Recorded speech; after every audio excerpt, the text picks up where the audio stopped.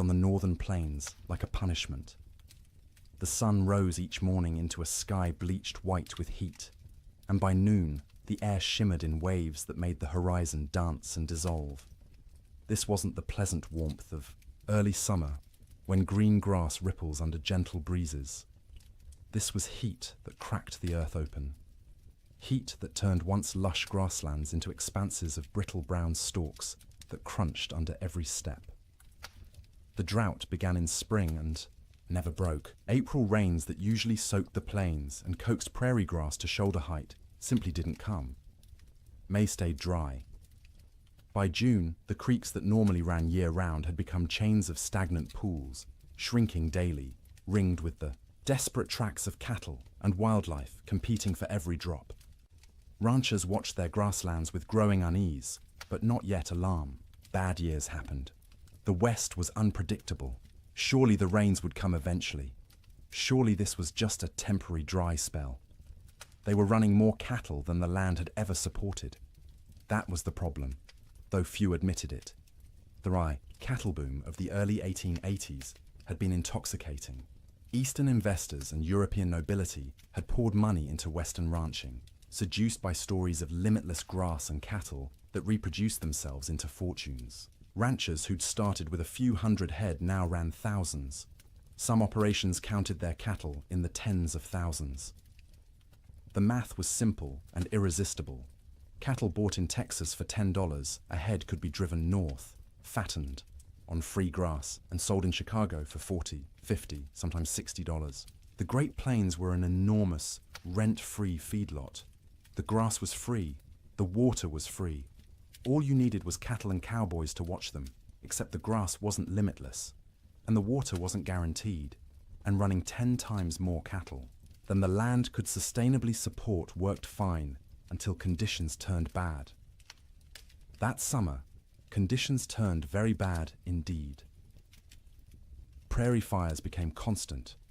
The dry grass ignited from lightning strikes, from careless campfires, from sparks off wagon wheels striking rocks. Once started, fires raced across the plains for miles, sometimes days, consuming what little forage remained. Cowboys fought these fires with wet blankets and desperate prayer, but mostly they just watched the range burn, knowing each acre of blackened stubble meant less food for the cattle that fall in winter. By late summer, water sources that had never gone dry in memory went dry. Springs that had sustained homesteads for years simply stopped flowing. Rivers that normally ran strong became braided trickles through wide, cracked mudflats. Ranchers began to panic, moving herds constantly in search of water and grass, often finding neither. The cattle themselves began to show the strain. They should have been fat and sleek, building reserves for winter. Instead, their ribs became visible. Their hip bones protruded. They moved sluggishly, conserving energy because they weren't getting enough food to burn. Range cows that should have weighed 900 pounds were coming in at 600, 700 if they were lucky. And still, the cattle companies shipped in more stock. The pressure from investors back east, from shareholders in London and Edinburgh who'd never seen a prairie or a longhorn, was relentless. Maximize the herd. Use every acre. The reports sent back to investors spoke of temporary setbacks and cyclical weather patterns, but projected ever-increasing profits. The cowboys knew better. In bunkhouses and around campfires, they talked about what was coming. You didn't need to be a genius to do the math. Cattle going into winter already weak, grass already depleted, and winter always came to Montana, always came to Wyoming and Dakota. The question wasn't whether winter would be hard. Winter was always hard. The question was whether the cattle and the men who tended them could survive it in their already weakened state. Then came the signs. The old-timers noticed first. In early November, almost a month earlier than usual, the geese began flying south, not in their typical leisurely migrations, but in huge, urgent flocks that darkened the sky and flew from dawn to dusk. They weren't stopping to feed in the prairie ponds. They were getting out. Beavers, whose lodges dotted every creek and river, were observed gathering more wood than anyone had ever seen. They piled branches and logs until their lodges looked like timber fortresses rising from the water. Animals preparing for something. The cattle themselves grew thicker coats, not just the usual winter hair, but shaggy, dense fur that made them look like bison. Ranch hands joked about it nervously. "Looks like the cows know something we don't," they'd say, and try to laugh, but the laughter always sounded forced. Weather-wise ranchers, men who'd spent decades reading the land and sky, felt it in their bones. The air pressure fluctuated wildly. The wind patterns shifted strangely. The autumn sunset cast peculiar colors across the clouds, orange and purple and sickly green, like bruises spreading across the horizon. November brought the first snow, not the gentle, melting dustings that sometimes came and went in autumn, but real snow. Serious snow. It fell for 3 days, accumulated to 8 inches in places, and when it finally stopped, the temperature dropped below zero for the first time that season. That snow melted eventually, as November snow often did, but it served as warning. Winter was coming early. Winter was going to be serious. The smart ranchers, the cautious ones, began laying in extra hay, stockpiling firewood, bringing cattle closer to ranch headquarters, where they could be watched and, if necessary, fed through bad stretches. But most didn't. Most couldn't. The scale of operations had grown too large. You couldn't barn 20,000 head of cattle. You couldn't buy enough hay to feed them through a Montana winter even if you wanted to. The entire business model of open-range ranching depended on cattle foraging for themselves, year-round, regardless of weather. This had worked mostly for years. The previous winters had been unusually mild. Cowboys spoke wistfully of the winter of '85, when temperatures barely dropped below freezing and cattle grazed comfortably all season. Or '84, when snow came late and melted early. They'd gotten complacent. The land had been kind. In December, the unease grew. The air felt wrong, too still, too heavy. The sky stayed overcast for weeks, a low ceiling of grey that pressed down like a lid. Snow fell intermittently, never enough to cause real problems, but enough to dust the brown grass white and make foraging harder for cattle already struggling. Christmas came and went. Cowboys celebrated in bunkhouses with what meager supplies they had. Some ranches managed a turkey or goose. Most made do with beans and bacon and whatever whiskey had survived the year. They sang songs and told stories and pretended everything was normal, but the worry was always there. A cold knot in every stomach. New Year's Day, 1887 dawned clear and brutally cold, -20 degrees in some places, but clear. You could see for miles, the snow-dusted prairie rolling away to a horizon sharp as a knife edge. Cowboys rode out to check on cattle, found them bunched in coulees seeking shelter from the wind, but alive, still managing. For 8 more days, the cold held, but remained bearable, survivable. Cattle poured through snow to reach grass. Cowboys kept fires burning in bunkhouses and took turns on night watch. Ranchers' wives cooked enormous meals, knowing their men needed calories to stay warm. And then came January 9th. The morning started deceptively calm. The killing wind from the north that had blown for days suddenly stopped. The temperature rose, slightly enough that men went out without their heaviest coats. There was even talk of a Chinook coming, one of those warm winds that could raise temperatures 40 degrees in an hour and melt snow in a day. But this wasn't a Chinook coming. This was something else entirely. The calm before the storm isn't just a saying. It's meteorological reality. The stillness that morning was the pressure dropping, the atmospheric conditions realigning, the sky gathering its strength to unleash something that would be remembered for generations. By mid-morning, the first flakes fell. By noon, the world had disappeared into white, and the temperature, instead of rising, began to fall, and fall, and fall, until cold became something no one on the northern plains had experienced before, until winter stopped being a season and became an enemy that wanted everything dead. The autumn of warnings was over. The winter of death had arrived. The bunkhouse sat low against the prairie, a squat rectangle of rough-hewn logs chinked with mud and moss that had dried and cracked over successive seasons. It wasn't designed for comfort. It was designed to be built quickly and cheaply to house as many men as possible in the smallest space and to provide just enough shelter to keep those men alive through winter so they could work come spring. Most bunkhouses were single rooms, maybe 30 feet long and 15 wide, with a ceiling, so low a tall man had to duck under the support beams. The logs were never properly squared, so gaps showed between them, filled haphazardly with whatever materials were at hand. Clay, newspaper, old rags, horsehair mixed with mud. In winter, you could stand in the middle of the room and see daylight, through a dozen cracks, and where light came through, so did wind.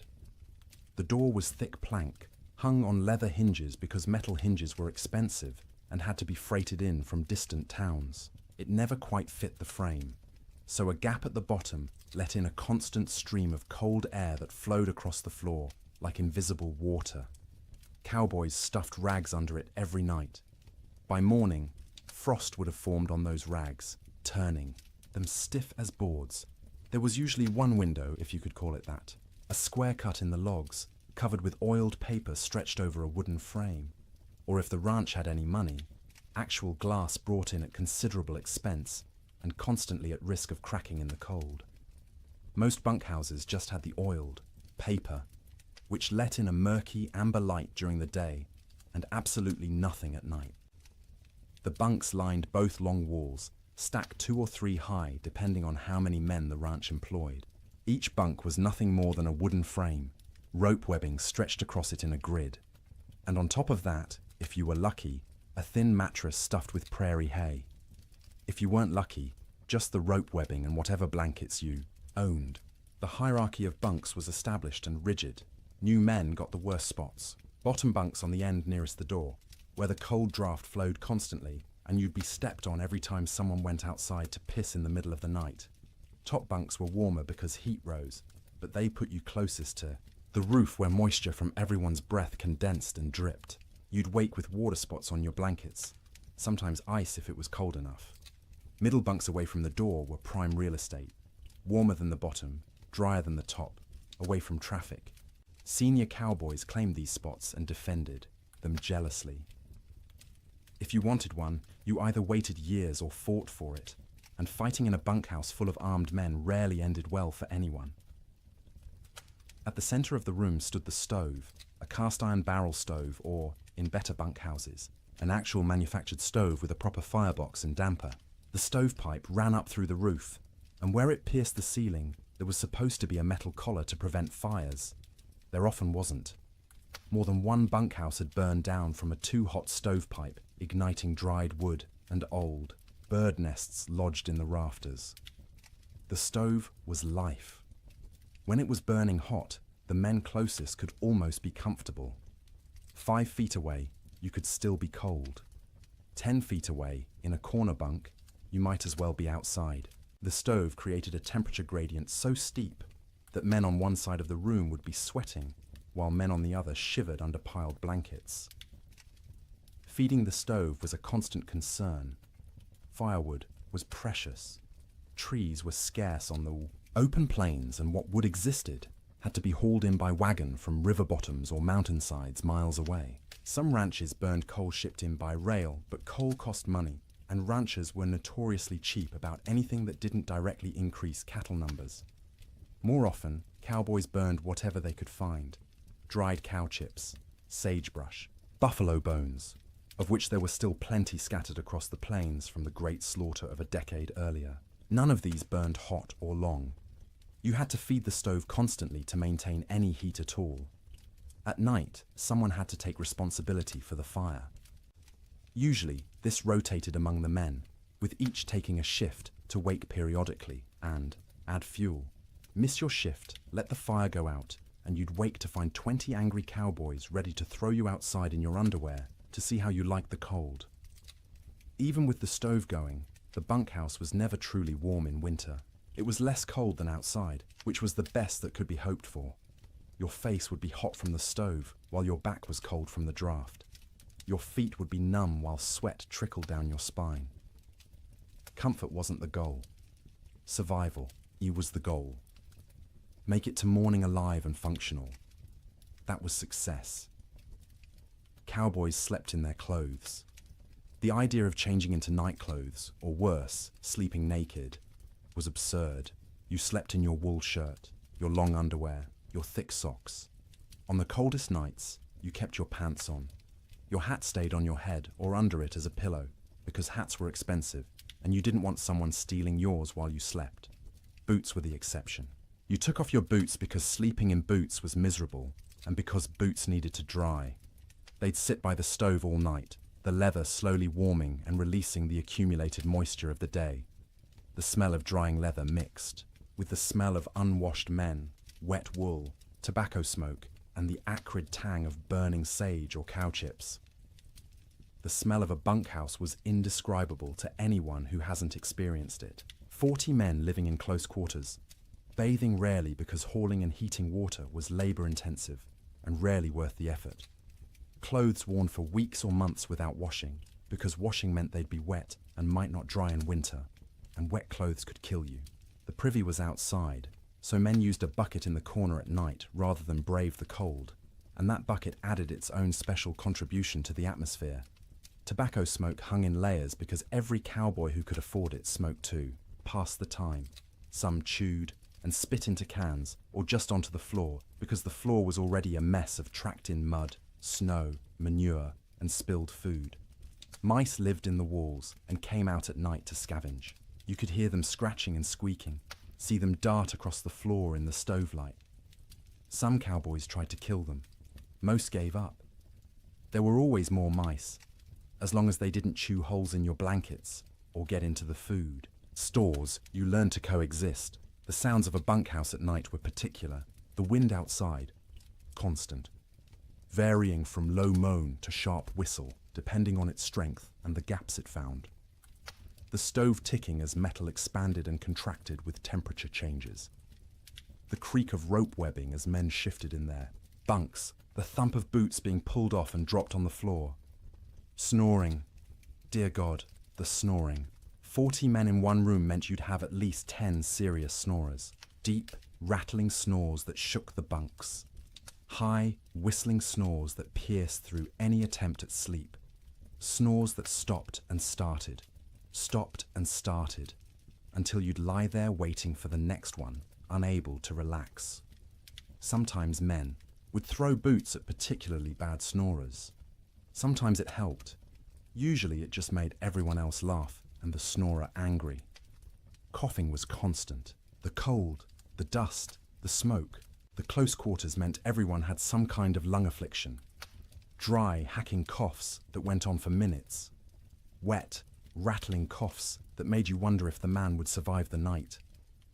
Cowboys coughed themselves, awake, coughed themselves back to sleep, coughed their way through the entire winter.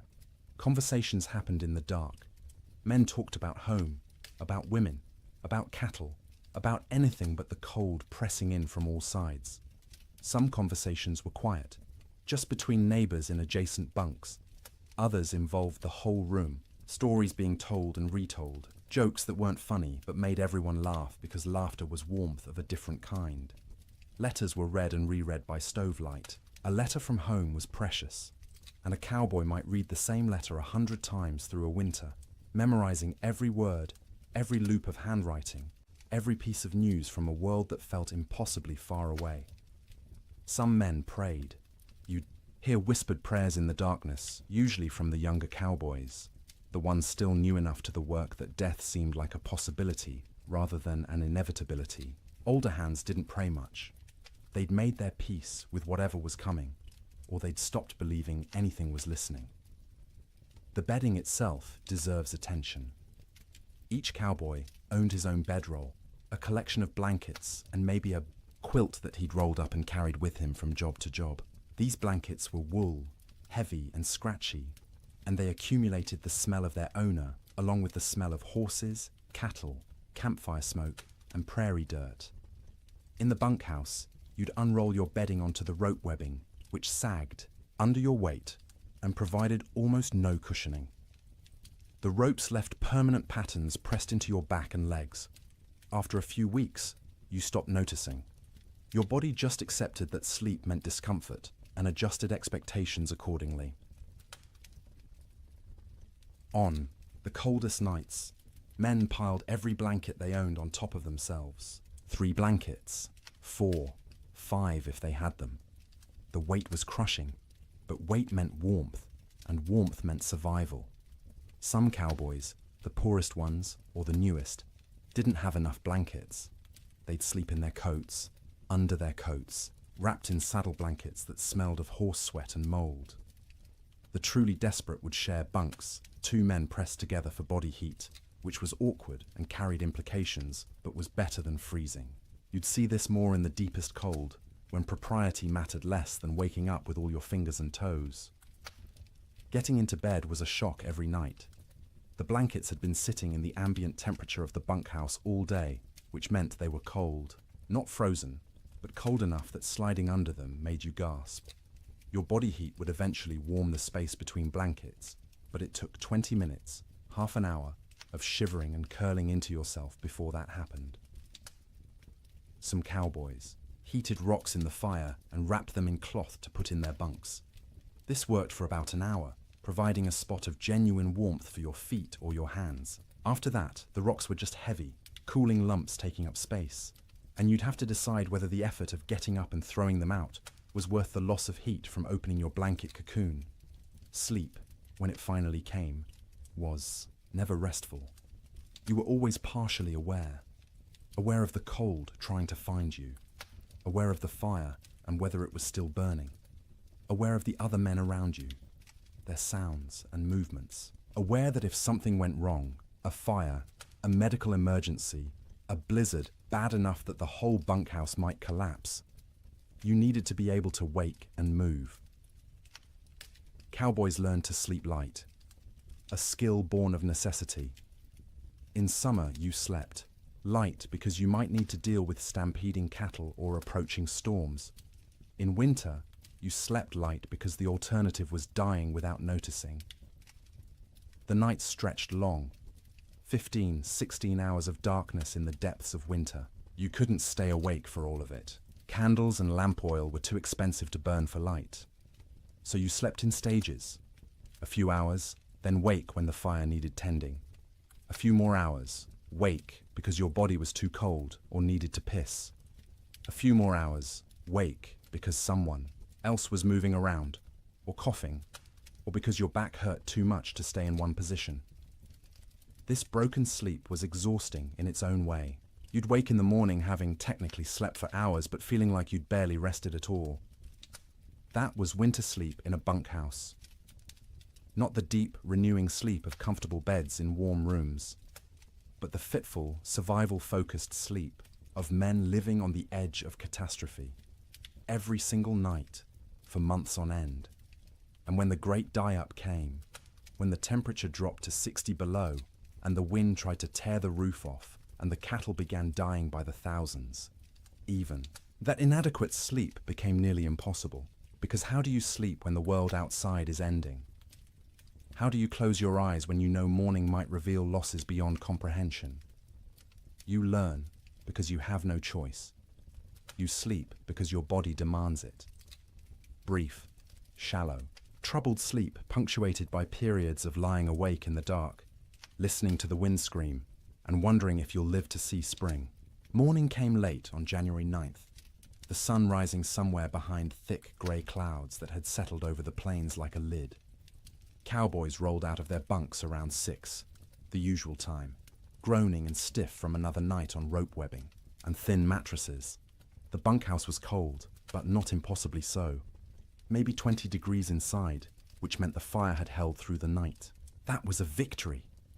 They pulled on boots that had spent the night by the stove, the leather still warm to the touch, stomped their feet to get blood flowing, stretched arms and backs that ached from the perpetual cold. Someone got the coffee going, pouring water from buckets that had a thin skim of ice on top despite being inside. The foreman, a weathered man named Jack Thompson, on one particular ranch in Montana, stuck his head out the door to check conditions.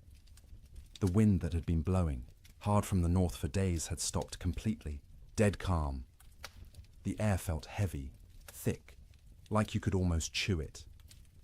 Temperature had risen slightly overnight, maybe up to freezing, or close to it. Might be a Chinook coming, Jack said, and a few of the men perked up. A Chinook, that warm wind that could raise temperatures 40 degrees in an hour, would be salvation, would give the cattle a break, would let everyone breathe a little easier. But the old-timers in the room, men who'd spent 20, 30 winters on the northern plains, exchanged glances and said nothing. The calm felt wrong. The air pressure made their joints ache more than usual. This wasn't a Chinook. This was something else. Breakfast was the usual. Beans warmed up from the night before. Fried salt pork. Biscuits if the cook had bothered to make them, which he usually didn't. Coffee, hot and bitter and strong enough to dissolve the spoon. The men ate quickly, not talking much. Mornings were for eating and getting warm before heading out into the workday.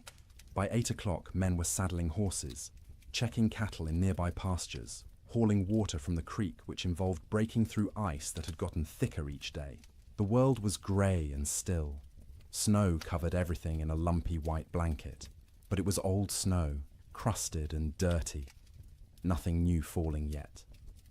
Around mid-morning, maybe 10 or 10:30, someone noticed the first flakes.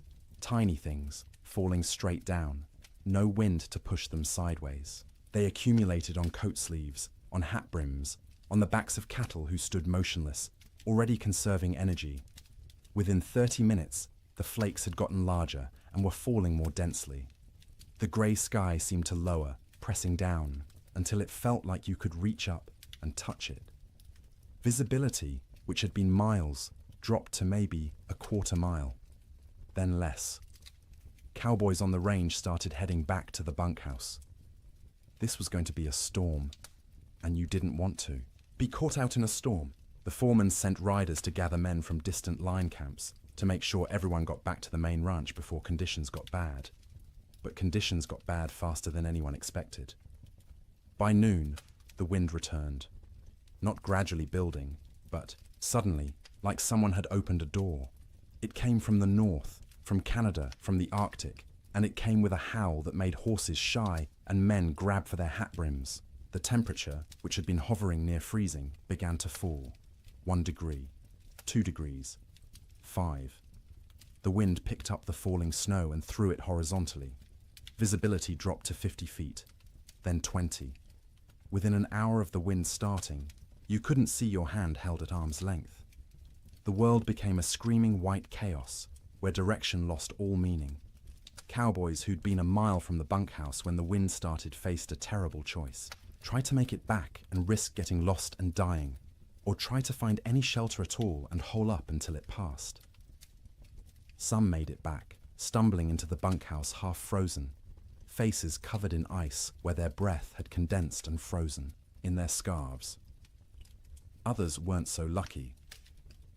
A young cowboy named Billy Henderson, 18 years old, had been checking on a small herd in a draw maybe 2 miles from the main ranch. When the storm hit, he tried to make it back. His horse refused to face into the wind, kept trying to turn and run south. Billy fought the horse, knowing that south led away from shelter, from life. The horse won the fight, turned, and ran with the storm. Billy's body was found 3 weeks later, 15 miles south of the ranch, frozen solid, still in the saddle.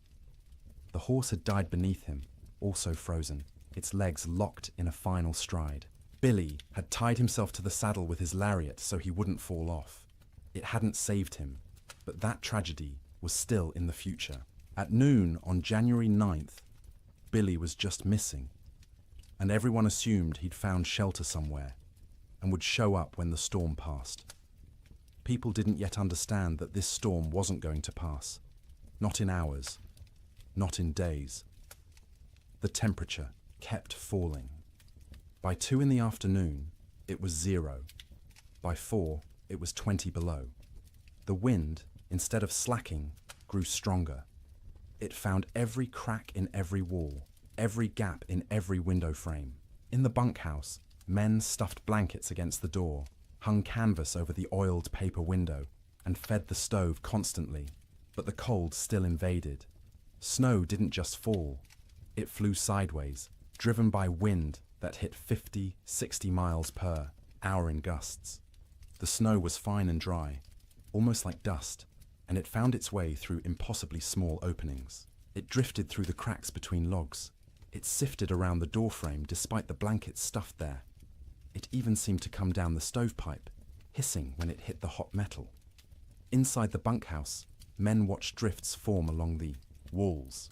Inside the building, snow accumulated in the corners, under the bunks, anywhere the wind could push it. They swept it out, but it just came back. Eventually, they gave up and let it pile. The sound was overwhelming. The wind screamed. There's no other word for it. A constant, piercing shriek that vibrated in your bones and made thought difficult. It rose and fell in waves, sometimes dropping to a mere roar before surging back to that terrible scream. Men had to shout to be heard 3 feet away. Between the wind's screams came other sounds. The building itself groaning under the assault. The roof lifting and settling as wind tried to peel it off. The sharp crack of wood contracting in the cold. The rattle of the stovepipe shaking in its collar. And from outside, distant but unmistakable, the sound of cattle, bawling, calling, the sound of thousands of animals confused and frightened and beginning to suffer. The cowboys listened to that sound and knew they were helpless. You couldn't go out in this. Going out meant dying. The cattle were on their own. The temperature hit 40 below by midnight. Inside the bunkhouse, with the stove glowing red hot, the temperature near the stove was maybe 50 degrees. 10 feet away, it was freezing. 20 feet away, in the corner bunks, water left in cups froze solid. Men piled on every piece of clothing they owned. 2 pairs of pants, 3 shirts, 2 coats, gloves and mittens worn indoors, blankets wrapped around shoulders like shawls. Some men wrapped their heads in scarves, leaving only their eyes visible, and still they shivered. The night of January 9th was the longest night most of those men ever experienced. Sleep was impossible for many. The cold, the sound, the fear, the knowledge that outside cattle were dying by the hundreds, by the thousands, all combined to keep eyes open and minds racing. Those who did sleep did so fitfully, waking every few. Minutes from nightmares or from the cold penetrating their blanket cocoons, or from the building shaking in a particularly hard gust.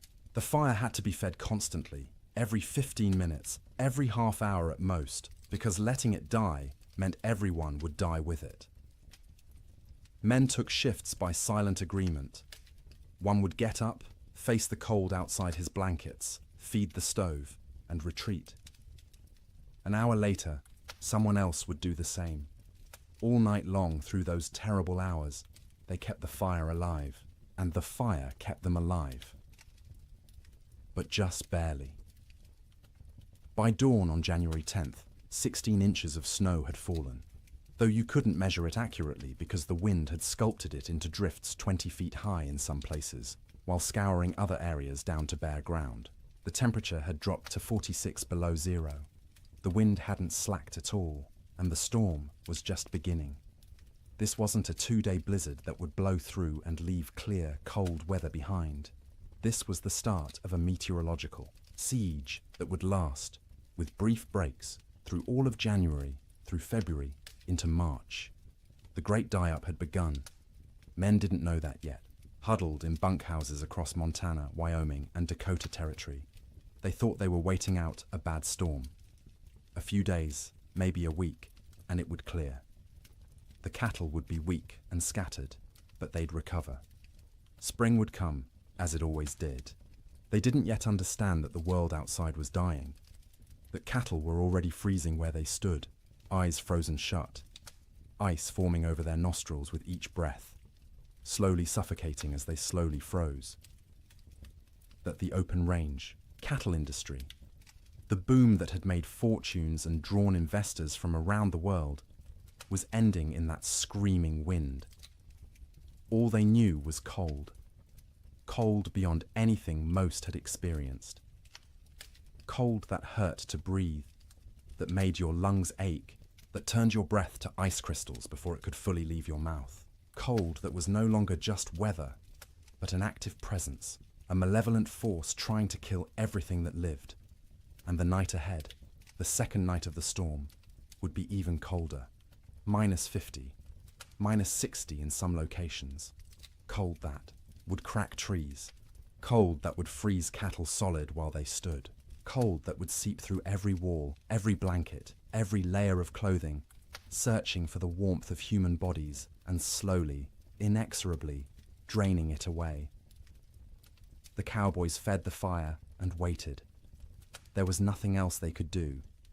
The Yiwa storm had them trapped as surely as if they were in a prison. All they could do was feed the fire, wrap themselves in blankets, and try to survive until morning, and then survive the morning after that, and the one after that, day after day, night after night, as the storm continued and the temperature stayed brutally, impossibly cold.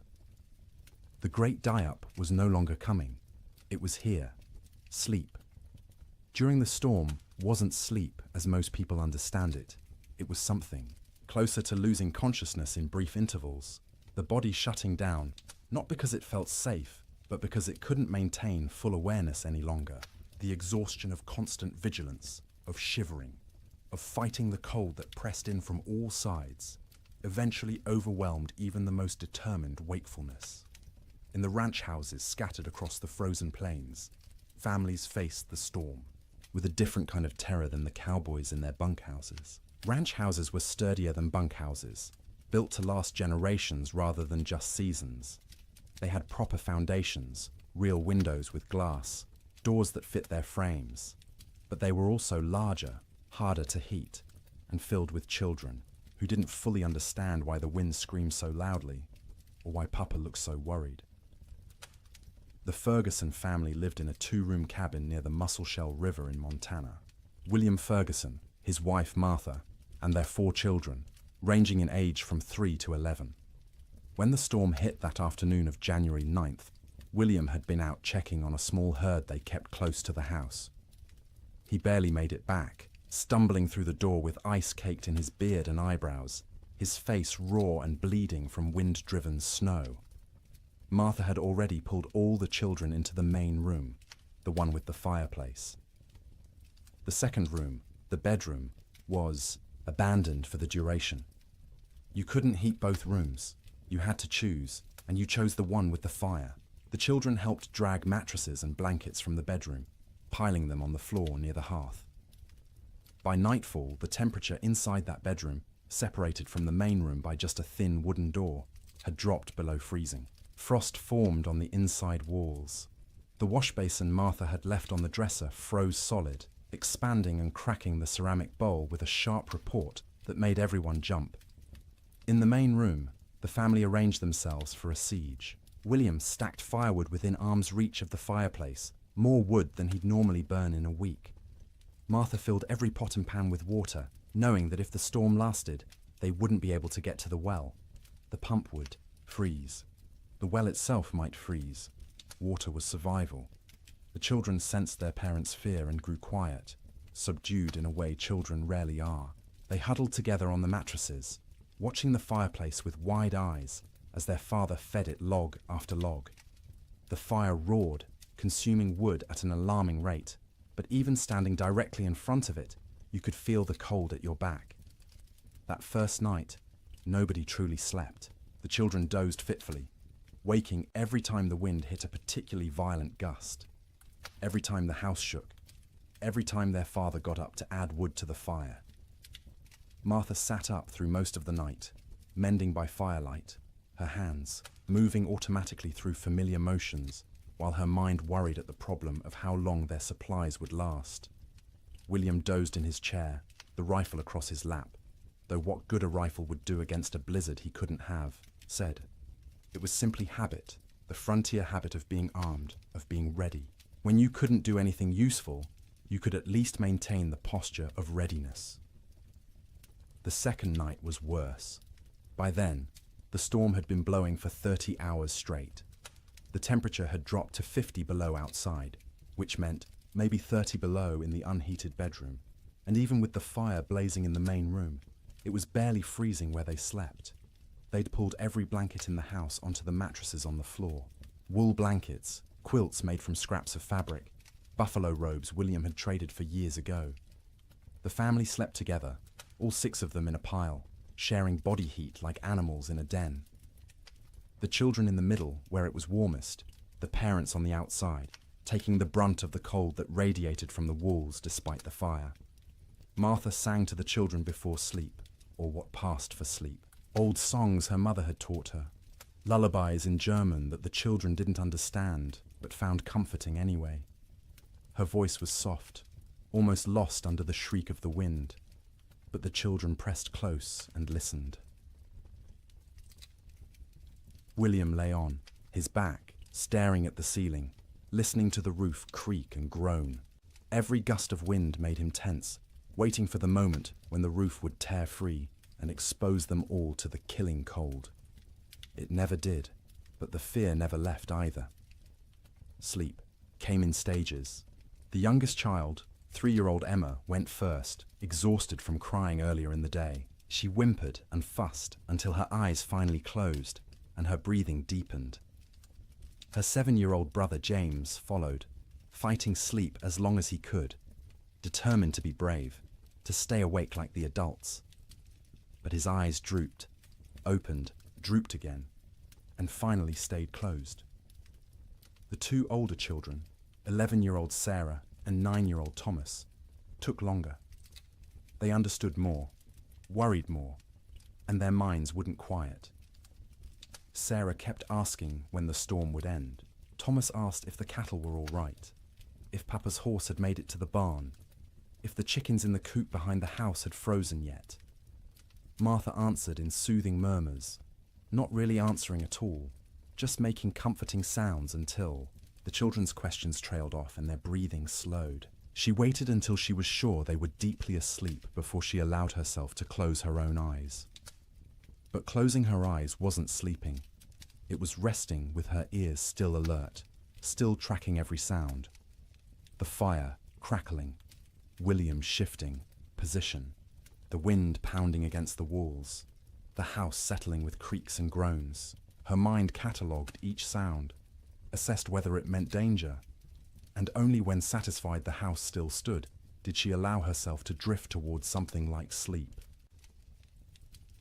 William didn't sleep at all that second night. He dozed for minutes at a time, jerking awake at every sound, every change in the wind's pitch. Twice he got up to add wood to the fire, moving carefully to avoid stepping on children. Each time he stood, the cold away from the fire hit him like a physical blow. The air near the ceiling was noticeably colder than the air near the floor. Heat rose but couldn't escape fast enough through the gaps in the roof, so it pooled up there, wasted, while down where they slept, it was barely enough. Around midnight, by William's pocket watch, Emma woke crying. She was cold, she said, her teeth chattering. Martha pulled the child against her chest, wrapping her arms around her, trying to share warmth. Emma's feet were like ice, even though she wore wool socks and was buried under blankets. Martha rubbed the small feet between her hands, trying to restore circulation, terrified of frostbite. The child eventually quieted and fell back into restless sleep. But Martha stayed awake, feeling those cold little feet pressed against her stomach, wondering how much longer the storm could possibly last. The third night, exhaustion had set in so deeply that sleep came easier, even though conditions had gotten worse. The temperature outside bottomed out at 63 below zero. Inside, with the fire consuming wood at a frightening rate, they'd managed to keep the room at maybe 15 degrees, cold enough to see your breath, cold enough that the water in the pots near the fire had a skim of ice if you didn't stir it regularly, but not cold enough to kill. Not yet. The family had learned the rhythm of storm sleep. The children slept piled in the center, a tangle of arms and legs, and shared warmth. The parents took turns in short shifts. Martha sleeping for 2 hours while William tended the fire and watched. Then William sleeping for 2 hours while Martha kept vigil. During her watch, Martha would sit close to the fire, feeding it, listening to her children breathe, and praying silently. She'd been raised Lutheran, not given to emotional displays, of faith, but now she prayed with desperate intensity, for the storm to end, for the wood to last, for her children to wake warm in the morning, for spring to come, impossible as that seemed in the howling dark. During his watch, William planned how to ration the wood, where to find more if it ran out, though going outside was suicide in these conditions. What they'd do when the food ran low. They had beans, flour, salt pork, and cornmeal. Enough for maybe 2 weeks if they were careful. But what if the storm lasted longer? What if they couldn't get to town when it ended because the snow was too deep? These thoughts circled endlessly, keeping him awake even during his supposed sleep shifts. He'd lie down, close his eyes, and his mind would immediately start calculating. How many logs they'd burned, how many were left, how cold it was, how long they could survive. The children slept better than the adults, helped by the simple resilience of youth. Their bodies demanded sleep and they gave in to it, even in conditions that would have seemed impossible before the storm. Sarah dreamed of summer, of the garden behind the house heavy with tomatoes and beans. Thomas dreamed of cattle drives, of riding with the cowboys to distant railheads. James dreamed confused child dreams that he couldn't remember on waking. Emma didn't dream at all, or if she did, they were wordless and forgotten. They'd wake periodically, usually needing to pee, which meant using the chamber pot in the corner because going to the outhouse meant death. The chamber pot became part of the room's landscape, emptied by William each morning by simply opening the door and throwing its contents out into the snow. It would freeze before it hit the ground. Martha developed a system for keeping track of the children during sleep. She'd reach out periodically, feeling for each small body, making sure everyone was still breathing, still warm enough. If a child had worked their way to the edge of the pile where it was colder, she'd gently pull them back to the center. If blankets had been kicked off, she'd rearrange them. This constant vigilance meant she never truly rested. Even during her sleep shifts, part of her brain stayed active, monitoring. She'd wake fully alert if a child coughed or moved suddenly, ready for crisis. Only after checking that everything was fine would she allow herself to drift back down.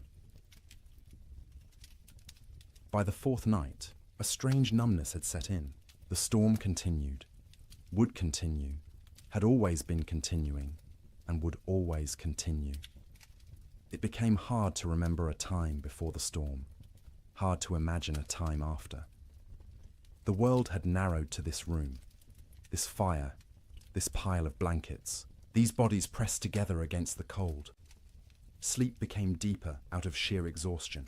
The body can't maintain high alert indefinitely. At some point it simply gives up and crashes, regardless of external conditions. The children slept hard, twitching occasionally, making small sounds, but not fully waking. Martha and William slept in longer stretches, waking only when their internal alarms screamed that the fire needed tending or a child needed checking. The quality of that sleep was poor, dreams were vivid and often nightmarish. Martha dreamed of water freezing in her children's lungs, turning them to ice from the inside out. William dreamed of the roof tearing away and snow pouring in, burying them all in a white tomb. They'd wake gasping, hearts pounding, and need several seconds to remember where they were, that they were still alive, that the nightmare wasn't real. Not yet, but underneath the nightmares was the simple, animal relief of being horizontal, of having their eyes closed, of not having to actively fight the cold for a few hours. Their bodies took what rest they could get, storing it against future need, repairing what damage they could before the next crisis. In bunkhouses across the territory, cowboys experienced similar struggles. The difference was they had no children to protect, which freed them from that particular anxiety. But they also had less motivation to push through. A man alone can give up more easily than a father with children depending on him. Some cowboys did give up, in a sense. They wrapped themselves in every blanket they owned, lay down in their bunks, and simply stopped trying. They'd sleep for 20 hours straight, only waking to eat a little and relieve themselves before returning to their cocoons. This wasn't laziness, it was a survival strategy. In extreme cold with limited food, the best thing you can do is stay still, conserve energy, and wait. Others couldn't do it. The type of man who became a cowboy was often too restless, too active, to simply lie still for days. They'd pace the bunkhouse, drive everyone else crazy, gamble with cards or dice, anything to pass the time and distract from the gnawing fear that the storm might never end. In both bunkhouses and ranch houses, sleep became not rest, but simply another way of enduring. The days and nights blurred together into a continuous state of semi-consciousness, where you were never fully awake, but never fully asleep either. Your body was present, wrapped in blankets near a fire, but your mind wandered strange paths, disconnected from reality. And through it all, the wind screamed. The cold pressed in, the fire consumed wood, and people slept, or tried to sleep, or pretended to sleep, because what else could they do? Going outside meant dying. Staying awake meant slowly going insane from the sound and the fear. So they slept. Poorly, fitfully, desperately. But they slept. And each morning they woke, surprised on some level to find themselves still alive, still, together, the fire still burning. The storm would eventually end, but not yet. Not for many days yet. And each of those days would require sleep stolen from between crises, rest grabbed in brief intervals, dreams haunted by cold and wind, and the terrible knowledge that outside the world was dying. The cattle felt the storm coming before any human did. Their instincts, honed by millennia of evolution, read signs in the air pressure, in the quality of light, in the way the wind tasted. When the first flakes began to fall on January 9th, cattle across the northern plains began to move, not panicked running, purposeful drifting, south, always south, away from the north wind that carried death in its teeth. They moved in groups, small herds combining into larger herds, thousands of animals flowing across the white landscape like a slow river seeking lower ground. Consider one cow, a 3-year-old Hereford mix, red and white, branded with the Rocking M brand on her left hip. She'd been born on this range, knew every coulee and creek, had survived 2 previous winters without particular hardship. She was carrying a calf, due in spring, and the pregnancy had left her thinner than usual going into winter. Not starving, but without the thick layer of fat that would have been ideal. When the snow started falling heavily and the wind began to rise, she was grazing, in a shallow draw with perhaps 50 other cattle. They'd been pouring through existing snow to reach the dried grass beneath, working methodically, conserving energy. The new snow started covering the ground quickly, and the cow lifted her head, testing the air. The wind came from the north with a sound like tearing fabric. The cow turned her back to it instinctively, and every other animal in the draw did the same. They began walking south, not because they knew south led to safety, but because south meant away from the wind, and the wind had to be avoided. They walked steadily for hours. The snow was falling too thickly to see more than a few feet ahead, but cattle can navigate by sense of smell and by following the animal in front of them. The cow found herself in the middle of the group, which offered some shelter from the wind, but also meant she had to keep moving at whatever pace the herd set. By nightfall, they'd walked perhaps 5 miles. Not far, but the constant fighting against wind and snow was exhausting. The temperature had dropped dramatically, and the cow's breath froze in clouds of white vapor. Ice was forming on her eyelashes, making it hard to see. Her legs ached from pushing through snow that was now knee-deep in places. The herd came to a fence line, relatively new barbed wire strung between posts to mark the boundary of someone's claimed range. The cattle turned and walked along the fence, looking for a way through or around. They found neither. The fence extended as far as they could sense in both directions. Cattle aren't stupid, but they aren't problem solvers either. Finding their path blocked, they simply stopped. They stood with their backs to the wind, pressed against the fence line, and waited. For what, they couldn't have said. For the wind to stop. For the fence to disappear. For whatever force had always eventually made things better to make things better now. But things didn't get better. The wind increased. The temperature kept dropping. Snow accumulated on the cattle's backs, a heavy white blanket that they couldn't shake off because their muscles were already occupied with shivering, with the constant work of generating heat. The cow stood and shivered.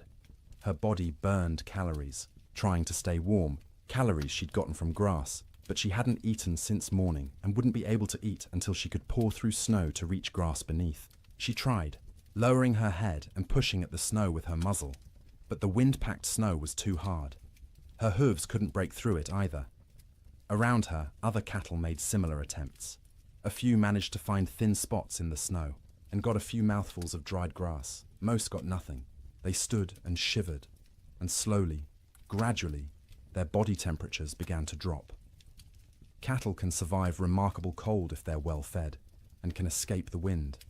But these cattle were already weakened from a summer of drought. They had no windbreak, and they weren't eating. Their situation was unsustainable. Something would have to change or they would die. It was that simple. By the second day, the cow's suffering had intensified. She'd been standing for more than 24 hours straight. Her legs trembled with fatigue. Ice had completely sealed her eyes shut. She'd stopped trying to open them, instead navigating by sound and smell, and the feel of other cattle pressed against her on either side. Her ears, exposed to the wind, had frozen.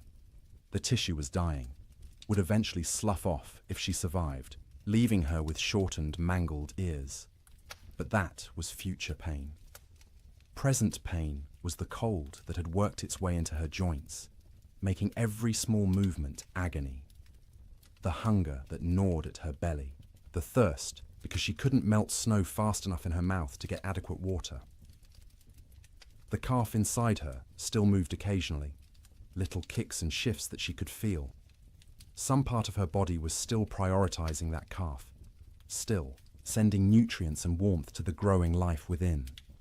But those resources were running out. The calf was drawing on reserves that no longer existed. Around her, other cattle were in similar condition, some worse. A few calves, born too early that spring and smaller than they should be, had already died, frozen solid while standing, their mothers standing next to them and occasionally lowing in confusion. Older cattle, those with the wisdom of many winters, had tried to move away from the fence to find a coulee or draw that might offer windbreak.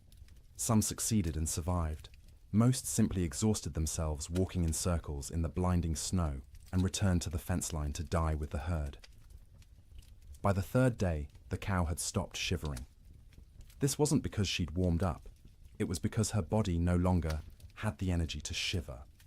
Shivering is a metabolic furnace, burning calories to generate heat, but she'd burned through all available calories. Her body temperature was dropping toward equilibrium with the air around her. She was freezing to death. Her breathing had slowed. Each breath was an effort, drawing air so cold it hurt her lungs into a body that barely had the energy to exhale. Ice had formed around her nostrils, narrowing the passages, making each breath a fight. She was still standing, but only because the cattle around her held her upright. If they'd moved, she would have fallen. Her legs were locked, frozen in position, no longer taking commands from her failing brain. Her heartbeat had slowed to a sluggish thump-thump, thump-thump, each beat weaker than the last. The calf inside her had stopped moving. Whether it was dead or simply dormant, she couldn't tell, and wouldn't have understood if she could. Her maternal instincts, so strong just days ago, had been overridden by the body's desperate attempt to keep itself alive. Sometime late on the third night, or early on the fourth morning, it's impossible to know exactly when, the cow's heart stopped. 1 beat, 2 beats, then nothing. Her eyes, frozen shut, would never open again. Her legs, frozen in position, would remain standing. She'd become a statue of ice and meat, indistinguishable from the living cattle around her, except that she no longer breathed. She wouldn't fall for days, maybe weeks. The cattle packed around her held her upright, and when they eventually moved or died themselves, she'd topple over, frozen solid, and become one more carcass among thousands littering the plains. This scene repeated across hundreds of miles. Fence lines became death traps where cattle bunched up and died in groups. Ravines that should have offered shelter instead became graves as cattle crowded in so tightly they couldn't move, couldn't forage, and slowly froze together into a single mass of bodies. Riverbanks saw some of the worst carnage. Cattle seeking water found the rivers frozen solid, but their thirst drove them to try anyway. They'd crowd onto the ice, break through into the water beneath, and be unable to climb out. The current would push them under the ice, where they'd drown and freeze simultaneously. Spring would reveal riverbanks lined with carcasses, hundreds of cattle stacked like cordwood wherever the current had deposited them. Some cattle, driven by the wind and their own southward instinct, walked until they literally couldn't take another step. They'd collapse in open prairie, curl into a ball, as best their frozen legs allowed, and die where they fell. Snow would cover them within hours, creating smooth white mounds that looked like natural drifts until spring melt revealed the truth beneath. The death toll was staggering in ways that are hard to comprehend. A single large ranch might lose 10,000 head. Smaller operations lost everything. The Chicago stockyards, which normally received thousands of cattle per week from the northern plains, received almost none for months. The market for beef collapsed because there were no cattle left to sell. But numbers don't capture the reality. Numbers are abstract. The reality was hundreds of thousands of individual animals, each experiencing their own version of the cow's suffering.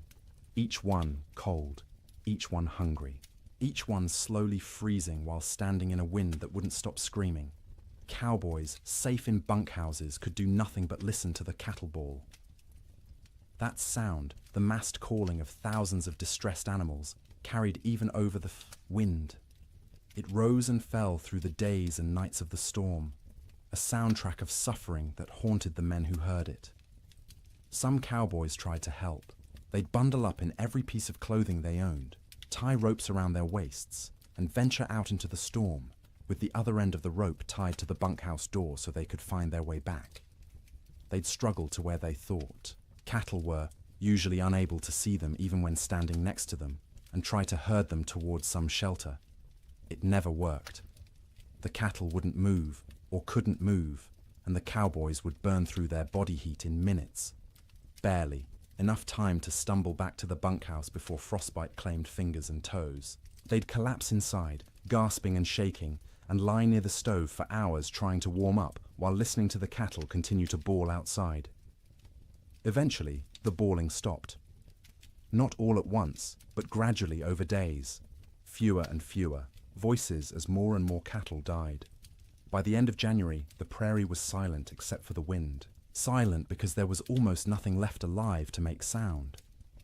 The cattle of the open range, those millions of animals that had made fortunes for ranchers and fed the growing cities of America, were gone. The survivors, scattered and traumatized, would take years to recover. Most would never be found, lost in coulees and ravines where their carcasses would feed wolves and coyotes through the remainder of winter. The Great Die-Up earned its name from the cattle. They died in numbers beyond counting, in suffering beyond imagining. And every single death was quiet, private. The animal alone in the storm, except for other dying animals. No comfort, no relief, just the cold and the wind, until the end came, and the shivering finally stopped. Food became an obsession within days of the storm's arrival. Not because people were starving, not yet, but because every meal consumed was one fewer meal in reserve, and no one knew how long the storm would last or when resupply would be possible. Every bite carried the weight of calculation. Every pot of beans represented diminishing stores that might need to last weeks or months. In the Ferguson ranch house, Martha inventoried their supplies on the second day of the storm. She did this by candlelight while the children slept, and William kept watch by the fire. She counted every bag of flour, every pound of cornmeal, every strip of salt pork hanging from the rafters of the cold bedroom. She measured beans by the cupful, rice by the handful, and wrote everything down in careful columns in a ledger book. Flour, 42 pounds. Cornmeal, 18 pounds. Dried beans, maybe 30 pounds, 3 different varieties mixed together in a burlap sack. Salt pork, 14 strips, some thick, some thin. Rice, 5 pounds. Sugar, 3 pounds, precious and rationed even before the storm. Coffee, 2 pounds of beans, still in their burlap sack, aromatic and dark. Salt, plenty, a whole sack, bought last fall. Lard, a good supply, stored in a crock. Dried apples, half a sack, from their own trees. Molasses, 1 jug, nearly full. She did the math in her head, working through possible scenarios. 6 people, eating 3 meals a day. 18 meals per day. If they were careful, if they stretched everything, if they didn't waste a single bite, they had perhaps 3 weeks of food. Maybe 4 if they went hungry. 3 weeks seemed like plenty. No storm lasted 3 weeks, but Martha had learned in her years on the frontier to plan for the impossible, because the impossible happened with disturbing regularity. So she began rationing from day 1, before hunger forced the decision. Breakfast became smaller. Instead of flapjacks for everyone, she made 1 per person, thin and stretched with extra water to make the batter go further. The children complained but ate them anyway. William said nothing, just ate what was put in front of him and drank his coffee black to save the sugar. Dinner became the main meal, usually beans. Martha soaked dried beans overnight in water, then cooked them slowly through the day in a pot, suspended over the fire. She'd add a little salt pork for flavor, 1 strip cut into small pieces so everyone got a taste of meat. The beans cooked until they were soft, the liquid thick and sustaining. Everyone got a bowlful, sopped up with cornbread made from carefully measured cornmeal. Supper was often just leftover beans from dinner, reheated and eaten with whatever bread remained. Sometimes Martha made a thin soup from the bean broth, adding bits of dried apple for sweetness, calling it a special treat to make the children smile. The coffee was for William alone. Cowboys and ranchers believed coffee was essential, more important than food, and William was no exception. He drank it black and strong, rationing the precious beans so he could have at least 1 cup per day. That coffee was his luxury, his reminder that civilization existed beyond the wind and snow. Martha drank tea when she drank anything, made from herbs she'd dried the previous summer. Mint that grew wild along the creek, sage gathered from the prairie, rose hips collected in autumn. The taste was thin compared to real tea shipped from China or India, but it was warm, and it was hers, and it didn't consume their stores. The children drank water or milk, though the milk supply was problematic. They had 1 cow, a gentle Jersey, kept in the barn, and William had to venture out twice a day to milk her. The trip to the barn was only 50 feet, but felt like a mile. He'd bundle in every piece of warm clothing he owned, wrap his face in a scarf until only his eyes showed, and step out into the wind. The cold hit him like a fist every time. In the few seconds it took to cross from house to barn, exposed skin would start to freeze, his eyes would water, and the tears would freeze on his cheeks. His lungs would ache from breathing air that felt like shards of glass. But he made the trip because the cow had to be milked or she'd sicken, and they needed the milk. The children needed the milk. It was protein and fat and calcium and all the things growing bodies required. So twice a day, through the entire storm, William made that 50-foot journey and considered himself lucky the barn was so close. The cow produced less in winter, maybe 2 quarts a day instead of her usual gallon, but those 2 quarts were precious. Martha skimmed the cream off the top and used it sparingly. The milk itself went to the children, divided equally, measured carefully, so no one got more or less than their share. Cooking in extreme cold presented unique challenges. The fire had to be hot enough to cook food, but not so hot it consumed wood too quickly. Martha became expert at judging the flames, adding just enough fuel to maintain cooking temperature while stretching the wood supply. Water was perhaps the most critical resource. William filled every bucket and pot with snow scooped from outside the door, then left the containers near the fire to melt. It took hours for snow to melt into usable water, and the water that resulted tasted flat and strange because it had no mineral content. But it was wet, and it was clean, and it kept them alive. They couldn't wash dishes properly, couldn't waste water or wood heating water for washing. Instead, Martha wiped plates and bowls clean with rags, rinsed them quickly in cold water if necessary, and called it good enough. No one got sick from dirty dishes. There were larger concerns. Personal hygiene went by the wayside entirely. No baths, no washing hair, no changing clothes. Everyone wore the same shirts and pants for weeks, adding layers when cold, removing them when near the fire.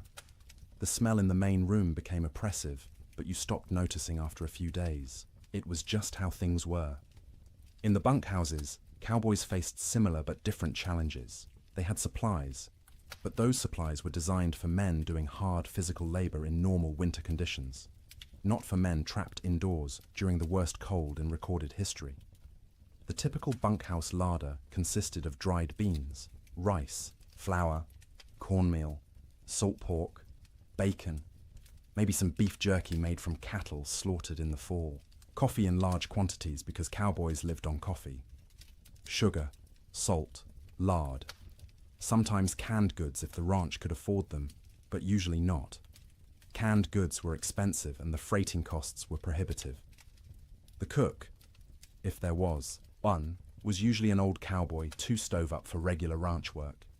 He'd preside over the cast iron stove like a priest at an altar, creating meals from limited ingredients with whatever skill he possessed. Good cooks were treasured. Bad cooks were tolerated because the alternative was cooking for yourself, and cowboys were generally incompetent in the kitchen. One particular bunkhouse in the Judith Basin had a cook named Old Pete, called that to distinguish him from young Pete, who wasn't a cook and wasn't even particularly young, but was younger than Old Pete. Old Pete had cooked in army forts, in mining camps, on trail drives. He knew 100 ways to cook beans and could make bread in a Dutch oven that rivaled anything made in a proper kitchen. But even Old Pete struggled with the storm's duration and intensity. His usual recipes assumed men would be working hard, outside, burning thousands of calories daily. Now they were sitting around trying to stay warm, burning far fewer calories. They didn't need as much food, but they were bored and hungry from boredom, and managing those competing needs was delicate. He started making meals smaller but more frequent. Instead of 3 large meals, he made 4 smaller ones, gave the men something to look forward to every few hours, something to mark the passage of time.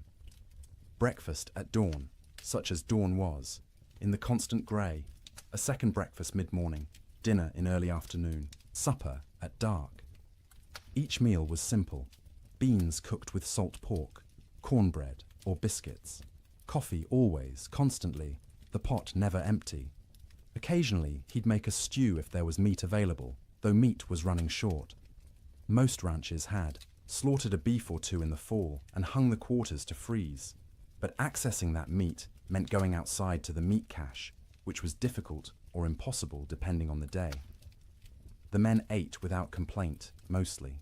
Cowboys weren't complainers by nature. You ate what was put in front of you and were grateful to get it. But you could see them calculating, same as Martha Ferguson, counting days, estimating stores, wondering how long until starvation became a real concern rather than a theoretical one. Coffee was its own category of essential supply. Cowboys drank coffee the way other people breathed, constantly and without thought. A pot of coffee sat on the stove at all times, thick and black and strong enough to float a horseshoe.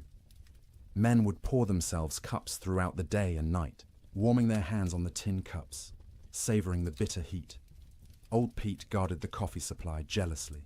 He knew exactly how many pounds they had, how much they consumed daily, how long it would last. When supplies began running low, he started stretching the coffee by reusing grounds. First brew was strong for the morning pot. Those same grounds would be used again for the afternoon pot, weaker but still coffee. Sometimes he'd use them a third time, creating a thin brown liquid that was more idea than substance, but the ritual of drinking it was as important as the caffeine. Sugar went into coffee for those who used it, though most cowboys drank it black. Sugar was also used sparingly in baking, a spoonful in a batch of biscuits to help them rise and add a hint of sweetness.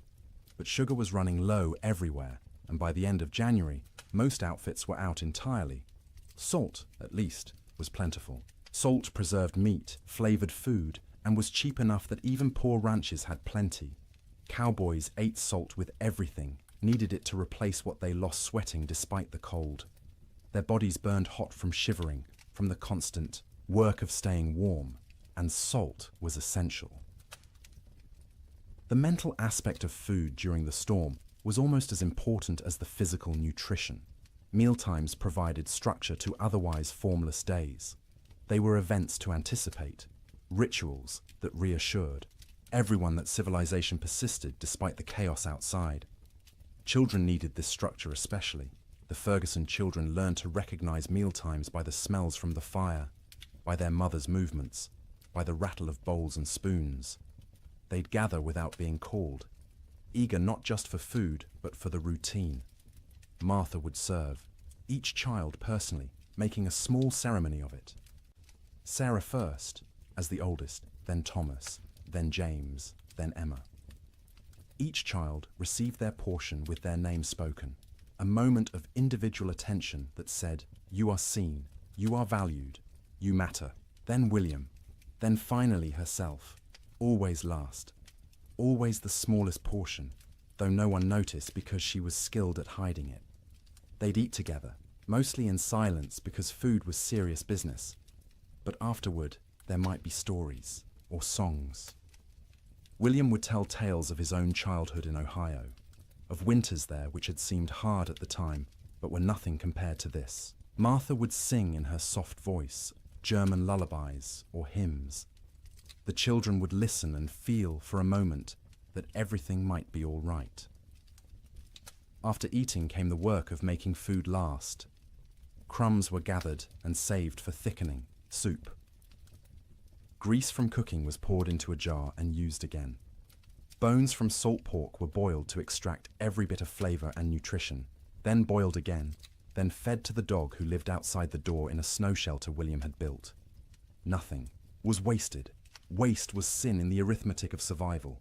Every scrap had value, potential use, future purpose. Martha became a miser of food, hoarding and parceling it out with grim determination, knowing that running out meant death, and death was not an option while her children lived. The storm continued. January crawled past, each day a battle against cold and hunger and despair. Food supplies dwindled steadily. By the end of the month, the Ferguson household was eating 2 small meals per day instead of 3. The children's eyes developed the hollow look of inadequate nutrition. Martha's dresses hung loose where they'd once fit snugly. William's belt had to be tightened 2 notches, then 3, but they ate something every day, and they were all still alive. And the cow still gave milk, though less each week, and the fire still burned, and that was enough. It had to be enough, because spring would come eventually. It always came. The question was whether they'd survive long enough to see it, and whether there would be anything left of their lives when it finally arrived. Theodore Roosevelt was not in Dakota Territory when the blizzard struck. He was in New York, warm and comfortable in his sister's house, living the life of an Eastern gentleman which he'd tried so hard to leave behind. But his money was in Dakota. His dreams were in Dakota. And when the reports began filtering east about the catastrophic winter destroying the northern plains, Roosevelt's future was being written in frozen cattle and bankrupt dreams. He'd come to Dakota Territory in 1883, a wealthy young man fleeing personal tragedy. His mother and his wife had died on the same day, in the same house, within hours of each other. The grief had been unbearable, suffocating, And Roosevelt did what men of means often did when Eastern life became too painful.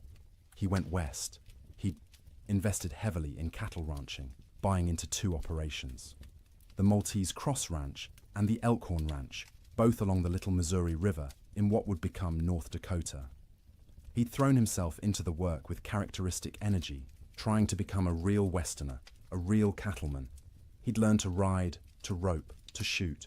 He'd earned grudging respect from cowboys who initially mocked his Eastern accent and glasses. Roosevelt loved the West with the passion of a convert. He loved the vast emptiness, the physical challenges, the sense of building something in a hard land. He wrote about it constantly in letters and journals, painting romantic pictures of cowboy life that had more to do with his ideals than reality. His ranches ran cattle on the open range like everyone else. Thousands of head, bought with Eastern money, fattened on free grass, and expected to multiply into a fortune. His partners and employees assured him the investment was sound. Cattle prices were strong. The range could support far more animals than they were running. Winter mortality was minimal in recent years. Roosevelt believed them because he wanted to believe. He needed the West to work, needed it to be the place where he could reinvent himself from grieving widower into rugged frontiersman. The cattle were symbols as much as investments, proof that he belonged in this harsh landscape. When the winter of 1886 to 1887 arrived, Roosevelt was back east, attending to political matters and family obligations. He was aware of the early reports, of harsh weather, but not overly concerned. Winter was always hard in Dakota. His men were experienced. His cattle were hardy. Surely they'd manage as they had in previous years. The first letters from his ranch managers arrived in late January. They were careful, measured, not wanting to alarm their employer prematurely. The weather had been severe, yes. Cattle were, suffering, certainly. But it was too early to assess the full damage. They'd know more in spring when they could ride out and conduct a proper tally. Roosevelt wrote back with questions. How severe? How many cattle were in danger? What measures were being taken to protect the herds? The responses, when they came weeks later, letters delayed by closed roads and disrupted mail service, were progressively more concerning. His ranch, manager at the Maltese Cross, a practical man named Sylvain Ferris, tried to be honest without being devastating. The storms had been worse than anything he'd seen in 20 years on the plains.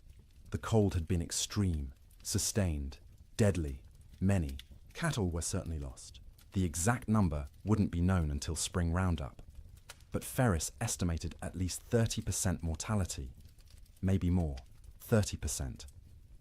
Roosevelt did the math in his study in New York, sitting in a comfortable chair by a warm fire, trying to comprehend what those numbers meant.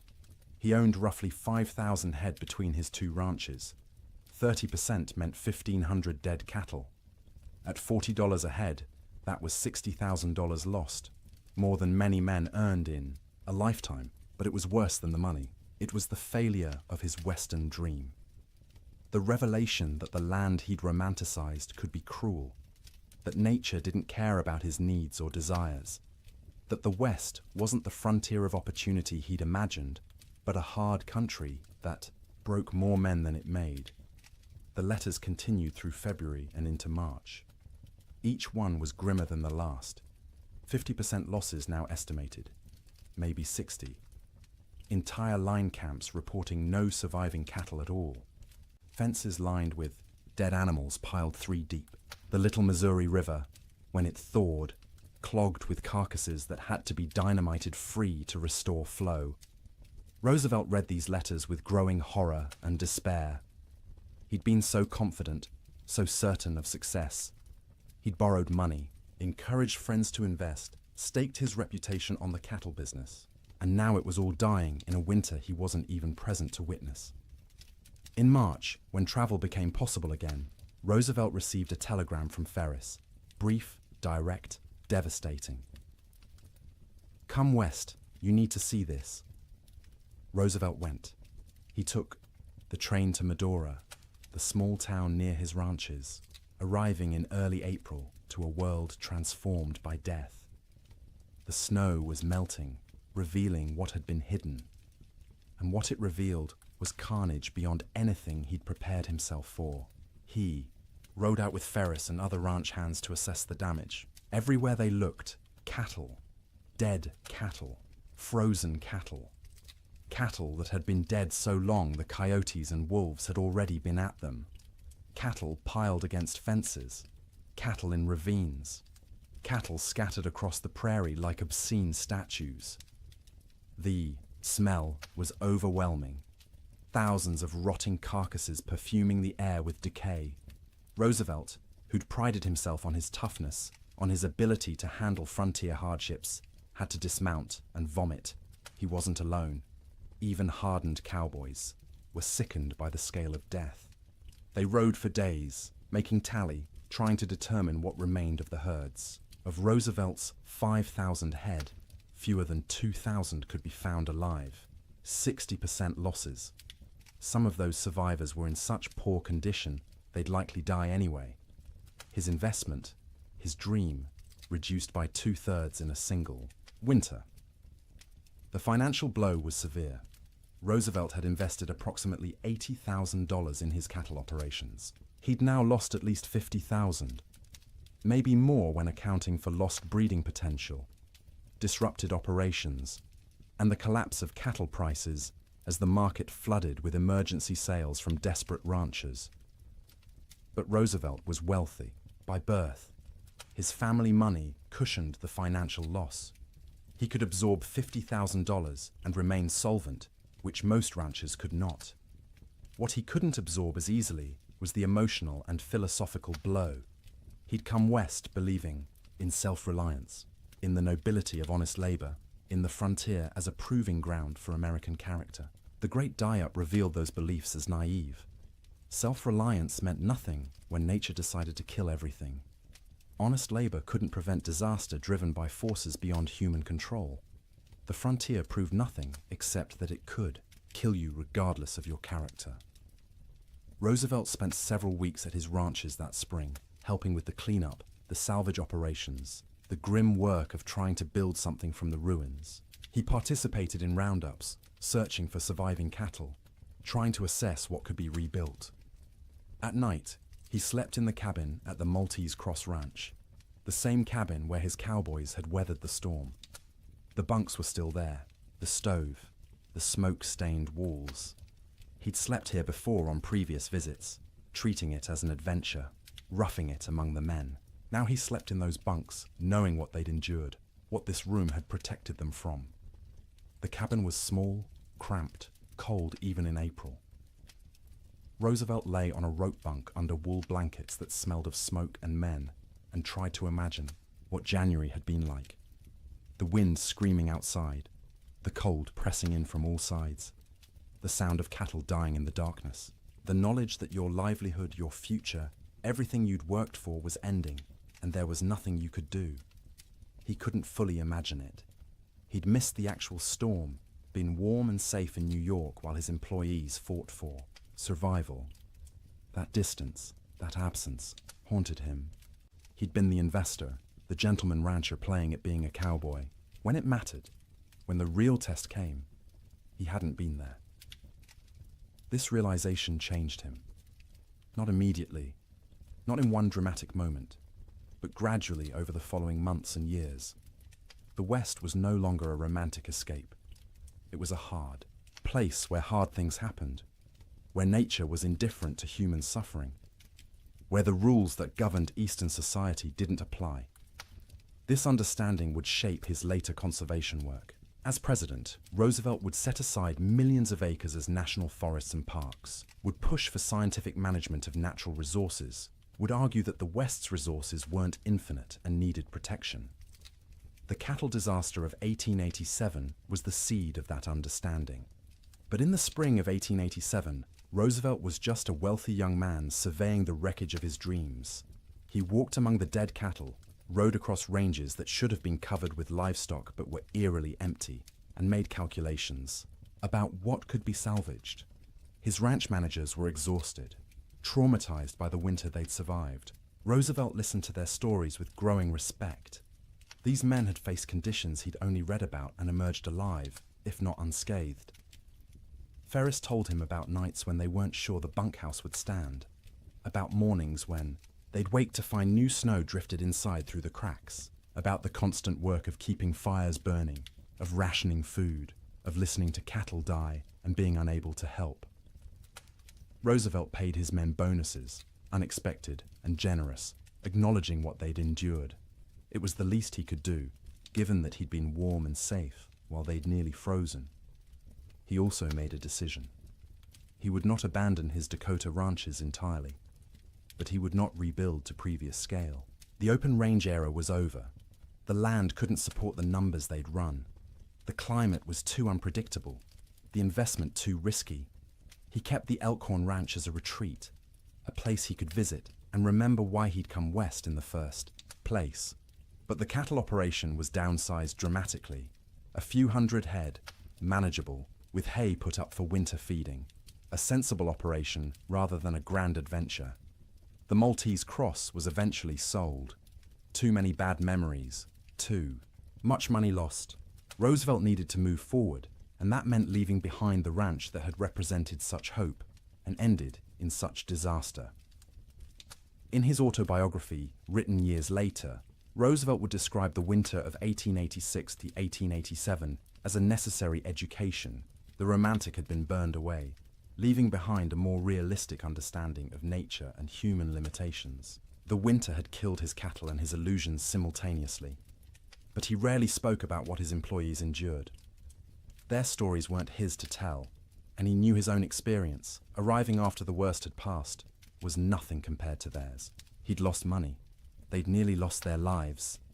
One story stayed with him, though, told by a cowboy at the Maltese Cross. During the worst of the storm, this cowboy had volunteered to check on a nearby line camp, worried about the two men stationed there.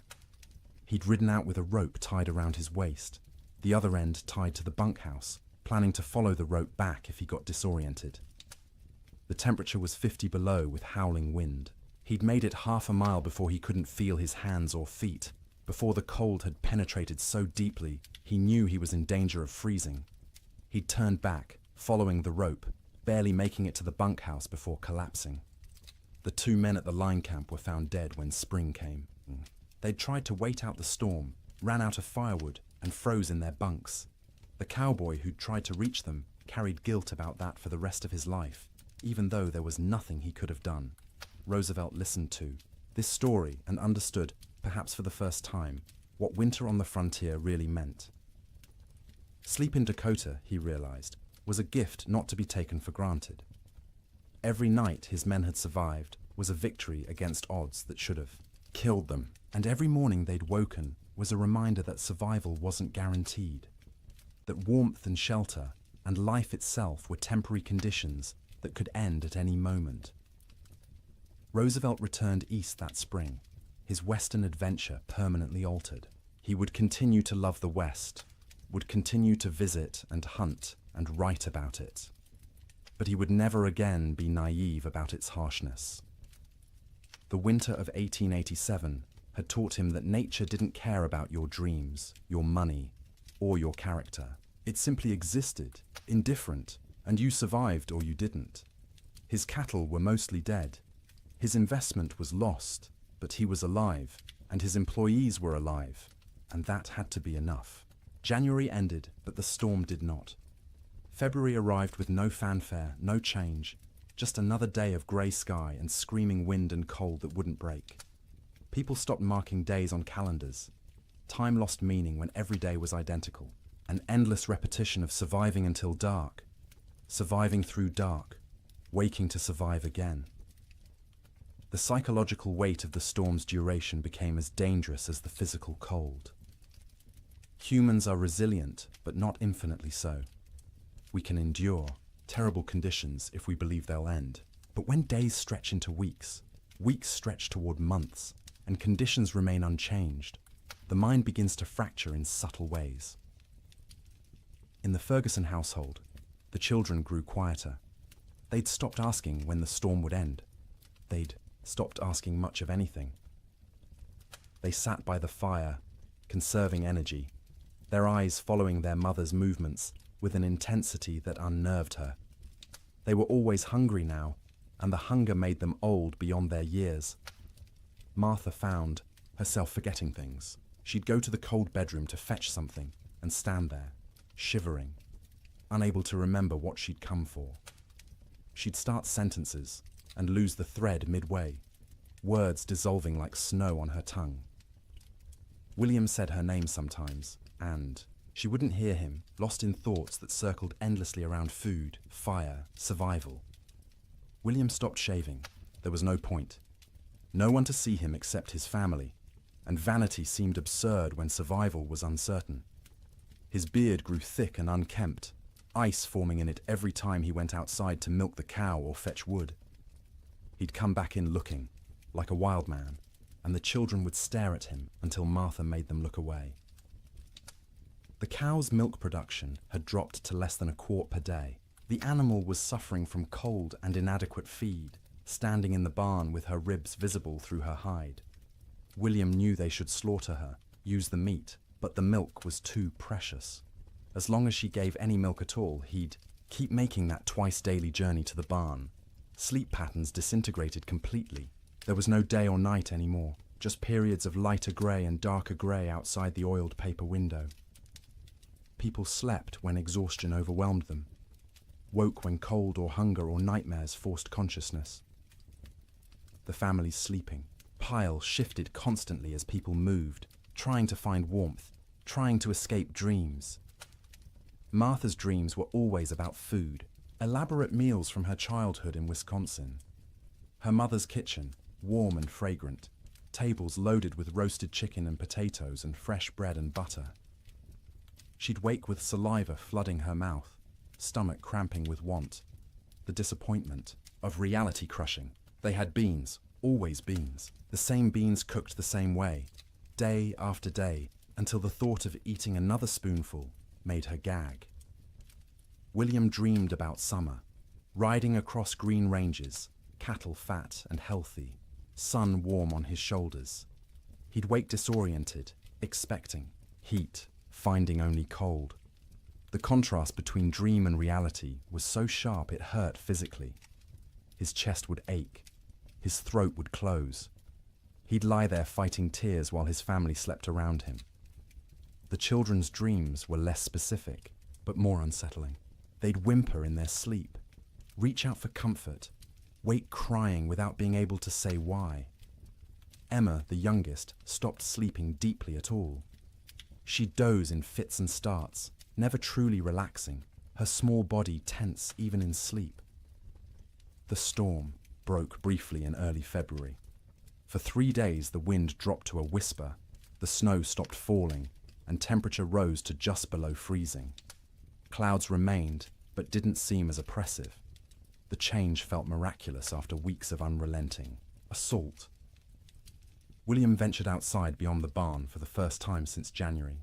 The landscape was unrecognizable. Snow had sculpted itself into bizarre formations, drifts 20 feet high in some places, bare ground in others. The fence line he'd built 2 summers ago was completely buried. Only the tops of fence posts showed, wooden fingers pointing at the grey sky. He walked out across what had been their pasture, breaking through crusted snow with each step. The snow held his weight for a moment, then collapsed, dropping him thigh-deep into soft powder beneath. It was exhausting to move, each step a battle, but he kept going, desperate for space, for distance from the cabin that had become their prison. He found a dead cow half buried in a drift. One of their small herd, frozen solid, the hide pulled, tight over protruding bones. He stood looking at it for a long time, feeling nothing. He was too tired for grief. The cow was dead. More would be dead. Everything might be dead. These were just facts now, beyond emotion. When he returned to the cabin, Martha and the children were standing in the doorway, watching him. They looked like ghosts in the grey light, pale and thin and insubstantial. He realized he probably looked the same to them. That night the Chinook wind arrived, warm wind from the southwest, carrying temperature up 30 degrees in 2 hours. It felt like a gift from God, a promise that winter could end, that warmth still existed somewhere in the world. People opened doors and windows despite the waste, of heat from their fires, desperate for fresh air, for the feeling of movement, for anything different. The warm wind melted the top layer of snow, water dripped from roofs, ran in small streams across frozen ground, pooled in low spots. For brief hours, it seemed like spring might actually come, that the nightmare might be ending, but the Chinook betrayed them. After 2 days of relative warmth, the wind shifted back to the north. Temperature plummeted. The water that had melted froze instantly, creating a thick crust of ice over everything. The snow that had softened turned to concrete, and when more snow fell on top of that ice, it created a prison for any surviving cattle. Before the Chinook, cattle could at least paw through snow to reach grass beneath. After the ice crust formed, this became impossible. Their hooves couldn't break through. They stood on top of their food, separated from it by inches of ice, and slowly starved, while the grass they needed lay tantalizingly close. Cowboys trapped in bunkhouses understood what this meant. Any cattle that had survived, January were now doomed. The Chinook hadn't been salvation. It had been a final cruelty, raising hope before delivering death more certainly than the cold alone could have. In the bunkhouses, men stopped talking about spring. They stopped talking much at all. Conversation required energy they didn't have. They lay in their bunks, wrapped in blankets, emerging only to eat the meager meals old Pete still managed to prepare, or to take their turns feeding the stove. The silence was worse than the earlier noise of men talking and joking and trying to maintain morale. Silence meant defeat. Silence meant they'd accepted that this was how things were now, that normal life was so far away it might as well not exist. Some men slept 20 hours a day. Their bodies had adapted to scarcity by shutting down, reducing all functions to bare minimum. They moved slowly when they moved at all, speaking in monosyllables, their eyes dull and unfocused. They weren't sick, exactly. They were hibernating, human versions of bears in dens, waiting for conditions to improve. Others couldn't sleep at all, too anxious, too frightened, too aware of their situation. They'd lie awake hour after hour, staring at the ceiling, listening to the wind that never stopped. Their eyes developed a particular look, wide and staring, ringed with dark circles. Their hands shook constantly. They jumped at sudden sounds. Old Pete worried about these wakeful men more than the sleeping ones. The sleepers were conserving energy, doing what their bodies told them to do. But the wakeful men were burning through resources they couldn't afford to lose. Their minds were eating themselves from the inside, consuming sanity the way their bodies were consuming stored fat. He tried to help in small ways. Extra coffee for the wakeful ones, bitter and hot, and something to focus on besides fear. Stories told quietly in the dark, anything to distract. Sometimes just sitting with them, 2 men awake in a room full of sleeping men, sharing the burden of consciousness. The nights were hardest. 15, 16 hours of darkness in February's depth. The stove provided light as well as heat, flames visible through gaps in the iron, but it was barely enough to see by. Men moved through darkness, feeling their way, bumping into bunks and each other. Without clocks, without daylight, time became abstract. You'd wake, if you could call it waking when you'd only been half asleep, and have no idea if you'd been unconscious for 10 minutes or 10 hours. The disorientation was profound. Some men stopped trying to track time at all. They ate when food appeared, slept when they couldn't stay awake, existed in a perpetual present with no past or future. The concept of sleep itself changed. It wasn't restful anymore.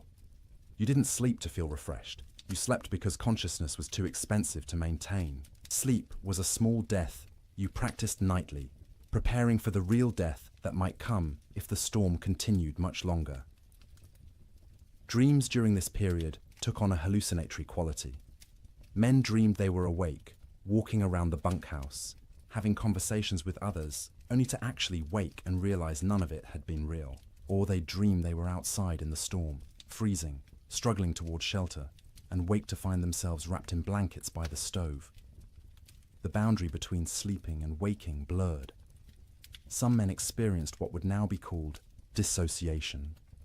They'd observe themselves from outside their bodies, watching a stranger wear their clothes and speak with their voice.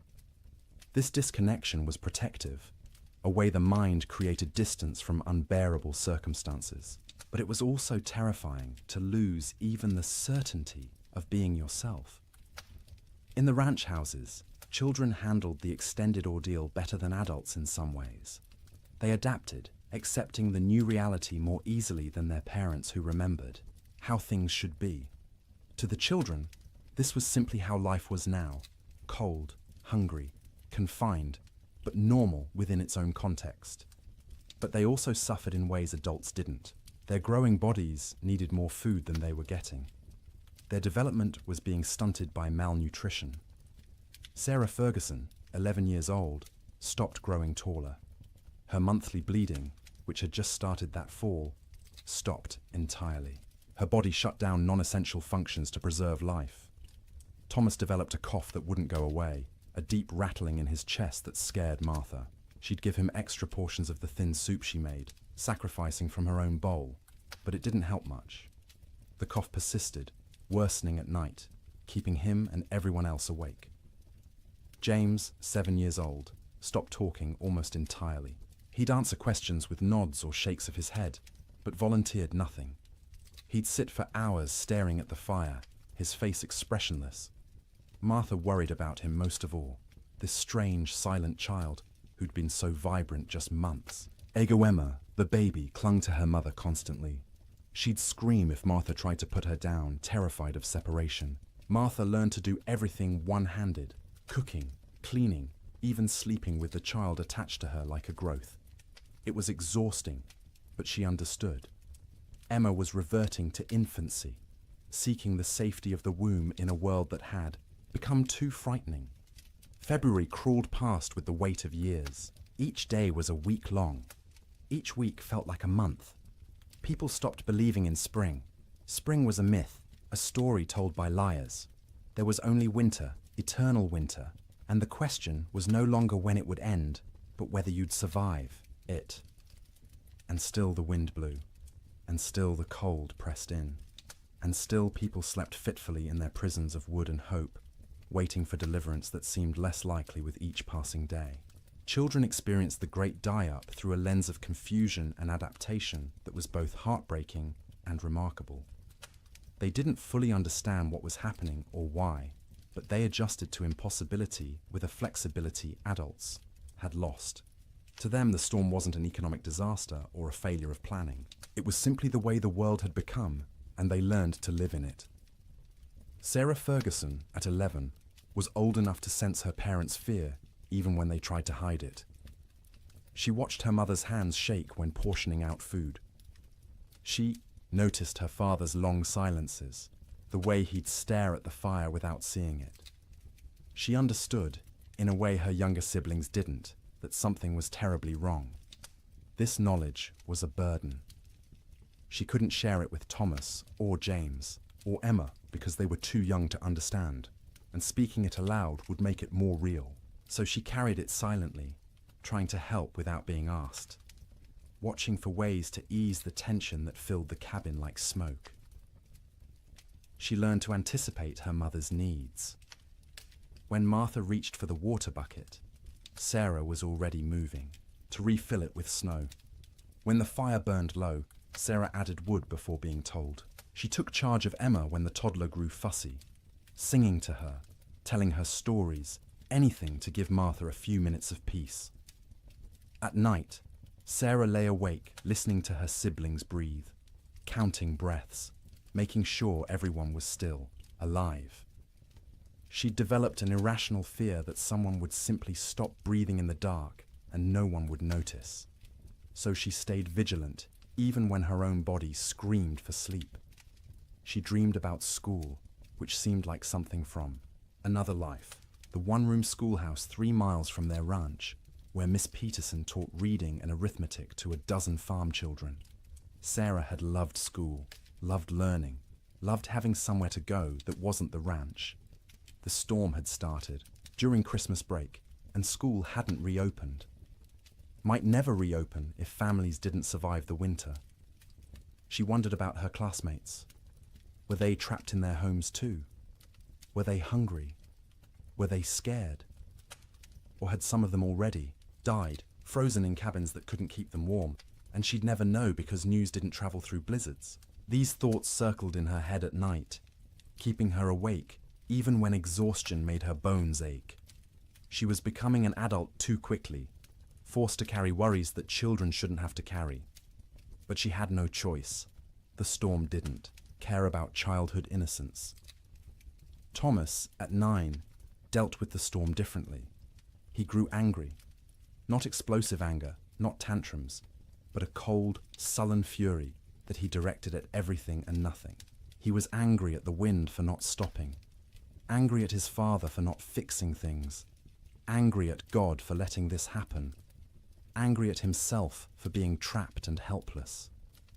He'd punch his thin straw mattress when no one was looking, imagining it was the storm, hitting it until his knuckles hurt. He'd kick at the wall, leaving small scuff marks that his mother saw but didn't comment on. He needed to fight something, but there was nothing to fight except weather, and weather was beyond fighting. At night, Thomas didn't sleep so much as surrender. He'd fight consciousness until his body simply shut down, crashing into sleep so deep it was almost like fainting. He'd wake suddenly, disoriented, not remembering where he was for terrifying seconds before memory returned and reality settled back into place. His dreams were violent. He fought bears, wolves, faceless men. He swung fists and weapons, defending his family against threats that dissolved when he tried to focus on them. He'd wake with his heart pounding, sweat soaking his collar despite the cold, and lie there, trying to calm down before he disturbed everyone else. He was hungry all the time, a gnawing, constant hunger that made him think about food obsessively. He'd remember meals from before the storm, special occasions when they'd had roasted chicken, or beef, or his mother's apple pie. The memories were so vivid he could taste them, and the disappointment when he opened his eyes to find only reality was crushing. His mother noticed his anger, but didn't know how to help. She'd try to hug him, and he'd tolerate it stiffly, uncomfortable, with comfort, needing to be tough. He was the man of the house when his father was outside. He had to be strong. He couldn't let himself be a child, even though he was desperately, urgently still a child who needed reassurance that everything would be all right. James, at 7, retreated into silence and fantasy.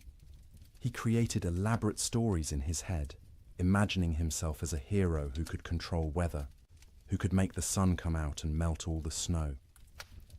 In his fantasies, he'd save his family, save the cattle, save everyone. People would thank him. His father would be proud. These daydreams occupied hours. He'd sit by the fire, face blank, living entirely in his imagination where he was powerful instead of helpless. His mother worried about his silence, not understanding it was protection. If he didn't talk, he didn't have to acknowledge reality. He could stay in his head where things made sense and he had control.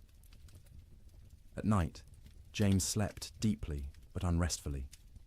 He'd thrash and kick, fighting battles in his dreams, sometimes crying out words no one could understand. His siblings had learned to sleep away from his feet because he'd kick without waking. Martha would sometimes reach over and touch his forehead, checking for fever, but he was just hot from the exertion of his dreams. When he did talk, it was often about summer.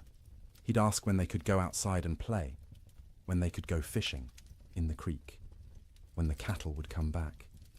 His questions broke Martha's heart because she had no answers. She'd deflect, saying soon, or when winter ends, knowing these were lies, but unable to tell a 7-year-old that winter might not end, that nothing might come back.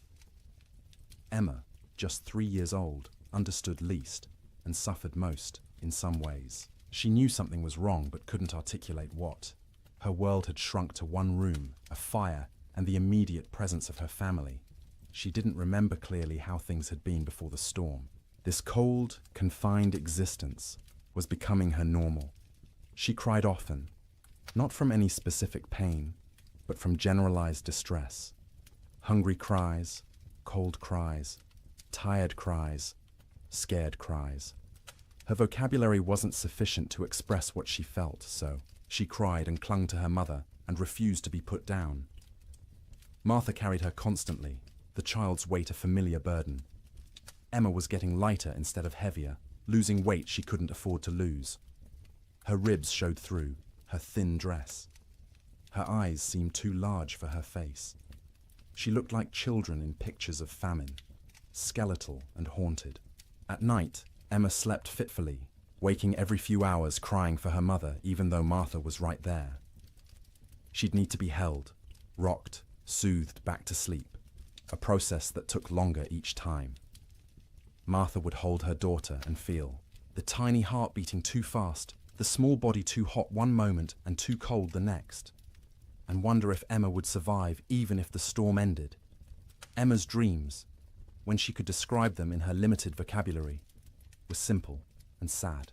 She dreamed of being warm, of having enough to eat, of going outside to play.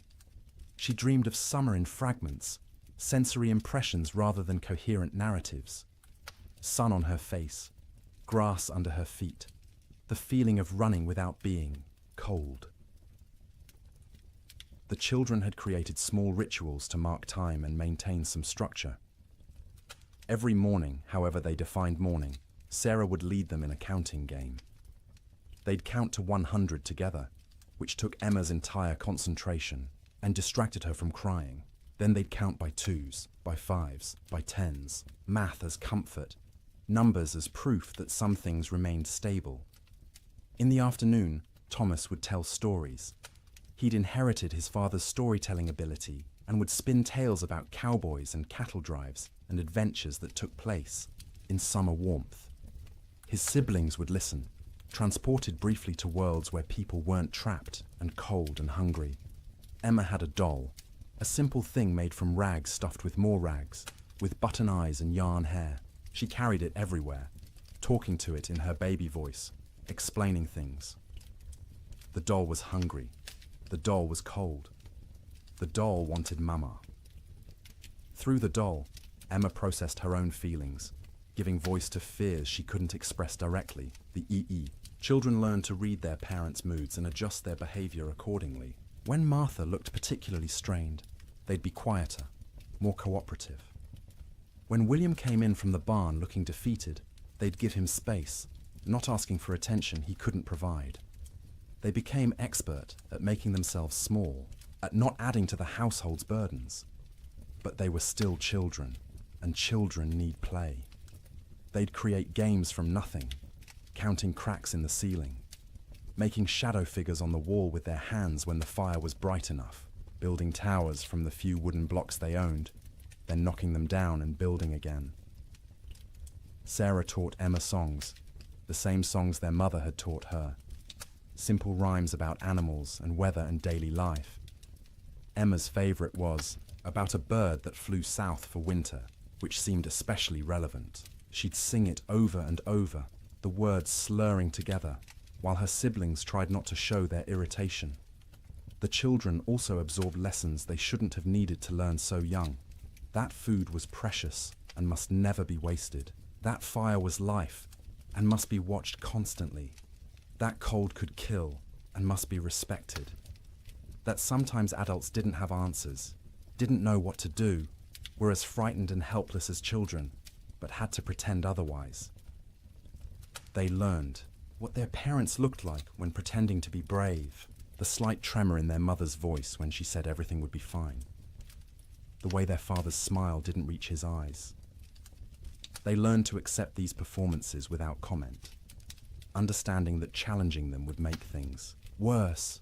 In later years, the Ferguson children would remember the winter of 1887 as a blur. They'd recall specific images. The fire, always the fire, and their mother's face in its light. and the sound of wind that never stopped. But the timeline would be confused, events blending together because days had no distinct markers. Sarah would remember being hungry but never being fed. Thomas would remember being angry but not knowing why. James would remember his fantasy world more clearly than reality, which was probably for the best. Emma would remember almost nothing directly, just a vague sense of having been cold once, long ago, for longer than seemed possible. But they'd also remember warmth of a different kind. The feeling of sleeping piled together, siblings in a heap like puppies, their mother's songs in the dark, their father's hands, rough and gentle, checking them for frostbite. The way Sarah would hold Emma when Emma cried. The way Thomas would share his tiny portion of food, even though he was starving. The way James would tell stories that made them laugh despite everything. Children are resilient, but resilience has costs. The Ferguson children survived the winter, but they were changed.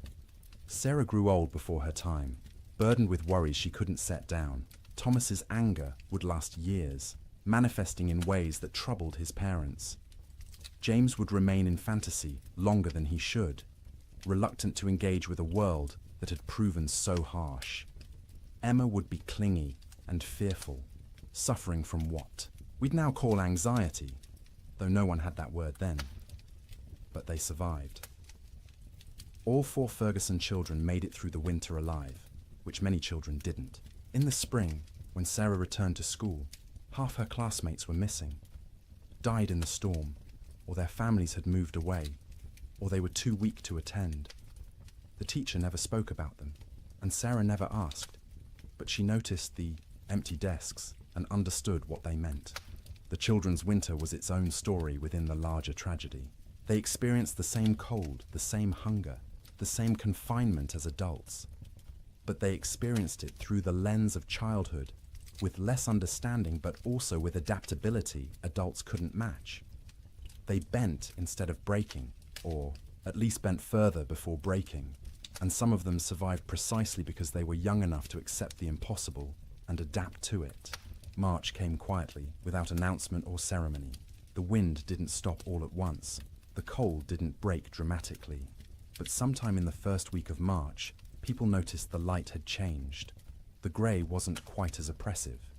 The sun, invisible for months behind clouds, occasionally created a bright spot in the overcast sky, a suggestion that it still existed somewhere beyond the grey. The temperature rose first, not to warmth, not even close, but up from the deadly negatives, into the teens, then the 20s. At 20 degrees, after months of temperatures well below zero, it felt almost tropical. William Ferguson stepped outside without his heaviest coat for the first time since January and felt the difference immediately. Still cold, but survivable cold. Manageable cold. Human cold. The wind dropped next. Not gone, but diminished from its constant shriek to something closer to a whisper. You could hear other sounds again. Birds, tentatively returning. The creak of the barn. Your own footsteps in the snow. After months of wind that drowned out everything, the relative silence was disorienting, and then finally the snow stopped falling. Days passed without new accumulation. The sky remained cloudy, but the clouds weren't releasing their burden anymore. What was on the ground would stay on the ground, but nothing new was coming.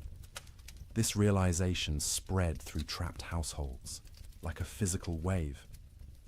The storm was ending. Winter was releasing its grip.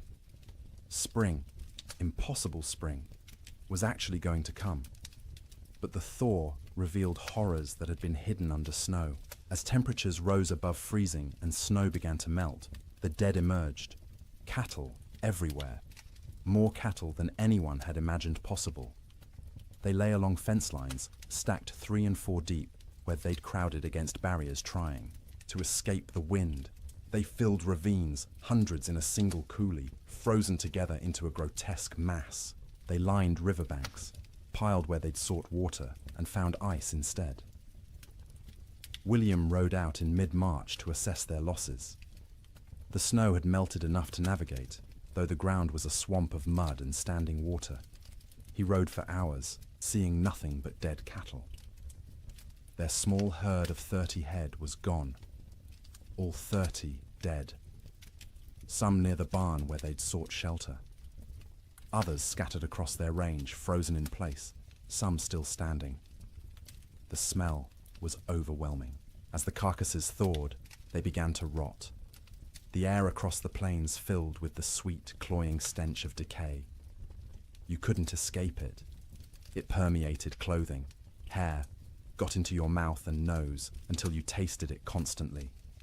Cowboys tied, scarves soaked in vinegar over their faces, but it barely helped. The financial devastation was absolute. Ranches that had run thousands of head found hundreds alive, if that. The great cattle companies, backed by Eastern and European money, went bankrupt overnight. Investors who'd expected returns of 20–30% instead lost everything.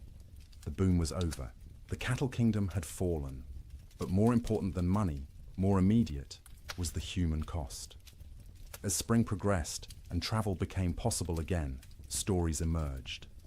A family in Wyoming had burned their furniture for fuel, then their floorboards, then had frozen to death anyway. A cowboy in Montana had tried to reach town for supplies, got lost in a storm, and was found frozen solid sitting upright on his horse, both man and animal dead. Children died quietly in their sleep, their small bodies unable to maintain heat. Old people died the same way, peaceful endings to hard lives. Young men died trying to help, venturing out into storms to check on neighbors or cattle, never making it back. Women died in childbirth in cabins where no help could reach them. Babies dying with their mothers. The death toll among cattle was calculable, measurable, shocking in its enormity. Estimates ranged from 60 to 90% mortality across the northern plains. Hundreds of thousands of animals dead. But the human toll was harder to count. People died alone in isolated cabins, their bodies not discovered until spring. Whole families vanished. Homesteads found empty when the snow cleared. No trace of where the occupants had gone, or whether they'd survived. Theodore Roosevelt returned to his ransacked ranches and surveyed the ruin of his Western dreams. Cowboys, who'd barely survived, told stories of unimaginable hardship. Ranchers calculated losses that dwarfed their ability to recover. And slowly, painfully, everyone who'd survived began the work of rebuilding. But they rebuilt differently. The open range was dead, killed as surely as the cattle that had grazed it. Ranchers who continued in the business built barns, stored hay, kept smaller herds they could actually feed through winter. They fenced pastures, rotating cattle seasonally rather than letting them roam year-round. The cowboy, as romantic figure, driving vast herds across unfenced prairie, became a relic of a past that had ended in ice and death. The survivors were changed. Martha Ferguson emerged from that winter 20 pounds lighter, her hair gone grey at 32. William's hands shook for months afterward, trauma expressing itself in tremors he couldn't control.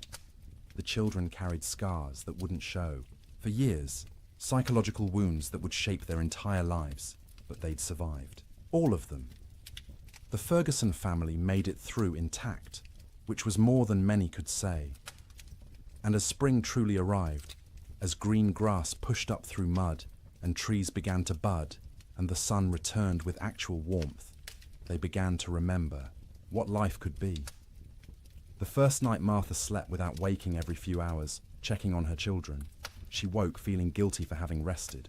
The first morning, William went outside and wasn't hit by killing cold. He stood in the barn doorway and cried. The children, resilient as children are, adapted more quickly.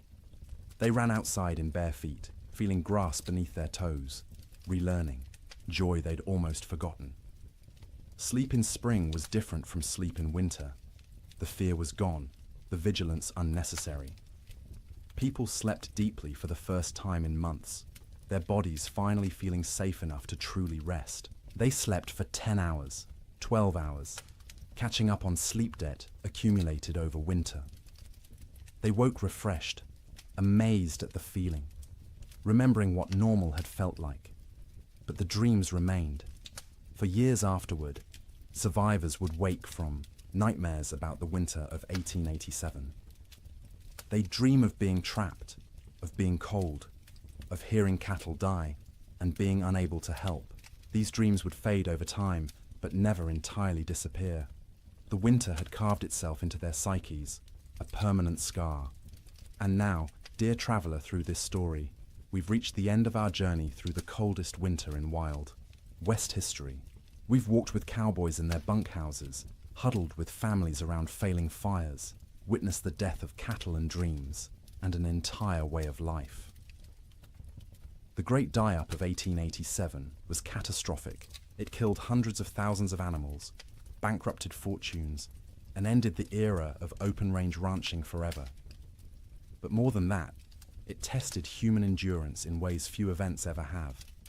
It asked people to survive the unsurvivable, to sleep, in conditions where sleep seemed impossible, to maintain hope when hope was absurd, and they did. Not all of them, not even most of them without terrible cost, but enough survived to tell the story, to rebuild, to ensure that the lessons learned would protect future generations. As you lie in your warm bed tonight, safe from cold and storm, let yourself feel the profound gift of that warmth. The pioneers of the Wild West would have considered your comfort miraculous, impossible luxury beyond imagining. Central heating, insulated walls, blankets made in factories rather than woven by hand. You live in the future they could only dream of, the safety they fought to reach. Their struggle made this possible.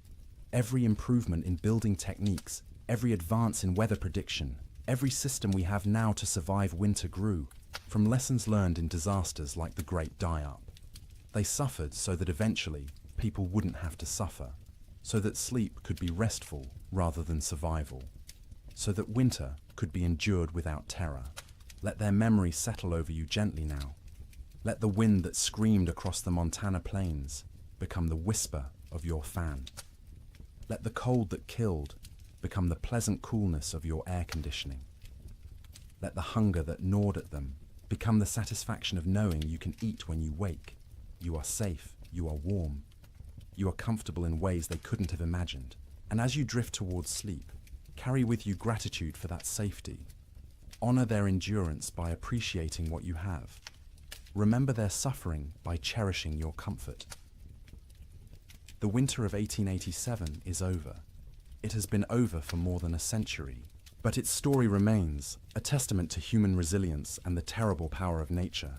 The cowboys and ranchers and children who lived through it are long gone, but their experience echoes forward to us, teaching us about survival, about courage, about the precious gift of a warm place to sleep. So sleep now, deeply and peacefully. Let the weight of blankets comfort rather than burden you. Let the darkness be restful rather than fearful. Let your dreams be gentle rather than haunted. The storm has passed. Spring has come. The long winter night is over, and you, in your warm bed, in your safe room, can rest without fear, can close your eyes without vigilance, can surrender to sleep, knowing you'll wake to warmth and safety. The Great Die-Up claimed so much, so many cattle, so many dreams, so much hope. But it couldn't claim everything. It couldn't kill the human capacity to endure, to adapt, to survive impossible conditions, and emerge, if not unscathed, then at least alive. Still capable of love, still capable of rebuilding, still capable of hope. That resilience lives in you too. You carry it in your genes, inherited from ancestors who survived winters and storms and hardships we can barely imagine. Their strength is your strength. Their determination is your determination. Their ability to close their eyes in terrible circumstances and wait to face another day is yours as well. You don't need it tonight. Tonight, you can simply rest. Let the story of the Great Die-Up fade like snow melting in spring sun. Let the cold recede. Let warmth embrace you completely.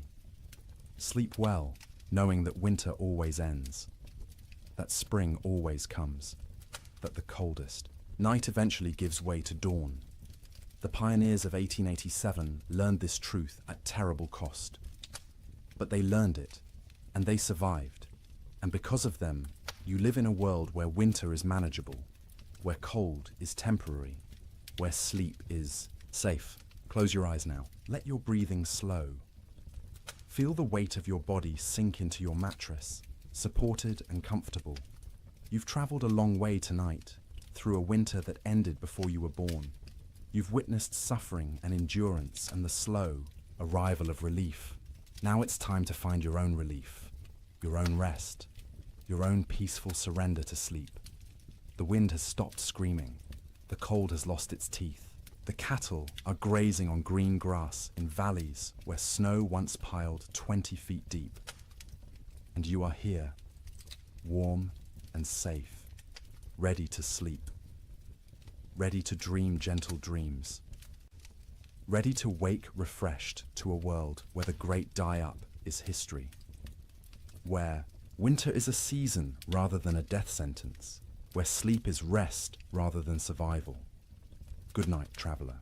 Thank you for joining me on this journey through the coldest winter in Wild West history. May your own sleep be everything those pioneers couldn't have. May you wake warm and safe, grateful for the comfort that cost them so much to achieve. The storm is over. Spring has come. Sleep well. Good evening and welcome back, friends. Tonight, we are going to journey through the Great Famine winter, when medieval Europe froze for 7 years. As always, let me know where in the world you are listening in from. Get cozy, settle in, and let's begin. In the spring of 1315, a mother in northern England made an unthinkable decision. She locked her children inside their cottage, walked into the frozen wasteland, and never returned. But she wasn't abandoning them. She was saving them. Was she? Knew what all of Europe would soon discover was that the world itself was dying. The rain wouldn't stop. The cold wouldn't break. And for the next 7 years, winter would reign supreme. Her name was Marjorie of Durham, and her neighbors found her children 3 days later, alive, huddled around the last embers of their fire. The eldest, a boy of 9, clutched a note his mother had left. The priest who recorded it wrote that his hands shook as he read her words aloud. My flesh will buy them grain.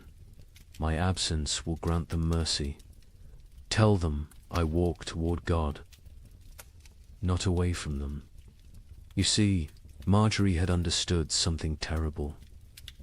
Something that would take the rest of Europe months to grasp. This wasn't just another harsh spring. This was the beginning of an extinction. The marketplace where she'd traded her body for bread had made the calculation clear. A living mother meant 5 mouths to feed. A missing mother meant for orphans. The church had to shelter, and the church still had grain, still had walls, still had hope that this nightmare would end. But here's what makes Marjorie's story so haunting. She wasn't unique. Parish records from 1315 show hundreds of similar disappearances. Parents vanishing into blizzards, elderly grandparents wandering into forests, always leaving notes, always locking doors from the outside, always walking toward death like it was salvation. The chronicler Geoffrey Le Baker would later write about that spring with words that feel pulled from nightmares. Rains began on St. George's Day and fell like God had forgotten how to do anything else. Not the warm rains of April that wake sleeping seeds, but frozen needles that killed whatever they touched. Crops didn't fail, they drowned standing. Rivers didn't flood, they exploded from their banks like wounded animals. Think about that. For a moment, you're a medieval peasant. Your entire world is 3 miles wide. Everything you know about survival, every technique your father taught you, every prayer your mother whispered, assumes one simple truth that seasons follow patterns. Spring brings life, summer brings growth, autumn brings harvest, winter brings rest. But what happens when spring never comes? When winter refuses to die? When the very foundation of existence cracks beneath your feet? That's what began in 1315. Not a famine, not a crisis, but the complete collapse of natural order. And Marjorie of Durham, walking into that frozen dawn, leaving her children behind to live, was just the first character in a story that would consume 15 million souls. Before it ended. The question isn't how Europe survived, it's what Europe became to survive it. Picture yourself waking up on Easter morning, 1315, in a small village outside Paris. Your neighbor Johannes jokes about yesterday's rain ruining his seedlings. His wife laughs, saying one wet spring never hurt anyone. Within 6 months, Johannes will trade his youngest daughter for a bag of moldy grain. His wife will disappear one night, and the village will pretend not to notice the fresh meat at the butcher's stall. But this morning, they're still laughing. The peculiar thing about catastrophe is how quietly it arrives. No trumpets, no divine warnings, just rain. Endless, crushing, biblical rain that began falling across Europe in May 1315 and simply didn't stop. That Easter morning in Kratzy-le-Chapelle, 20 miles from Paris, felt like any other. The baker Michel had risen at cockscrow to fire his ovens. His wife Agnes counted their silver, planning to buy young pigs at the summer fair. Their son Pierre played with wooden knights, recreating battles he'd never fight because there wouldn't be a world left to fight for. The church bells summoned them to Mass. Father Bernard, still young enough to believe suffering had meaning, delivered a sermon about resurrection, about new life, about God's promise that seed time and harvest would never cease. The congregation nodded along, comfortable in their certainty. Why wouldn't they be? Their grandfathers had survived wars. Their fathers had survived plagues. Surely they could survive a little rain. But if you'd looked carefully that morning really, Latude have seen the signs. The sparrows that usually nested in the church eaves were gone. Not dead, gone. The cats had stopped hunting, instead huddling in doorways with their fur perpetually damp. And the old women, the ones who remembered the harsh winter of 1258, had started hoarding soldat. Johannes, the man who joked about his seedlings, was a cloth merchant. Successful enough to own 2 cows and rent 3 strips of land. His wife Marie had borne him 7 children, 4 still living, which made them lucky by medieval standards. Their youngest, Isabel, had just turned 6, hair like spun gold. Her father would say, worth its weight in gold, someone else would say 6 months later, weighing her against a sack of spoiled wheat. The rain that Easter was unusual only in its persistence. It had fallen for 3 days straight, turning the roads to mud, keeping the holiday merchants away. But rain in April wasn't catastrophe, it was inconvenience. The real terror wouldn't begin until May 15th, the feast of St. Dymphna, when the rain turned cold. Brother Francis of the Abbey St. Denis recorded it first. He'd been copying manuscripts when he noticed his breath misting in the scriptorium. In May, at midday, the ink froze on his quill. He thought perhaps illness had taken him. Fever turned backward into chills. Then he saw the other monks rubbing their hands, saw the frost forming on the inside of the windows. By June, That cold rain had become something medieval Europeans had no word for. We might call it freezing rain, but they called it devil spit. Water that fell as liquid but froze on contact. Entire fields became sheets of ice in summer. Roses bloomed and died in the same hour, encased in crystal tombs. The wheat, which should have been knee-high and green, stood stunted and yellow. The barley rotted in the earth before it could sprout. The rye grew, but wrong-twisted, black, infected with something that would later be recognized as ergot, the fungus that causes hallucinations and gangrene. Some villagers, desperate for any harvest, ate it anyway.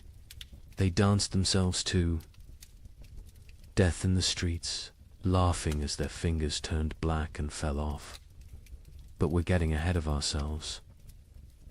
Let's return to Johannes and his family, because their story is everyone's story. By late May, Johannes had stopped joking about anything. The constant rain had ruined the roads, making trade impossible. No merchants could travel, which meant no cloth could be sold, which meant no coins for bread. Not that there was bread to buy. The baker Michel had closed his ovens now. Grain meant no flour, meant no purpose to the fire. June brought the first death in Crassy-la-Chapelle. Not from starvation, not yet. Old Catherine, who'd survived 70 winters, simply gave up. She announced at Sunday Mass that God had abandoned them, walked home, lay down in her bed, and willed herself to die. The priest called it despair, a mortal sin. But privately, he envied her escape. The real horror began in July, when the rain briefly stopped. For 3 days, the sun appeared, weak and watery but present. The villagers rushed to salvage what they could, to plant anything that might grow before autumn. They worked day and night, hands bloody from tearing at the muddy earth, planting beans, turnips, anything fast-growing. On the 4th day, the hail began. Not regular hail. Chunks of ice the size of fists, driven sideways by winds that shouldn't exist in summer. They shattered shutters, killed chickens, knocked full-grown men unconscious. When it stopped, nothing remained of those desperate plantings. The fields looked like they'd been trampled by an army of giants. That's when Johannes made his first, unthinkable choice. He killed one of his cows, not for meat not, yet but for mercy. It was starving, crying constantly, too weak to stand. He told his children it had gotten sick, but Marie knew. She saw him save the blood in buckets, saw him portion it carefully with their dwindling barley. Blood pudding would keep them alive another week. Argus arrived wearing winter's clothes. Frost in the mornings, ice on the water buckets, breath misting even at noon. The second cow died on its own, and Johannes counted it lucky. They ate everything: the meat, the organs, the marrow from the bones. They boiled the hide for soup. They ground the bones for flour. Nothing was waste, because waste meant death. Brother Thomas of Westminster Abbey wrote something strange in his chronicle that summer. The heavens have forgotten how to cease their tears. At first, monks like Thomas saw it as God testing their faith. A brief punishment, maybe for the wars between England and Scotland, maybe for the French king arresting the Pope. Surely it would pass. But then came the letters from sister monasteries. From Cologne, our fields are lakes. From Florence, the Arno has swallowed 3 villages. From Krakow, the children ask what the sun looked like. What terrified Thomas wasn't the rain itself, it was the temperature. In July, the height of summer, he could see his breath while saying morning prayers. Ice formed on the altar wine, and still the rain fell. The monastery's chronicle, which Thomas kept with meticulous care, tells us exactly when normal ended and nightmare began. June 23rd, the eve of St. John, traditionally celebrated with bonfires that burned until dawn. That year, no fire would stay lit. The rain fell horizontally, driven by winds that belonged to December, not midsummer. Thomas wrote, "The brothers attempted 7 times to light the sacred fire. Each time, the rain doused it before a single prayer could be spoken. Prior William declared it a sign of what he dared not say." Thomas had been corresponding with monasteries across Christendom for 20 years. His position as chronicler meant he received letters from abbeys in Scotland to Sicily, from Ireland to Poland. Usually, these letters discussed theological matters, requested copied manuscripts, or shared news of appointments and deaths. But starting in July 1315, every letter carried the same message, dressed in different words. Something was terribly wrong with God's creation. From Melrose Abbey in Scotland came a letter that made Thomas's hands shake. "Brother, we write to you from hell, frozen over. It is July, yet we break ice from our wells each morning. The barley stands drowned in fields that have become swamps. Yesterday, we found a shepherd frozen to death. In July, Brother Thomas. He was young, strong, only 20 summers. We found him standing upright, eyes open, still holding his crook. The sheep around him were ice statues. Have we entered the end times? The abbot of Cluny in France sent word that would have been dismissed as madness any other year. The vine withers as if cursed. The soil rejects all seed. We have consulted.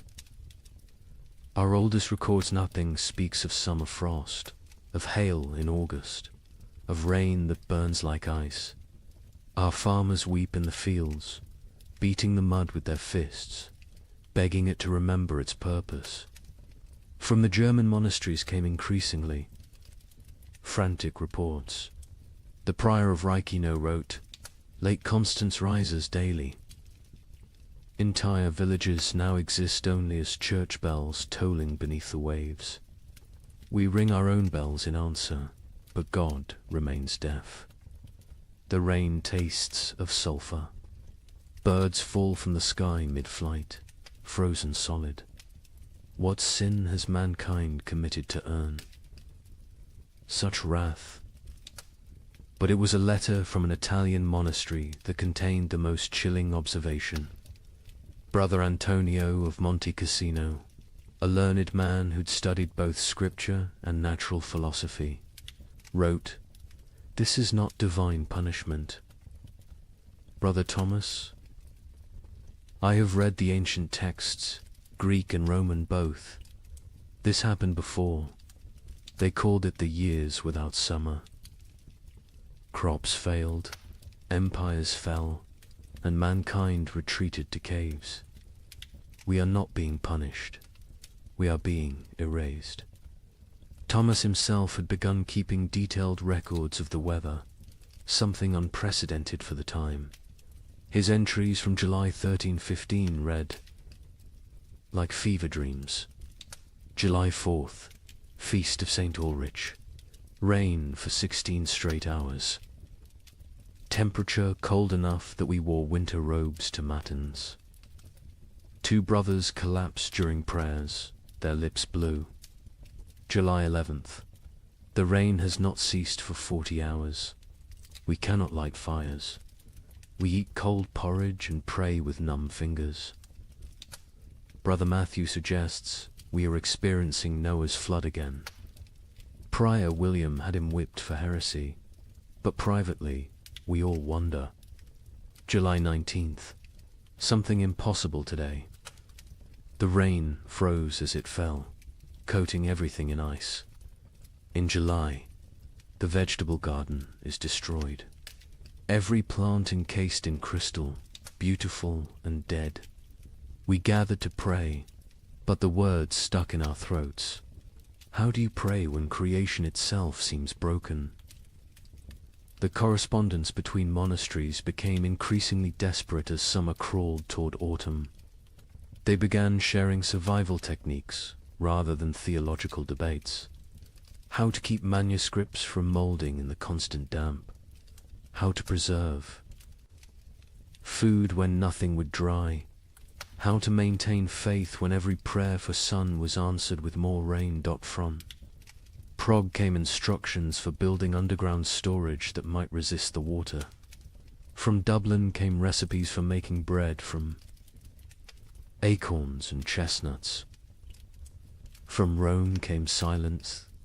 The Holy See had problems of its own.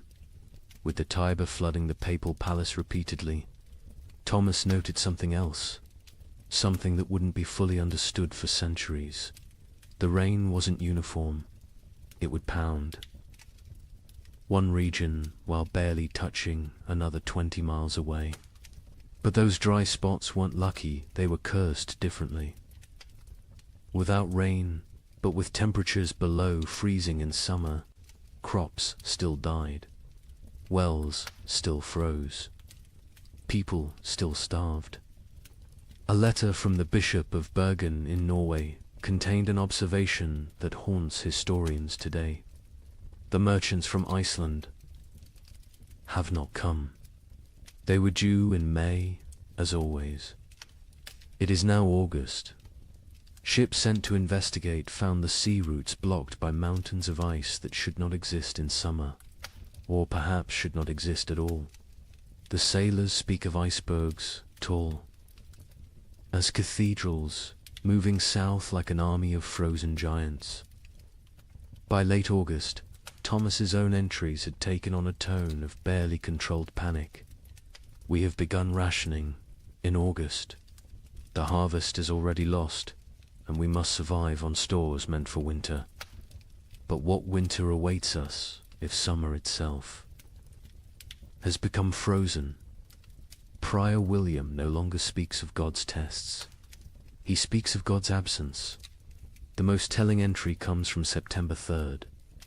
Brother Francis asked me today why I still write these chronicles.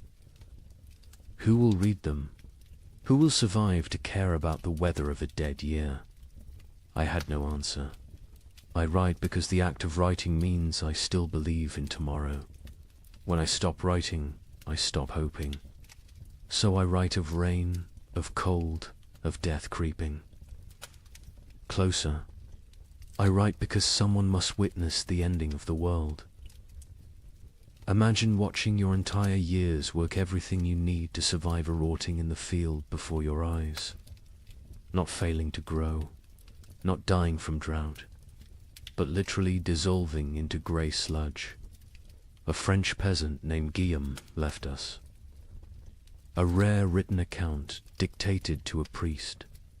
The wheat stood tall and green in June, promising the best harvest in memory. By August, it was black soup. The smell, God forgive me, it smelled like death before death had even come. But here's where our story takes its first dark turn. The failed harvest of 1315 was just the opening act. Because while the peasants mourned their rotted grain, something else was happening. Something that would transform a bad harvest into an apocalypse. Guillaume of Soissons was not a typical peasant. He'd served in the king's army, learned his letters during a campaign, and returned home with enough silver to rent 5 strips of prime farmland. His account, preserved because the priest thought it might matter someday, gives us the only peasants. I view of the catastrophe unfolding in those fields. I have seen men die with their guts spilling onto French soil. Gideon told the priest. But watching my wheat die was worse. A man dies once. My wheat died every day for 60 days, and each morning I watched it die again. The process was unlike anything farmers had encountered. Usually, crop failure was quick frost, drought, or pests. You knew within days if you were ruined. But 1315 tortured them with hope. Gideon described walking his fields each dawn, and each dawn finding a new horror. First, the stalks grew too fast. In June, they shot up like they were racing toward heaven. We thought ourselves blessed. My wife danced between the rows, saying we'd have enough to sell, enough to buy that ox we'd dreamed of. The children planned what they'd eat at harvest feast: honey cakes, white bread, meat every Sunday until Christmas. But the unnatural growth was a warning, not a blessing. The constant rain and bizarre temperature swings had triggered something in the planter. Desperate attempt to reproduce before dying. The stalks grew tall but hollow. The kernels formed but never filled. By July, the color started changing. Not all at once. First, little spots like rust on a blade. We told ourselves it was nothing, just moisture. It would pass, but the spots spread. They merged, they consumed. A field that was green at sunrise would be brown by sunset. What Gideon was describing, though he couldn't know it, was a perfect storm of plant diseases. The cold, wet conditions had created ideal breeding grounds for multiple fungi. Stem rust, leaf blight, and ergot attacked simultaneously. But ergot was the cruelest. It didn't just destroy the grain, it transformed it into poison. The heads of wheat turned black and swollen, like fingers left too long in water. When you touched them, they burst, releasing clouds of black dust that made you cough blood.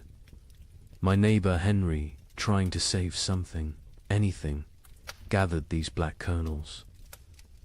His family ate bread made from them. Within 3 days, his children were screaming about devils in the walls.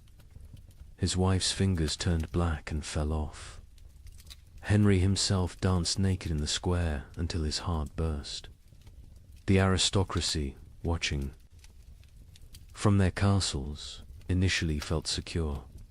They had stores from previous years, contracts with merchants, the ability to import grain.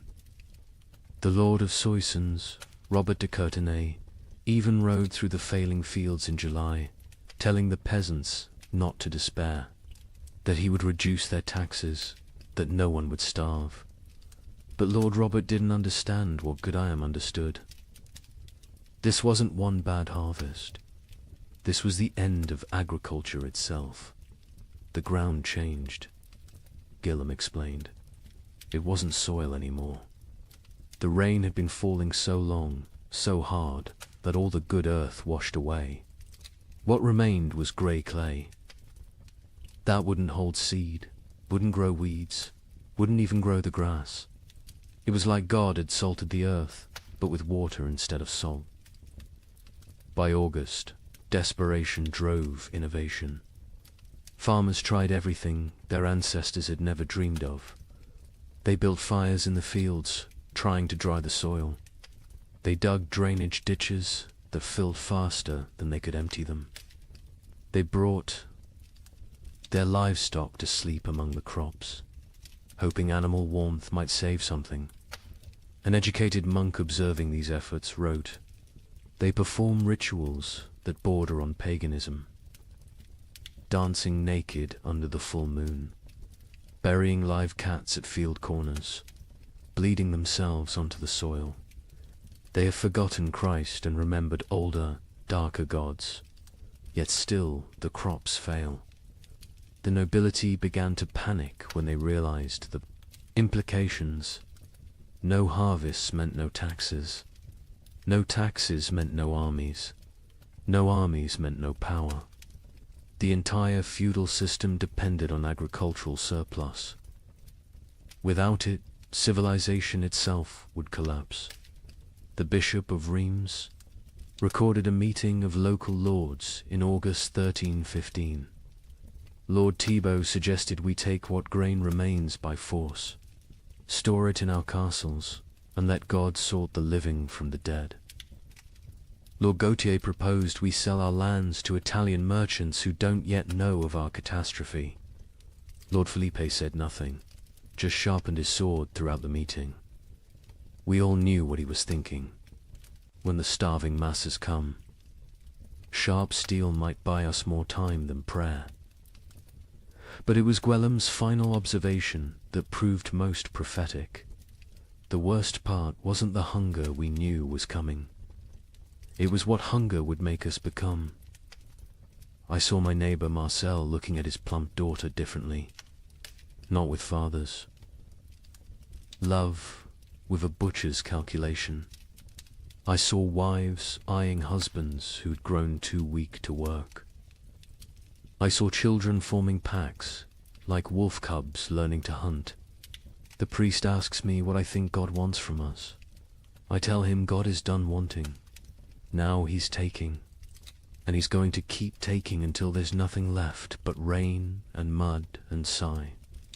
And mud and sigh. The memory of what men used to be before they became animals again. The failed harvest of 1315 wasn't measured in bushels of lost grain. It was measured in the systematic destruction of hope. Every rural community in Europe had lived with the same rhythm for 1,000 years. Plant in spring, tend in summer, harvest in autumn, survive on stores through winter. That cycle was civilization. And in 1315, the cycle broke. By September, even the weeds had given up. Fields that should have been golden with wheat or barley were instead grey seas of mud, punctuated by the black skeletons of dead trees.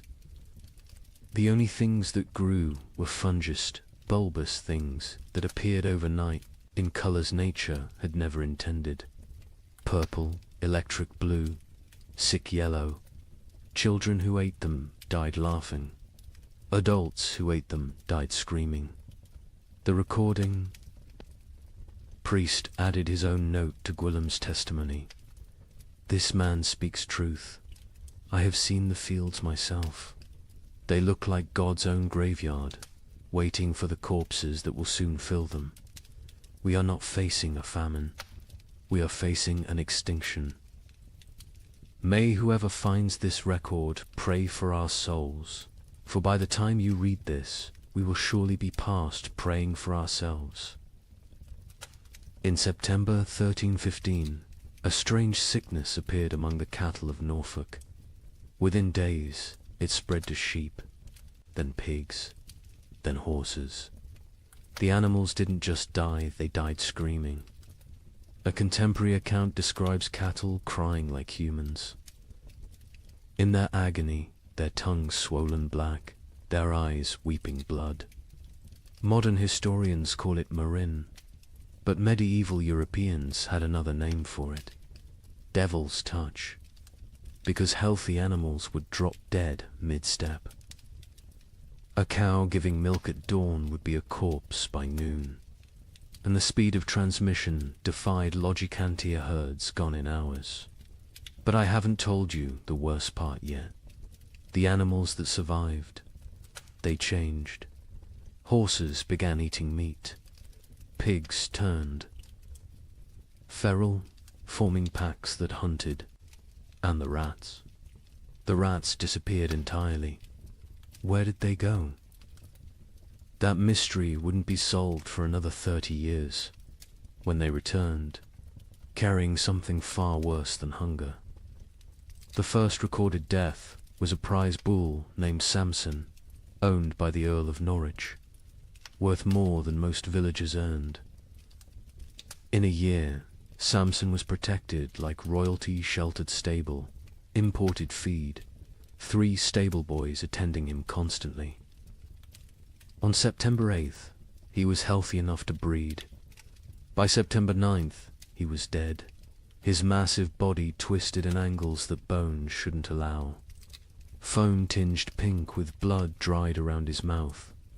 The Earl's stable master, a methodical man named Walter, documented what happened next with the precision of someone who knew he was witnessing something unprecedented.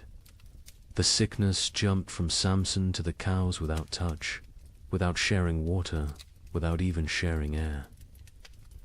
They were in separate barns, yet by sunset, 17 were dead. Their deaths were not peaceful. They bellowed with voices that sounded human. They thrashed until their bones broke through their hides. They died with their eyes open, staring at something we could not see. Within a week, every cow in Norfolk was either dead or dying.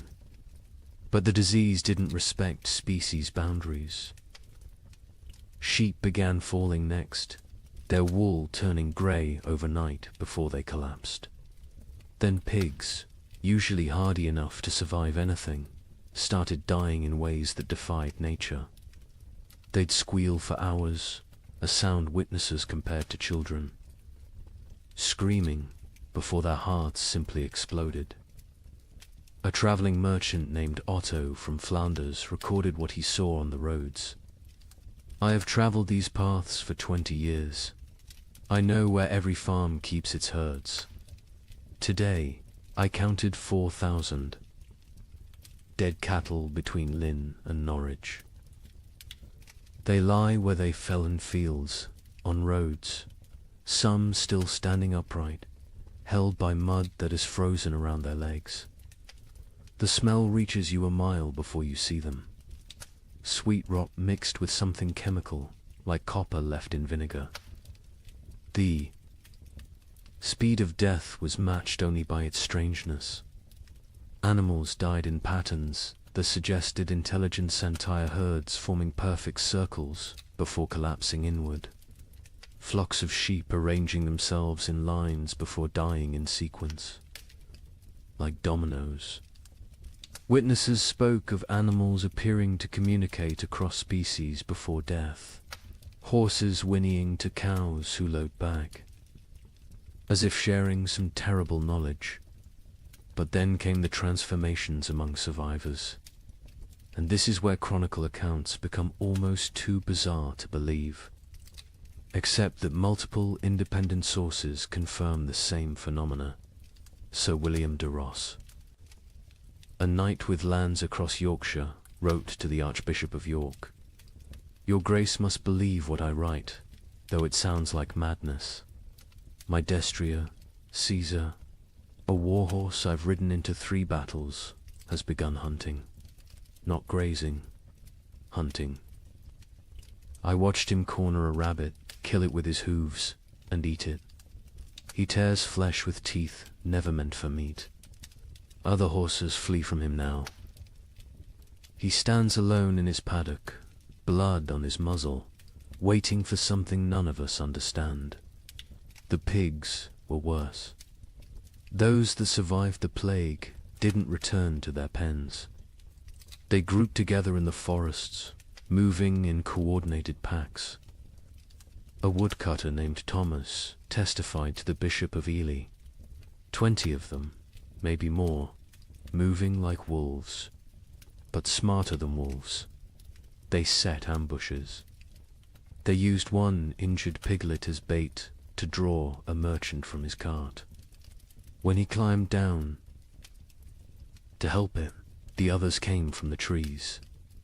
We found his bones 3 days later, picked clean, arranged in a pile like they were showing off. The transformation wasn't limited to behavior. Physical changes occurred that medieval veterinarians couldn't explain. Horses grew longer teeth, sharp enough to tear meat.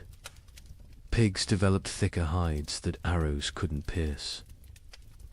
Chickens that survived grew black feathers, regardless of their original coloring, and their eggs when cracked, contained blood instead of yolk. A learned monk, Brother Adlard, who had studied Arabic texts on animal husbandry, proposed a theory. The beasts know something we do not. They sense the world itself is dying and are changing to survive in whatever hellscape follows. They are becoming what they need to be. The question is, what does that make us? Who cannot change? The economic implications were immediate and catastrophic. Medieval society ran on animal power. Oxen pulled plows. Horses carried knights. Sheep provided wool. Cattle gave milk and meat. Without them, agriculture collapsed entirely. You couldn't plant without oxen. You couldn't travel without horses. You couldn't stay warm without wool. The reeve of a manor in Lincolnshire left records showing the speed of collapse. September 1st, 200 cattle, 500 sheep, 60 pigs, 20 horses. October 1st, 3 cattle, 12 sheep, 0 pigs, 2 horses. The 2 horses that remain will not accept saddle or bridle. They watch us with eyes that show too much white. We dare not approach them. Desperate attempts at prevention failed spectacularly. Some communities tried isolating healthy animals, only to watch them die faster in confinement. Others attempted ancient remedies, hanging holly over stable doors, painting crosses in lamb's blood on barns, burying horse skulls at crossroads. The Bishop of Winchester ordered all animals blessed with holy water. They died mid-blessing, falling dead at the priest's feet. The most disturbing account comes from a monastery in Somerset, where Brother Francis observed something that shouldn't have been possible. The rats are gone. All of them. Not dead, we've found no bodies, simply vanished. The cats who hunted them sit in empty granaries, mewing at shadows. The barn owls have stopped hunting, stopped calling. Some have been found dead with full bellies, as if they ate something that killed them from within. But there are no rats. Where did they go? Into the walls, under the earth, or somewhere else entirely, somewhere they can wait out what's coming. This observation would prove prophetic. The rats had indeed gone somewhere deep into Eastern Eurpean forests, into cave systems, into places where they could breed and change and feast on the endless supply of corpses the famine would provide. When they returned in the 1340s, they brought the Black Death with them, as if they'd been preparing their revenge for 30 years. But in September 1315, all anyone knew was that the animals were dying or changing, and without them, human survival became nearly impossible. The social contract that had existed between human and beast for millennia, we feed you, you serve us, shattered completely.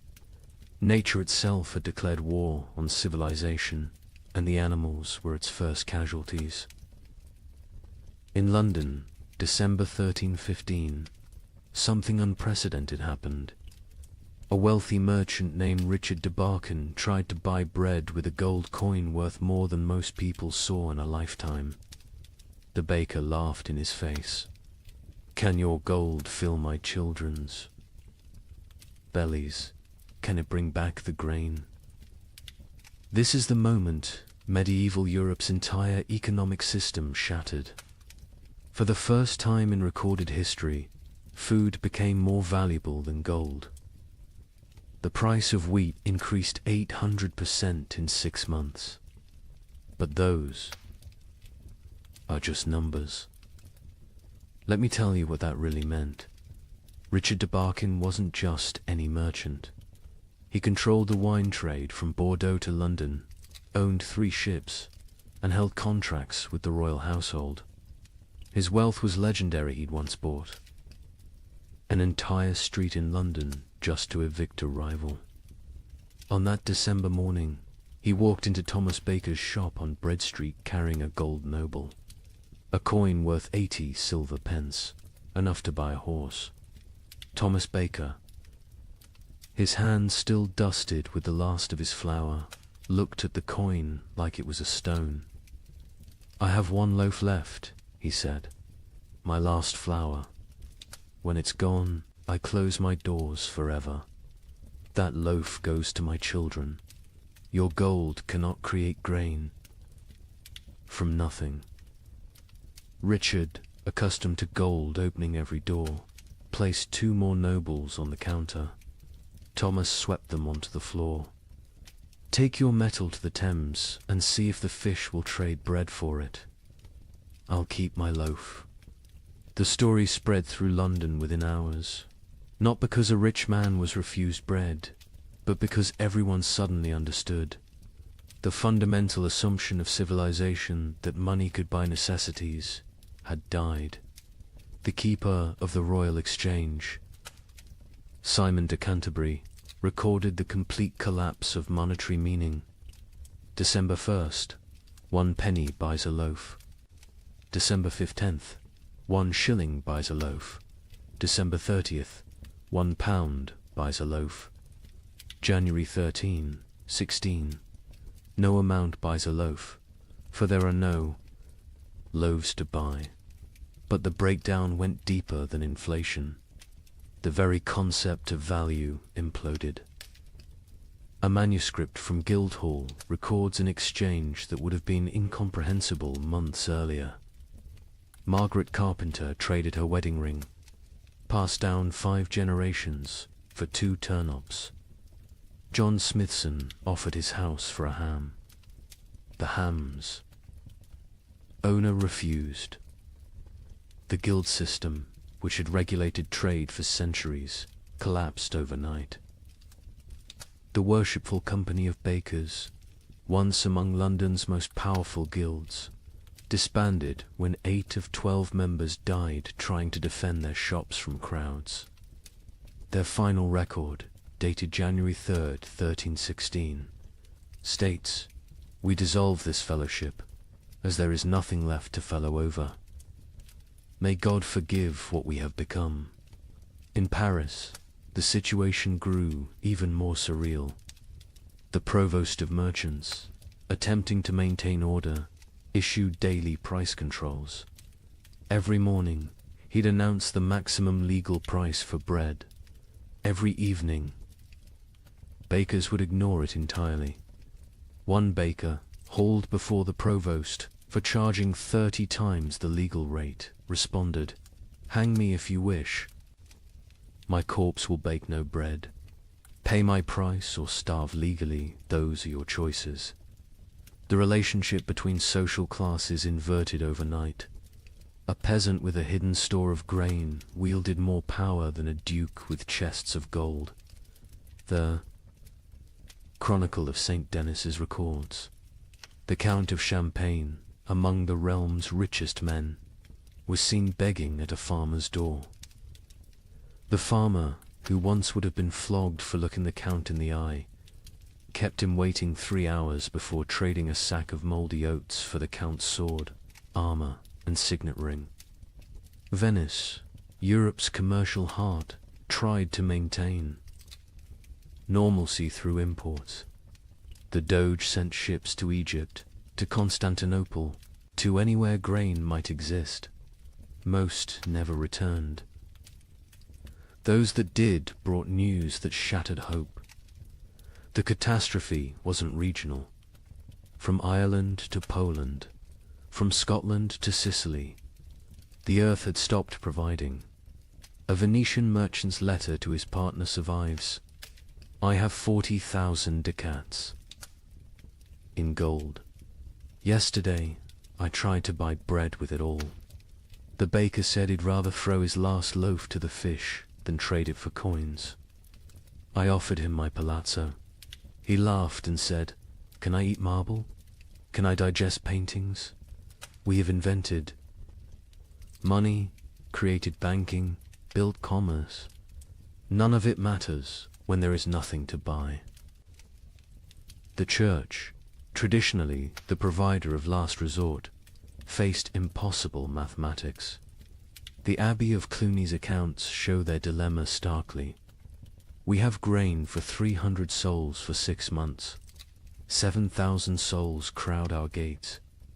If we feed all 4, compassion's sake, all die in 3 weeks. If we feed only our brothers, we survive but lose our purpose. Christ multiplied loaves and fishes. We can only divide and subtract. Some monasteries chose martyrdom through generosity, opening their stores until empty, then dying with those they tried to save. Others became fortresses, monks armed with clubs defending walls, while starving crowds pleaded outside. The abbot of Glastonbury wrote, "We have become what we swore never to be, choosers of who lives and who dies. Each grain of wheat is a decision, each meal is a judgment. We are not God, yet we play him daily." The collapse of money created new forms of trade that horrified contemporary observers. The Bishop of Lincoln recorded, "Women sell themselves, not for coin, but for bread. A loaf buys what gold cannot. Mothers auction their children to whoever can feed them. These are not choices. These are mathematics of survival." In Hamburg, they developed a grotesque solution: the flesh market. Not selling human flesh, not yet, but selling the promise of it. People would sign contracts pledging their bodies after death in exchange for food while living. A German merchant wrote, "The dying sell their future corpses for present bread. Buyers mark their purchases, waiting like vultures. When someone falls, arguments break out over whose property they've become." The English crown attempted to maintain control through force. Edward II issued proclamations making food hoarding punishable by death. The result: those with food hid it better. Royal agents searching for hidden grain often found families dead of starvation, sitting around empty tables, having hidden their food so well they couldn't find it themselves in their final delirium. A royal clerk named William de Dean recorded, "The futility. We hanged a man for hiding grain. The crowd watching the execution fought over his shoes before he stopped kicking. We cannot hang hunger. We cannot execute starvation. The king commands the rain to stop, the crops to grow, the natural order to restore itself. The rain continues. The king might as well command the dead to rise." By February 1316, even the concept of theft had changed. How could taking food be a crime when not taking it meant death? London's courts stopped prosecuting food theft after jurors refused to convict. One judge wrote, "A man stole bread from a child. The child's mother killed the thief with her bare hands. Who is the criminal? Who is the victim? Our laws were written for a world where food existed. That world is gone." The most profound change was in how people understood wealth itself. For 1,000 years, wealth meant gold, land, titles, power. Now it meant calories. The Archbishop of Canterbury observed, "A beggar with a hidden turnip is richer than a lord with a castle." We spent centuries accumulating treasures that now mean nothing. We should have been stockpiling grain. But who could imagine a world where gold couldn't buy bread? Who could conceive of money itself becoming worthless? This economic collapse wasn't temporary. Even after the harvests eventually returned, the absolute faith in currency never fully recovered. People remembered when gold meant nothing, when coins were just metal, when the entire elaborate system of commerce crumbled before the simple reality of hunger. They remembered when the only currency that mattered was food, and the only exchange rate was survival. Agnes's Norwich recorded in her household accounts the progression of what her family ate as 1316 dawned. January, barley bread mixed with sawdust. February, acorn flour and ground bones. March, boiled leather and tree bark. April's entry is just one line. We no longer record what we eat. The creativity of starvation is horrifying. Pine needles ground into paste. Clay mixed with the last drops of milk to make it filling. Parents secretly bleeding themselves at night to mix blood into their children's gruel for protein. But in the city of Erfurt, they discovered something that would haunt Europe's collective memory forever. The local tanner, a man who had grown mysteriously fat while others starved, was found to have a peculiar source of leather. The city records state only, he was burned alive by common consent, and none would speak of what was found in his cellar. Agnes of Norwich was a merchant's widow who'd kept meticulous household accounts for 20 years. Her ledger, preserved in Norwich Cathedral, transforms from mundane records into a descent through hell. Her husband had died in late 1315, leaving her with 4 children and what seemed like adequate stores. She'd managed households through hard times before, but this was different. January 1316. Mix true barley with sawdust from Thomas Carpenter's shop. 1 part grain to 1 part wood. The children notice but do not complain. The sawdust fills their bellies even if it provides no sustenance. We tell ourselves it is fiber, like bran. We pretend not to see the splinters in their stall. The recipe sections of her ledger became increasingly elaborate as real ingredients vanished. Acorn bread. Gather acorns before the pigs find them. Boil. 7 times to remove bitterness, the water turns black as sign. Dry what remains.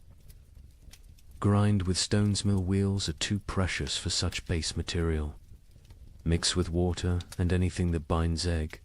If God provides, blood if he doesn't. Bake until it stops smelling of forest rot. By February, even her precise nature couldn't hide the desperation. Bone meal from the butcher, he claims it's sheep, but the fragments look human-sized. I do not ask. Mix with the last acorn flour. Add melted snow-clean snow from rooftops, not the ground where the dead have lain. The children eat, their teeth hurt from the grinding. Better tooth pain than belly pain. A travelling monk who sheltered with Agnes that February wrote his own account. The widow feeds her children soup that is merely hot water, with leather boiled until it releases some essence of the animal it once was. She watches them drink it, with such intensity as if her gaze could transform it into beef stew. The youngest boy asks what meat this is. She says it is shukau. He accepts this. The substitutions became a science. Flemish merchants developed detailed guides for extending food that read like alchemical texts. Pine needle tea provides the sensation of eating when boiled thick enough. Add chalk dust for substance. The stomach believes it is full for precious hours. Warning: more than 3 cups daily causes blood in the urine. In Paris, a baker named Henri Fouquet was arrested for his miracle bread that stayed fresh for weeks. Under torture, he revealed the secret. Ground bones mixed with plaster, baked with real flour, spread only on the outside. People see bread. Smell bread, initially tastes bread, he confessed. By the time they realize it's mostly limestone and corpse dust, they're too hungry to care. The Guild of Physicians in Montpellier documented the physical effects of these substitutions. Patients present with bellies swollen like pregnant women, yet they starve. Cut open after death, we find stomachs packed with clay, leather, wood, pulp, everything except food. They die full of nothing. Their bodies refuse to process tree bark into sustenance, no matter how finely ground, how carefully prepared. Children adapted faster than adults, developing tastes for the impossible. A priest in Reims wrote, "The young ones seek out specific trees, knowing which bark tastes less bitter. They have favorites: soak over ash, young wood over old. They teach each other which mushrooms cause the least pain, which grasses fill the belly longest." Children who should be learning Latin are instead becoming experts in eating the inedible. But March brought innovations that crossed into nightmare.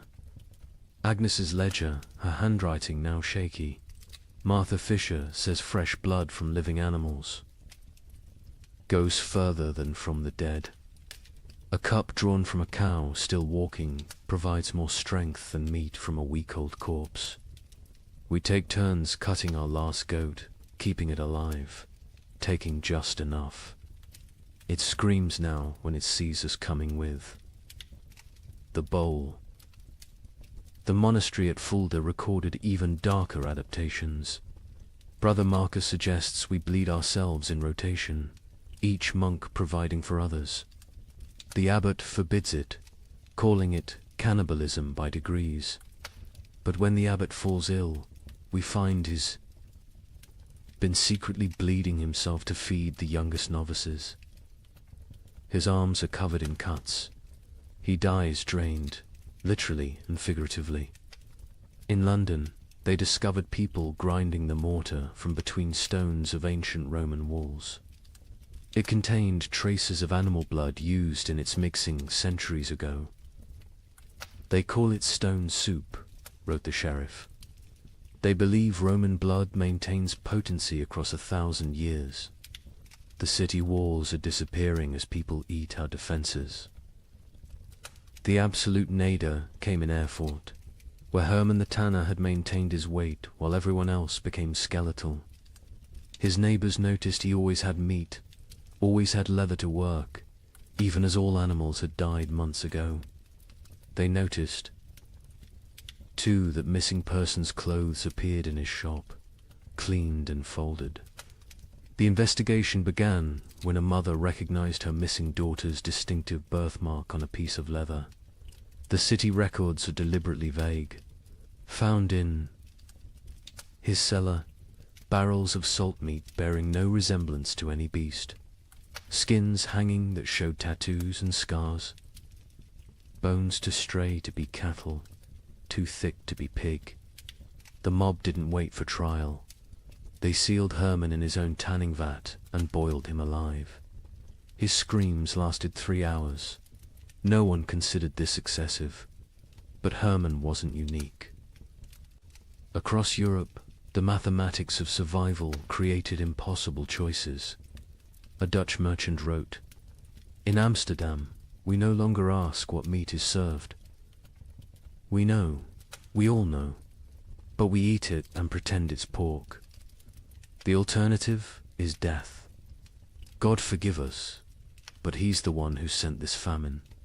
Agnes of Norwich's final food relay entry, April 1316, is indeed just one line.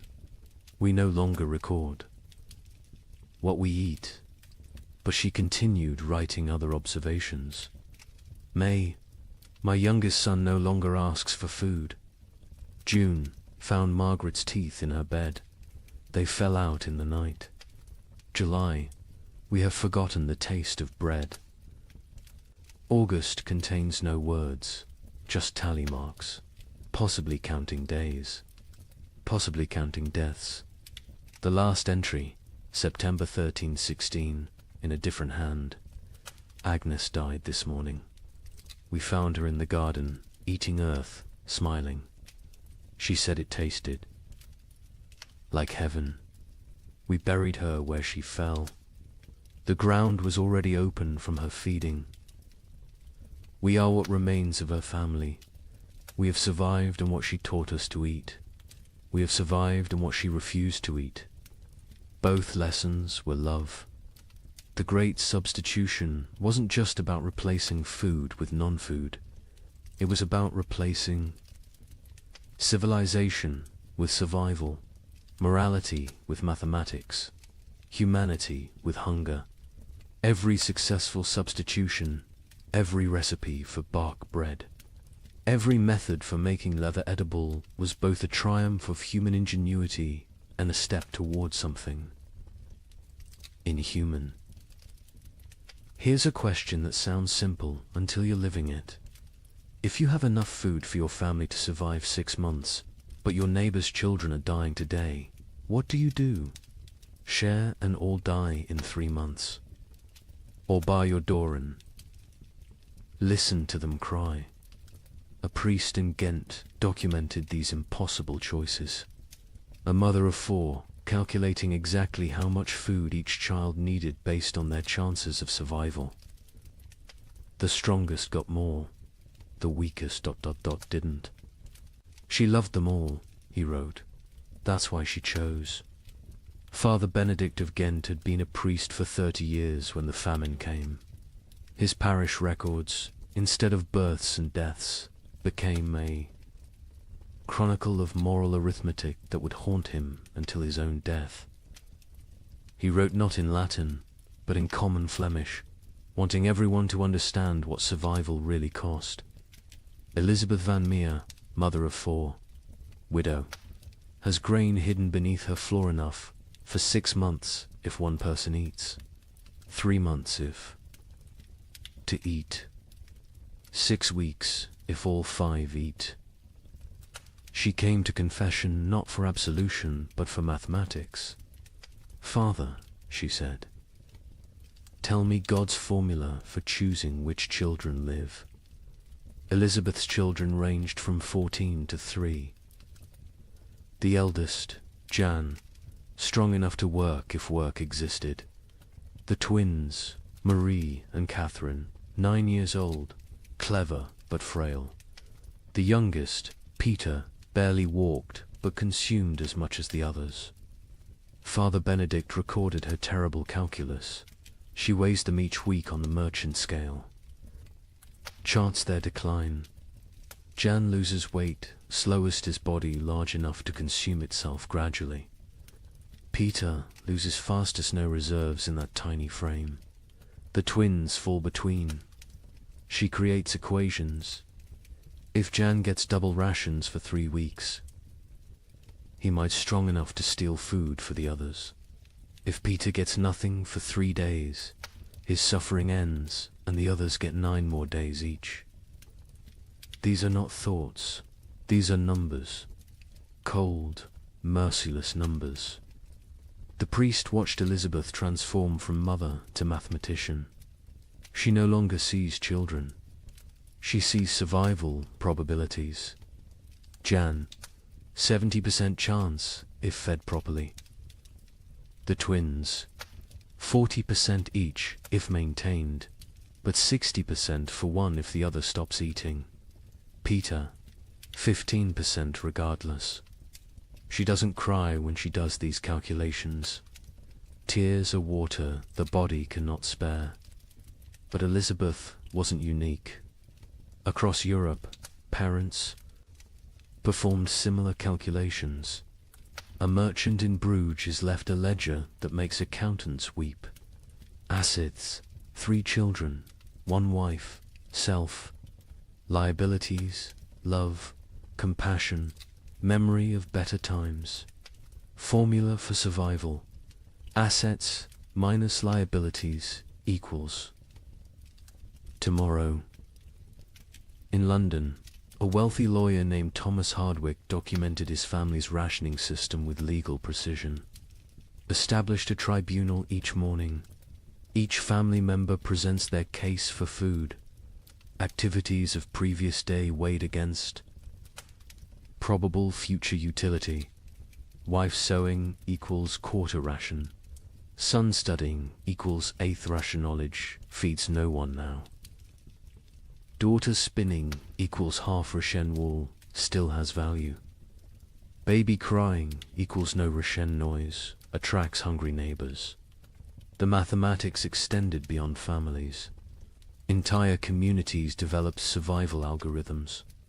The village of Wickham created what they called the life lottery. Every Sunday, families drew lots. Winners got the week's communal food. Losers got nothing. But here's the insane part. Families could trade lottery tickets. A mother with one child might sell her chance to a father with 4, calculating that certain death with payment beat probable death without. Father Benedict recorded a town meeting that descended into pure calculation. The baker proposed we stop feeding anyone over 50, they've lived their lives. The blacksmith countered, we stop feeding anyone under 5, they're too young to remember better times. Won't miss what they never knew. The mayor suggested we feed only those who can work. The priest asked who would bury the dead. The meeting ended with no decision. Mathematics cannot solve philosophy. The church itself wasn't immune to these calculations. The Bishop of Tonnerre issued guidelines that read like actuarial tables.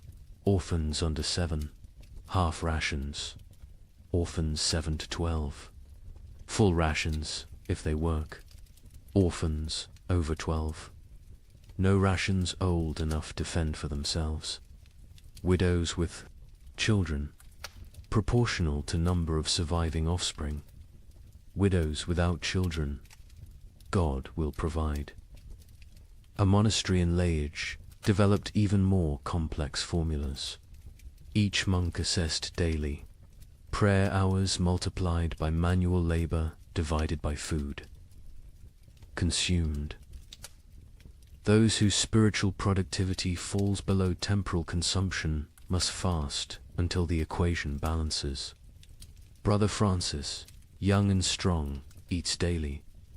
Brother Augustine, old and weak, but whose prayers are powerful, eats thrice weekly. We have mathematized the soul. The most heartbreaking account comes from a school teacher in Cologne who tried to save her students. 23 children in my care. Food for 5. I create competitions. Best recitation gets bread. Fastest runner gets soup. But children understand. They know it's not about merit, but about choosing who dies educated. Little Wilhelm, bright as sunrise, asked me, "Teacher, if I die today, can Thomas have tomorrow's lesson and my portion?" He was 7. He understood the trade. Some communities tried to remove human choice from the equation entirely. In Basel, they built what they called the Wheel of Fortune, a great spinning disc with names. Each day, spin the wheel. Where it stops determines who eats. Pure chance. No favoritism, no guilt.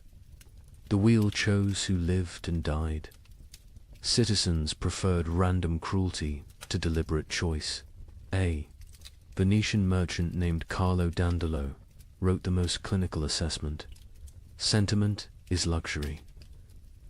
Love is liability. Calculate thus. Calories needed per pound of human maintained. Work output possible per calorie invested. Return on investment measured in days survived. My eldest son provides best ratio, strong enough to forage, smart enough to steal. My youngest daughter provides worse, consumes without producing. The middle children are variables, depending on daily performance. I am not a monster, I am an equation. But perhaps the most disturbing mathematics came from those who calculated backwards, not from food to survival, but from death to food. How many must die for the rest to live? If the population halves, do rations double? These calculations appeared in secret documents, burned after reading. But Father Benedict saw enough to write. They draw circles on maps. This district has grain for 1,000. Population 3,000. Solution: ensure 2,000 die quickly. How? Bar thee. Gates: poison the wells. Spread disease. These are not plans of war. These are plans of peace. Peaceful elimination of excess population. The psychological toll of these calculations broke minds. Elizabeth Van Meer, the mother from the beginning, eventually snapped. Father Benedict found her one morning, feeding all her children equally, generously, using their entire store in one meal. She said, she solved the equation, he wrote. Everyone dies together, full, happy, as a family. No choosing. No survivors bearing guilt. Mathematical perfection. 0 equals 0. But she couldn't do it. At the last moment, she hid a portion, gave it to Jan, the eldest, and walked into the forest with the 3 younger children. They found her frozen arms around the little ones, all of them smiling. Jan survived, found by traders, raised by strangers. Years later, he became a mathematician, obsessed with solving unsolvable problems, never saying why. Father Benedict's final entry on the mathematics of survival: God gave us multiplication be fruitful and increase. The devil gave us division, choose who lives and dies. We have become expert in dark arithmetic, subtracting souls, dividing families, calculating the minimum viable population. We measure love in ounces of grain, weigh souls against bread. Calculate the exchange rate between mercy and survival. Every choice is an equation. Every equation is a condemnation.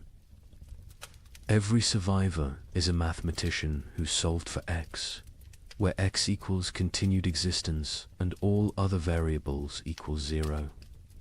The mathematics of survival reduced human society to its most basic algorithm.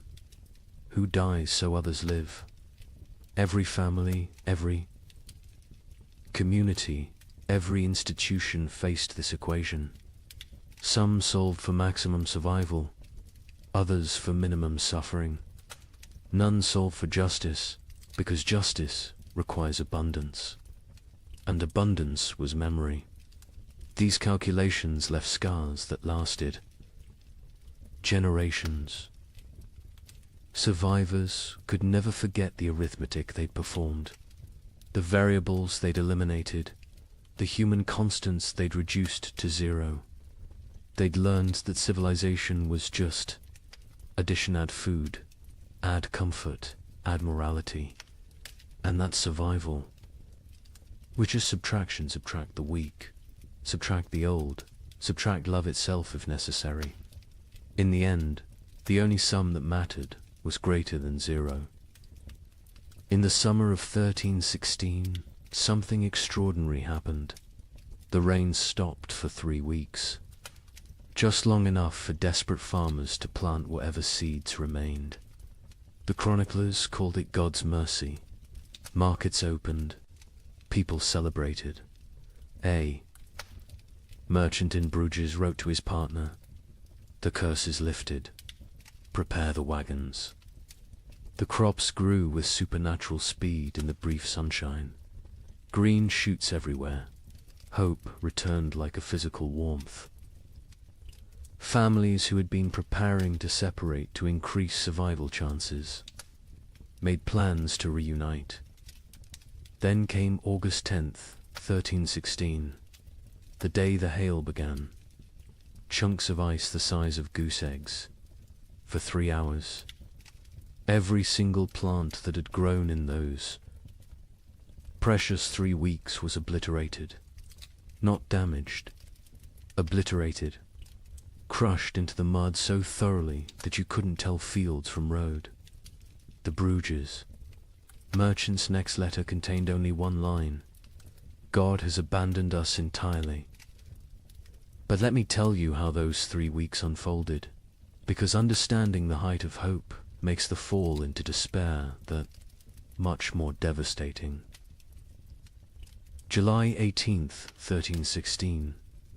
Dawn came without rain for the first time in 14 months. Not drizzle, not mist, but actual absence of water from the sky. In Paris, people stood in the streets, faces upturned, confused by the sensation of dryness. Children who'd been born during the deluge touched sunlight for the first time and screamed they thought they were burning. Brother Michel of Cluny recorded the moment. The clouds parted like curtains drawn by God's own hand, light actual.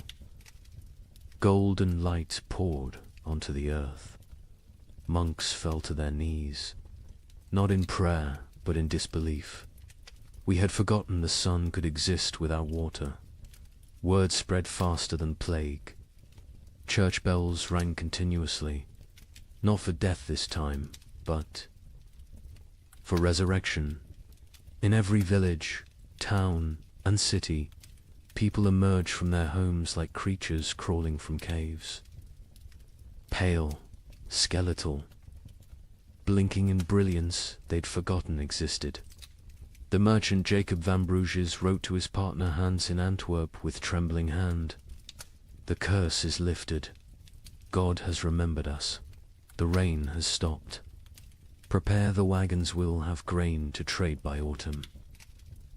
Tell everyone survival is possible again. Markets that had been closed for months exploded back to life.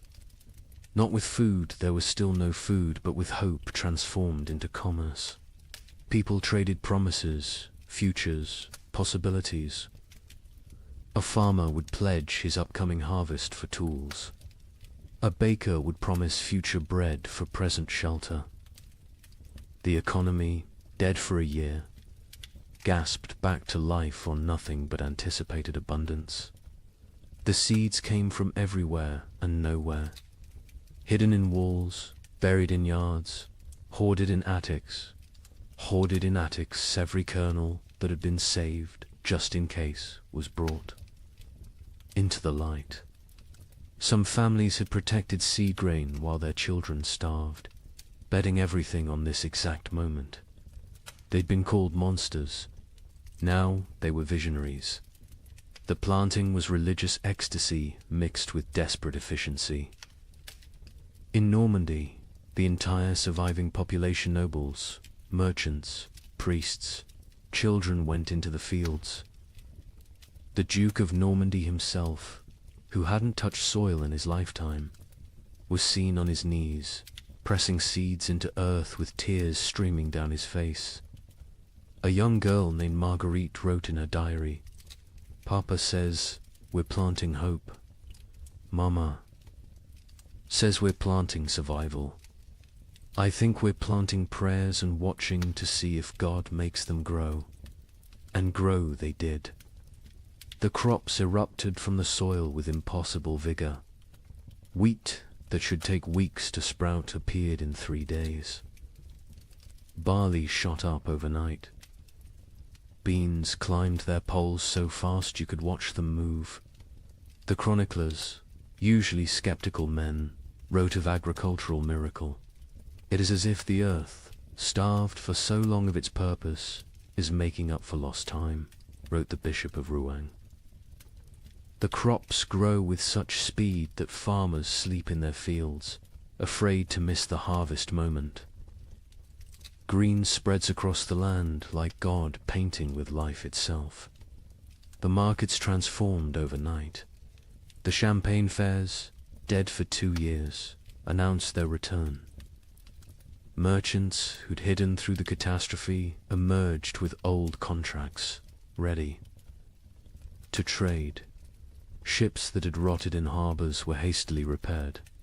Trade routes, abandoned to bandits and nature, were cleared by communities working together for the first time in months. In Florence, they held an impromptu festival. Not planned, just spontaneous explosion of joy. Musicians who'd sold their instruments, played drums, made from barrels. Dancers who'd forgotten how to smile, laughed until they cried. Children who'd never known celebration invented it on the spot. An Italian chronicler wrote, "We feast on nothing but hope, and it fills us better than bread ever did." Families made reunion plans. Fathers who'd sent sons away to increase survival odds sent word to return. Mothers who'd placed daughters in convents prepared to bring them home. Communities that had fractured into hostile fragments began to speak of reconciliation. The 3 weeks of sun didn't just grow crops, they grew possibility. A priest in Ghent gave a sermon that captured the moment. "We have walked through the valley of death's shadow. But see, the shadow lifts. The valley blooms. We are Job, tested and found faithful. We are Noah, watching the waters recede. We are Lazarus, called from the tomb."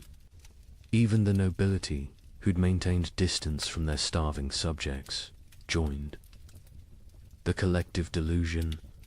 The Count of Flanders announced a harvest festival for September, promising wine from reserves nobody knew existed. The King of France declared that all debts incurred during the unfortunate rain would be forgiven once. The harvest was complete. The Pope issued a bull declaring the famine officially ended by divine intervention. The crops grew so fast that some whispered of dark magic. In Germany, rumors spread that the plants were unnatural, fed by the corpses of the million dead, growing on human fertilizer. But even these whispers were dismissed. Who cared if the wheat grew from graves? The living needed bread. By August 9th, the fields were green carpets of promise. The wheat stood tall, the barley swayed golden, the beans hung heavy on their vines. Another week, maybe 2, and harvest could begin. Calculations were made not of who would die, but of who would live. All of them. All would live. The night of August 9th, strange clouds gathered. Not rain clouds, something else. They glowed with an odd green light. Lightning without thunder. Wind without direction. Animals, the few that remained, became restless. Horses screamed. Dogs howled. Cats vanished entirely. August 10th, 1316. 2:47 in the afternoon. The exact time is known because the clock tower in Bruges stopped when the first hailstone hit it. They fell like God's own artillery. Ice chunks the size of goose eggs, driven by winds that shouldn't exist in August. But these weren't normal hailstones. Witnesses described them as sharp, angular, some shaped like pyramids, others like daggers. They didn't just fall, they attacked in. The fields of Flanders, farmers tried to shield their crops with their own bodies.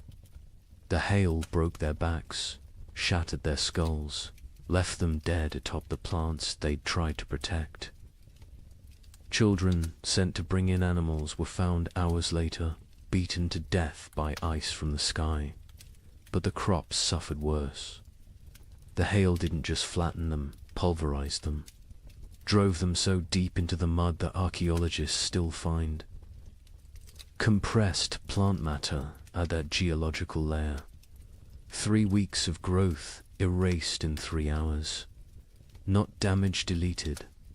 The fields looked like they'd been scraped clean by God's own hand. When it stopped, silence fell across Europe. Not peaceful silence, the silence of complete despair. People stood in their obliterated fields, unable to speak, unable to cry, unable to comprehend. The hope hadn't been gradually eroded, had been murdered in a single afternoon. Jacob van Vey.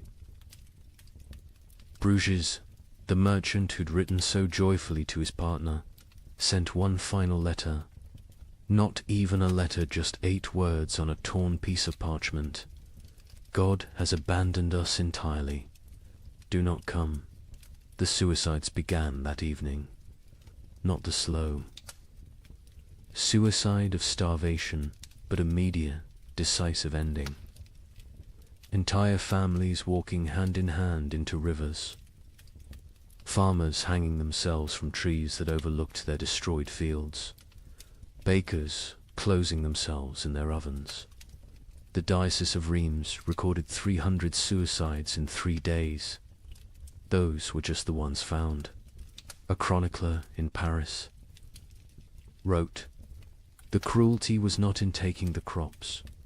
It was in letting them grow first, in letting us believe, in letting us hope. This was not God testing faith. This was God showing us faith is mockery. We are not Job. Job was loved enough to be tested. We are nothing." The 3 weeks of sun had been crueler than 14 months of rain. The rain had killed slowly, allowing adjustment, acceptance. The false hope killed instantly, crushing spirits that had just dared to unfold. Those who'd shared their last seeds, believing in tomorrow, now faced starvation with nothing. Those who'd emerged from hiding, trusting in recovery, were now exposed with nowhere to return. The miracle markets closed forever. When archaeologists excavate medieval marketplaces, they find a distinct layer dated to August 13th. Coins, rotted wagon wheels, and human remains of those who simply laid down where they stood and never got up again. Hope, it turns out, is the cruelest killer of all. You might think the nobility weathered this better. They had stores, armies, stone walls. Let me tell you about the Count of Flanders' winter feast of 1317. 40 nobles gathered in his great hall, the last of the wine flowing, the final reserves of grain baked into bread. They ate, they danced, they pretended the world wasn't ending. By morning, 12 were dead. Not from poison, from shock. Their bodies, weakened by months of subtle starvation, couldn't process the sudden richness. The Count himself survived. 3 more days, long enough to dictate his final words. "My castle is my coffin. Let none enter until the curse lifts." They found his body 4 years later. He had burned his furniture, his tapestries, even his books for warmth. The richest man in Flanders died gnawing on leather straps. The feast itself had been an act of delusion dressed as defiance. Count Louis of Nevers had sent invitations in December 1316, written on vellum worth more than food. "Let us gather as nobility ought, to demonstrate that breeding conquers nature." The guests who arrived on January 6th, the feast of the Epiphany, looked like spectres playing at being lords. The Duchess of Brabant arrived in a carriage pulled by servants her horses had been eaten months ago. The Duke of Luxembourg wore armor that hung loose on his shrunken frame, clanking with every movement like bones in a box. The Bishop of Liege blessed the meal with hands that shook from more than cold, his episcopal ring sliding off fingers made skeletal by hunger. But they maintained the facade. They spoke of hunting parties that would never happen, of spring tournaments already impossible, of marriages between children who were likely dead. The Count's chamberlain, Robert de Bethune, later wrote in his secret diary, we dressed corpses. In silken made them dance. We were already dead. The feast was merely our funeral performed by the deceased. The meal itself was madness. After months of eating ground acorns and boiled leather, they faced actual bread, real meat, wine that wasn't mixed with water and prayers. The Count had emptied his entire reserve, deciding either everyone would survive together or die with dignity. He chose wrong. They died with neither survival nor dignity. The Countess of Hainault was the first to fall, her stomach rupturing from the sudden expansion. She died vomiting blood onto her ermine cloak, apologizing for the mess. The young Baron of Chimay collapsed with wine running from his nose, his body unable to remember how to process alcohol. One by one, they fell like dominoes, their starved systems overwhelmed by abundance. The survivors watched their friends die from eating. The cruelest irony in a world already drowning in cruel ironies. The Count himself ate carefully, sparingly, but even he couldn't escape. His physician, one of 3 nobles who survived the night, recorded, his lordship's body shook as if possessed. He sweated ice in January. His eyes bled. He knew death was coming and used his remaining strength to bar the castle doors from inside, condemning himself to die alone rather than risk others entering for the remaining food. Across Europe, similar scenes played out in every castle. These fortresses, built to withstand armies, couldn't withstand hunger. Stone walls kept enemies out, but kept starvation in. Moats that protected against invasion became barriers preventing. Foraging, height advantage, meant nothing when there was nothing below worth taking. The Duke of Burgundy's castle at Dijon became infamous for what chroniclers called the vertical graveyard. As servants and knights died, they were stacked in the towers, frozen by winter, preserved in their positions of death. By spring 1317, visitors could climb the tower stairs and pass through layers of the dead, each floor representing a different week of mortality. The Duke himself was found at the top, seated on his throne, frozen mid-gesture, as if still issuing commands to the dead below. In England, the situation was equally dire. Edward II's own court at Westminster ran out of food in February 1317. The King of England, ruler of territories from Scotland to Gascony, was reduced to sending knights to rob his own subjects' gardens for turnips. A chronicle records, His Majesty was seen gnawing a candle made of tallow, declaring it tasted better than nothing, which was the alternative. The nobility's suffering was different from the peasants, not worse, but uniquely horrible. They had never learned to survive without excess. A peasant knew how to stretch grain, how to forage, how to make something from nothing. Nobles knew only how to command others to provide. When there were no others left, or nothing to provide, they were helpless. Lady Margaret de Clare, one of England's wealthiest women, left a diary that captures this helplessness. I own 17 manors, but cannot eat earth. I have chests of gold, but gold provides no sustenance. I have titles and right and privileges, all worthless as the parchment they're written on. My servants are dead or fled.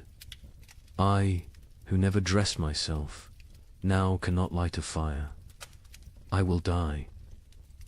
Not from hunger, but from ignorance of survival. The castle hierarchies collapsed in ways that would have been unthinkable before. The Earl of Warwick's chronicle describes finding his cook a commoner sitting in the Earl's chair, eating the last food while the Earl's children begged for scraps. When confronted, The cook simply said, "I know how to prepare food. You know how to eat it. Which skill matters now?" The Earl had no answer. Some nobles attempted to maintain order through increasingly desperate measures. The Count of Toulouse issued edicts from his castle requiring peasants to deliver food that didn't exist. When they didn't comply, he sent knights to punish them. The knights found empty villages, just wind and bones. They returned to find the Count dead, his final edict still clutched in his hand. Let them eat loyalty.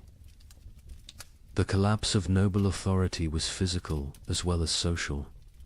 Castles required constant maintenance, roofs needed patching, walls needed pointing, fires needed feeding. Without servants, these monuments to power became tombs of privilege. Rain poured through unrepaired roofs. Frost cracked unmaintained walls. The magnificence became the miserable. Baron Heinrich von Steinberg in Bavaria documented his castle's decay. January, the Great Hall's roof collapses. February, ice forms inside, creating frozen waterfalls from ceiling to floor. March, we burn the banquet table for warmth. April, we burn the portraits of our ancestors. May, we burn the chapel pews, begging God's forgiveness. June, we burn the doors, accepting that we're already in hell. The psychological toll on nobility was particularly severe because they had no framework for understanding poverty. A peasant expected hardship, it was life. A noble experienced hardship as cosmic betrayal. God had ordained their superiority. This suffering suggested God had changed his mind. The abbess of Fantevrolt, herself, noble-born, wrote, "They come to me, these duchesses and countesses, asking why God has abandoned them. I tell them God hasn't abandoned them, he's simply treating them like everyone else. They find this more terrifying than abandonment. Some nobles attempted escape through marriage, not for alliance, but for food. The Count of Champagne offered his daughter to anyone who could provide a year's grain. A wealthy merchant accepted, then discovered the Count had already eaten the grain before the wedding. The merger of nobility and merchant class, which would normally take centuries, happened in months, paid for in bread. Others chose more extreme exits. The Duke of Austria held what he called the final tournament nobles. Jousting not for honor, but for the right to eat the loser's horses. The Duke himself participated and lost, whether deliberately or through weakness, unknown. His horse fed 12 people for 3 days. The Duke's body fed the crows. By the winter of 1318, castle after castle stood empty, not conquered, abandoned. The noble families that survived did so by abandoning everything that made them noble. They fled to cities, to monasteries, to anywhere that might have food. Princes became beggars. Duchesses became servants. The feudal order didn't fall, it starved to death. The Count of Flanders' castle stood sealed for 4 years before anyone dared enter. When they finally broke down the doors in 1321, they found a scene from nightmare. The Count's body sat at his desk, quill in hand, having documented his own death. Day 1, alone with enough food for months if careful. Day 15, ate the cats. Day 30, ate the leather from books. Day 45, discovered one can chew tapestries for the illusion of eating. Day 60, weakness makes writing difficult. Day 71, God is silence. Day 80, I understand now, this castle was always my tomb. I just lived in it before dying in it. His final entry, barely legible: nobility means nothing to hunger. Hunger recognizes no titles, no bloodlines, no divine right. We built these castles to protect us from enemies. We never imagined the enemy would be emptiness itself. Stone walls cannot keep out starvation. Golden crowns provide no nourishment. We ruled by God's grace. We die by God's indifference. Let whoever finds this know, we were not better, we were just better fed, until we weren't. In the midst of this frozen hell, something strange began happening. Groups of people started walking naked through the snow, whipping themselves, claiming the cold couldn't touch true believers.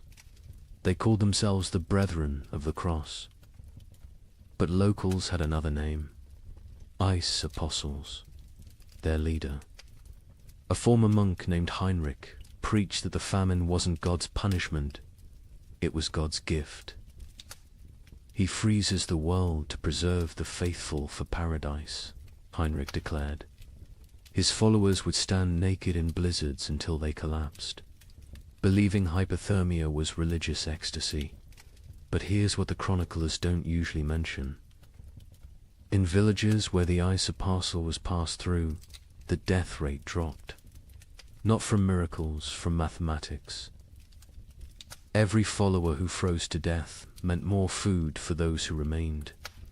Heinrich of Cologne had been a respectable Dominican monk until the winter of 1316. He'd studied theology in Paris, could read Greek and Hebrew, and was known for his reasoned sermons on divine mercy. Then something broke in him. Maybe it was finding his entire monastery frozen to death during morning prayers. Maybe it was the child who died in his arms asking why God made her hungry. Whatever the cause, Heinrich emerged from that winter transformed. His first sermon as leader of the Ice Apostles was delivered naked in a blizzard outside Mainz Cathedral. You cling to warmth as if warmth is life. You fear cold as if cold is death. But I tell you, the cold is God's own embrace. The frozen are the chosen. This ice age is not ending, but beginning. God is freezing the world to preserve his faithful like saints, relics preserved in crystal. The theology was insane, but internally consistent. Heinrich taught that the Great Famine was actually the beginning of paradise.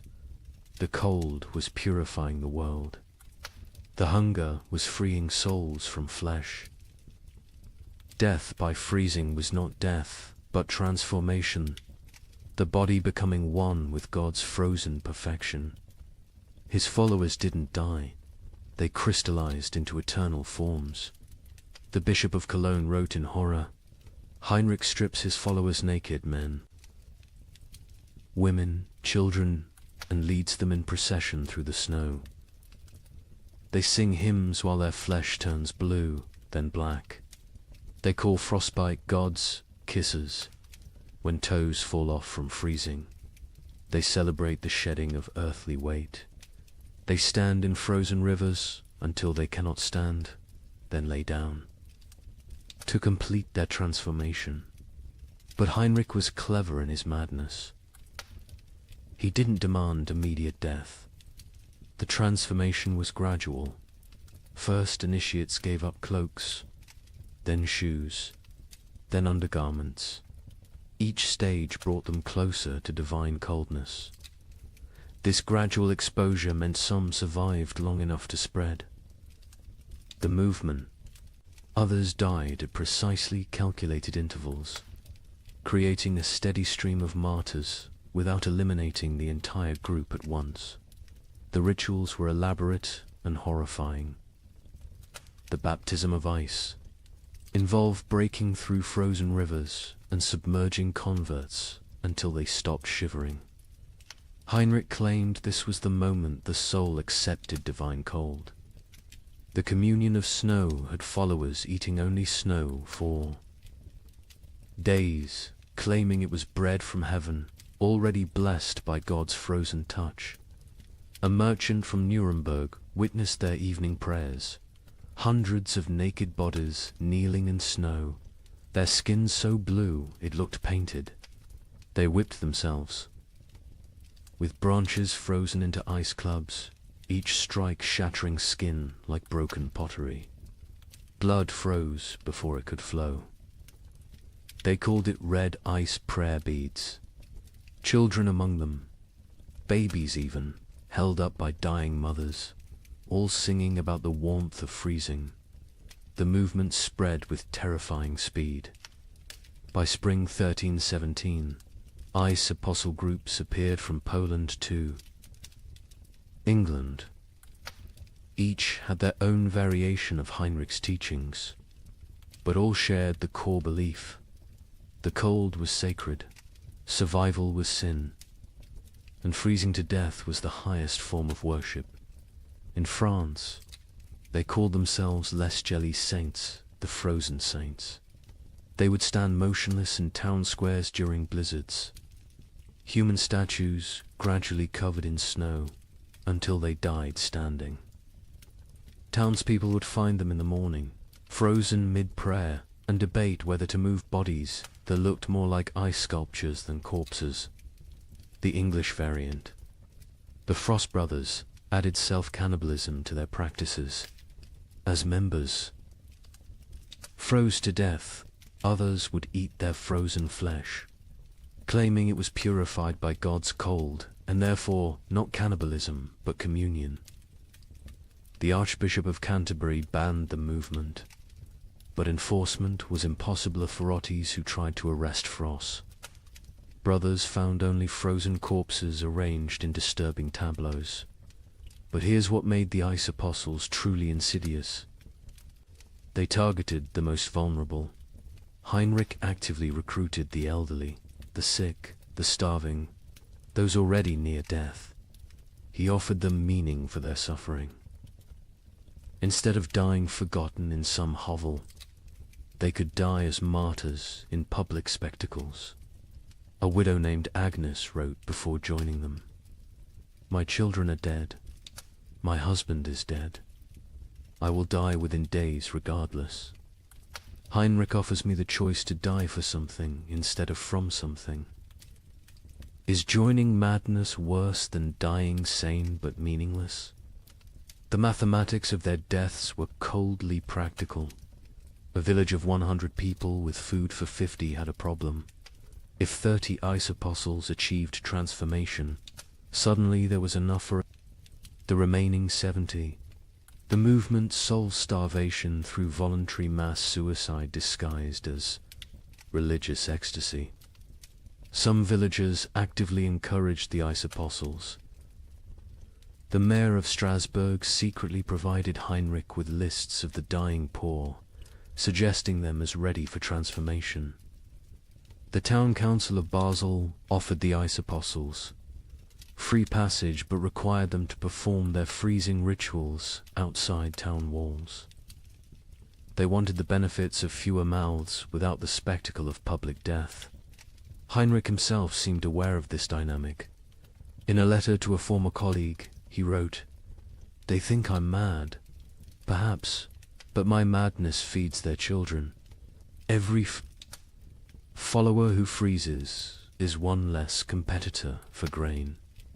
We are solving the famine through faith. Is it not better to die believing you're achieving paradise than to die knowing you're just starving?" The church struggled to respond.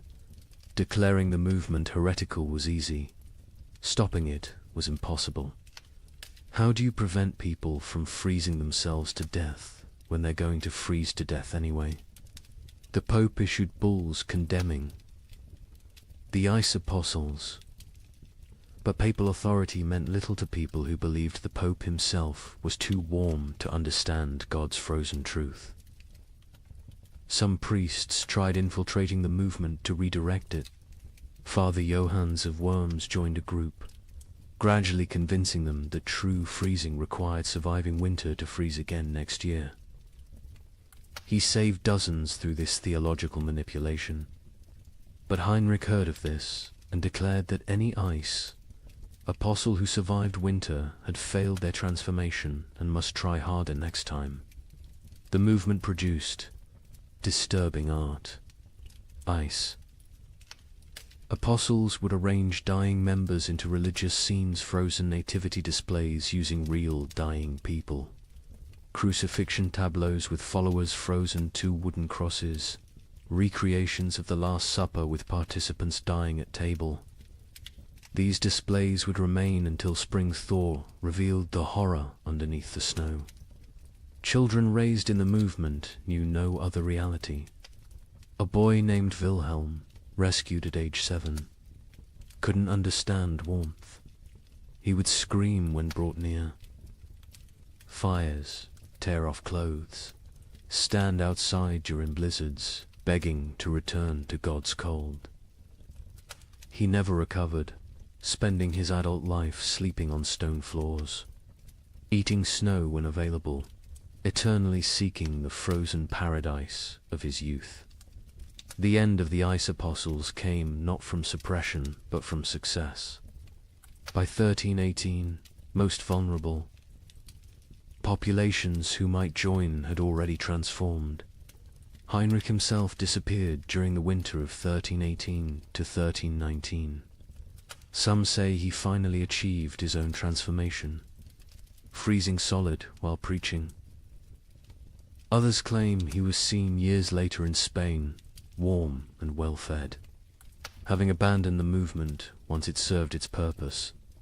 A final account from a survivor provides the most chilling perspective. Maria of Augsburg, who left the movement days before. Her planned transformation wrote, "We knew we were committing suicide." Heinrich knew. Everyone knew. But we dressed it in ritual and meaning because meaningless death was unbearable. The ice apostles didn't worship cold, we worshipped having a choice in how we died. In a world where death was certain, choosing. Its form felt like freedom. The demographic impact was significant. Historians estimate the ice apostles removed between 50,000 and 100,000 people from the population, voluntary deaths that paradoxically helped others survive. Villages that hosted ice apostles had marginally better survival rates than those that didn't. The movement was simultaneously mass murder and mass mercy, but the psychological impact lasted generations. The idea that death could be repackaged as victory, that suffering could be transformed through rhetoric into triumph, became embedded in European consciousness. Future apocalyptic movements would use Heinrich's template: take the inevitable, declare it divine, and lead the desperate into believing their destruction is actually their deliverance. The ice apostles left no churches, no holy books, no official record. Only frozen bodies in strange positions, mass graves of the willingly dead, and the disturbing realization that when survival becomes impossible, humans will invent religions that make death a sacrament. They proved that in extreme conditions. The line between martyrdom and mass suicide disappears, and that sometimes, perhaps most terrifyingly, they serve the same mathematical function: fewer mouths to feed in a world that has forgotten how to provide food. By 1318, the concept of nations began to dissolve. The King of England couldn't feed his army. The French crown controlled only Paris. The Holy Roman Emperor ruled nothing but his own hunger. But local warlords thrived. A minor knight with a sword. Grain supplies suddenly commanded more power than dukes. These frost lords, as they were called, built tiny kingdoms that lasted weeks or months. Their reigns ended predictably. When the food ran out, their followers ate them. The Bishop of Strasbourg recorded one such ending. Lord Wilhelm's men roasted him over his own hearth. They claimed he had grown fat on their suffering, so it was only just.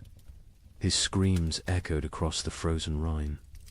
When questioned, his captain said simply, he tasted of betrayal.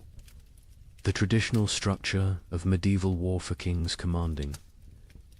Lords commanding knights, commanding soldiers collapsed when soldiers realized their commanders had no food to offer. A knight's oath of fealty meant nothing to an empty stomach. By early 1318, Europe had fractured into thousands of micro-kingdoms, each centered around whoever controlled food. Sir Roderick of Ghent, a minor knight with no title beyond his sword, became more powerful than the Duke of Burgundy simply because he had discovered a monastery's hidden grain store. With 40 bushels of wheat, he recruited an army of 300 starving men. They called him the Wheat King, and for 6 weeks, he ruled a territory spanning 3 villages. His reign followed a pattern that would become horrifyingly common. Week 1. Triumphant distribution of food to followers. Week 2. Strict rationing. As reality set in. Week 3. Increasingly desperate raids on neighboring territories. Week 4. Internal conflicts over dwindling supplies. Week 5. The mathematics becoming clear. Week 6. The inevitable conclusion. A surviving member of Roderick's band, Thomas the Miller, testified, "We knew by week 5 that the grain would run out." Roderick knew too. He stopped eating, said he was fasting for victory. Really, he was trying to stretch supplies. But you can't lead starving men if you look fed.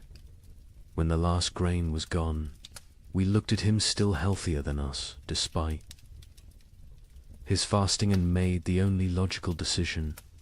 He'd fed us for 6 weeks with wheat. He'd fed us for 3 more days with himself. These frost lords emerged everywhere, their tiny kingdoms rising and falling like waves. A tax collector with a hidden cache became Lord of Calais for 11 days. A merchant who'd hoarded salt pork ruled Antwerp for a month.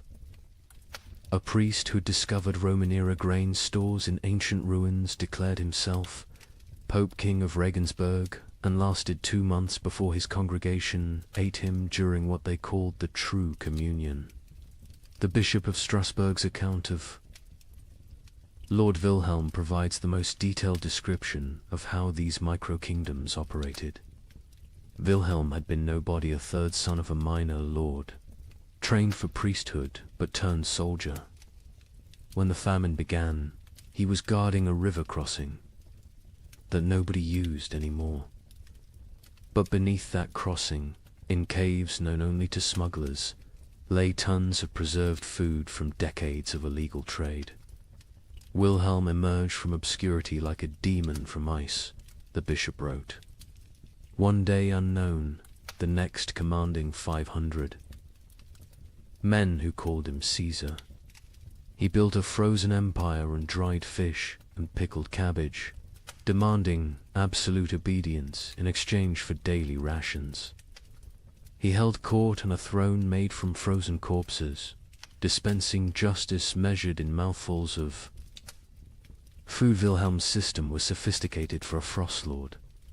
He created a complex hierarchy based on usefulness. Soldiers who brought back food from raids received double rations. Craftsmen who could maintain weapons got standard portions. The elderly and weak got quarter rations, enough to keep them alive as emergency food supplies, though this was never stated explicitly. He even minted his own currency, wooden tokens stamped with a wheat symbol. 1 token, 1 meal. The tokens became more valuable than gold in his territory. People murdered for them. Families sold children for them. The tokens were power crystallized into wood. But Wilhelm made the classic Frostlord mistake, he believed. His own mythology. He started eating more, justifying it as maintaining strength for leadership. He took multiple women as wives, claiming he was breeding a new nobility for the post-famine world. He built a palace from commandeered timber, while his followers sheltered in ruins. He grew fat while they grew thinner. The end came in March 1318. His captain, Hans Württemberg, later testified to church authorities. We could see his belly growing while ours shrank. He wore furs while we froze. He spoke of the kingdom we were building while we died building it. When the last preserved meat was distributed, none to us, all to his wives, we knew what had to be done. They didn't just kill Wilhelm, they ritualized it.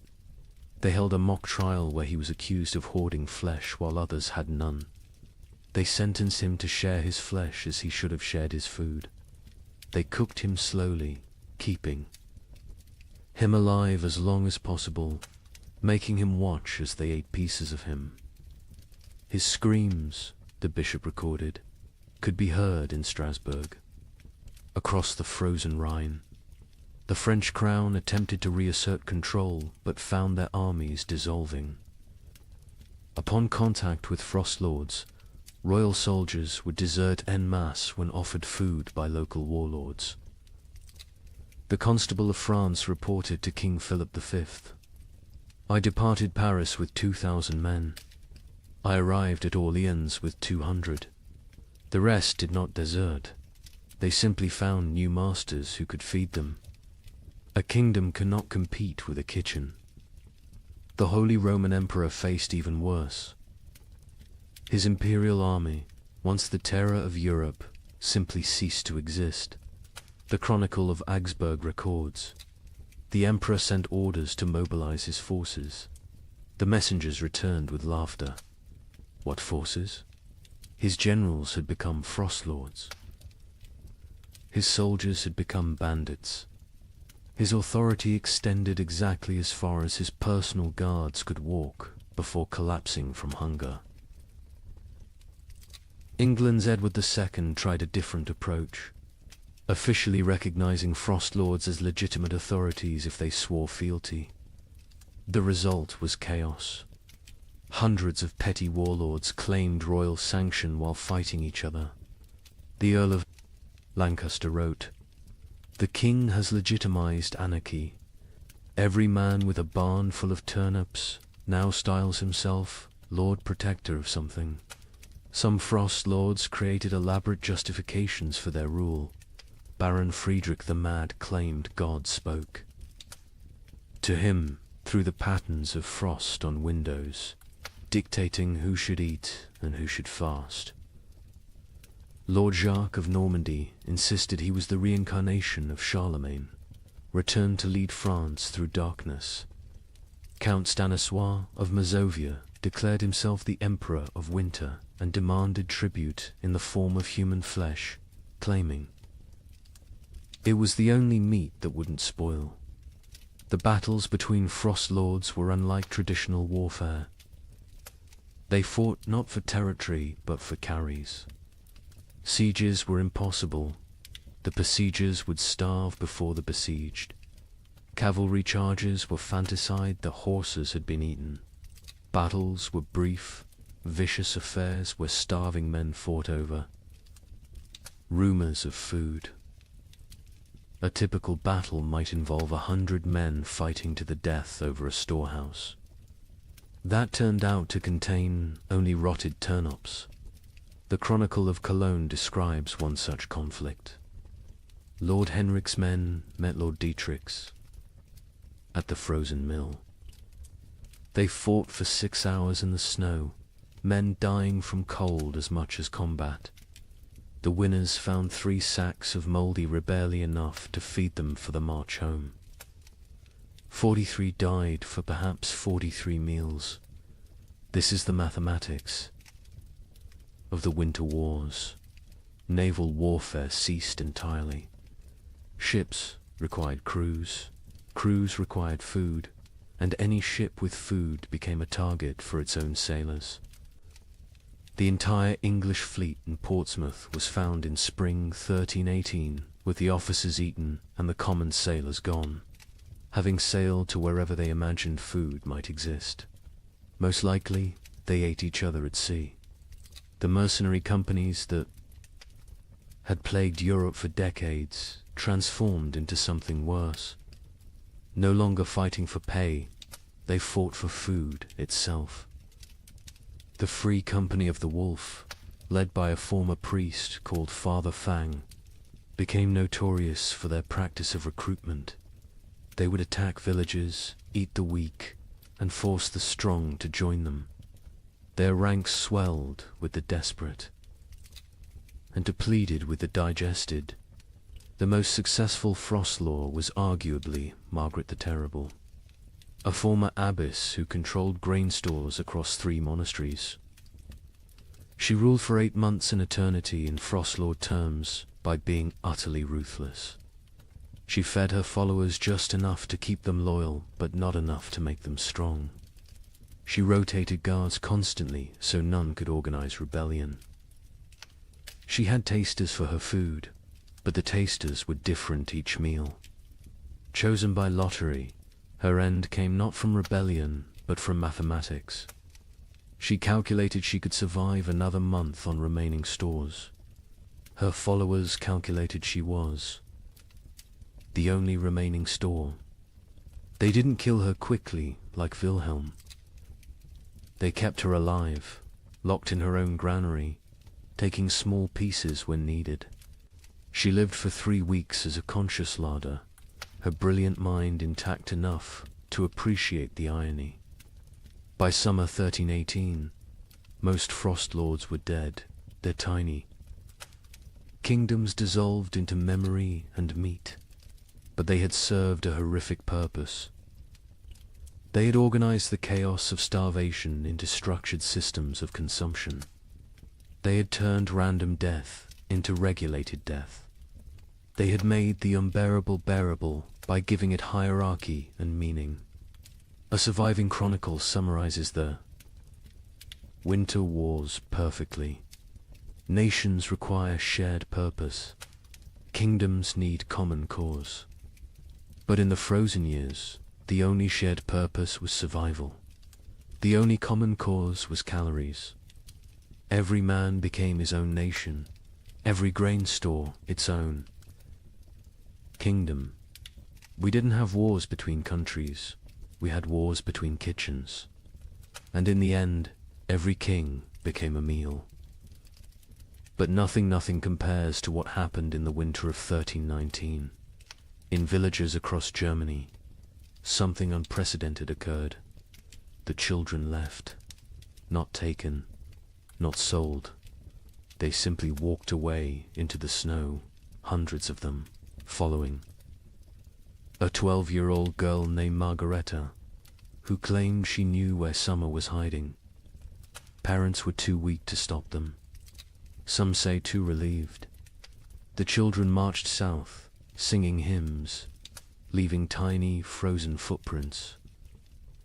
They believed if they could reach Rome, they could convince God to bring back the sun.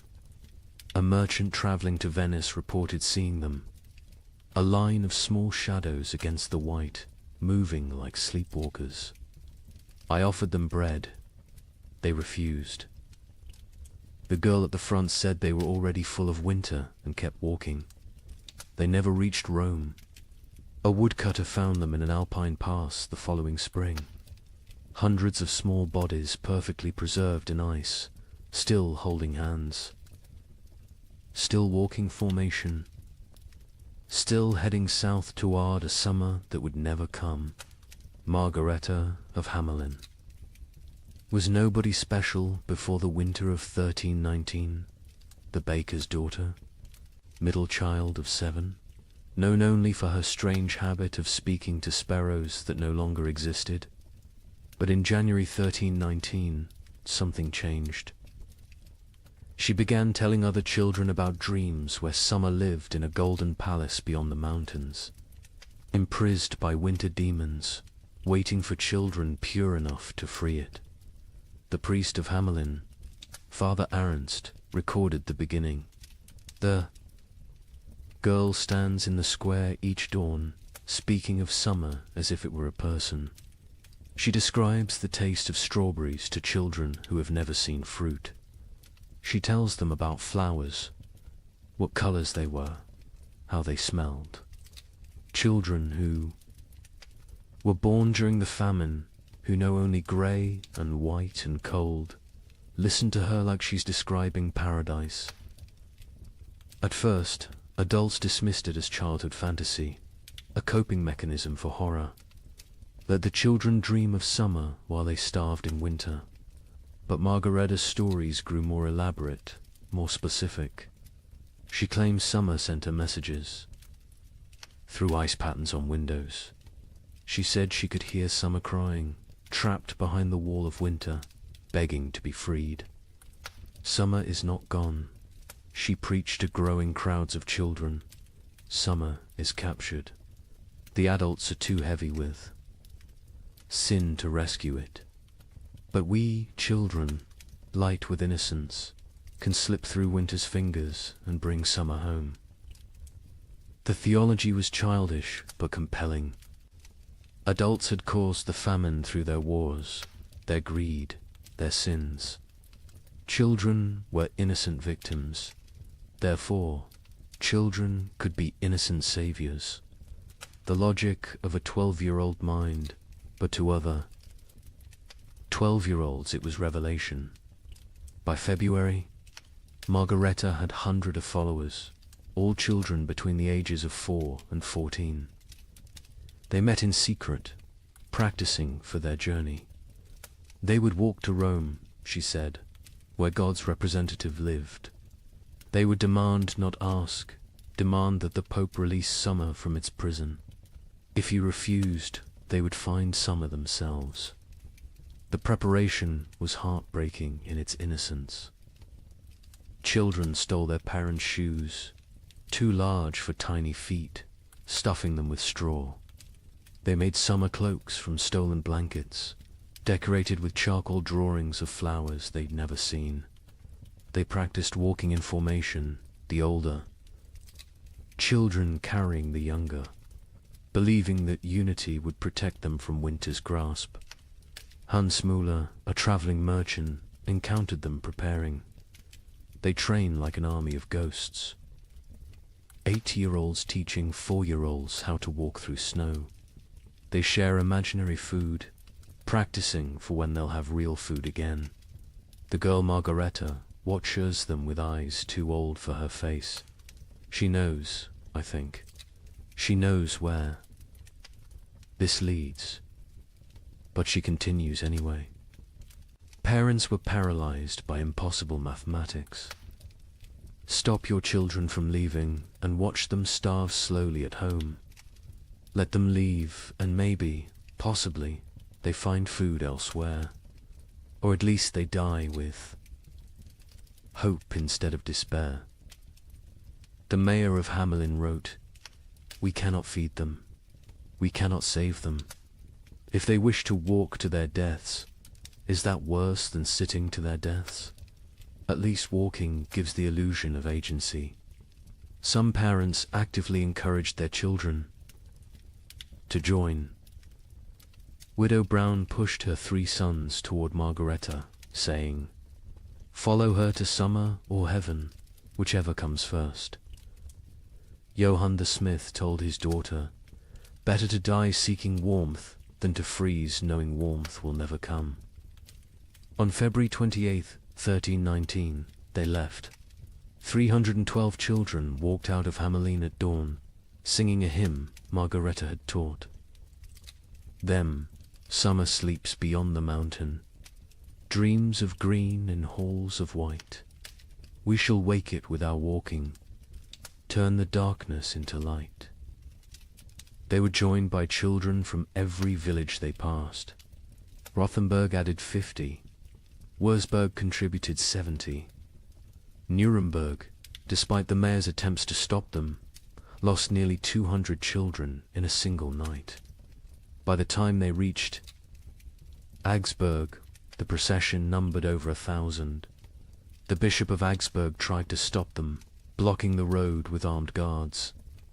Margareta walked up to him, this 12-year-old girl facing the church's authority, and said, "You can kill us. Here or let us die seeking salvation. Either way, our blood is on your hands. But if we die seeking, at least we die with purpose." The bishop, shamed by a child, let them pass. He later wrote, "I should have stopped them, but stopping them would have meant admitting there was nothing to seek, no hope to find, no summer waiting anywhere. I let them pass because their delusion was kinder than my truth." The procession grew stranger as it moved south.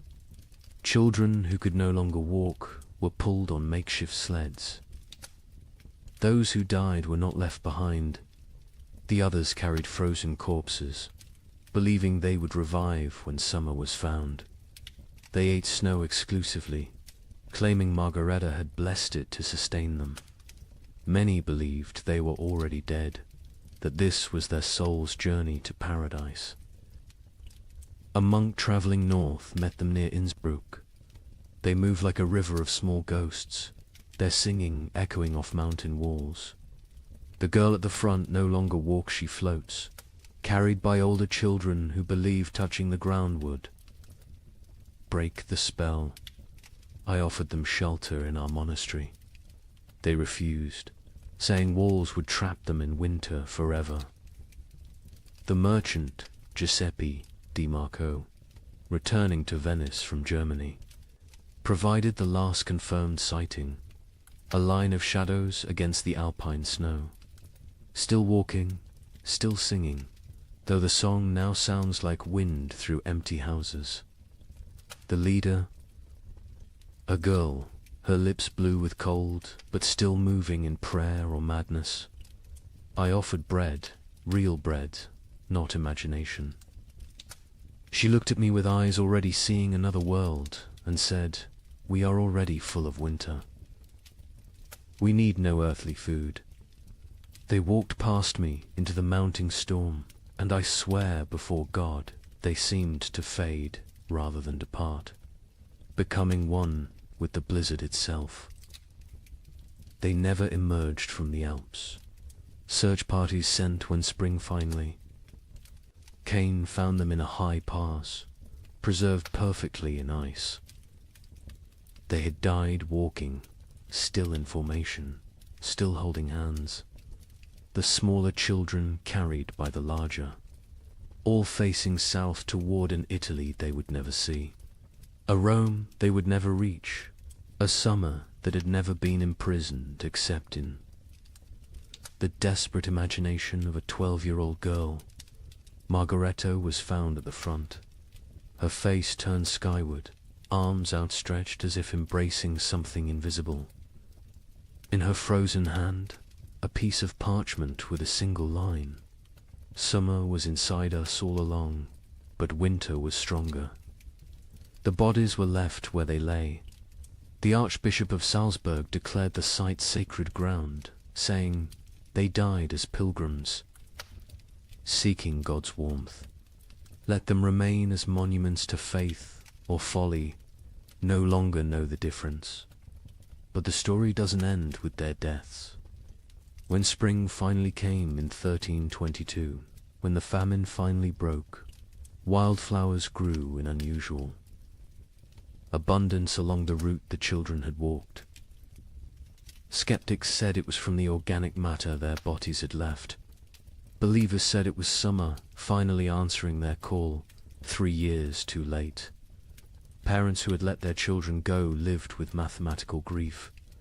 They had solved the equation of survival by subtracting their offspring. Most went mad.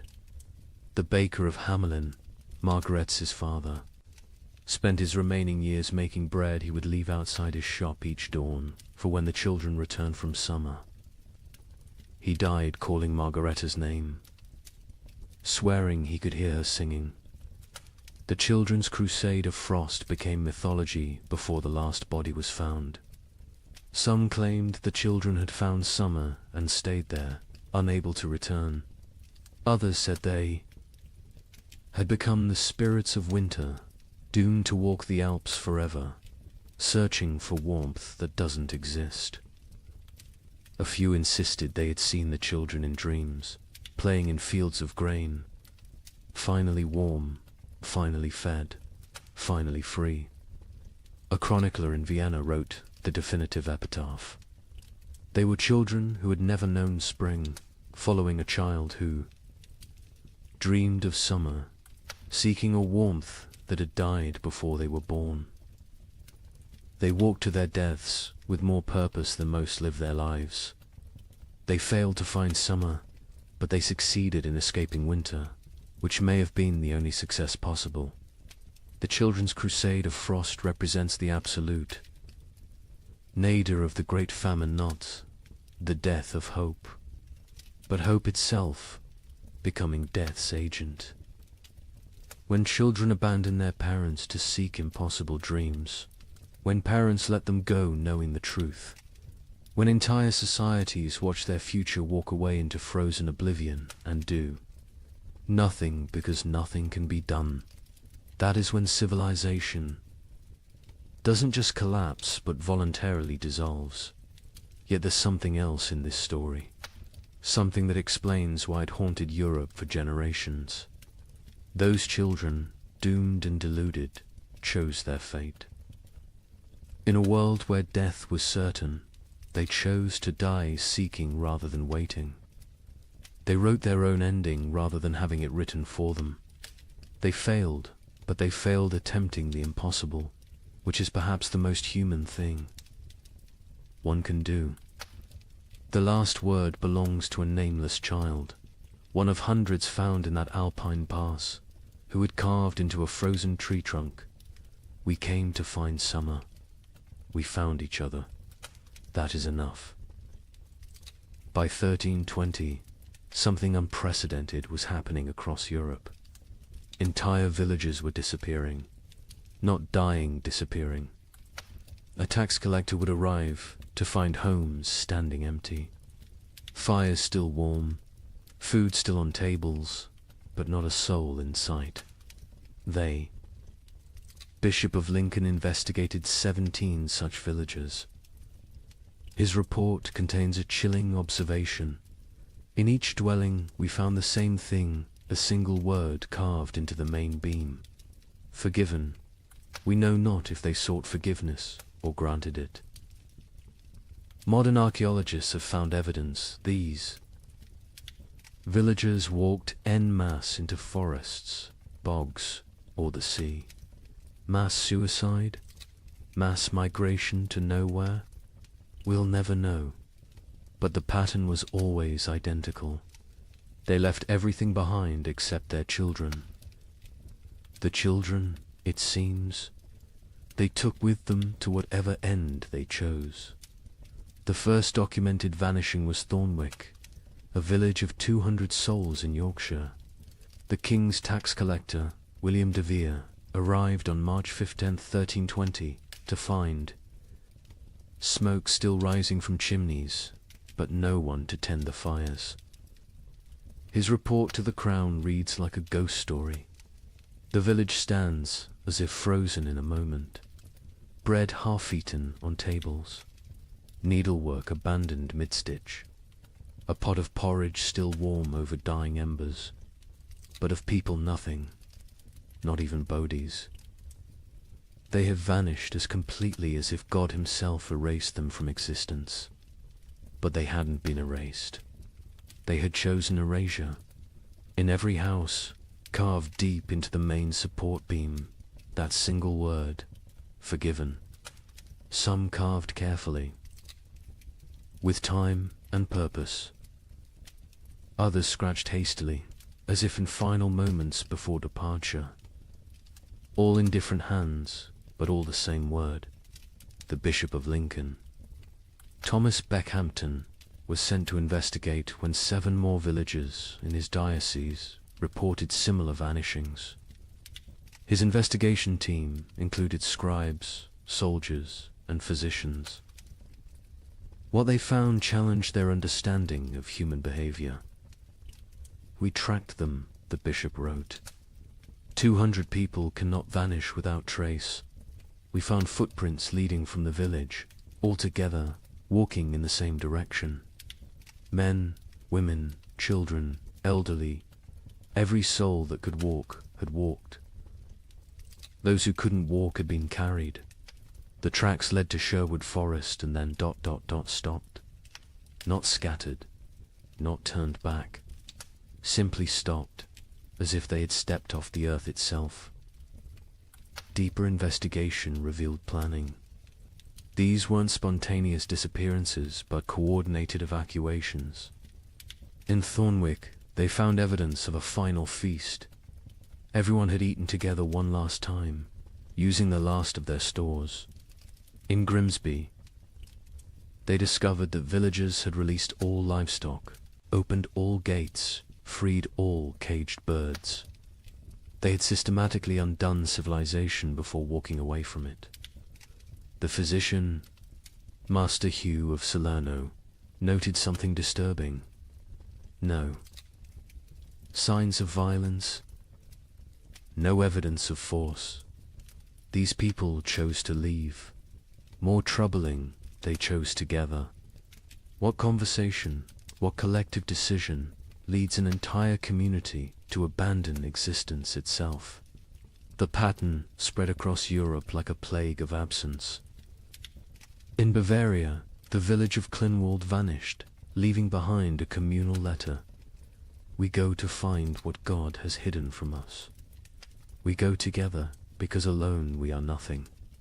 We take our children because they deserve better than this slow death.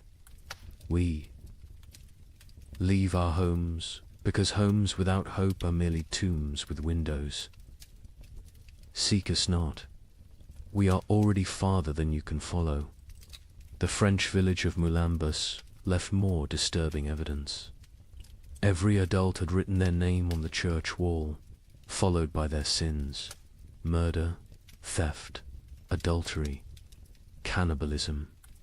The last entry in the priest's hand: we have all sinned beyond redemption. We go to place ourselves before God's judgment directly, rather than wait for him to find us here. But it was the German village of Hofnungslos that provided the most complete picture.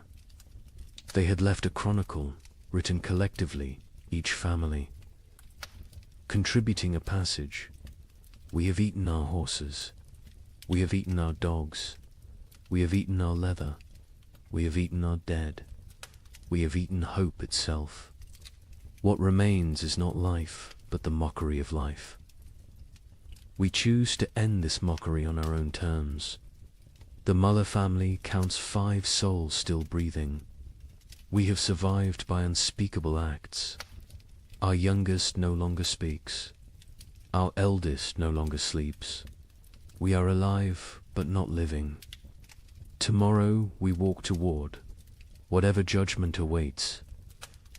I am Klaus the smith. I have beaten plowshares into weapons, weapons into tools, tools into nothing. My hammer has nothing left to strike. My forge has nothing left to burn. I have nothing left to be. We go to become nothing together. The entries continued 4 pages, each family's testament to horror endured and horror committed. The final entry, unsigned: we forgive each other because no one else will. We forgive ourselves because we must. We forgive God because he knows not what he does. The children were always taken. This detail haunted investigators. In villages where adults were found dead from starvation, disease, violence, children's bodies were often present. But in the vanished villages, no children remained. Whatever dark pilgrimage these communities undertook, they brought their young. A woodcutter named Franz claimed to have seen one such procession near the Black Forest. 300 shadows walking into the trees at dusk. No talking, no crying. Even the babes silent in their mother's arms. They walked like they were already dead, just looking for a place to lie down. I called out, but none turned. They walked into the forest, and the forest swallowed them. The church struggled to explain the vanishings. Suicide was mortal sin, but was this suicide? The Archbishop of Canterbury wrote, "If a man throws himself from a cliff, it is suicide. If a village walks into the sea, what is it? Mass suicide? Or something else, a collective return to the nothing from which we came?" In Paris, 1321, while peasants gnawed bark, the nobility held what historians call the most disturbing party in medieval history, the Feast of Fools. Organized by Count Robert of Artois, it was meant as defiance against death. Here's what happened. Nobles dressed as peasants, peasants dressed as nobles. They served courses of elaborately prepared nothing, empty plates dressed with garnishes of straw. They held mock executions where the condemned gave recipes for cooking leather. They crowned a skeleton as May Queen, but the climax was the last. Supper 13 nobles drew lots. The one who drew the black stone would provide the feast. Count Robert drew it himself. He laughed, opened his veins into wine cups, and served his blood to his guests while making toasts. He bled to death. Standing, cup raised, still smiling. The chronicle states, none stopped drinking until the cup was empty. The invitation had arrived on vellum worth more than most Parisians would see in a lifetime, written in gold ink that could have been traded for bread. Count Robert of Artois requests your presence at the Feast of Fools, where we shall dine. On reality and drink deep of truth. Come as you are not, leave as you never were. April 1st, year of our absent Lord 1321. Count Robert had survived the famine through typical noble privileged hoarded grain, fortified walls, the ability to take from those who couldn't resist. But something had broken in him when his youngest daughter died not from starvation, but from abundance. She'd found his hidden honey store, eaten herself to rupture, died vomiting sweetness while Paris starved. He'd laughed when they found her body, and hadn't stopped laughing since. The feast's preparation was elaborate insanity. Robert spent the last of his wealth on decorations for serving nothing. He commissioned golden plates for emptiness, silver, chalices for air, elaborate centerpieces celebrating absence. The great hall of his chateau was transformed into what witnesses called a cathedral of mockery. Lady Isabelle de Valois, who survived the feast, left the most complete account. We arrived to find reality inverted. Servants sat at the high. Tableware in our clothes robe had demanded we exchange garments at the door. We nobles served them, dressed in rags that stank of death. But the servants were more disturbed than we. They knew this game could only end badly for them.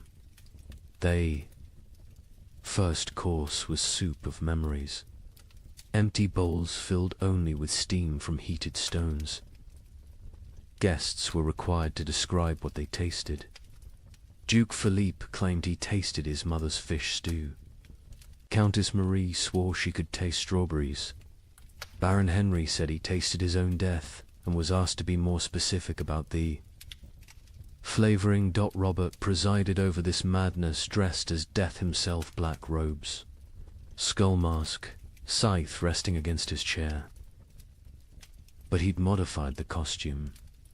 Death wore a crown of bread loaves, molded and painted gold, technically edible but deliberately withheld.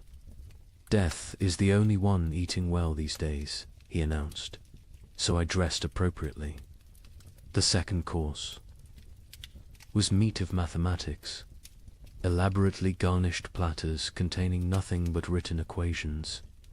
If one person eats for 3 days, 3 people eat for 1 day, or 9 people eat for 4 hours. Solve for X, where X equals survival. Guests were required to eat the paper, chewing their calculations, swallowing their arithmetic. The Duke of Orleans choked on a particularly complex formula involving compound interest in human flesh. Between courses, entertainment. A troupe of starving actors performed the tragedy of abundance, a play where King Midas starved surrounded by golden food.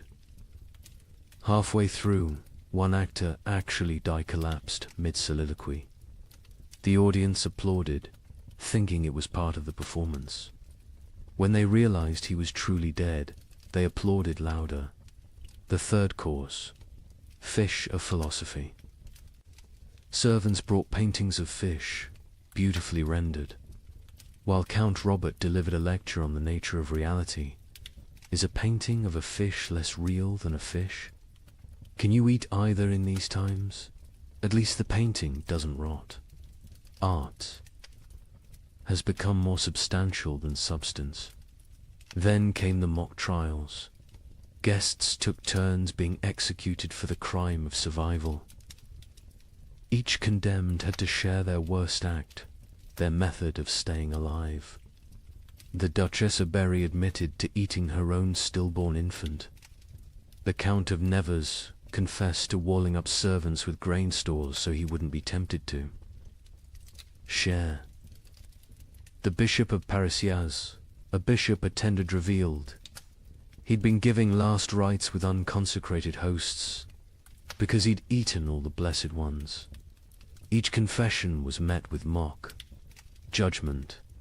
Guilty of humanity, Robert would declare. Sentenced to continued existence. The crowd would laugh, but it was laughter like screaming, laughter like sobbing. Laughter because the alternative was acknowledging what they'd all become. The fourth course was vegetables of vanity, sculptures made from human hair and nail. Clippings arranged to look like salads. We consume ourselves, Robert explained. We always have. The famine just made it literal. Guests were required to eat these two. The Marquis de Toulouse vomited immediately. He was forced to eat that as well. Nothing wasted, Robert insisted. That's the new nobility. The entertainment grew darker. A puppet show where marionettes made from human bones performed a harvest dance. A choir of orphans singing recipes for preparing leather. A juggler tossing skulls who revealed, mid-performance, that they were his own children's skulls. The audience couldn't tell what was performance and what was confession. The fifth course, bread of betrayal. Actual bread appeared one small loaf. The room went silent. Real food, after hours of elaborate nothing. Roberts explained the game. Tell us who you killed for food. The best story wins the bread. What followed was an auction of atrocity. The Baron of Anjou described smothering his elderly mother to inherit her hidden grain. The Countess of Blois explained how she'd poisoned her husband when she discovered he'd been secretly eating while she starved. The Duke of Normandy won with his tale of hosting a dinner party, serving his guests his own son, then revealing the truth after they'd eaten. He took one bite of the bread and vomited blood. The bread was made from sawdust and painted to look real. The sixth course, wine of wisdom. Empty goblets that guests had to fill with their own fluid stares, saliva, blood, whatever they could produce. We toast to truth, Robert declared. The truth that we are bags of liquid pretending to have purpose. They drank their own essences while Robert laughed and laughed and laughed. Then came the moment that would define the feast in history. Robert announced the Last Supper, 13 volunteers to recreate Christ's final meal. but with a twist. They would draw lots. 12 would feast. 1 would be the feast. The volunteers came forward, 12 nobles, so broken by horror they'd embrace any ending. Robert himself was the 13th. They drew carved bones from a jeweled box. Robert palmed the black bone, ensuring he drew it. Everyone knew. No one spoke. "I am the feast," he announced with genuine joy. "I am bread and wine. I am flesh and blood. I am the only honest noble lefty. Give myself to be consumed." He opened his veins with ceremonial precision, not to die quickly, but to fill 13 cups. He made toasts as his blood flowed, to abundance. Nervous laughter to the feast that never ends. Desperate drinking to the truth that we're all already dead. Silence, except for swallowing. He conducted himself like a summer lay describing vintages. Note the iron undertones, the hint of despair, the full body of wasted life. He grew paler with each toast, but never stopped smiling. Drink deep, friends. I'm a vintage that won't be repeated. The guests drank because stopping would mean acknowledging what they were doing. They drank because Robert was watching, still standing, still bleeding, still insisting this was all a grand joke. They drank because his blood was warm and they'd forgotten warmth. They drank because it was that or scream. Robert's final toast, as his knees began to buckle, to the feast of fools, where fools feast on fools, where wisdom is folly and folly is survival. To the nobility that dies with nobility, leaving only animals wearing crowns. To the joke that God played on us, and the joke we play back. To the end that never ends, and the ending that never he fell forward. Cup still raised, smile still, fixed. Dead before he hit the ground, but somehow still laughing. The guests sat with empty cups, full stomachs, and the knowledge that they'd literally drunk noble blood while dressed as peasants in a world where symbolism had become sustenance. The aftermath was swift and terrible. The servants, forced to watch nobles drink noble blood, revolted, not politically aside. They stripped off the noble clothes, fled the chateau, most walking directly into the Seine to drown. The nobles, trapped in servant rags, covered in Robert's blood, stumbled into Paris streets where they were attacked by mobs who didn't recognize them or didn't care. Of the 100 guests at the Feast of Fools, 13 survived to Easter. Most died by suicide, unable to process what they'd participated in. Lady Isabel, who recorded the events, ended her account. "We went to mock death and became death's mockery. We tried to feast on nothing and discovered we were nothing." Count Robert won his game. He died laughing at a joke only he understood, leaving us to live with the punchline. The Feast of Fools wasn't just noble decadence, it was aristocracy's suicide note written in performance art, when the highest class of society serves nothing on golden plates, crowns, corpses, and drinks human blood as entertainment, the social order hasn't just collapsed, has performed its own autopsy while still breathing.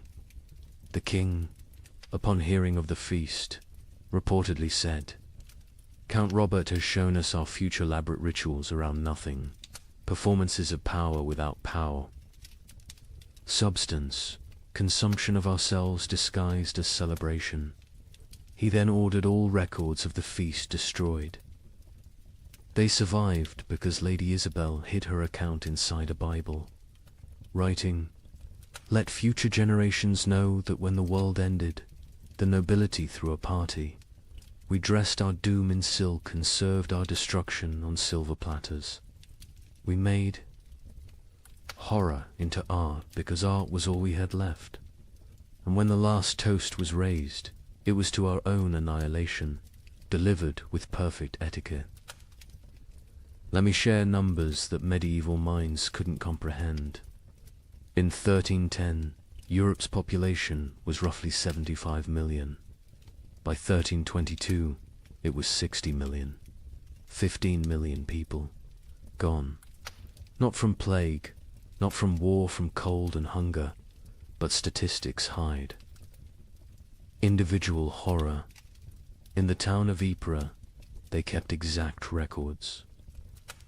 Population 1315, 10,400. Population 1,322, 2,100. But here's the detail that haunts. Of those 2,100 survivors, only 300 were the original residents. The others, they came from elsewhere, drawn by rumors of food, only to find more death. The prior of Ypres wrote, "We no longer bury the dead. We stack them like cordwood, waiting for spring. But spring never comes warm enough to dig. The numbers tell a story that words cannot." The Abbey of Saint-Denis kept meticulous death records, originally for prayers for the departed. By 1318, they'd stopped recording names, just tally marks. 5 marks crossed through. 5 marks crossed through. Pages and pages of groups of 5, like a child learning to count, except each mark was a human soul. Brother Felipe, the abbey's mathematician, calculated the rate of death. In 1315, we lost 1 soul per week. By 1316, 1 per day. By 1317, 1 per hour. By 1318, we stopped counting because the living were too few to count the dead. Mathematics itself collapsed when the numbers exceeded comprehension. The Italian city-states, with their banking traditions, kept the most precise records. Florence's census of 1310 recorded 120,000 souls. The census of 1322 recorded 45,000. But hidden in those numbers was darker arithmetic. Of the 45,000 survivors, 30,000 had arrived during the famine, refugees from the countryside. The original Florentine population had dropped from 120,000 to 15,000. 7 of every 8 natives had perished. Venice's records reveal the geographic mathematics of death. The city's famous districts died at different rates. San Marco, where the wealthy lived, lost 40% of its population. Castello, where the poor crowded, lost 85%. But here's the cruel irony: the wealthy districts died faster in the final years. Once money meant nothing, poverty became an advantage. The poor knew how to starve. The rich only knew how to eat. In England, the Domesday Book had recorded settlements since 1086. By comparing tax records from 1310 to 1322, we can track village-level devastation. In Norfolk, 40% of villages recorded in 1310 no longer existed. By 1322, not depopulated, erased. The land itself forgot humans had ever lived there. But let's look deeper at Ypres, because their obsessive record-keeping reveals the true mathematics of societal collapse. The town's cloth guild recorded not just deaths, but causes. 1,315. 500 deaths to 400 starvation. 100 disease 1316. 1,200 deaths to 900 starvation. 200 disease. 100 violence 1317. 2,100.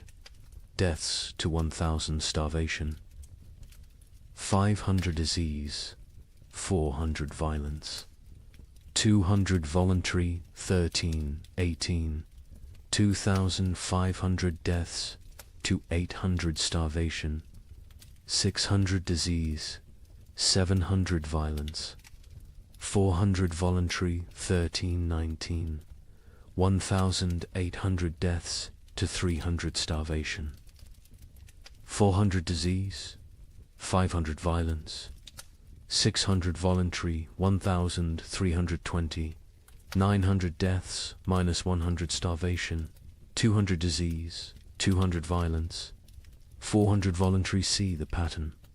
As starvation deaths decreased because the weakest had already died, violence and suicide increased.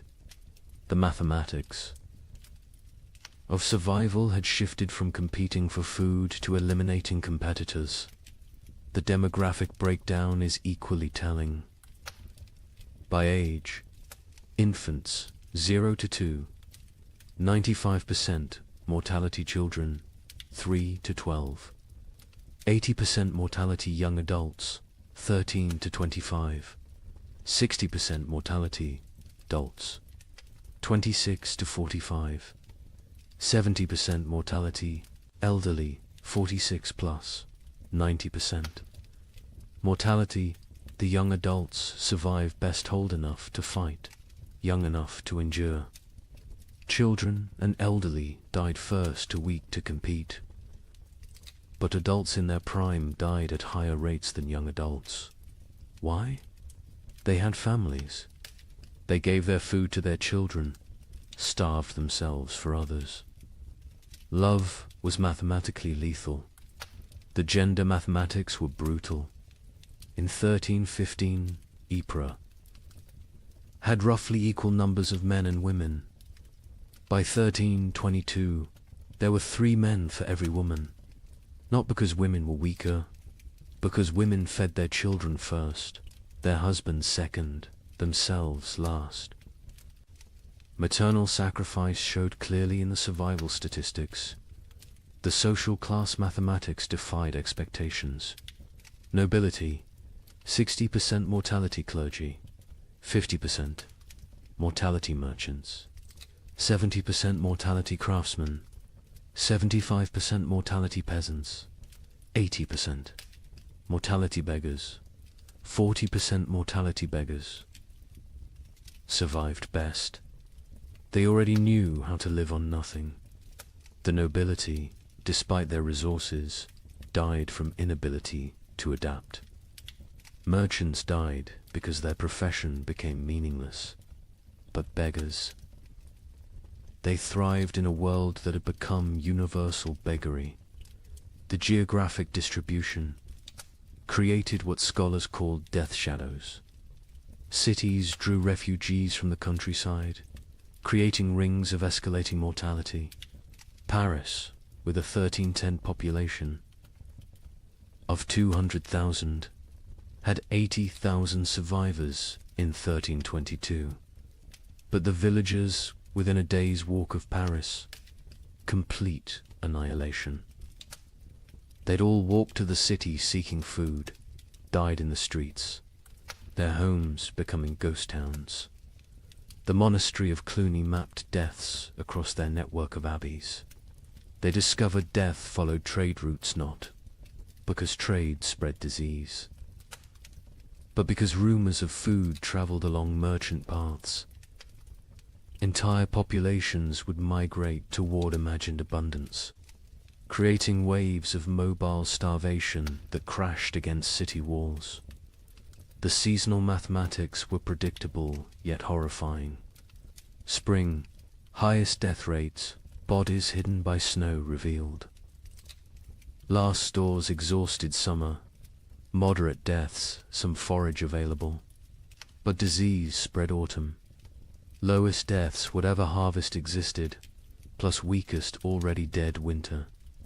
Rising deaths, cold, multiplying hungers, lethality, but within those seasons. Specific dates showed spikes. Christmas saw mass suicides. The contrast between religious celebration and reality broke minds. Easter saw violence spiked, the promise of resurrection mocked by death's omnipresence. Harvest festivals became killing fields as communities fought over failed crops. The birth rate mathematics were perhaps most tragic.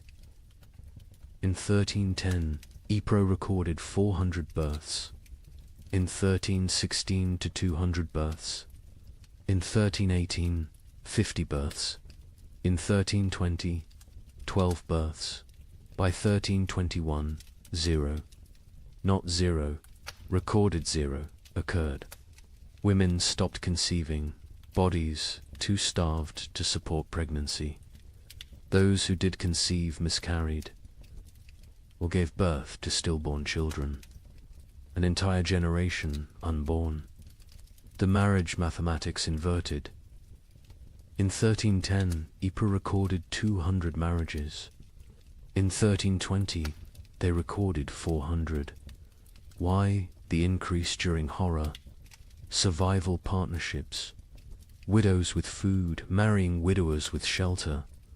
Children married to combine family resources. Marriage became merger. Love replaced by mathematics. The death-to-burial ratio reveals societal collapses. Progression to 1,315. 1 death equals 1 burial, 1316.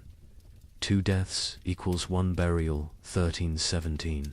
5 deaths equals 1 burial, 1318. 10 deaths equals 1 burial, 1319. 20 deaths equals 1 burial, 1320. Burial ceased. Bodies stacked or burned. The prior of Ypres wrote, "We have built pyramids of the dead, frozen corpses stacked like masonry, mortared with ice. Come spring, they will thaw and collapse, but by then, who will remain to care?" The economic mathematics were absurd. The price of wheat increased 2,000% between 1315 and 1320, but expressing it as percentage obscures the reality. In 1315, a penny bought a loaf. In 1320, a year's wages couldn't buy a crumb. Money became meaningless. The only currency was calories. Distance mathematics changed. In 1310, a healthy person could walk 20 miles per day. By 1320, survivors could manage perhaps 2 miles. The world shrank as human capability decreased. Villages 10 miles apart became unreachable foreign lands. Geography expanded as humans contracted. The theft mathematics reveal moral collapse. 1,315. 100 thefts. Mostly grain, 1316. 500 thefts. Anything. Edible, 1317. 1,000 thefts. Including clothing and fuel, 1318. 2,000 thefts. Including children, 1319. Theft became meaningless. Nothing left to steal. The murder mathematics followed similar patterns, but with a crucial difference. Murders peaked in 1318, then declined not from returning morality, but from lack of strength. By 1319, people were too weak to kill. Violence required carries nobody could spare. The migration mathematics created empty zones and death clusters. Rural areas emptied as survivors walked to cities. Cities became graveyards as refugees died in streets.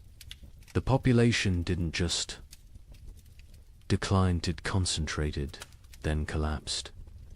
Like a star becoming a black hole, the linguistic mathematics were subtle but telling. The Ypres records showed declining vocabulary over time.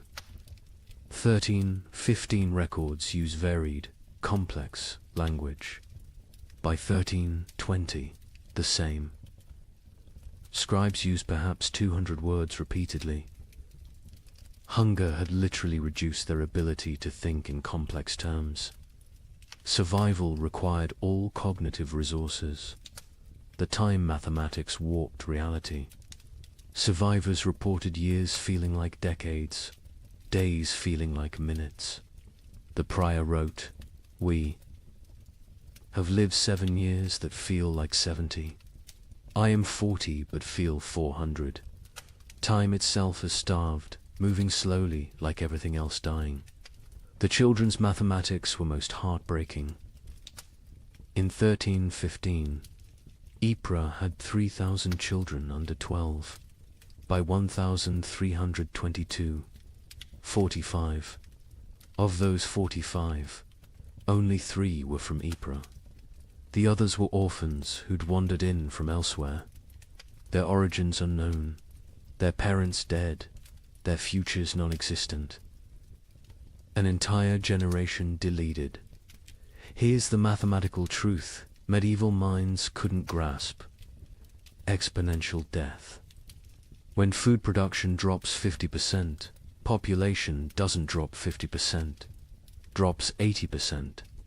Because that 50% reduction creates competition, disease, violence, and suicide that multiply mortality beyond the initial cause. Famine doesn't just kill through starvation, kills through the mathematics of social collapse. The final statistic, the one that captures the true horror of the 15 million who died. Historians estimate only 5 million died directly from starvation. The other 10 million died from what starvation created: disease, violence, suicide, exposure, accidents caused by weakness, childbirth without resources, infections without medicine. 2/3 of deaths weren't from famine, but from famine's mathematics. The prior of Ypres' final entry, dated March 1322. I have kept these records for 7 years. I have reduced human souls to marks on parchment, lives to numbers, horror to mathematics. But mathematics cannot capture the sound of children crying for food that doesn't exist. Cannot calculate the weight of watching your family die by degrees. Cannot solve for why God allows such equations. The numbers say 2,100 remain from 10,400. But numbers lie. None remain. We 2,100 are not survivors, we are the not yet dead. Walking statistics waiting for our final tally. Mathematics has proven that hell is not fire and brimstone. Hell is subtraction without end, division without remainder, the null set of human hope. In 1321, as the worst seemed to be passing, something strange happened. The rats returned, but they were different, larger, bolder, moving in coordinated swarms. A chronicler in Milan wrote, "They fear neither cat nor dog nor man. They walk in daylight like they own the earth." Where had they been for 7 years? Some scholars believe they survived in the vast granaries of Eastern Europe, growing fat while the West starved. Others think they evolved, adapted to the cold. But everyone agrees on one thing: they brought something back with them. A Venetian merchant noted, "The rats are sick. They dance in circles before dying, black swellings on their necks." Those swellings would have a name soon enough. But in 1321, as Europe began to believe, the worst was over. Nobody knew they were witnessing the overture to the Black Death. The first documented sighting was in Prague, March 1321. A baker named Joseph, one of the few whose ovens still functioned, reported to the city guard. They came at dawn, hundreds of them, moving like water through the streets. But wrong. Rats don't move together like soldiers. These did. They ignored the few cats left alive. The cats ran from them. Within days, similar reports flooded in from across Europe. But these weren't the timid creatures that had vanished in 1315. The merchant Giovanni di Marco, traveling from Venice to Vienna, documented what he saw. Rats the size of rabbits, some larger, grey-black fur so thick arrows bounce off, eyes that reflect light like demons. They don't scatter when approached. They stand their ground, studying you, calculating. The Archbishop of Mainz received disturbing reports from his parishes. The rats show intelligence beyond nature. They work in teams, some distract while others steal. They've learned to open larches, untie knots, even use simple tools. A priest in Worms saw one using a stick to knock bread from a high shelf. This is not natural. This is diabolic. But where had they been? The 7-year absence created wild theories, but one Benedictine scholar, Brother Antonius of Regensburg, proposed something chillingly plausible. The rats didn't vanish. They migrated east, following ancient Roman grain routes to the steppes.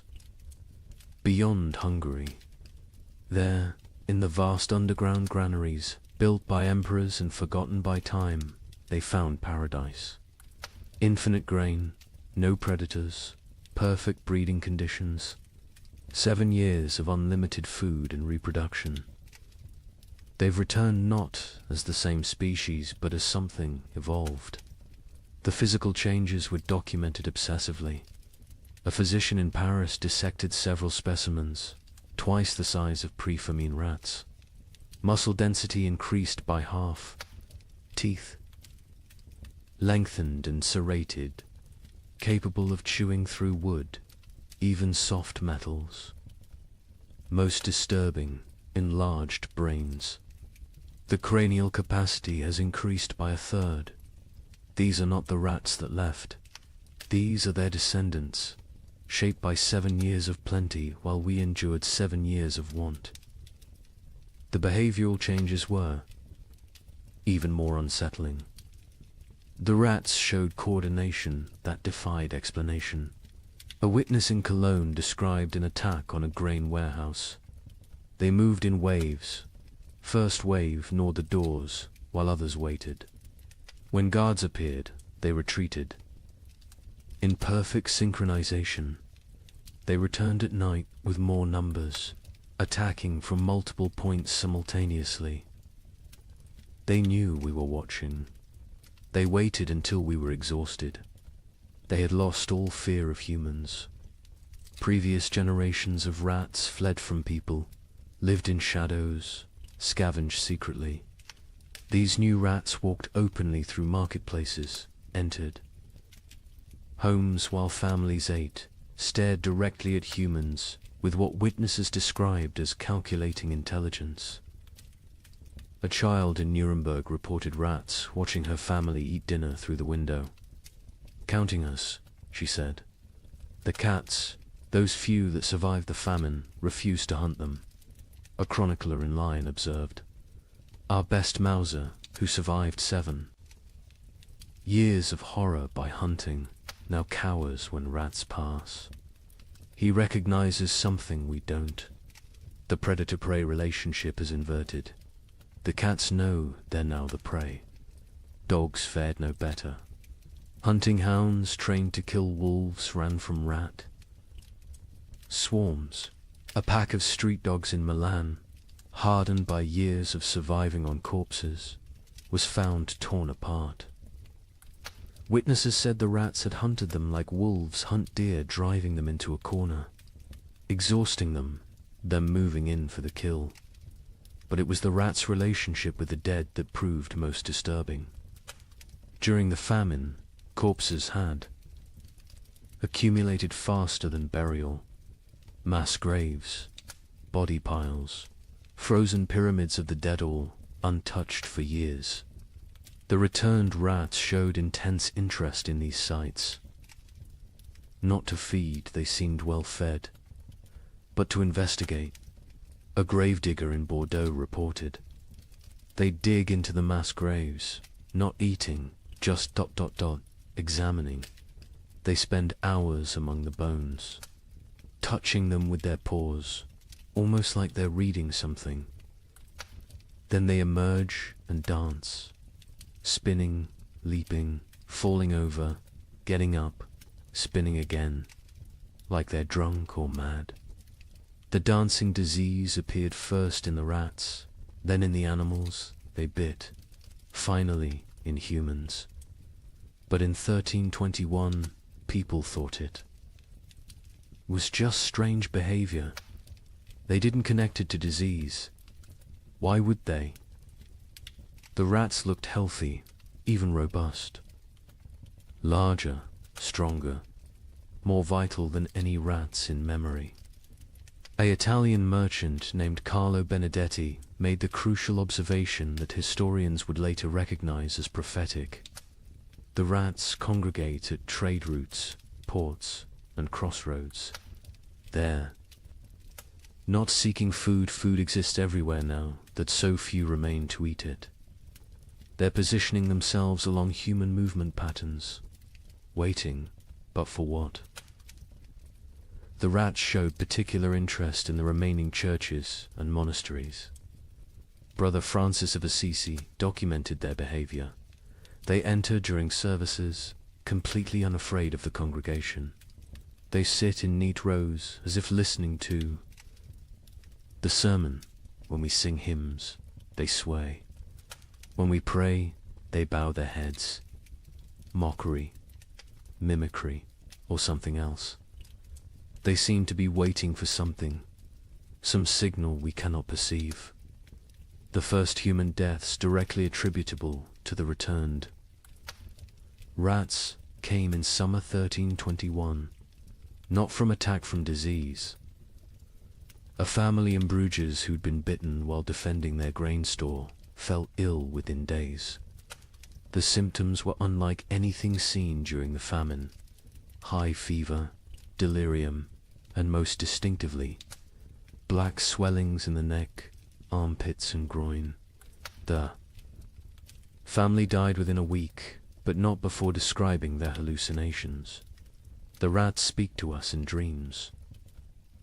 They show us cities of the dead, kingdoms built in grave earth, empires of bone and plague. They promise us citizenship and then Acropolis if we stop fighting and accept the gift they bring. Medical professionals were baffled. A physician in Prague wrote, "The disease is nothing like the starvation, sickness, or winter plague. It burns through bodies like fire through dry wood. The black swellings appear where the body fights hardest, lymph nodes swelling with failed resistance. But, strangest of all, the victims dance before they die, just like the rats." The dancing sickness spread from the bitten to their families, from families to neighborhoods, from neighborhoods to districts. But in 1321, it was still contained, still rare.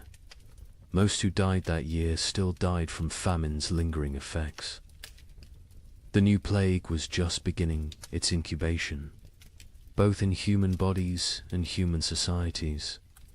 The rats' intelligence manifested in increasingly complex ways. They learned to avoid traditional traps, poison, and hunting methods.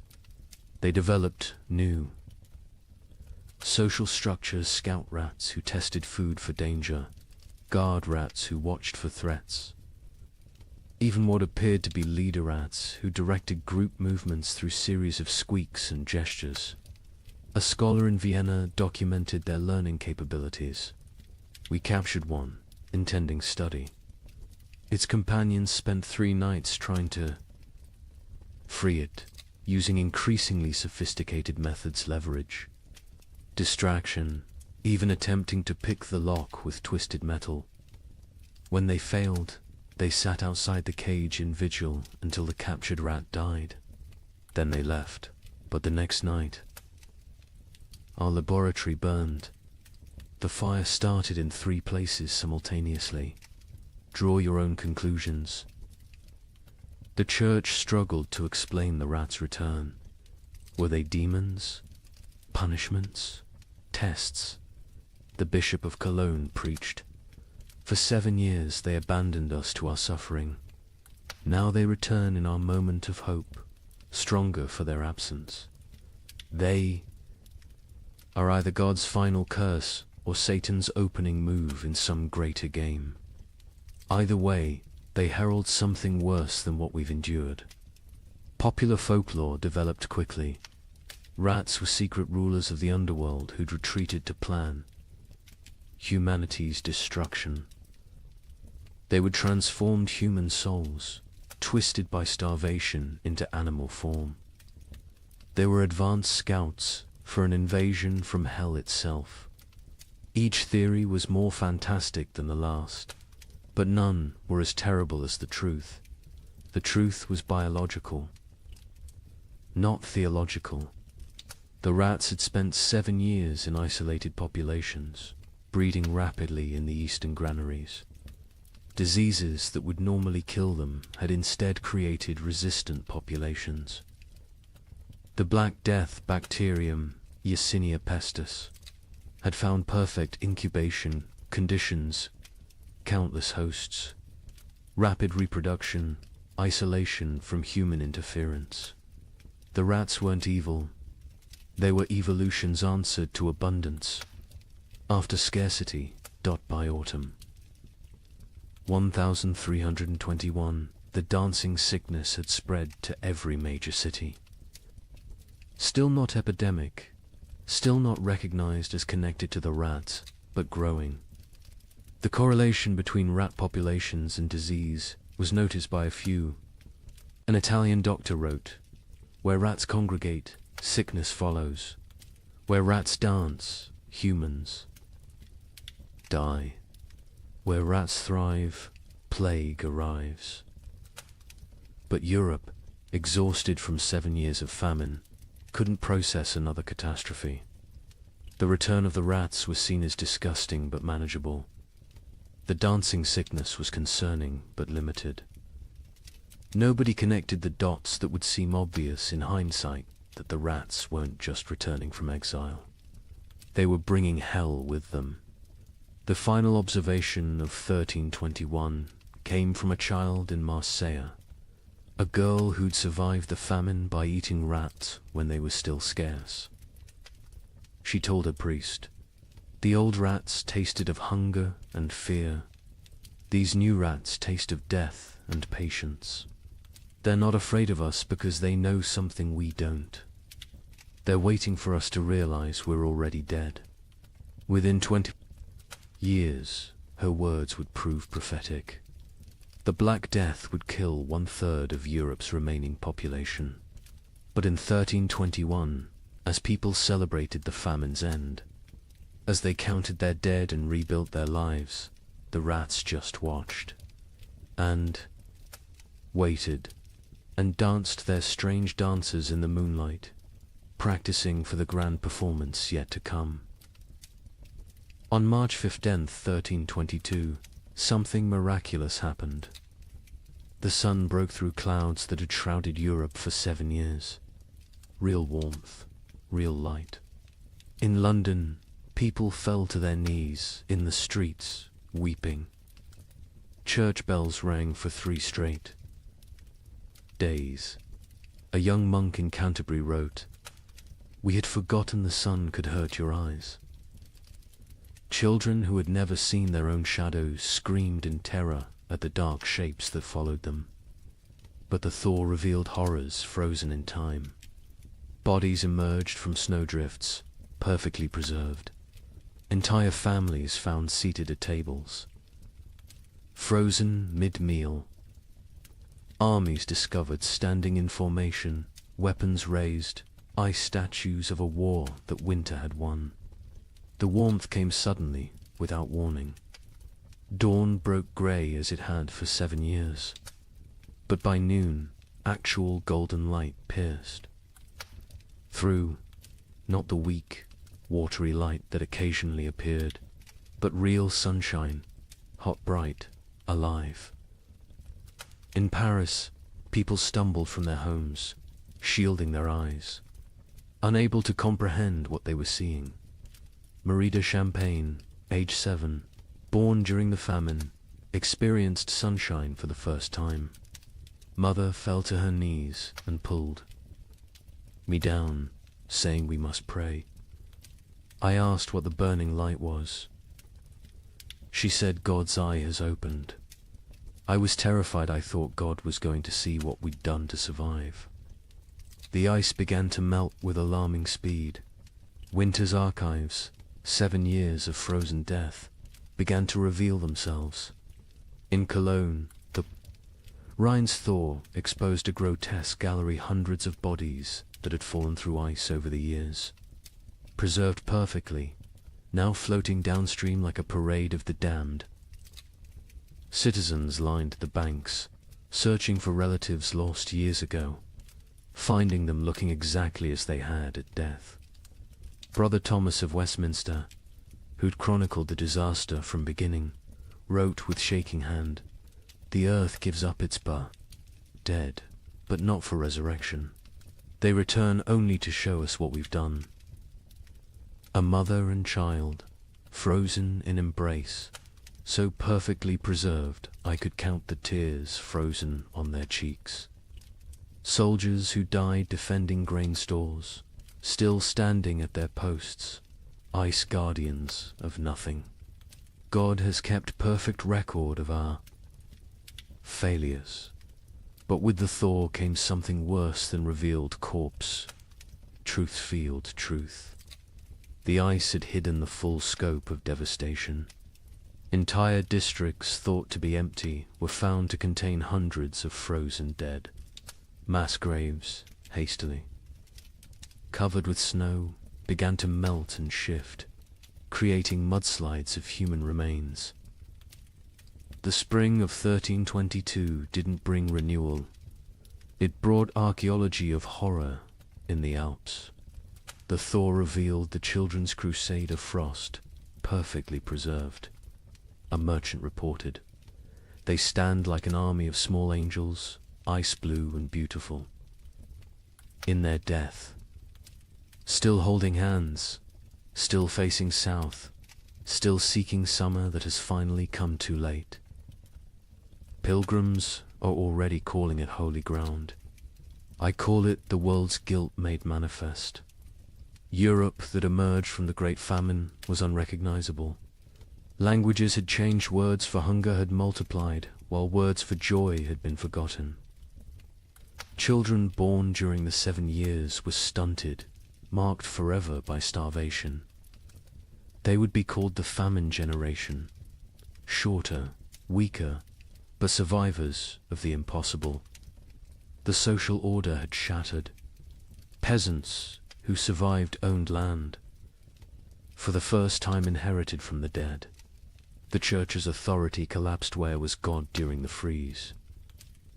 And most critically, the population drop created labor shortages that would, within a generation, end feudalism itself. The Great Famine didn't just kill millions, it killed the medieval world. The linguistic changes were documented by scholars, attempting to translate pre-famine texts. The abbot of Cluny wrote, "We have 23 new words for different types of hunger, but have lost the words for feast, abundance, and satisfaction. Children learning to speak, use, eat, as past tense only, they cannot conceive of eating as a present or future action.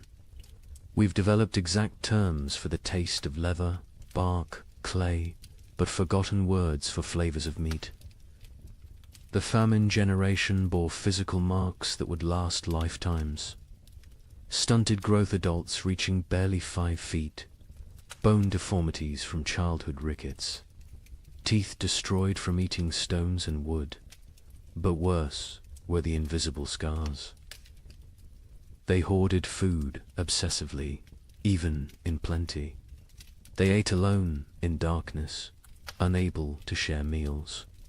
They counted every grain, weighed every crumb. A physician in Paris noted, "They survived famine, but remain imprisoned by it. Their bodies live in 1322, but their minds remain in 1318. The social revolution was immediate and irreversible. A third of Europe's nobility had perished, entire bloodlines extinct. Peasants squatted in abandoned castles, worked lordless lands, claimed ownership through occupation.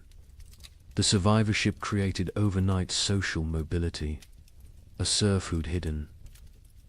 Grain became a merchant. A baker's assistant who'd outlived his master became a guild leader. A prostitute who'd hoarded food became a property owner. The church's authority evaporated like morning frost. 7 years of unanswered prayers had broken faith's monopoly. New sects emerged, some worshipping nature, others embracing nihilism. The Pope's call for renewed devotion was met with laughter. A graffiti in Rome read, "God starved. We survived. Who then is stronger?" Priests found congregations unwilling to tithe, unable to trust divine providence that had provided only suffering. But most revolutionary was the labor shortage. With 15 million dead, every survivor became valuable. Peasants demanded wages. Instead of feudal obligations, serfs simply walked away from their lords, knowing they'd find better conditions elsewhere. The statute of laborers, attempting to freeze wages at pre-famine levels, was universally ignored. A blacksmith could demand noble prices. A farmer could negotiate like a merchant. The medieval world built on hierarchy. Faith and agricultural abundance had been murdered by weather. What emerged was proto-modern, mobile, skeptical, calculating. The Great Famine didn't just kill people. It killed the very idea of divinely ordered society. The survivors knew now that God could forget them, that nobles could starve, that civilization was only 3 meals deep. Europe would rebuild, but never recover. The medieval dream was frozen in those 7 years, preserved like the corpses in ice, beautiful and dead forever. In 1323, an anonymous scribe in Bavaria wrote what might be the most important document of the entire famine. Not a chronicle of events, but a warning. To those who come after, know this. We thought ourselves masters of the earth. We built castles against enemies, churches against damnation, walls against nature itself. But when the sky turned against us, when the very air became our enemy, we learned that civilization is only 3 mills deep. Beneath that lies the animal, and beneath that ... lies something worse, something that would eat its own shadow if it could provide sustenance. We survived. That is not the same as living. Some costs can never be repaid. Some hungers never leave you, no matter how much you eat. We measured time in deaths. We measured love in shared suffering. We measured God in his absence. If the cold comes again, and it will come again, remember that the greatest danger is not the freeze. It's what the freeze reveals about your neighbor, about your family, about yourself. May you never be warm enough to forget what we learned in the cold.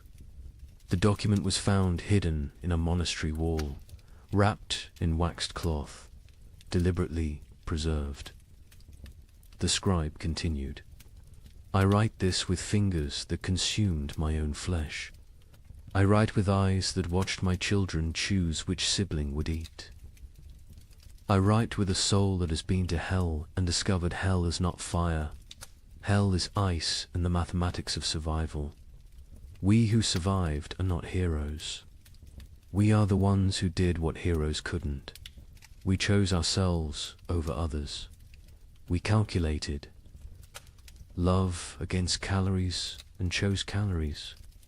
We learned that honor digests poorly, that mercy is a luxury of the fed, that civilization is just an agreement between people who aren't hungry yet. The sun has returned. The crops grow again. Markets open, bells ring. Children are born who will never know the taste of bark bread. They will call us the generation who endured. But endurance is just a prettier word for betrayal. Betrayal of everything we once believed. Made us human. When abundance returns, you will forget. You will must forget to stay sane. But someone should remember. Someone should know that we measured children's worth in weeks of food, that we drew lots for who would walk into winter, that we learned to distinguish the taste of different mortar. From ancient walls, so I leave this testament, not of what happened chronicles will tell that story, but of what we became. We became arithmetic. We became efficiency. We became the truth that underneath every prayer, every law, every noble sentiment, lies the animal that will eat its own tail if the circle of consumption demands it.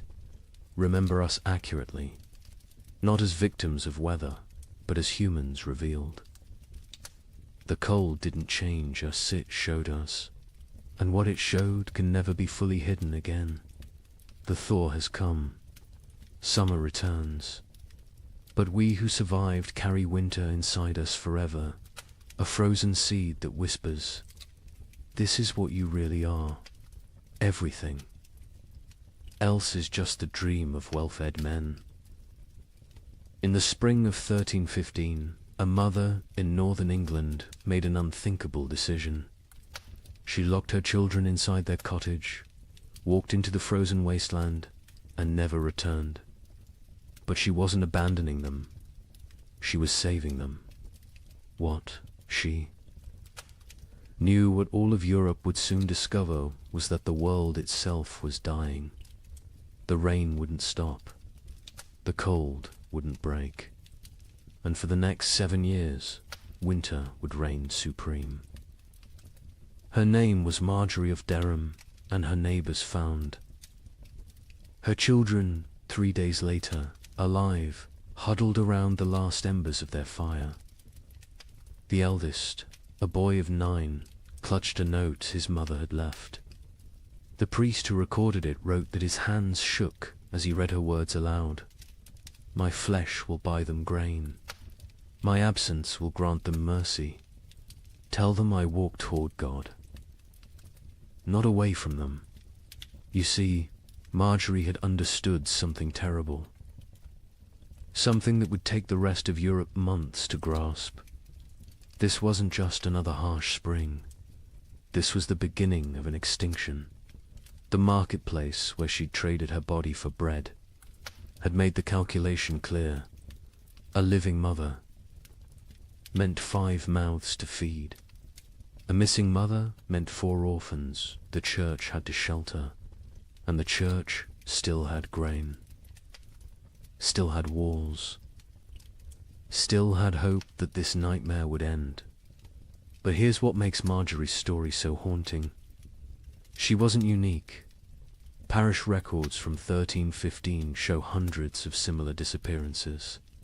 Parents vanishing into blizzards, elderly grandparents wandering into forests, always leaving notes, always locking doors from the outside, always walking toward death like it was salvation.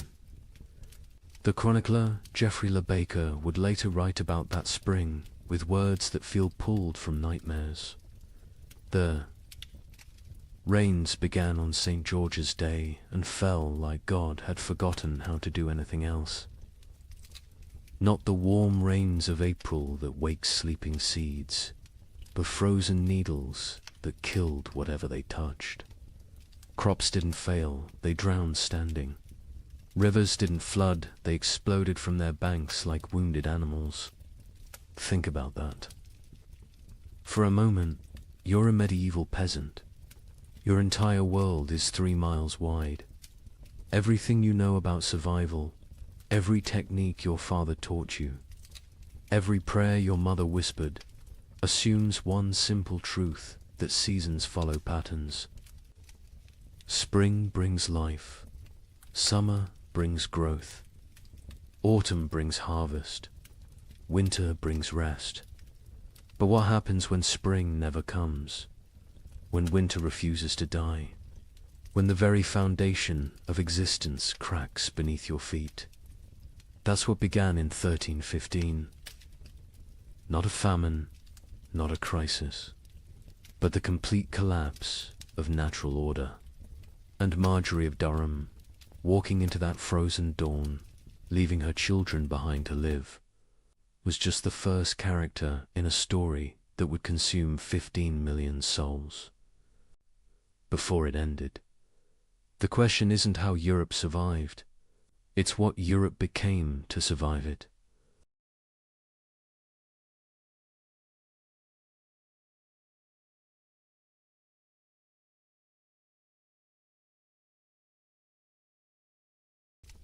Good evening and welcome back, friends.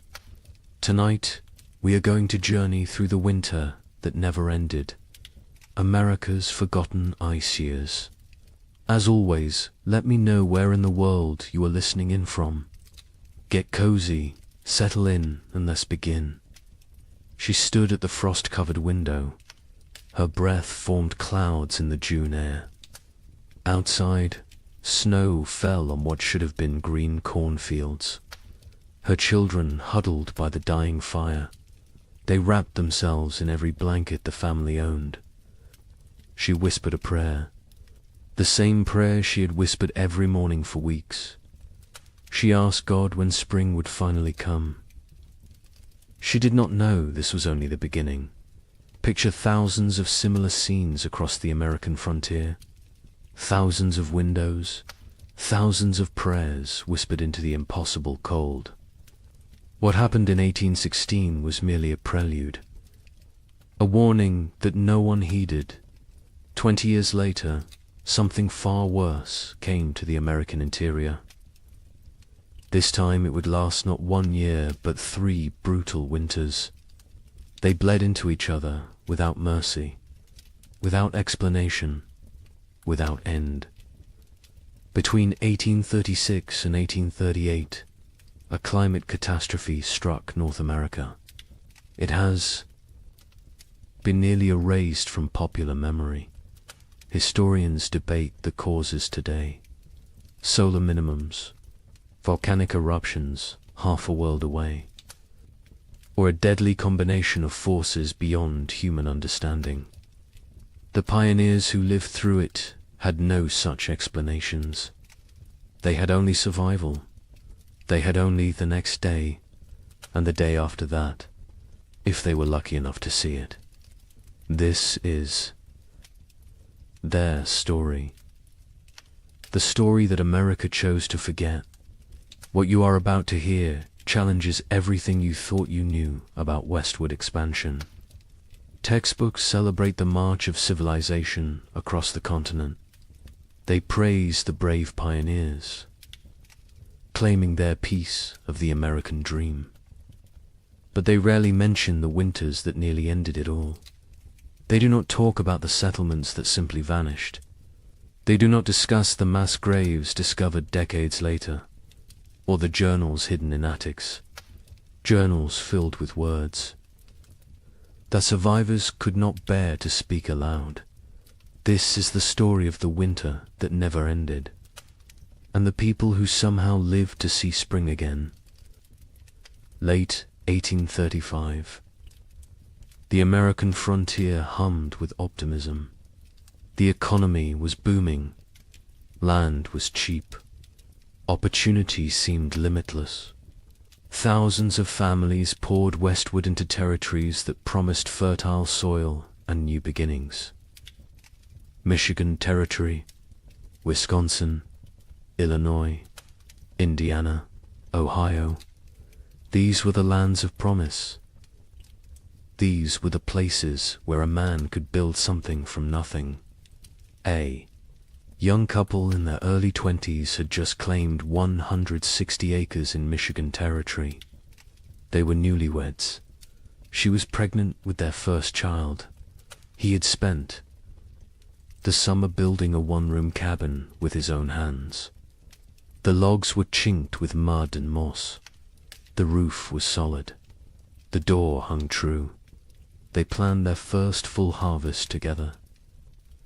She planted a small garden near the cabin. Carrots, potatoes, beans. He cleared 3 acres for corn.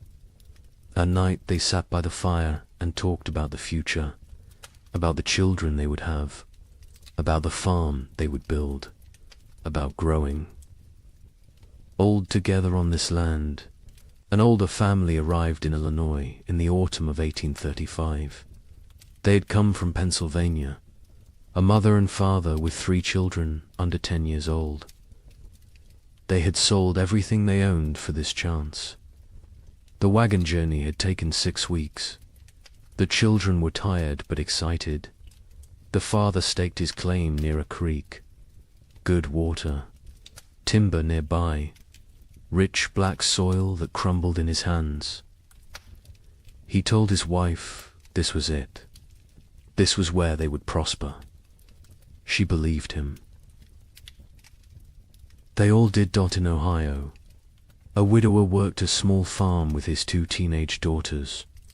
His wife had died of fever the previous summer. The grief was still raw, but he had responsibilities. Daughters to feed, a farm to maintain, a future to secure. For them, the older girl was 16, capable, strong. She helped with everything. The younger was 14, still learning, still growing. Together the 3 of them made it work. They honored the memory of the wife and mother they had lost by surviving, by building, by moving forward. This was frontier life in late 1835. Hard but hopeful. Isolated but connected through shared struggle. Communities were small but tight-knit. Neighbors helped neighbors. Barn raisings brought everyone together. Churches served as social centers. Sunday services were as much about community as worship. People traded labor, traded goods, traded gossip and news from back east. The isolation was real. Some homesteads were miles from the nearest neighbor, but people found ways to stay connected, to remain human in the wilderness. Daily routines followed the sun. Wake before dawn. Tend the livestock. Milk the cows. Feed the chickens. Collect eggs. Breakfast was simple. Cornmeal mush. Salt pork if you had it. Then the work began. Men cleared land, plowed fields, mended fences, chopped endless cords of firewood.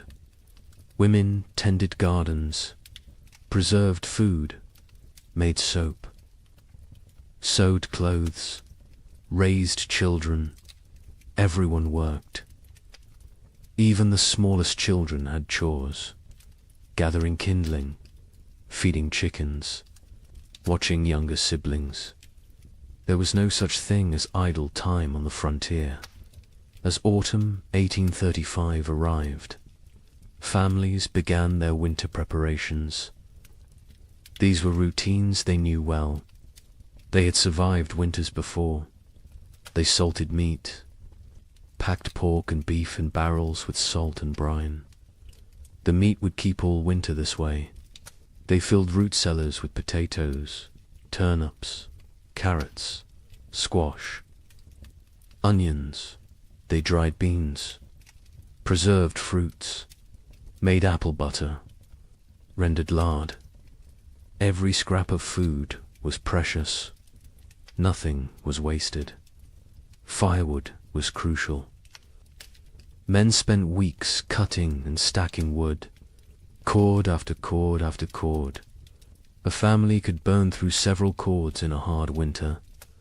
The stacks grew higher, oak for long burning, maple for cooking, pine for quick heat. The wood had to dry, green. Would wood smoke and not burn hot?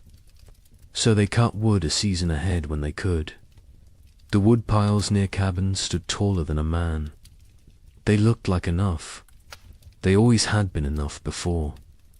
The young couple in Michigan worked together on their preparations. He hunted, brought home deer and wild turkey. She preserved the meat. They worked side by side. Her belly grew with the pregnancy. He worried about her working too hard. She laughed and told him women had been having babies since the beginning of time. She would be fine.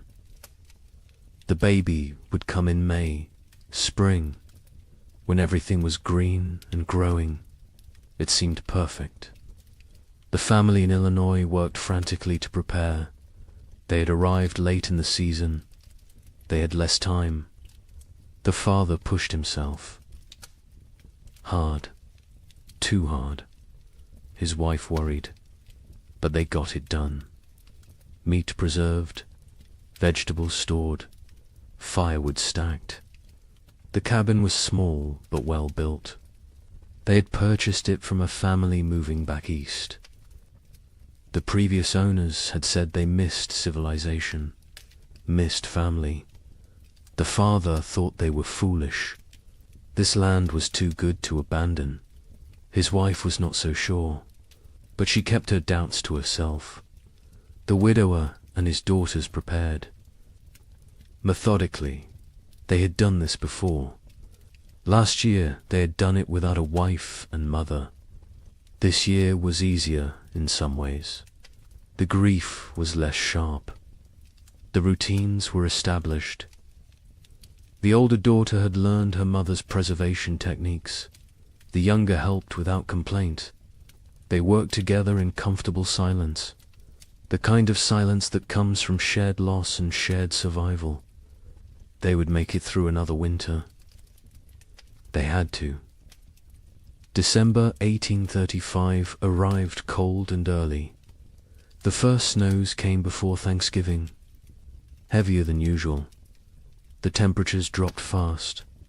Old-timers mentioned it reminded them of 1816, the year without a summer. But the younger settlers dismissed the comparison. Every old-timer thought their memories were the worst. This was just a hard winter, nothing more. They had food, they had shelter, they had firewood. They would be fine. By January 1836, something felt different. The cold had a quality that went beyond mere temperature. It was bone-penetrating, relentless, aggressive, the kind of cold that found every crack in a cabin wall, every gap around a door, every weakness in your clothing. People wore layers, wool on wool on wool. They stayed close to fires. They moved less, conserved energy, conserved heat, conserved everything. Animals behaved strangely. Livestock refused to leave their barns. Horses stood in corners, unmoving. Even when offered food, cows produced less milk. Chickens stopped laying. The wildlife disappeared. Deer vanished from the forests. Rabbits seemed to evaporate. Tracks in the snow became rare, then non-existent. Hunters returned empty-handed day after day. Where had everything gone? The young man in Michigan noticed the silence first. The forest was always noisy. Birds, squirrels, the rustle of small animals, whined through leaves. But now there was nothing.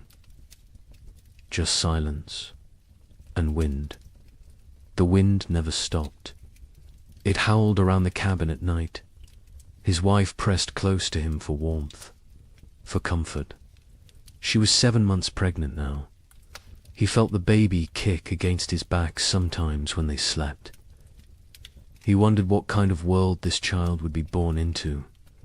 In Illinois, the children asked their father why it was so cold. He told them God was testing them, testing their faith, their strength, their family. The mother said nothing. She watched. Their food stores. She calculated in her head. If winter ended in March like it should, they would be fine. But something in her gut told her March might not bring spring this year. The widower in Ohio kept a journal. He had started it after his wife died, a way to process grief, to feel less alone. In late January 1836, he wrote an entry that he would later try to burn. He wrote that the cold felt wrong, not natural, that he had a feeling of dread he could not shake, that his daughters felt it too, though they did not speak of it. He wrote that he was afraid, not of dying, but of failing to protect his girls, of not being enough. February arrived. It should have shown signs of weakening. Winter, longer days, occasional thaws, the promise of spring lurking beneath the cold. But February 1836 brought none of these things. It brought deeper cold, more snow, storms that lasted days. The sun appeared rarely. When it did, it seemed weak, pale, unable to warm anything. People began to worry, really worry. This was beyond a normal hard winter. Food stores were being depleted. Faster than expected. You burned more firewood in extreme cold. You ate more to maintain body heat. The calculations that had seemed conservative in November now seemed optimistic. Families began to ration. Smaller portions, fewer meals. Make it stretch. Make it last. Spring would come. It had to come. But as February turned to March, and March brought no relief, only more snow and more cold, a new emotion crept into Fronte.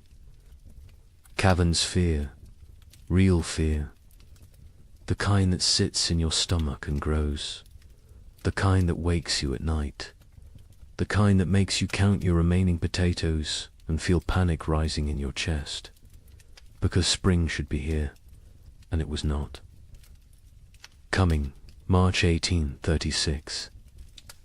The month that should bring thaw and birdsong and the first signs of life returning. Instead, it brought blizzards, heavy wet snow that collapsed roofs, winds that tore at cabin walls, temperatures that dropped so low that water froze solid inside homes, despite the fires burning constantly. People began to understand. This was not a normal winter. This was something else entirely. The young wife in Michigan went into labor on March 15th, 3 weeks early. Her husband rode through a blizzard to fetch the nearest midwife. She lived 4 miles away. He almost did not make it. The horse struggled through chest-deep drifts. The wind cut through every layer he wore. He found the midwife. She came. They rode back together. The journey that should have taken an hour took 3. The baby came that night. A girl, small but healthy, she cried strong. The mother wept with relief and exhaustion and fear. The midwife stayed 2 days until the storm broke. When she left, she told them the baby would need extra warmth, extra care. The mother already knew. She held the infant against her skin constantly, shared her body heat, prayed the cold would break before her milk ran thin. In Illinois, the family made a decision. They would send the eldest boy to the nearest town, 12 miles south, to buy supplies, if any could be had, extra flour, salt, anything. The boy was 8 years old, small for his age, but tough. His father gave him careful instructions. Follow the creek, stay near cover. If a storm comes, find shelter and wait it out.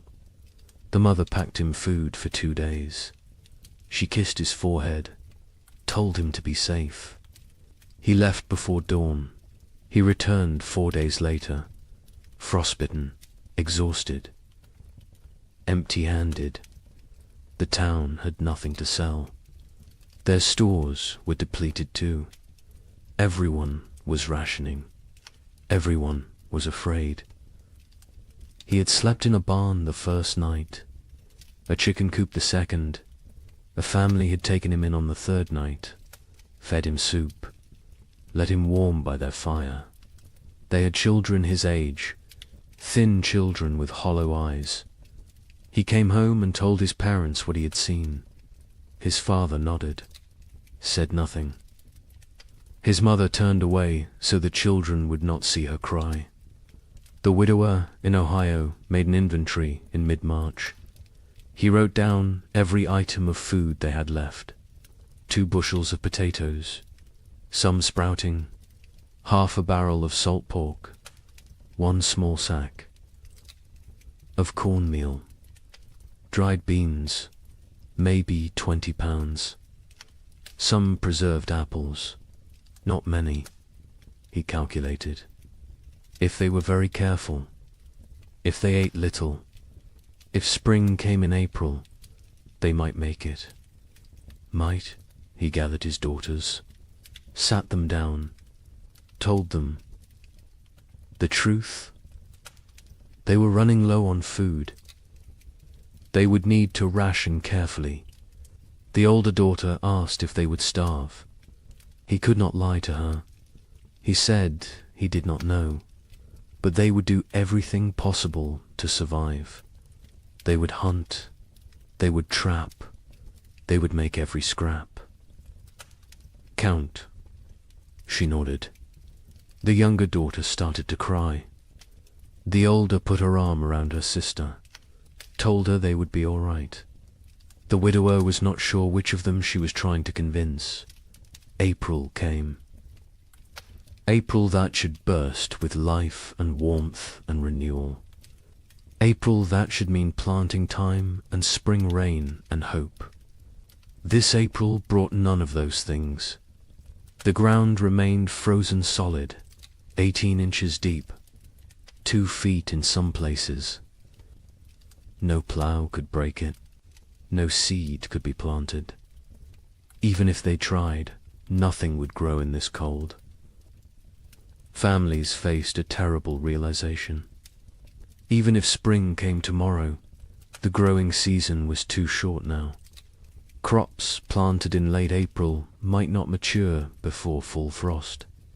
And full frost in this new reality might come in August, or July, or never. Leave it all? The cycle of farming that had sustained human civilization for thousands of years was broken, and no one knew how to fix it. The young couple in Michigan began hunting for any food source. The man set snares for rabbits. The traps stayed empty. He tried fishing through the ice. Nothing. Not even the fish were biting.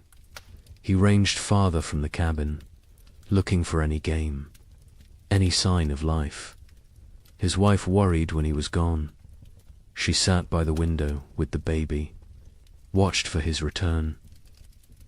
Sometimes he was gone for 2 days. When he came back with nothing, they did not speak of it. They simply held each other and their daughter and tried not to think about tomorrow. Neighbors began to disappear. The family 2 miles east was there. One day, gone the next. Their cabin door stood open, their belongings left behind. Only the food was gone, and their wagon, and their animals. They had fled south, or tried to. No one knew if they made it. More families followed. Every week someone else left. The community that had been tight-knit was fraying, unraveling. People made choices for their own survival now. There was no room for collective thinking anymore. Some tried to help each other still.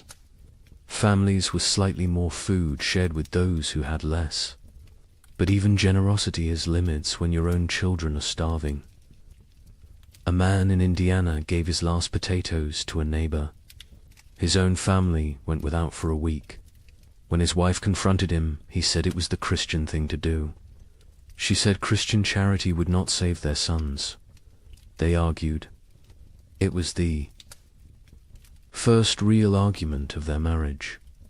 There would be many more before spring finally came. Churches held special services, prayer meetings, asking God for deliverance, for spring, for mercy. Attendance was sparse. Travel was too dangerous. Faith was wavering. A preacher in Illinois gave a sermon about Job, about suffering that tests faith, about endurance through trial. 3 families walked out.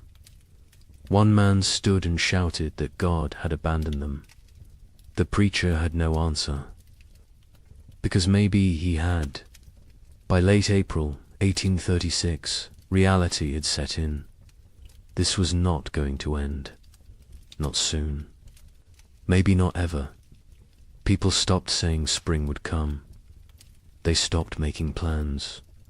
They focused only on surviving the day in front. Of then, nothing more. The future was too uncertain, too terrifying. Better not to think beyond the next meal, the next night, the next morning if you were lucky enough to see it. The psychological toll was as brutal as the physical. People began to break under the strain. A woman in Wisconsin stopped speaking entirely, just sat by her fire, staring. Her husband tried everything. She would not respond. Their children were terrified. Eventually the husband took the children and left. He could not stay with a woman who had stopped being present. Some said he was cruel. Others said he did what he had to do. There was no right answer anymore. Marriages strained. Parents fought. Children grew silent and withdrawn. The pressure of constant survival wore away at human connections, at love, at compassion, at everything that made life worth living.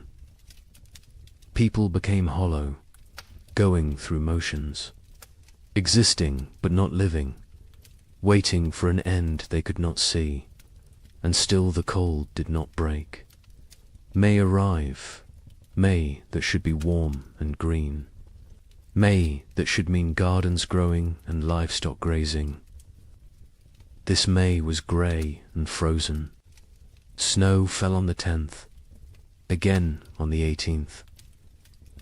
Again on the 23rd, people stopped being surprised.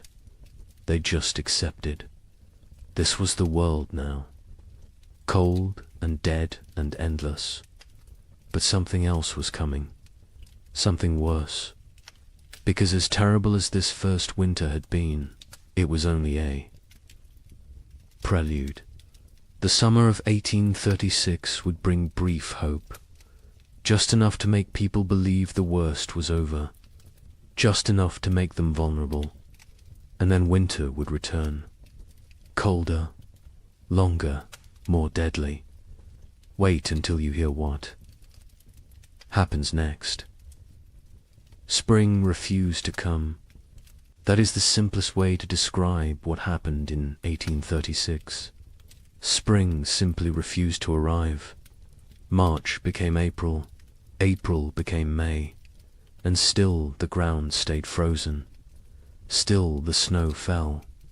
Still the temperatures remained far below what any living person had. Experienced Dot, the young mother in Michigan Territory, held her baby and watched the window. Every day she looked for signs. A bird, a patch of bare ground, anything that suggested winter was weakening. She saw nothing but white, endless white. Her husband ventured out less now.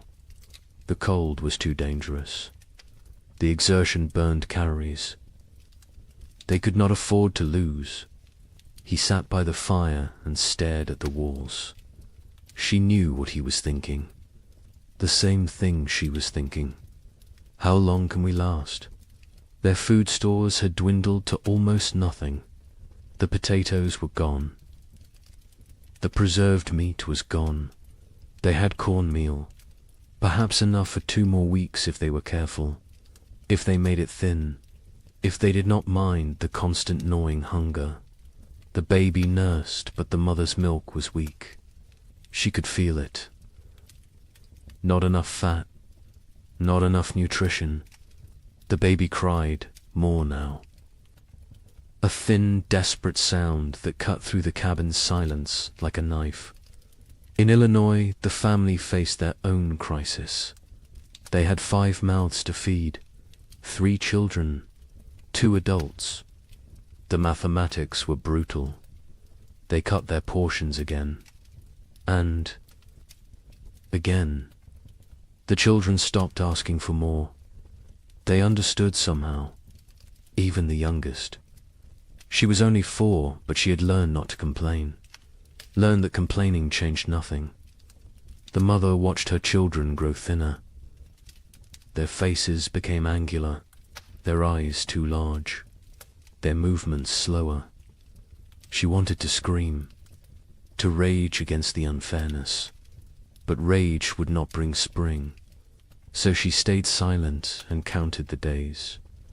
The father went hunting every few days.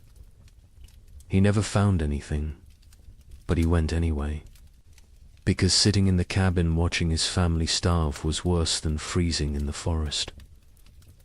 At least in the forest he was trying. At least he was doing something. He set traps. He checked them religiously. They stayed empty. He tried fishing through ice on the creek. Nothing. The fish had gone dormant or died. He did not know which. He returned empty-handed every time. His wife would look at him. He would shake his head. No words necessary. They both knew. The widower in Ohio and his daughters had become experts at survival. They burned furniture for warmth when the firewood ran out. A chair 1 week, a table the next. They ate 1 meal a day. Soup stretched so thin it was barely more than hot water. They trapped a squirrel once. 1 squirrel for 3 people. They made it last 2 days. They boiled the bones for broth, sucked the marrow, used every part. Nothing was wasted. Nothing could be wasted. The older daughter took on more responsibility. She was 17 now, though she looked younger. Malnutrition had stunted her growth, hollowed her cheeks, but her mind was sharp. She kept track of their supplies, rationed, carefully, made decisions about what to eat and when. Her father let her. He trusted her judgment. She had her mother's practical nature, her mother's strength. Sometimes he looked at her and saw his dead wife. It was comforting and heartbreaking in equal measure. The younger daughter was 15. She spoke less than before. The cold and hunger had made her withdrawn. She did her chores without complaint, helped where she could. But there was a distance. In her eyes, a remove. Her father worried about her, about what this experience was doing to her mind. To her spirit, He tried to engage her in conversation. She would answer in single words. Yes, no, maybe, then return to silence. He did not know how to reach her anymore. Communities that had held together through the winter began to fracture. Trust eroded. A family in Michigan discovered their hidden food cache had been raided. Someone had broken in while they slept, taken half their remaining supplies. They suspected a neighbor, a man they had helped the previous autumn, but they could not prove it, and confrontation seemed pointless. Everyone was desperate. Everyone was capable of terrible things when survival was at stake. Theft became common. People took what they needed to live. A chicken here, a bag of grain there, tools, blankets, firewood, anything that might help them survive another day. Some felt guilt, others felt nothing. Morality becomes flexible when you are watching your children starve.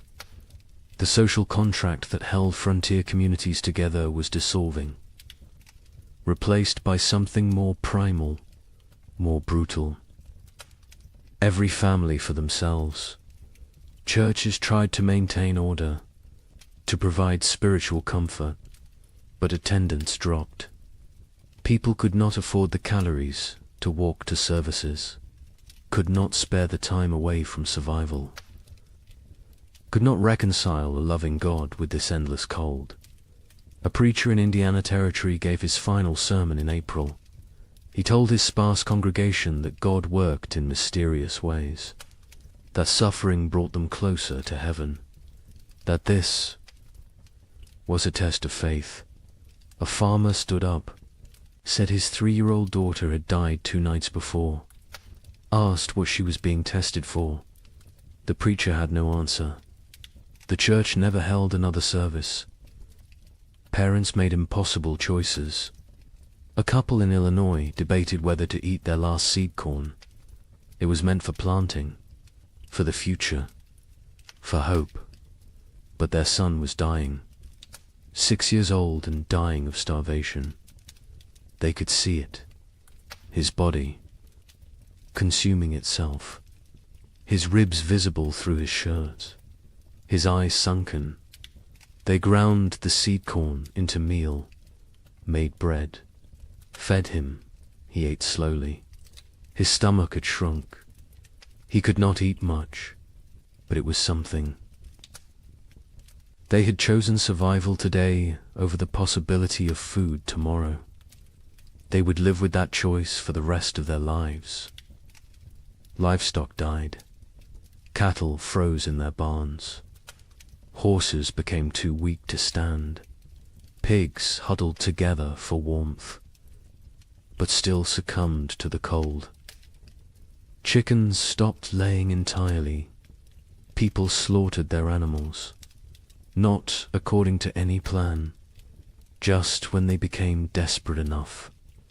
Each slaughter was a small tragedy. That cow represented future milk, future. Calves, future security. But future meant nothing when you might not survive the week.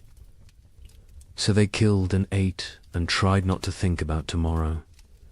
The meat from livestock helped, but it went fast. A family could butcher a pig and eat well for a few days. Then the meat was gone, and they were back where they started. Hungry, desperate, counting down to nothing. Some families tried to preserve the meat, to make it last, but without sufficient salt. Without proper cold storage that did not involve simply leaving it outside where wolves might take it, the meat spoiled, or got stolen, or disappeared in the night. May arrived with no warmth, no green, no life. May there should be planting season brought instead more snow, more cold, more death. People stopped keeping track of dates. What was the point? Time had lost meaning. There was only day and night, hunger and cold, survival and death. Nothing else mattered. Nothing else existed. The young man in Michigan made a decision. They had to leave, had to try to reach his brother's farm in southern Ohio. It was 200 miles, through frozen wilderness, with a 4-month-old baby. His wife thought he was insane, said they would die on the road. He said they would die here. At least moving gave them a chance. They argued, quietly, so as not to wake the baby. He wanted to leave immediately.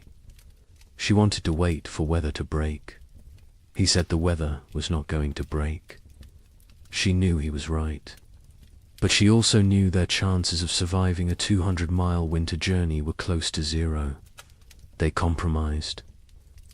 They would wait 1 more week. If the weather did not improve, they would go. They both knew it would not improve. But the compromise gave them something. A deadline, a decision point, a plan. Even a futile plan was better than sitting and waiting. To die. They spent the week preparing. He made a sled from cabin boards. She sewed carrying sacks.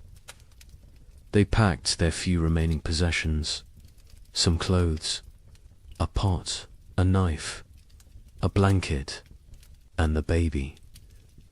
Always the baby. In Illinois, the father watched his children and made calculations. They had food for perhaps 10 more days. After that, nothing. He had no plan for day 11. No ideas, no options. He had exhausted every possibility, every resource, every connection. They were alone, isolated, and running out of time. He told his wife they might need to consider sending the children too. Town, to find families who could take them in. She refused, said they would stay together. Whatever happened, they would face as a family. He did not argue. He understood. But he also knew that keeping the family together might mean watching all of them die. The widower in Ohio faced a different calculation. His daughters were old enough to understand, old enough to participate in decisions. He sat them both down, told them they had food for maybe 2 weeks, asked them what they thought they should do. The older daughters said they should stay, that leaving was more dangerous than staying. The younger said nothing, just stared at the floor. The widower agreed with his older daughter. They would stay. They would make what they had last as long as possible. They would hope for spring, even though hope felt like a luxury they could not afford. June finally brought a change, not spring. Exactly, but less cold. Temperatures rose above freezing during the day. Snow began to melt. Patches of bare ground appeared. People emerged from their cabins, blinking, disoriented, like animals coming out of hibernation. They looked at their neighbors, saw the same hollow faces, the same haunted eyes, the same question. Did we really survive? But the relief was short. Lived. Because even with warmer weather, it was too late for a normal growing season. Crops planted in June would not mature before fall. And who knew what fall would bring? Who knew if this was really over, or just a brief respite before more? Cold. People planted anyway, because what else could they do? They put precious seeds into still, cold ground, prayed for growth, for warmth, for time. The young couple in Michigan decided to stay. The brief warmth had changed their calculations. They planted a small garden, corn, beans, squash. The baby was stronger now. The mother's milk had improved slightly with less stress. They felt cautiously optimistic. Maybe the worst was over. Maybe they had survived. They tried not to think about all the families who had not, about the empty cabins they had passed, about the graves marked with simple wooden crosses. They focused on their own survival, on the tiny shoots of green emerging from the soil, on small reasons to hope. In Illinois, the family planted everything they had, every remaining seed. It was a gamble. If the crops failed, they would have nothing. No seeds. For next year, no backup plan.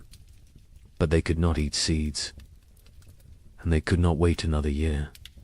So they planted and prayed and watched the sky nervously, expecting frost, expecting snow, expecting disappointment, because this year had taught them to expect nothing good. The widower and his daughters planted a small plot, just enough for the three of them. They had learned efficiency through necessity, no wasted space, no wasted effort, every action calculated for maximum return.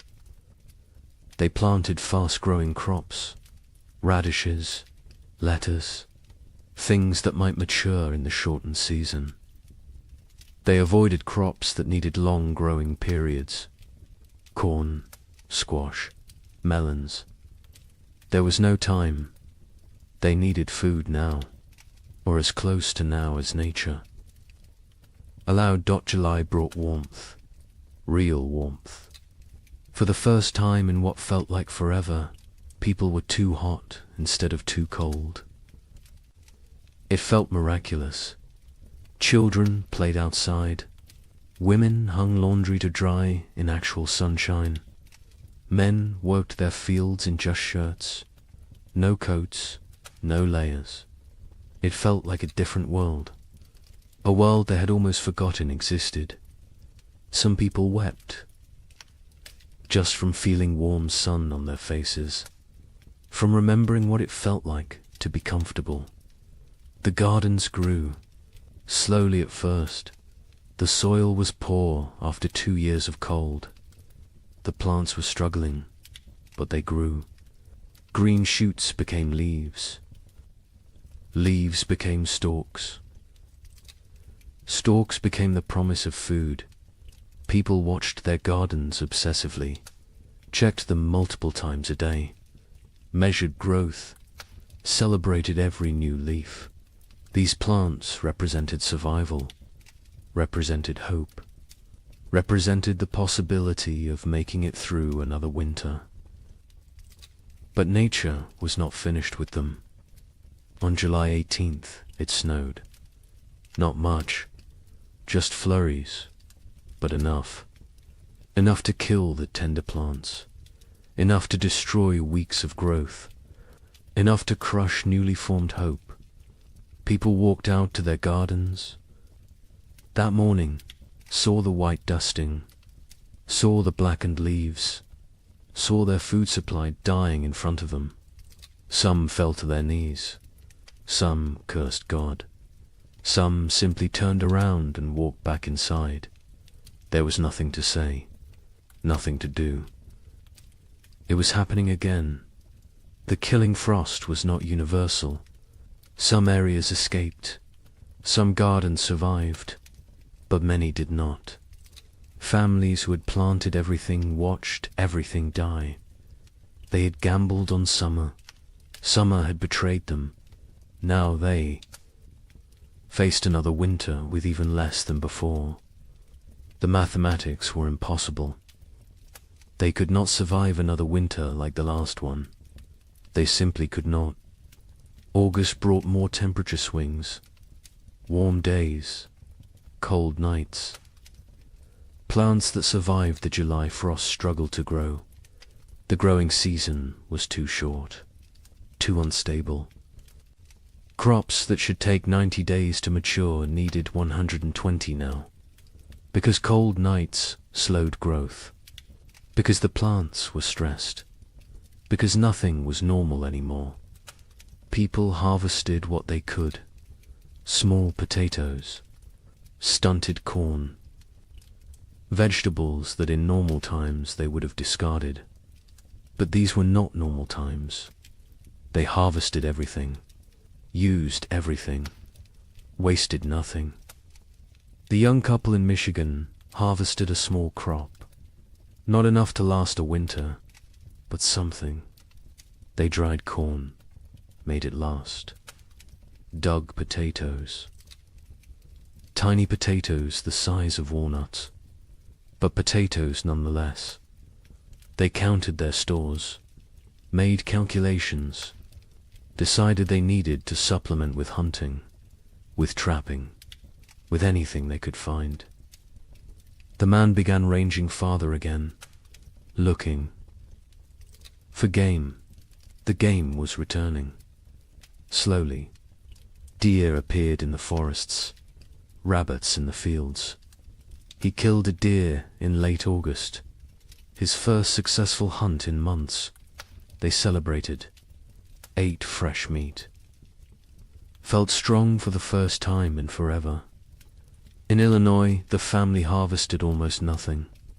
Their garden had been hit hardest by the frost. Only a few plants survived. They gathered what they could: a handful of beans, some small squash.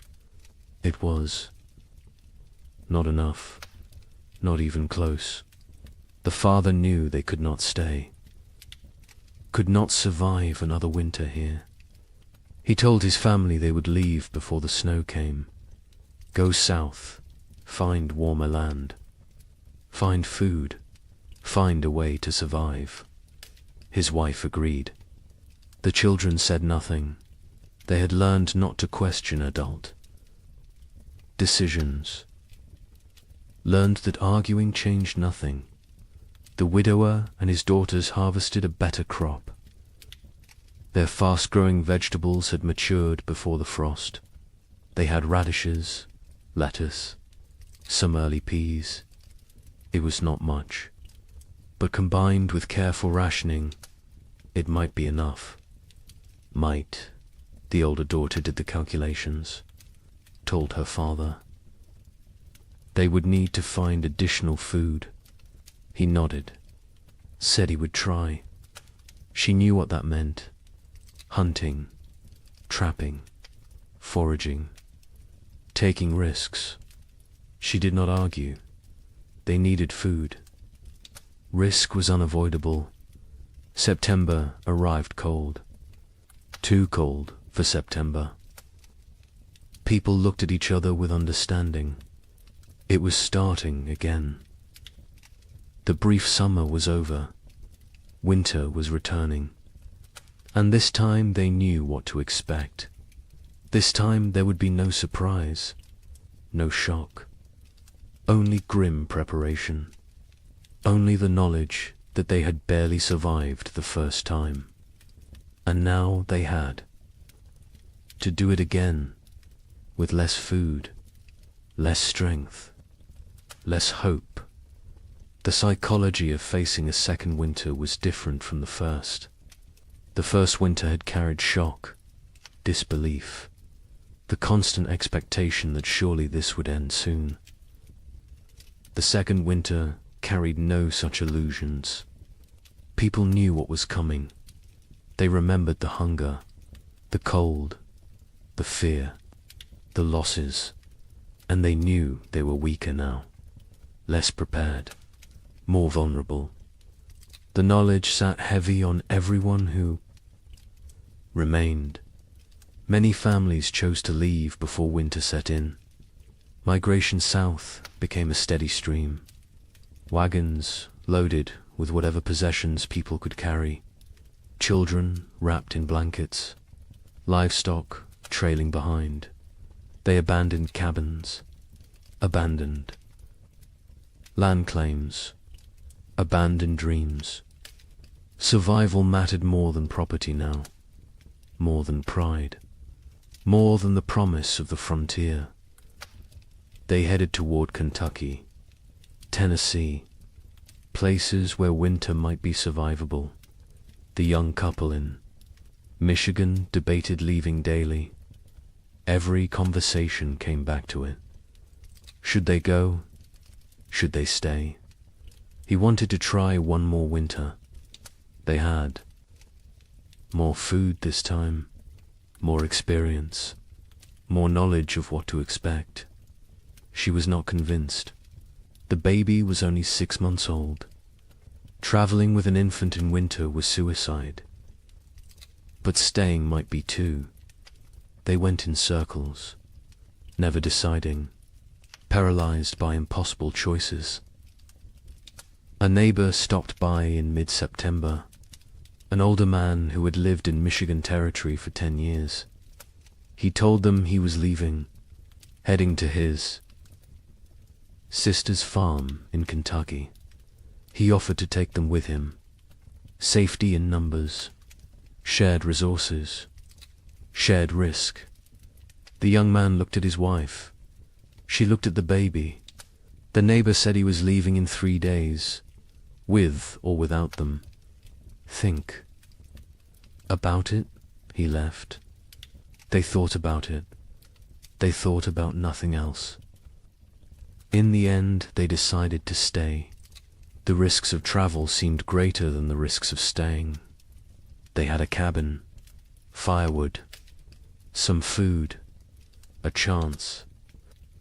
The journey was hundreds of miles through increasingly hostile weather with a baby. The math did not work, so they stayed. They watched their neighbor's wagon disappear down the trail, wondered if they had made the right choice, knew they would never know until it was too late to change their minds. In Illinois, the family prepared to leave. They sold what they could, traded the rest, packed a wagon with essentials. They left in late September, before the first snow. The father took one last look at their cabin, at the land he had dreamed would make his fortune. His wife put a hand on his arm, told him they would come back someday. He nodded but did not believe her, neither did she. They climbed onto the wagon. The children huddled in the back. They started south, toward an uncertain future. But at least it was movement. At least it was trying. The journey south was hard. The roads were poor. Mud, ruts, fallen trees. The wagon broke an axle on the 3rd day. The father spent half a day repairing it. They pushed on. Other families traveled the same roads. Sometimes they camped together, shared fires, shared stories. Everyone had the same tale. Cold, hunger, loss, death. The stories became repetitive, became numbing. After a while, people stopped sharing, just nodded at each other, understanding without words. They reached southern Illinois after 2 weeks. The father inquired about land. Prices had dropped. So many people fleeing south had flooded the market. He found a small farm, 40 acres. The previous owner had died. His widow was selling. The father offered what he had. It was not much. She accepted anyway. She just wanted to go back east, back to family, back to safety. The Illinois family had a new home, farther south, maybe far enough. The widower and his daughters stayed in Ohio. They had discussed leaving, but decided against it. The older daughter argued they knew this land, knew where to hunt, where to trap, where to find water. Starting over somewhere new meant learning everything again, meant being vulnerable in unfamiliar territory. Better to face the devil you know. Her father agreed. The younger daughter said nothing. She rarely spoke anymore, just existed. Moving through routines mechanically, October brought the first hard freeze, earlier than normal, earlier than even last year. People who had hoped for a longer autumn were disappointed. Winter was not waiting, was not merciful. It arrived with force and fury.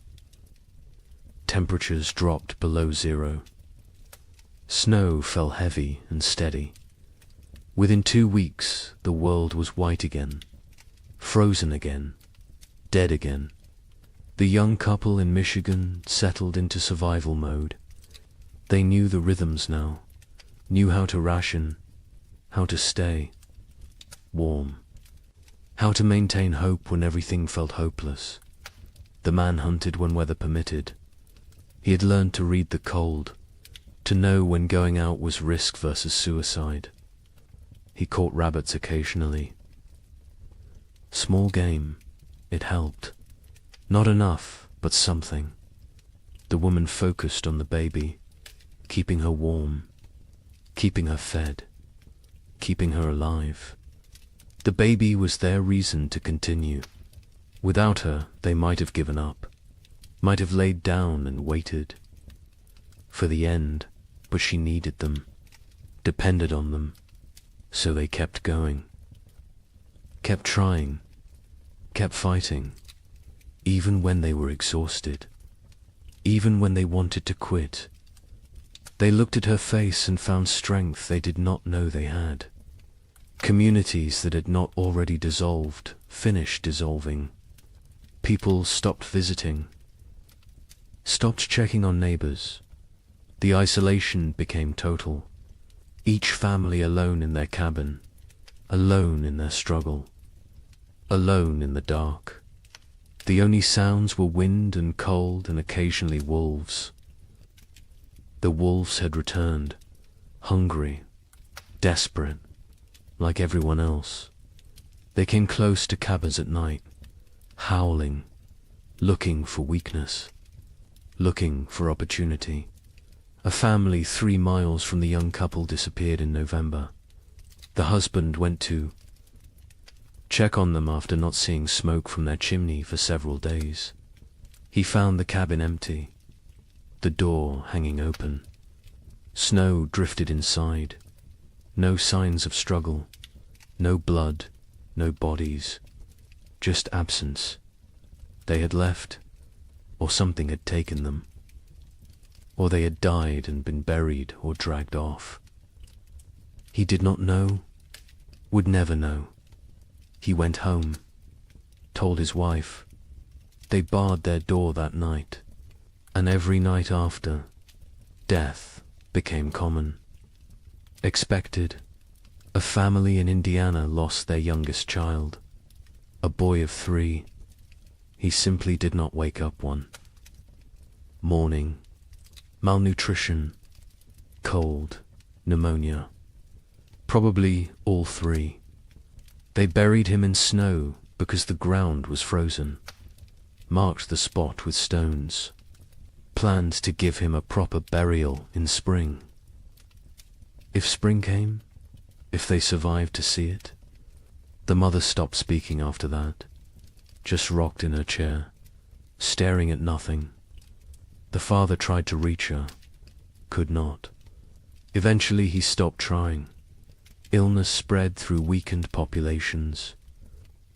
People with no reserves, no immunity, no strength to fight. Pneumonia, influenza, infections from minor cuts that would normally heal. Bodies shutting down under relentless stress. Some families lost multiple members, a father and 2 sons in 1 week, a mother and infant daughter, entire families, sometimes.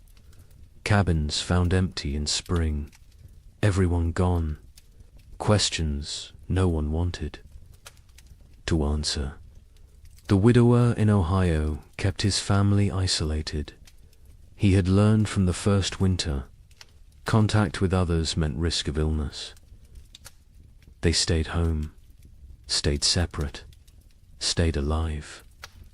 The older daughter maintained their routines, rationed food precisely, kept the fire going, kept spirits up as much as possible. The younger daughter helped when asked, but remained distant, locked, inside her own mind, traumatized by 18 months of horror.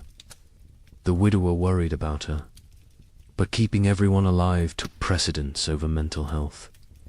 Survival first, healing later. If there was a later, December arrived. The darkest month.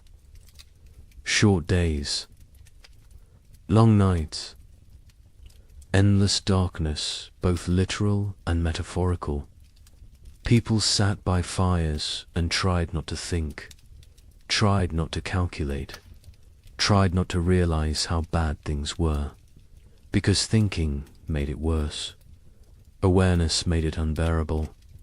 Better to exist moment to moment, not looking forward, not looking back, just being, just surviving. Christmas came and went unmarked. No celebrations, no gifts, no joy. Some families tried to acknowledge it, a special meal, a prayer, but mostly it passed like any other day. Cold, dark, hungry. Religion felt hollow to many now. Hard to believe in divine providence when children starved. Hard to have faith when prayers went unanswered year after year. Some held on to belief, others let it go, released it like one more thing they could not afford to carry. The young man in Michigan carved a small wooden toy for his daughter, a doll. Simple but carefully made. He gave it to her on Christmas morning. She was too young to understand, but his wife cried, not from sadness, from gratitude, that he still tried, still found ways to create beauty, still believed in something beyond mere survival. She held him, told him she loved him. They stayed like that for a long time, drawing strength from each other, from their small family, from the choice to keep going. January 1837 arrived, the coldest month of the coldest winter in memory. Temperatures that made the previous year seem mild, winds that cut through any barrier, cold that penetrated everything. People wore every piece of clothing they owned, layered until they could barely move, and still the cold found them. Still it reached through to skin and bone and soul. Food was running critically low for most families. The math was becoming impossible. Even with strict rationing, supplies would not last until spring. Families faced starvation, real starvation. Not just hunger, but the final stages of the body consuming itself. People grew skeletal, moved slowly, spoke rarely, conserved every calorie, every bit of energy. Some no longer had the strength to gather firewood. They burned furniture, burned cabin walls, anything that would produce heat. The young couple ate. One meal every 2 days. They gave most of their food to keep the wife's milk flowing for the baby. The man was wasting away, his ribs visible, his face gaunt, his eyes sunken. But he never complained, never suggested changing the arrangement. His daughter would eat, would survive, even if he did not. The wife saw what he was doing, begged him to eat more. He refused, said she needed strength for the baby. She did not argue further, because he was right, and because arguing took energy. They did not have. February brought no relief, just more cold, more snow, more death. The widower in Ohio made a final inventory. They had perhaps 3 weeks of food left. After that, nothing. He gathered his daughters, told them the truth. They would need to start hunting more aggressively, taking more risks. It was dangerous, but necessary. The older daughter nodded, said she would help. She had learned to trap, to track, to skin small game, skills her mother never imagined she would need. The younger daughter looked up briefly, then back down. The widower wondered what she was thinking, if she was thinking, or if she had retreated so far inside herself that she was unreachable. But then something changed. Late February brought a warm spell. Temperatures above freezing for 3 consecutive days. Snow melted. The sun appeared, bright, almost cheerful. People emerged from cabins, looked around, dared to hope. Maybe this was it. Maybe winter was breaking. Maybe they had made it through. The warmth lasted a week, then ended abruptly. Temperatures plunged again. Snow returned. But something was different. The cold was less aggressive, less absolute. Spring was not here, but it was coming. Finally, actually coming. People could feel it, could sense it. The rhythm of seasons reasserting itself. Nature remembering how things were supposed. To work March brought increasing warmth. Real thaw. Ice melting on rivers. Snow receding from fields. Mud appearing. Glorious mud. People celebrated mud like it was gold, because mud meant earth, meant ground, meant the possibility of planting, of growing, of food. The young couple in Michigan stood at their window and watched snow melt, watched brown earth emerge. The wife cried. The husband held her. They had survived. Somehow, against all odds, they had survived. Wait until you hear how much worse it gets.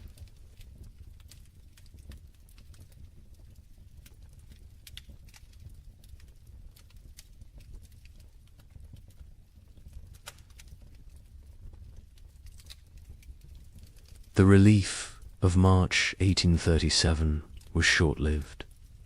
Spring arrived tentatively, weakly, like it was unsure of its own existence. Temperatures rose, but not enough, not consistently. Warm days followed by cold nights. Progress followed by setbacks. Nature could not decide what season it wanted to be. People planted anyway, because what choice did they have? They put seeds in cold ground and prayed. The young couple in Michigan planted their entire plot. Every seed they had saved, every seed they had traded for, everything. It was all or nothing now. They could not hold anything back, could not plan for next year. Next year was too far away, too uncertain. They needed food this year, this growing season, or they would not see another. The man worked the field slowly, his body weakened from months of starvation.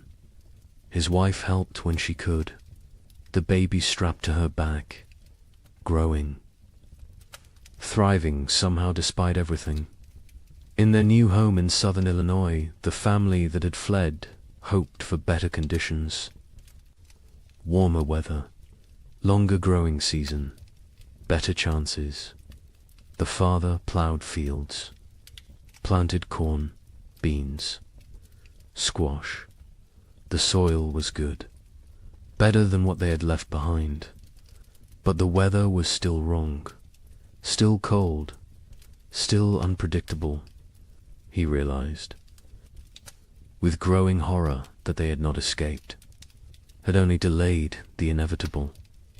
The cold had followed them south, or perhaps it was everywhere. Perhaps there was no escape. The widower in Ohio planted with his daughters. They worked together in silence. The older daughter had become the de facto head of household. She made decisions, organized work, kept them functioning. Her father followed her lead, grateful for her strength. The younger daughter worked mechanically, planting seeds, covering them with soil, watering. Her face remained blank, empty. The widower had accepted that she might never fully return, that the person she had been before the cold was gone, replaced by this hollow version. He mourned her even though she still lived at. April brought frost, killing frost. Not as severe as the previous year, but enough to damage crops, to set back growth, to remind everyone that nature was still hostile, still unpredictable, still deadly. People watched their seedlings blacken and die, watched weeks of work destroyed overnight. Some replanted, others gave up, decided to focus on foraging, on hunting, on finding food rather than growing it. Trust in agriculture had eroded. The contract between farmer and earth felt broken. Communities were shadows of what they had been. So many had left. So many had died. The ones who remained were changed, hardened, suspicious. The social bonds that had held frontier life together were gone, replaced by wariness, by self-interest, by the understanding that in crisis every person was ultimately alone. Neighbors who had once helped each other now avoided contact, feared obligation, feared the weakness that came from caring about others. A woman in Michigan Territory knocked on the young couple's door in late April. She was gaunt, desperate. Her husband had died in February. She had 3 children, no food, no options. She begged for help, anything they could spare. The young man looked at his wife. They had so little themselves, barely enough for their own family. His wife went inside, came back with a small sack of cornmeal, perhaps 2 pounds. It was a significant portion of their stores. The woman wept, thanked them, left. The young man and his wife never discussed it, never questioned the decision, but they both knew what that cornmeal might cost them later. May brought better weather, warmer, more stable. The crops that survived April began to grow, slowly, struggling, but growing. People tended their gardens obsessively, pulled every weed, watered carefully, talked to the plants, begged them to thrive. These gardens represented everything: hope, survival, future. Without them there was nothing, just slow starvation through another winter. And no one could survive another winter like the last 2. The young couple's garden showed promise. The corn was growing, short stalks, but growing. The beans were climbing, the squash spreading. They allowed themselves to hope, to plan, to imagine a harvest that would see them through. The man hunted regularly now. The game had returned. Deer, rabbits, turkey. He was successful more often, building their stores. They smoked meat, preserved it, prepared for the worst while hoping for better. In southern Illinois, the family's crops grew better. The warmer climate helped. Their corn reached knee-high by late May. The father felt vindicated. They had made the right choice to move. His wife was less certain. She had learned not to trust good fortune, not to believe in progress until it was secured. She watched the sky constantly, waited for the next disaster, for the frost or hail or plague of insects that would destroy everything. Optimism felt dangerous, felt like tempting fate. The widower's garden grew adequately, not abundant but adequate. The older daughter managed it efficiently. She had learned to maximize every inch of soil, every drop of water, every moment of sunlight. She was 17 now, an adult in all. But names she had lost her youth to these winters, lost her innocence, lost a chance to be young and carefree. She did not mourn these losses. There was no time, no space, no energy. She simply existed in the present, did what needed doing, survived. June arrived warm. Summer finally asserting itself. People shed layers, felt sun on skin, remembered what warmth felt like. Children played outside, really played, not just huddled for warmth, but ran and laughed, and acted like children. Parents watched them with complicated emotions, joy at seeing childhood return, sorrow for all the childhood lost, fear that this reprieve was temporary, that winter would return too soon. The young couple's baby took her first steps in June, on grass, in sunshine. Her mother cried watching her. This tiny person who had known only cold and hunger and fear was walking, growing, living. It felt miraculous. The man picked up his daughter, spun her in the air. She laughed. The sound was pure joy, untainted by the suffering around her. Too young to understand, too young to remember. They both hoped she would never remember these years, never carry the scars they carried. July was hot, genuinely hot. People complained about heat, then laughed at themselves for complaining. Heat was blessing. Heat was life. Heat meant crops growing, meant long days, meant hope. The gardens flourished. Corn grew tall. Beans produced pods. Squash spread across the ground with heavy fruit. For the first time in 2 years, abundance seemed possible. Not guaranteed, but possible. But nature had taught them not to trust. On July 23rd, a hailstorm struck southern Indiana. Hail the size of eggs. It shredded crops, destroyed gardens, killed livestock. Families who had been preparing for harvest lost everything in 20 minutes. The storm passed, left devastation. People walked through destroyed fields in shock, corn beaten into the ground, beans stripped from vines, squash smashed. Months of work, all their hope, gone.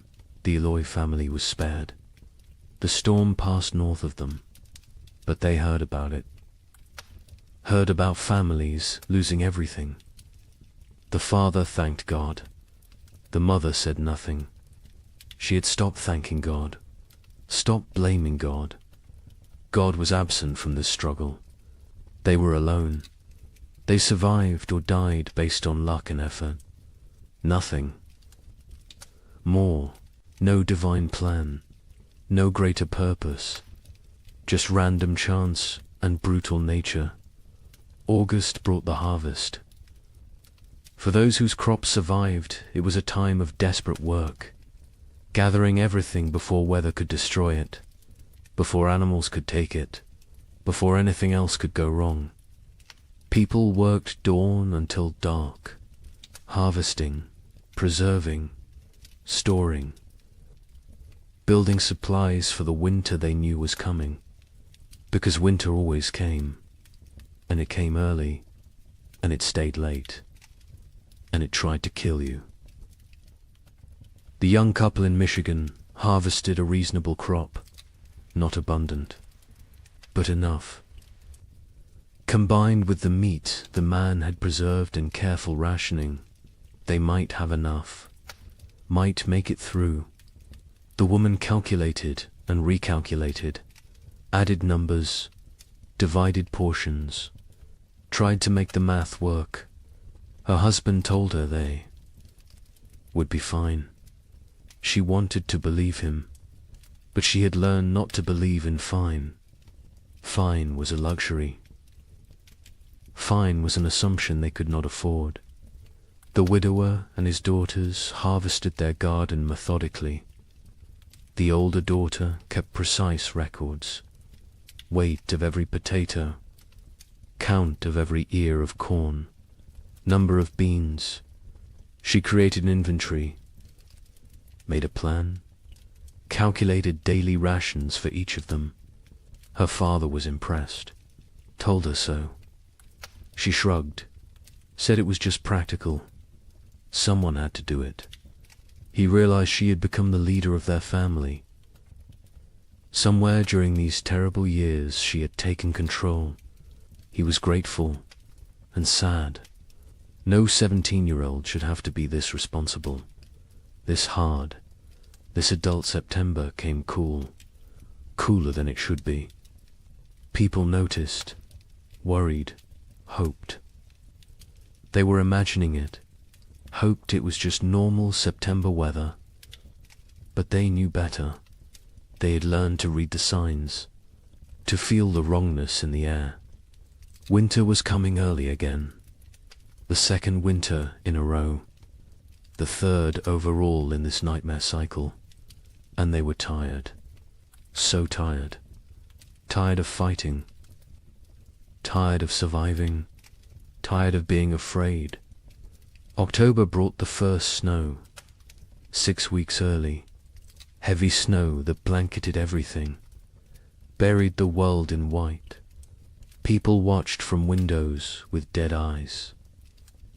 They had known it was coming, had prepared as best they could, but knowing did not make it easier, did not make it less terrifying. They settled into their cabins, barred the doors, fed the fires, began the long dark wait. The psychology of the second winter was different from the first. The first had carried shock, disbelief, the hope that surely this would end. The second winter carried resignation, acceptance, the knowledge that this might never end, that they might die in this cold, that survival was not guaranteed no matter how hard they tried. This knowledge was heavier than the cold, heavier than the hunger. It pressed down on souls, crushed spirits, made people hollow. The young couple settled into routines. He maintained the fire. She cared for the baby. They rationed food strictly. 1 meal a day. Small portions. They talked less now. Conversation took energy, took hope. They existed side by side, parallel lives barely touching. The baby was their only connection, their only reason. Without her, they might have drifted apart entirely, might have retreated into individual isolation, but she needed both of them, so they stayed together, functioned as a unit, survived. In Illinois, the family that had fled south discovered that southern winter was still winter. Less severe than Michigan, but severe enough. Cold enough. Dangerous enough. The father realized they would need to go farther south next year. Kentucky, maybe. Tennessee. Somewhere winter was mild. Somewhere survival did not require such desperate measures, his wife agreed. The children were weakening. The youngest was sick. A cough that would not go away. A fever that came and went. They needed better conditions. Warmer weather, more food, or they would lose her. The widower and his daughters faced the second winter with grim efficiency. They had learned so much. How to ration perfectly.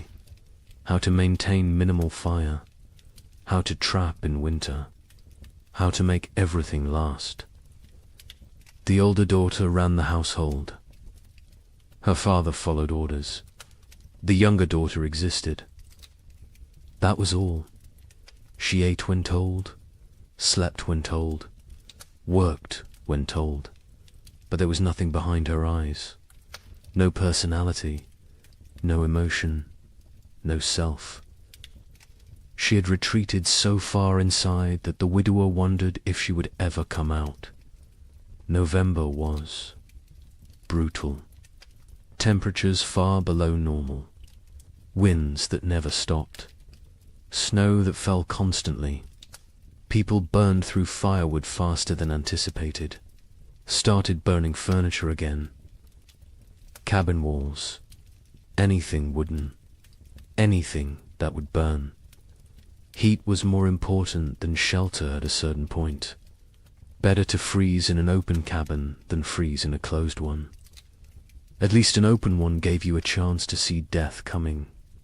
Food became critical.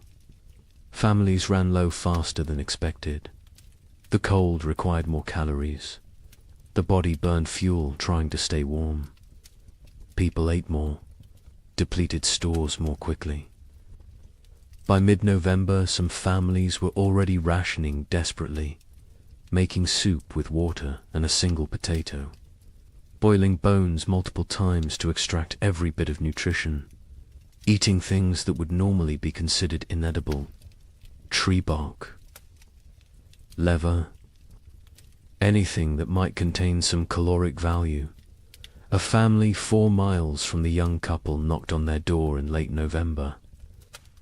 A father with 2 sons. Their wife and mother had died in October. Pneumonia. They had no food left. Nothing. They were starving. The father asked for help. His sons stood behind him, thin, shaking, eyes too large in gaunt faces. The young man looked at his wife. She looked at the baby. They had enough food for themselves. Barely, not enough to share. The young man told them he was sorry. He had nothing to give. The father nodded. Said he understood. They left. The young couple never saw them again. Never learned what happened to them. Preferred not to know. December brought darkness. Literal and metaphorical. The days were so short, the nights so long. People sat in dark. Cabins, conserving candles, conserving lamp oil, conserving everything. The darkness was oppressive, heavy. It made time feel strange, distorted. Days blended together. You woke, ate a small amount. Sat, slept, woke again. Was it day? Was it night? Did it matter? Time lost meaning when every moment was the same. Cold, dark, hungry, afraid. The young couple's baby got sick in early December. A fever. She cried constantly. Would not nurse. The mother held her day and night. Tried everything. Cold cloths. Warm cloths. Arb's prayer. The fever broke after 3 days. The baby survived, but the mother did not recover emotionally. She stopped sleeping. Watched the baby constantly. convinced that if she looked away, her daughter would die. The man tried to comfort her, told her the baby was fine. She would not listen, could not listen. Fear had taken hold. Rational thought had fled. Christmas came. No celebration, no acknowledgement. It was just another day. Cold, dark, hungry, the young. Man had carved another toy for his daughter. A small horse. He gave it to her on Christmas morning. She grabbed it, put it in her mouth. Too young to play properly, too young to understand. His wife smiled weakly, told him it was beautiful, then went back to staring at the baby. The man sat by the fire, wondered how much longer they could do this, wondered if survival was worth the cost, then felt guilty for wondering. The Illinois family's youngest child died on December 30th. The cough had gotten worse. The fever never broke. She was 6 years old. They wrapped her in a blanket, laid her in the snow, marked the spot. The mother did not cry. She had no tears left. The father built a small cross. The other children stood silently. They had learned not to show emotion. Emotion was weakness. Weakness was dangerous. The family went back inside. Life continued, because what else could they do?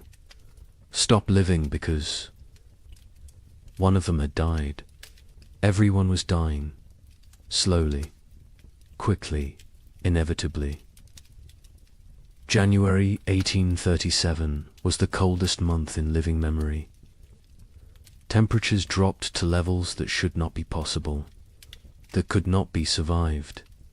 People huddled by fires, wore every piece of clothing, burned everything that could burn. And still the cold found them, reached through walls, through clothes, through skin, into bones, into souls.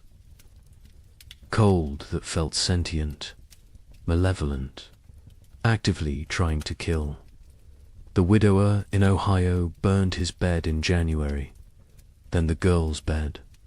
They slept on the floor near the fire, all three together, sharing body heat, sharing blankets. The older daughter protested burning the beds, said they would need them later. Her father said later did not matter if they froze tonight. She understood, helped him break up the bed frames, fed them to the fire, watched the wood burn, wondered what they would burn next, what they would sacrifice tomorrow. People stopped moving unless necessary. Movement required calories, burned energy. Energy was precious, could not be wasted. Families sat still for hours, days, only moving to tend fire, to prepare food, to use the chamber pot. Everything else was eliminated. Conversation, work, activity, all gone, replaced by stillness, by conservation, by the desperate attempt to make their bodies last until spring. Food was running out everywhere. People were starving, really starving. The body consuming itself, muscle wasting, organs beginning to fail. People became skeletal, their faces gaunt, eyes sunken, teeth loose, hair falling out. The physical signs of advanced starvation. Some went mad. The hunger drove them insane. They talked to people who were not there, saw things that did not exist, lost touch with reality. Others became violent, desperate, dangerous. The young man in Michigan was starving himself to keep his wife and daughter fed. He ate almost nothing, claimed he was not hungry. His wife knew what he was doing, begged him to eat. He refused, said she needed strength to nurse. She needed food to make milk. The baby needed milk to survive. Therefore, the baby and wife ate. He did not. The math was simple, brutal, but simple. He was dying. They both knew it.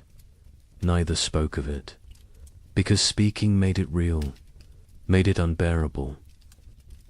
February brought no relief, just more cold, more hunger, more death. Bodies were found frozen in cabins. Entire families sometimes.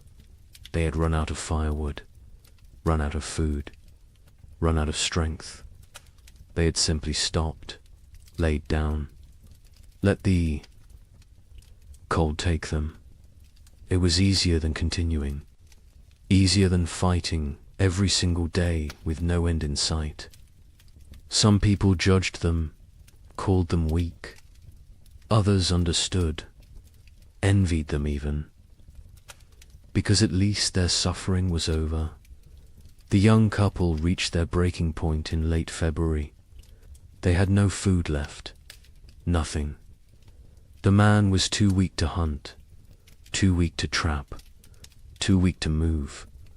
His wife was still nursing, but her milk was almost gone. The baby cried constantly, starving, dying. They sat together, held each other, held their daughter, waited for the end. They did not speak, did not cry, did not pray. They had moved beyond all that. They simply existed in the moment, waiting for it to be over. Then a neighbor appeared, the same neighbor who had offered to take them south. He had returned. His sister's farm had been no better. He had come back to his land, to his cabin. He knocked on their door. The young man opened it, could barely stand. The neighbor saw the situation immediately, went to his wagon, brought back food, salt pork, cornmeal, dried beans. Not much, but something. He told them he would check on them weekly, share what he had. The young man tried to thank him, could not find words. The neighbor nodded, said they were neighbors. That was enough. He left. The food saved them. They rationed it carefully, made it last. The wife's milk returned. The baby stopped crying, started nursing properly. The man ate small amounts, regained some strength. Not much, but enough to function, enough to survive. They knew they owed their lives to the neighbor, knew they could never repay him, but they would try. Someday, if they lived that long. March finally brought real thaw. Not false hope this time, real warmth, sustained warmth.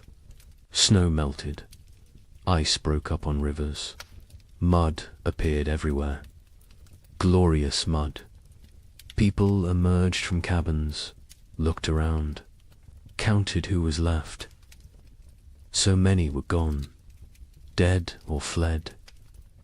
The survivors looked at each other with hollow eyes. They had made it, somehow, through a second winter, through horror that should not be survivable. They had made it, but at what cost? Wait until you hear about the third winter. Asterisk. Spring 1837 arrived broken, not absent like before, but damaged, wounded, like nature itself was exhausted from the struggle. The warmth came, but felt fragile, tentative, as if it might retreat at any moment. People planted again, because they had to, because there was no alternative. But the hope that had sustained them through previous plantings was gone. replaced by grim determination, by obligation, by the mechanical act of putting seeds in ground without believing. Anything good would come from it. The young couple in Michigan planted their field. The man was skeletal now. His body had not recovered from February, probably never would, but he moved through the motions, ploughing, planting. His wife helped, the baby on her back, growing despite everything, thriving in ways that defied logic. Children were resilient, more resilient than adults. She embodied hope even when her parents had none. They worked for her, survived for her, continued for her. The neighbor who had saved them helped with planting. He had lost his own family in the first winter. Wife and 2 daughters. He never spoke of them, never explained what happened, but the grief lived in his eyes, in his movements, in the way he threw himself into work. Helping others was how he survived, how he found meaning. The young couple became his purpose, his reason to continue. He checked on them weekly, shared food when he had extra, fixed things around their cabin, asked for nothing in return. In Illinois, the family that had lost their youngest daughter planted in silence. The mother moved mechanically, planting, watering, weeding, but her spirit was elsewhere, with her dead child, with the life they should have had. The father tried to engage her. She responded in single words. Yes, no, maybe. Their remaining children watched their parents fracture, watched the marriage dissolve under the weight of grief. The oldest boy, now 9, took on more responsibility, helped his father, tried to shield his younger siblings, became an adult too soon. Like everyone else, the widower in Ohio planted, with his older daughter, just the 2 of them. The younger daughter had stopped functioning entirely. She sat in the cabin, stared at walls, did not speak, did not respond, had retreated so far inside herself that she was unreachable. They had tried everything, talking to her, holding her, leaving her alone. Nothing worked. She was alive but not living, present but absent. The older daughter cried about it sometimes, late at night, when she thought no one could hear. Her father heard, said nothing, because what could he say? They were all broken. Some breaks just showed more than others. April brought adequate weather. Not warm, not cold, just neutral. The crops grew slowly, struggling. The soil was depleted after years of abnormal cold. Nutrients locked away. The plants were pale, weak, but growing. People tended them obsessively, talked to them, prayed over them, begged them to thrive.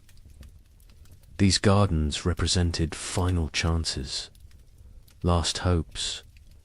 If the crops failed this year, there would be no next year, no more attempts. This was it. May arrived cooler than normal. Not catastrophically cold, but not warm either. The growing season was compromised again, shortened.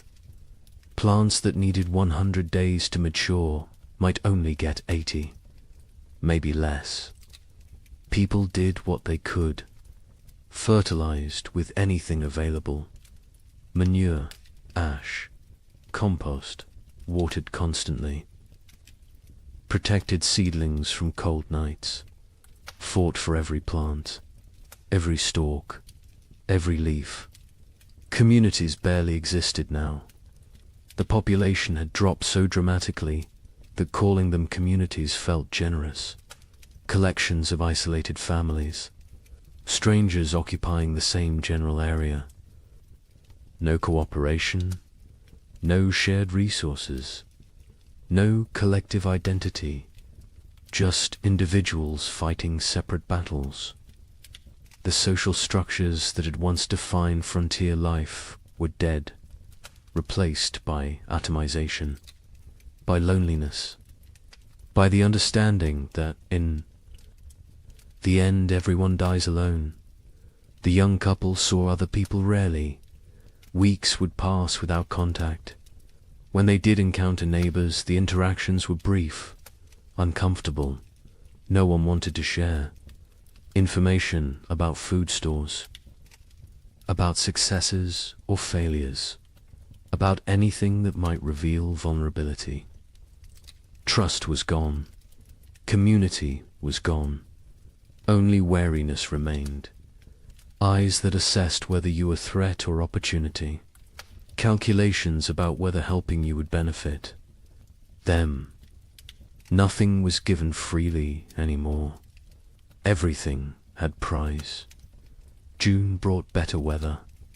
Finally, real warmth. Sustained warmth. The crops responded. Grew with vigor they had lacked before. Corn shot up. Beans produced. Squash spread.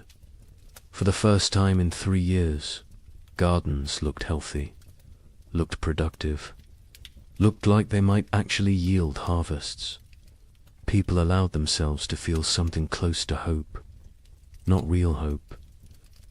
That was too dangerous, but cautious optimism. The possibility that maybe, possibly, they might have enough food. The young man hunted successfully in June. Deer were abundant again. The population had recovered, or perhaps the human hunters had diminished enough that game was plentiful. He killed 2 deer in 3 weeks. They smoked the meat, stored it carefully, added it to their supplies. The wife calculated, recalculated. If the garden produced even half of what it promised, combined with the smoked meat, careful rationing, they would make it. Would survive another winter. The math finally worked. But the wife had learnt not to trust good fortune. She waited for disaster, for the frost, the hail, the blight. Something would go wrong. Something always went wrong. She checked the garden multiple times daily, examined every plant, looked for signs of disease, of insect damage, of anything that might threaten their harvest. Her husband told her to relax. She could not. Relaxing felt like inviting catastrophe. Vigilance was all. That kept them safe. She believed that. Needed to believe that. Because if vigilance did not matter, then nothing they did mattered. And that was too terrifying to accept. July was hot, scorching, the kind of heat that in normal times would be complained about. But these were not normal times. Heat meant growth, meant long days, meant crops maturing. People celebrated heat, worked in it without complaint. Sweat was blessing. Discomfort was price of survival. They paid it gladly. The gardens flourished. Corn grew tall, over 6 feet. Tassels appeared. Ears formed. Beans hung heavy on vines. Squash fruit swelled. It looked like abundance, like salvation. The Illinois family's garden exceeded expectations. They would have enough, more than enough. The father felt vindicated again. They had survived, had made the right choices, had protected their family. His wife said nothing. She had learned that survival was temporary, that next year would bring new challenges, new threats, new opportunities for loss. The dead daughter haunted her, would always haunt her. Success. Today did not erase yesterday's failures, did not bring back what was lost. The widower and his older daughter harvested the first. Vegetables in late July, radishes, lettuce, early peas. They ate fresh food for the first time in months. The taste was overwhelming, sharp, vibrant, alive. The older daughter cried while eating. Her father pretended not to notice. They offered food to the younger daughter. She took it, chewed mechanically, swallowed. No change in expression, no recognition of the gift they were giving her. She was gone. The person she had been was dead. This shell remained. They would care for it, protect it. But they had accepted that their family was now too. People. August brought the main harvest. People worked frantically, gathering everything, storing everything, preserving everything. This harvest represented life, represented hope, represented the possibility of future they could not afford to lose any of it. Every ear of corn mattered, every bean, every squash. They worked dawn to dusk, exhausting themselves, not caring. This was too important to spare effort. The young couple harvested more food than they had seen in 3 years. Corn beans, squash, combined with the smoked venison, they had enough. Actually enough. Not barely enough. Not maybe enough. But truly enough. They stood in their cabin looking at the stores. The wife started laughing, then crying, then laughing again. The man held her. They had made it, had survived, had beaten the odds. Their daughter played at their feet, oblivious, perfect.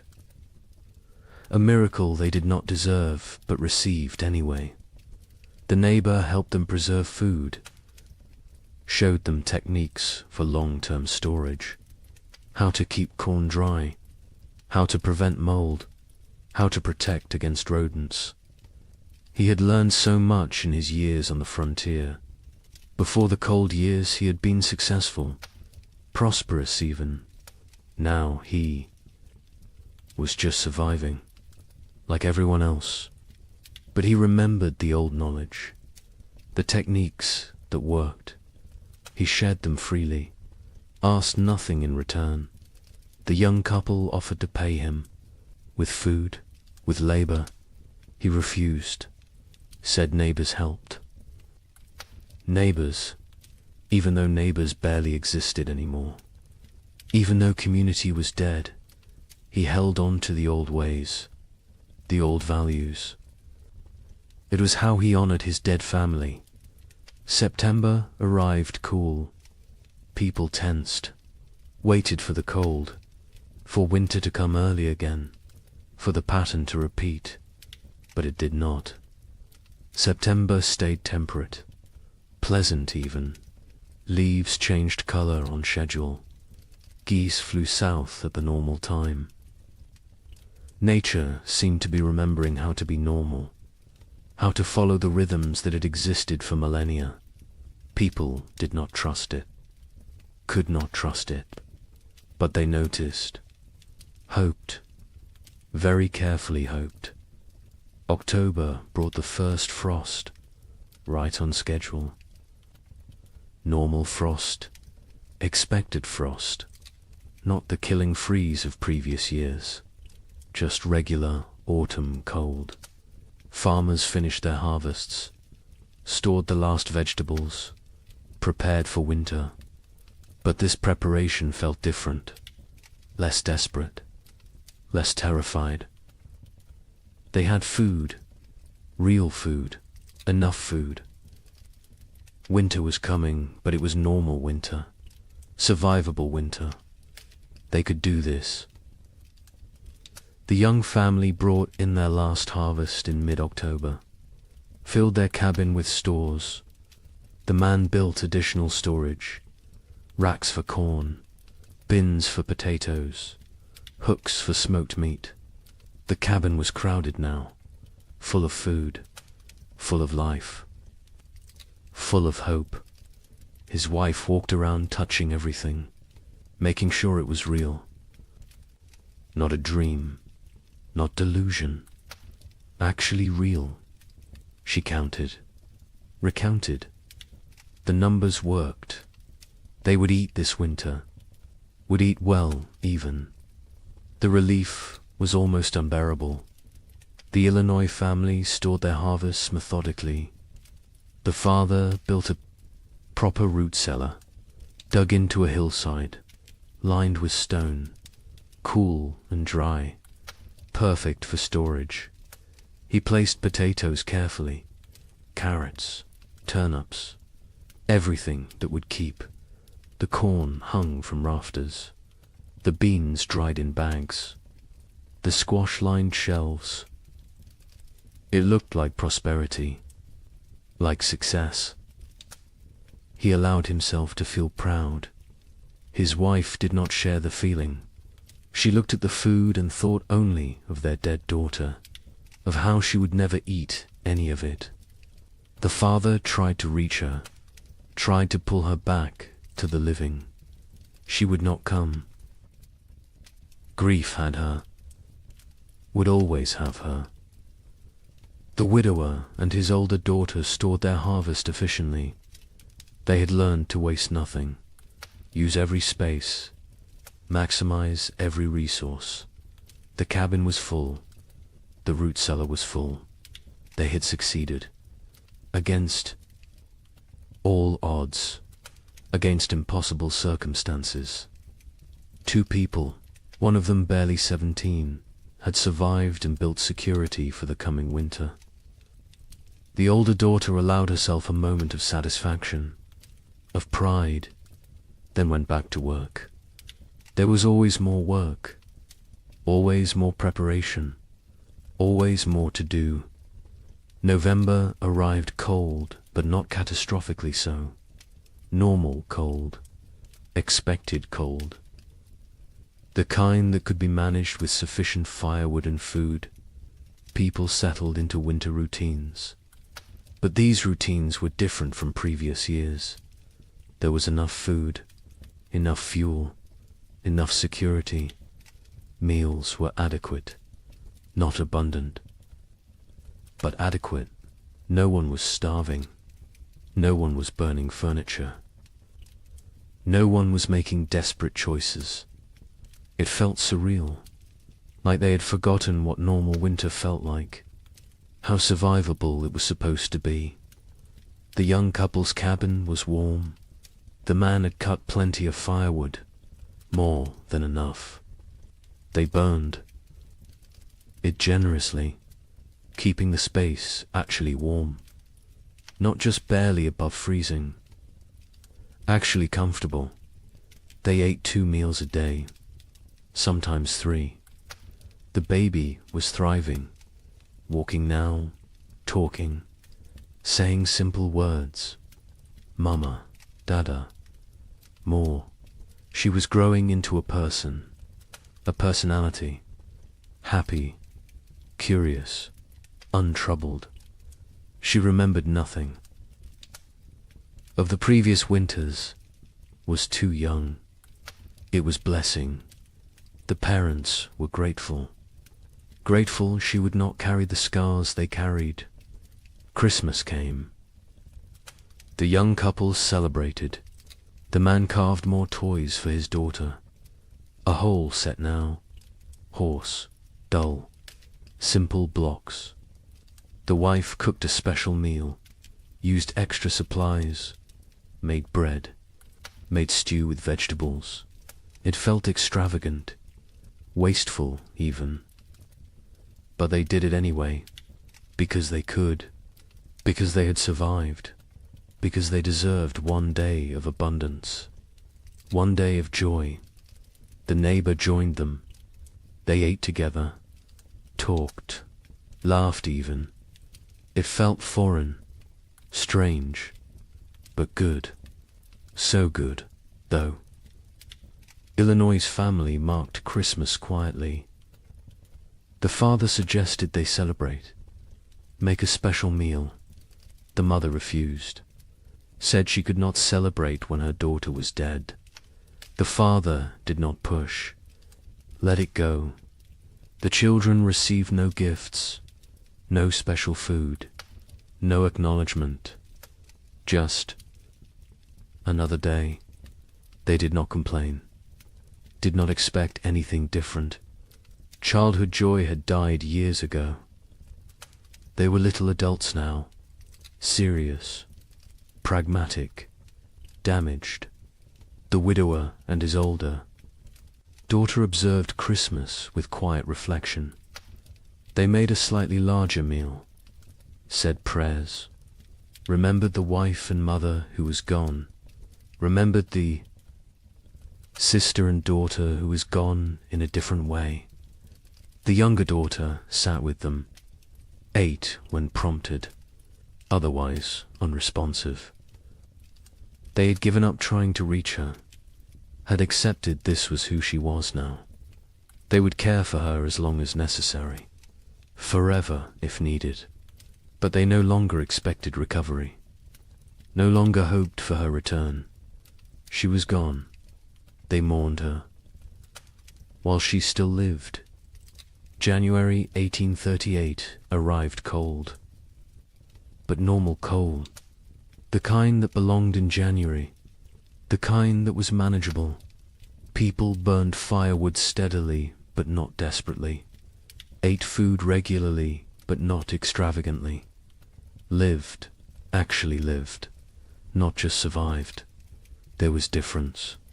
Survival was mechanical, was existing without living. Living was having moments beyond mere existence, moments of comfort, of satisfaction, of something approaching contentment. People had not lived in 3 years.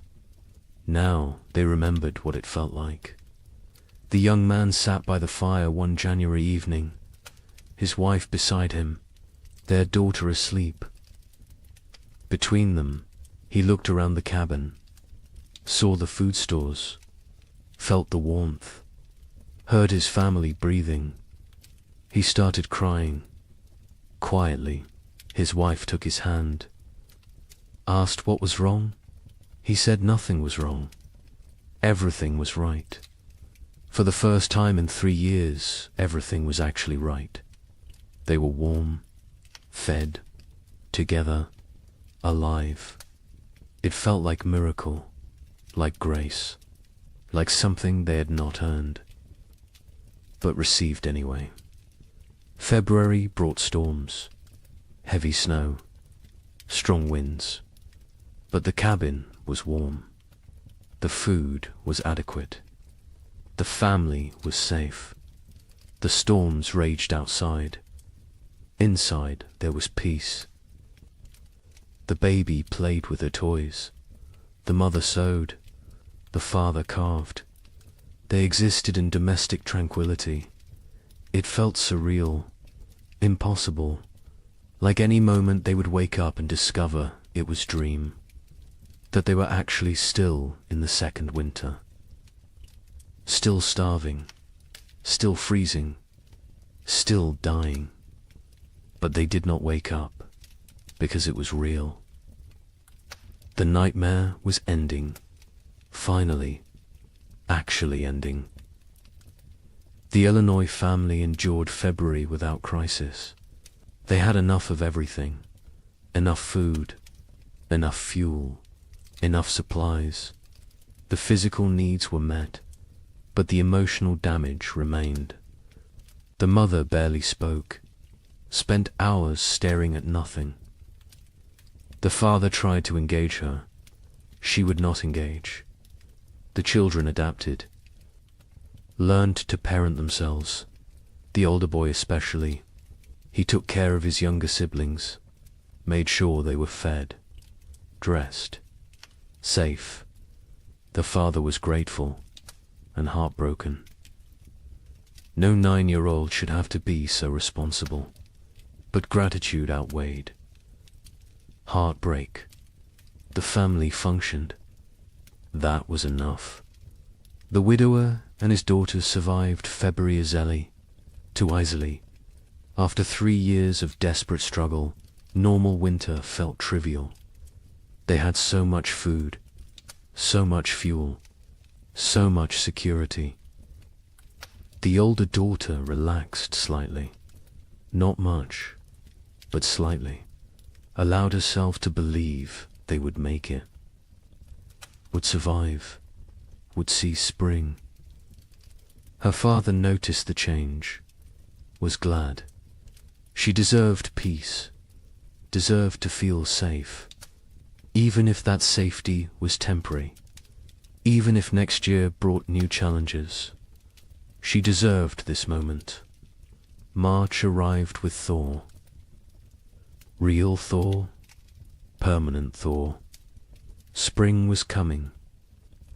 Not false hope this time, not temporary reprieve, actual spring, the kind that arrived and stayed, the kind that brought warmth and life and renewal. Snow melted rapidly, rivers broke up, birds returned, the world came back to life.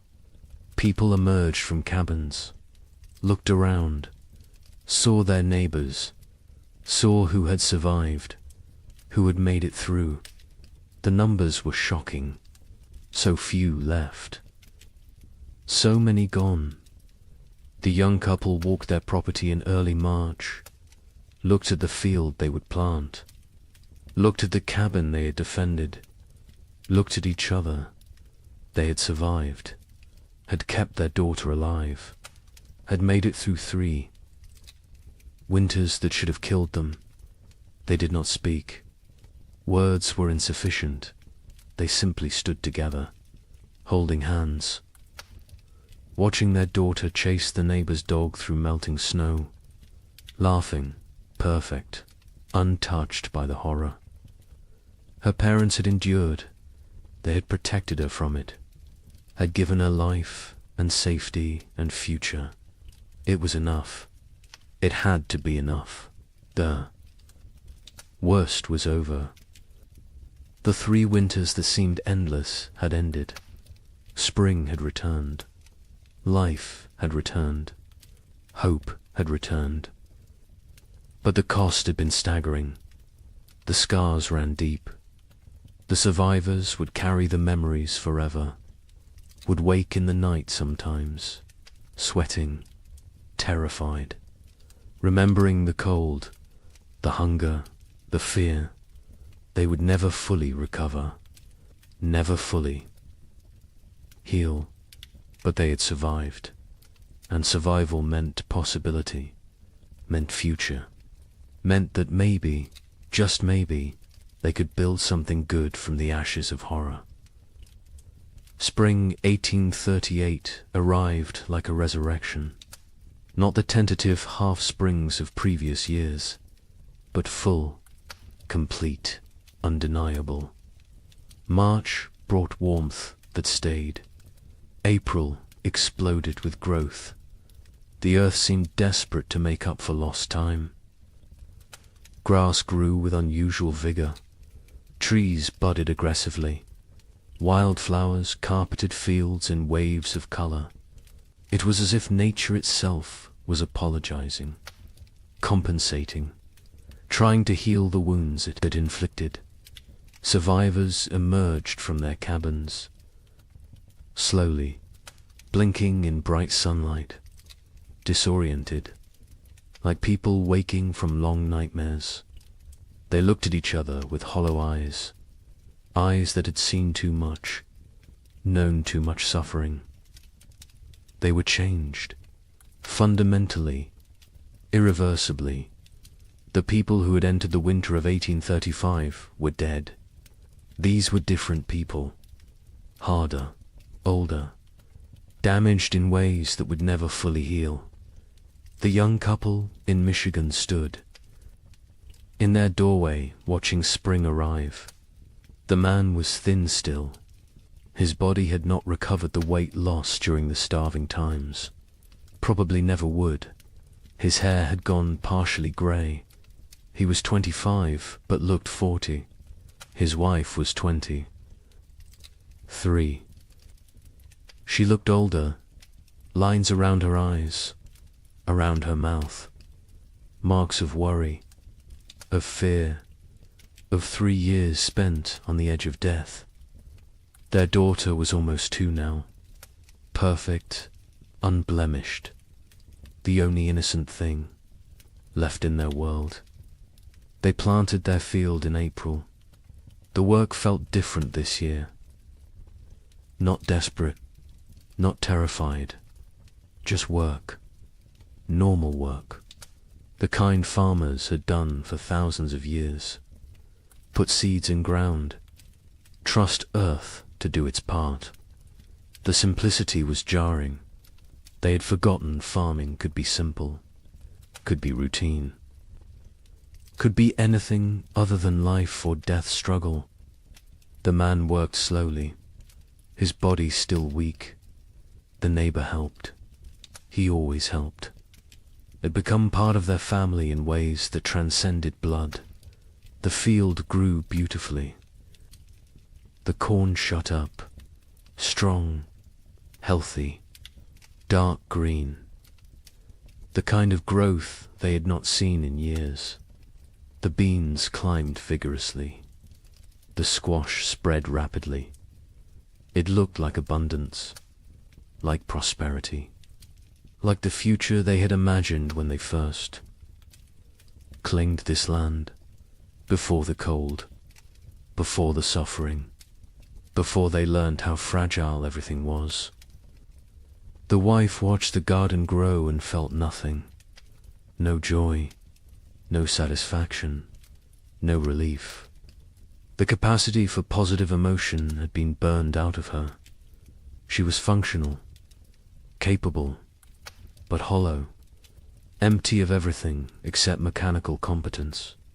In Illinois, the family that had lost their daughter tried to rebuild.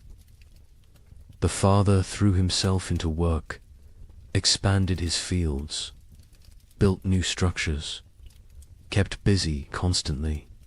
Movement meant not thinking, not remembering, not grieving. His wife did the opposite. She stopped moving, sat for hours, staring at nothing.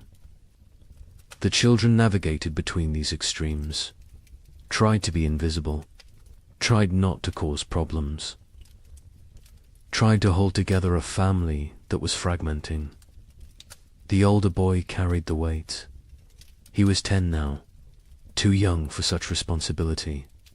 But responsibility did not care about age. Someone had to hold things together. He did it because no one else would. The widower in Ohio and his older daughter planted their field together, just the 2 of them. The younger daughter remained in the cabin, unresponsive, present but absent. They had tried everything to reach her. Doctors when they could afford them, medicines, prayers, time.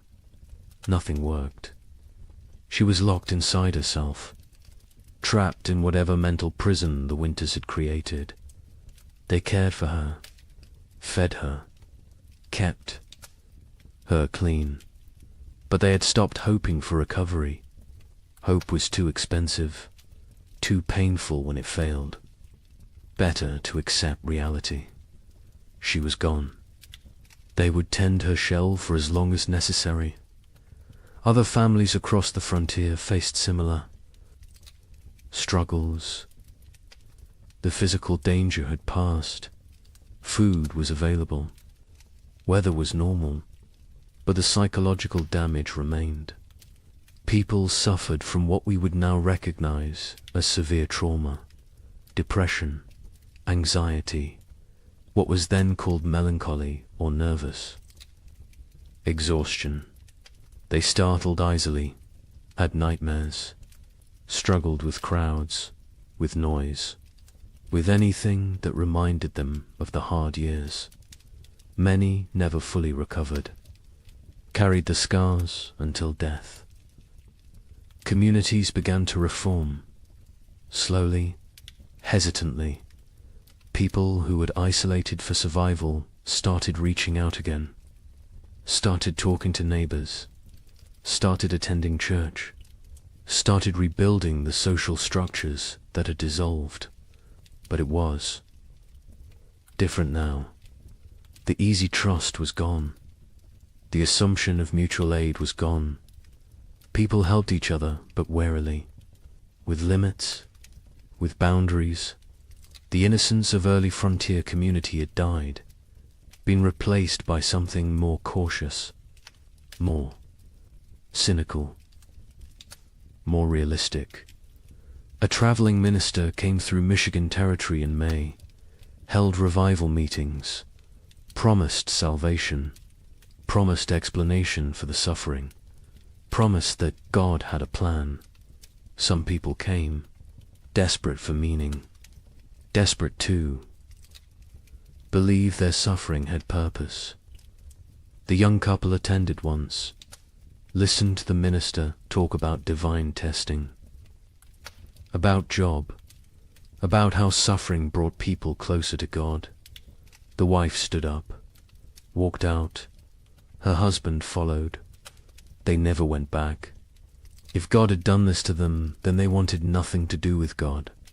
If God had not done this, then he was powerless to prevent it. Either way, church offered nothing they needed. Others found comfort in religion, clung to faith as the only thing that made sense of senselessness, believed that heaven waited, that their dead children were safe, that suffering on earth was temporary, that eternity would compensate for temporal pain. The young couple did. Not judge them. Whatever got you through was valid, but they could not share that faith. Had lost it somewhere in the second winter, when their daughter was dying and prayers went unanswered, when they realized they were alone, truly alone. Number. God, no providence. Just luck and effort and random chance. Summer brought abundance. The crops matured perfectly. The harvest was extraordinary. People gathered more food than they had seen in 5 years. Barns filled, root cellars filled, cabins filled. It was almost obscene, this wealth after such poverty, this abundance after such scarcity. Some people hoarded reflexively, stored food they would never eat, could not stop gathering, could not trust that next year would also be good. The trauma of scarcity had rewired their brains, made them incapable of feeling secure no matter how. Much they had. The young couple harvested their field in August. The yield was massive, more than they could possibly use. They sold some, traded some, gave some away, kept plenty for themselves. Their stores were overflowing. The man built additional storage. The wife watched him work, felt disconnected, like she was observing someone else's life. She went through motions, cared for their daughter, cooked, cleaned, did everything a wife and mother should do, but felt nothing, was numb, had been numb since February of the second winter. She wondered if she would ever feel again, or if this numbness was permanent, the price of survival. In Illinois, the abundant harvest did not heal the broken family. The father worked obsessively, made more money than they needed, bought things, built things, kept moving. The mother remained withdrawn, lost in grief, The children adapted, learned to function without real parenting, became independent too soon. The family existed together but separately, parallel lives in the same space, not connected, not whole, just adjacent. The widower and his older daughter harvested successfully. Their fields produced well. They had security for the coming winter. The older daughter was 18 now. An adult, she had offers of marriage. Young men who saw her competence, her strength, her capability. She refused them all, said she could not leave her father, could not leave her sister, could not abandon her responsibilities. Her father told her to go, to live her life. She refused. They both knew why. She had lost too much already, could not risk caring about anyone new, could not risk more loss. Better to stay, to maintain, to exist in the known pain rather than risk unknown happiness that might become pain. New settlers began arriving in late 1838. People from the east who had heard land was cheap, who did not know what had happened, who saw opportunity in the depleted population. The survivors looked at them with mixed feelings, part resentment. These newcomers had not suffered, had not earned their place, part relief. New people meant community could rebuild, meant the frontier would not die completely. Part pitied, because the newcomers were so innocent, so hopeful, so unaware of how quickly everything could collapse. A young family moved in near the young couple in September, fresh from Pennsylvania, full of dreams. The man introduced himself, talked about his plans, about the farm he would build, about the future he saw. The young couple listened politely, said nothing about the previous years. What could they say? How could they explain? The newcomers would learn, or they would not. Either way, it was not the survivors' responsibility to shatter their illusions, let them have their hope, while it lasted. The physical scars were obvious. People were thinner, weaker. Many had lost teeth from malnutrition, had hair that had gone white or fallen out, had skin that showed the effects of vitamin deficiency, scurvy, rickets. Conditions that should have been rare were common. Some people recovered physically, others carried permanent damage, weakened hearts, damaged lungs, bodies that had been pushed beyond sustainable limits and never fully healed. But the psychological scars went deeper. The young wife woke screaming. Sometimes nightmares of her daughter dying, of snow falling in July, of cold that would not end. Her husband held her, said nothing, because what could he say? He had his own nightmares, his own fears. They did not discuss them, did not process them, just carried them, separately, together. The weight never lessened, only became familiar, became part of who they were now. The Illinois mother never recovered. She existed but did not live, went through motions but found no joy, no peace, no release from grief. Her family tried to reach her. She was unreachable. Eventually, they stopped trying, accepted that she was gone even though her body remained. The father took over her duties, cooked, cleaned, cared for the children, worked the farm, did everything. She sat, stared, existed. It was slow death. Everyone knew it. No one could stop it. She would live another decade, empty, broken, a ghost. In her own life, some survivors found ways forward, created new lives from the ruins of the old. The widower eventually remarried, a widow from the next county. She had lost her husband and son in the first winter.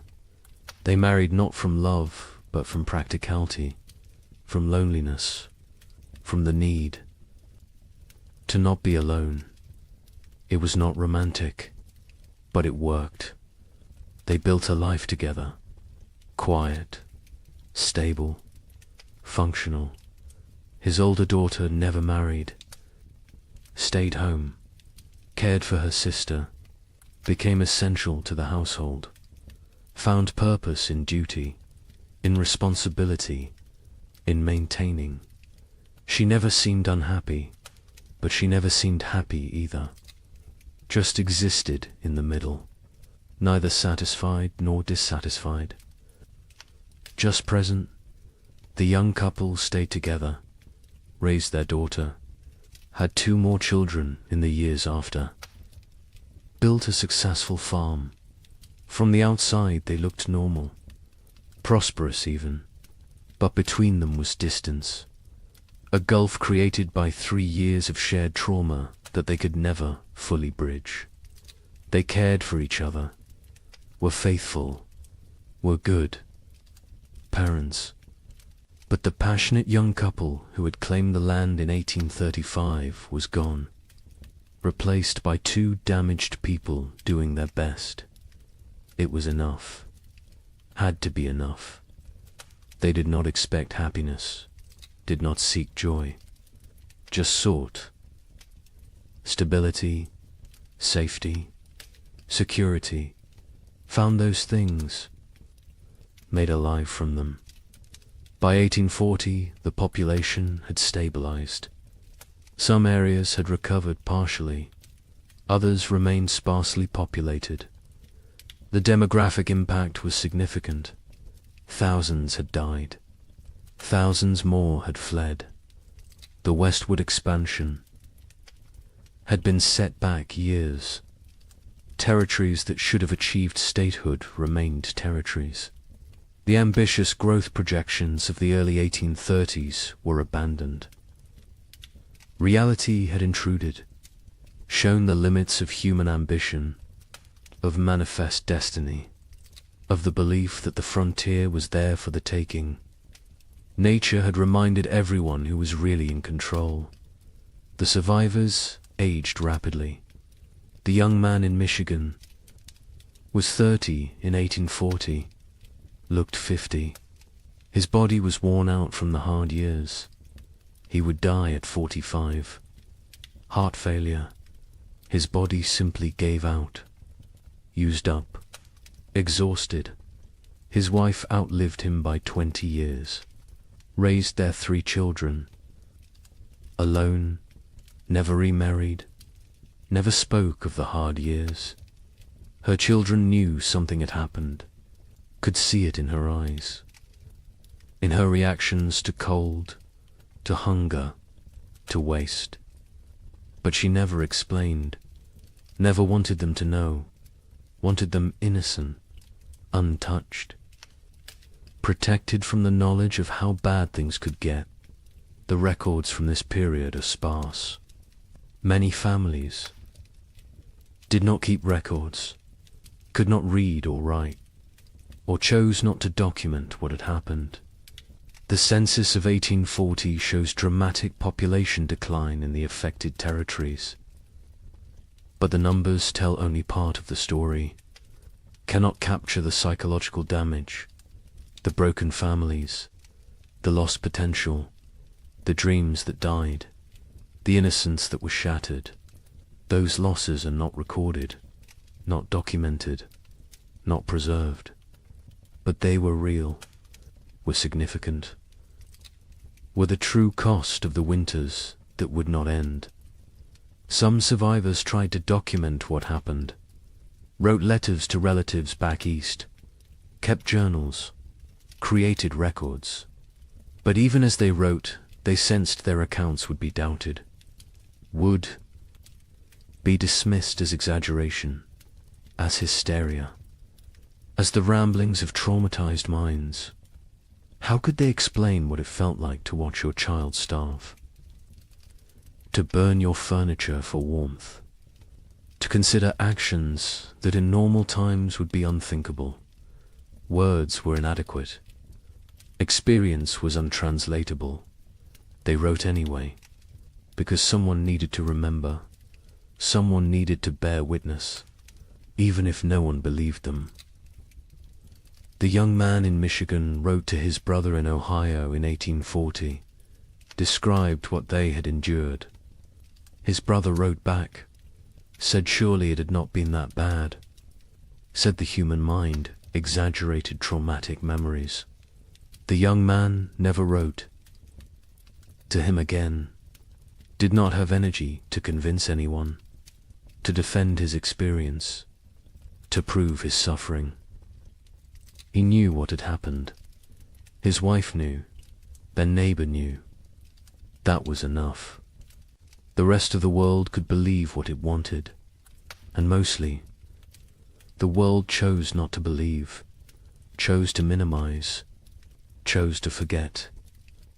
Because the story of the three winters did not fit the narrative America wanted to tell itself. The narrative of progress, of conquest, of manifest destiny, of inevitable triumph. The winters suggested that nature was more powerful than human. That civilization was fragile, that confidence was dangerous. These were not popular messages, not messages the growing nation wanted to hear.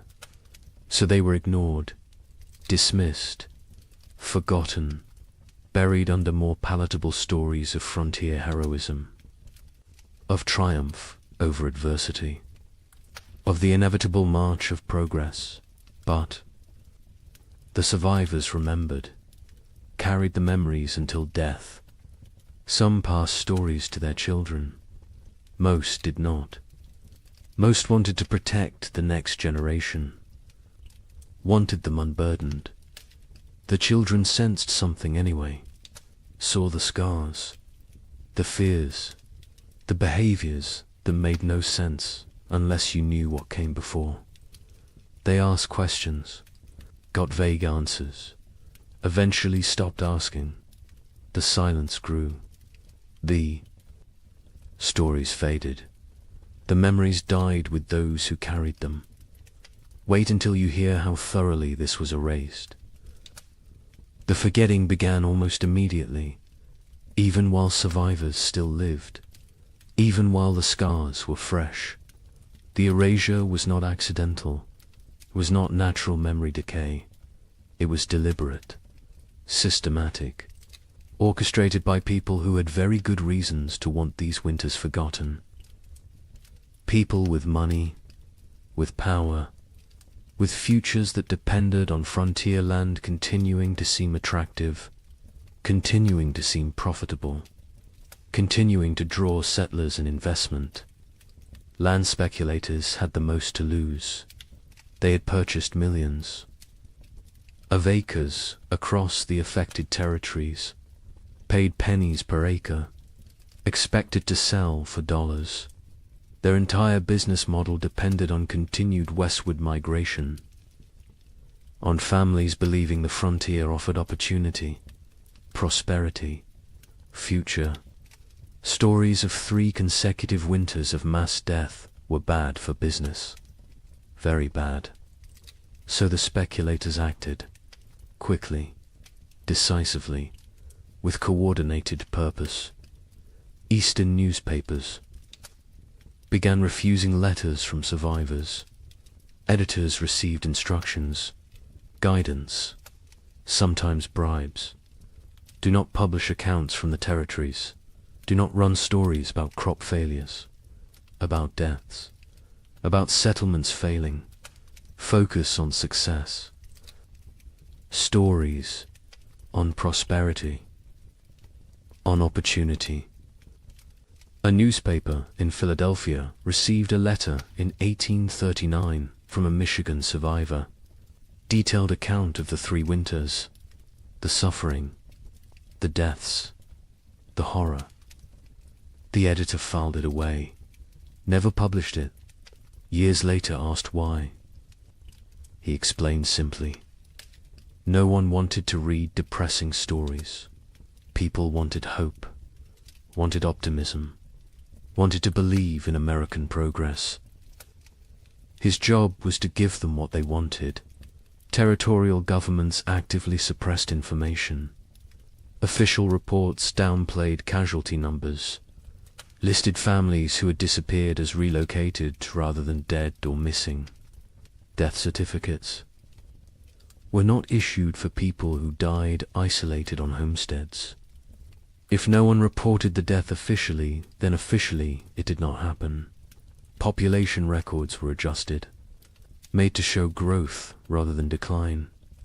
The manipulation was not subtle, but it was effective. Future historians looking at official records would see steady population growth, would see successful territorial expansion, would see nothing that suggested catastrophe. Land companies published promotional materials in 1839 and 1840, glossy brochures, detailed descriptions of fertile soil, mild climate, abundant opportunity. They made no mention of the previous years, no acknowledgement of hardship, no warning of risks. New settlers arrived with these brochures, with these promises, found a very different reality. By then, the land companies had their money. The deception had served its purpose. The newcomers were stuck, had to make the best of it, or abandon their investment and flee. Most stayed, tried to succeed. Never knew they had been deliberately misled. A land office clerk in Michigan Territory received orders in 1839. Adjust the records. Families who had disappeared needed to be listed as relocated to other territories. Deaths needed to be minimized. The numbers needed to show growth, success, progress. He complied. His job depended on it. His family depended on it. He made the changes, falsified documents, erased people from existence.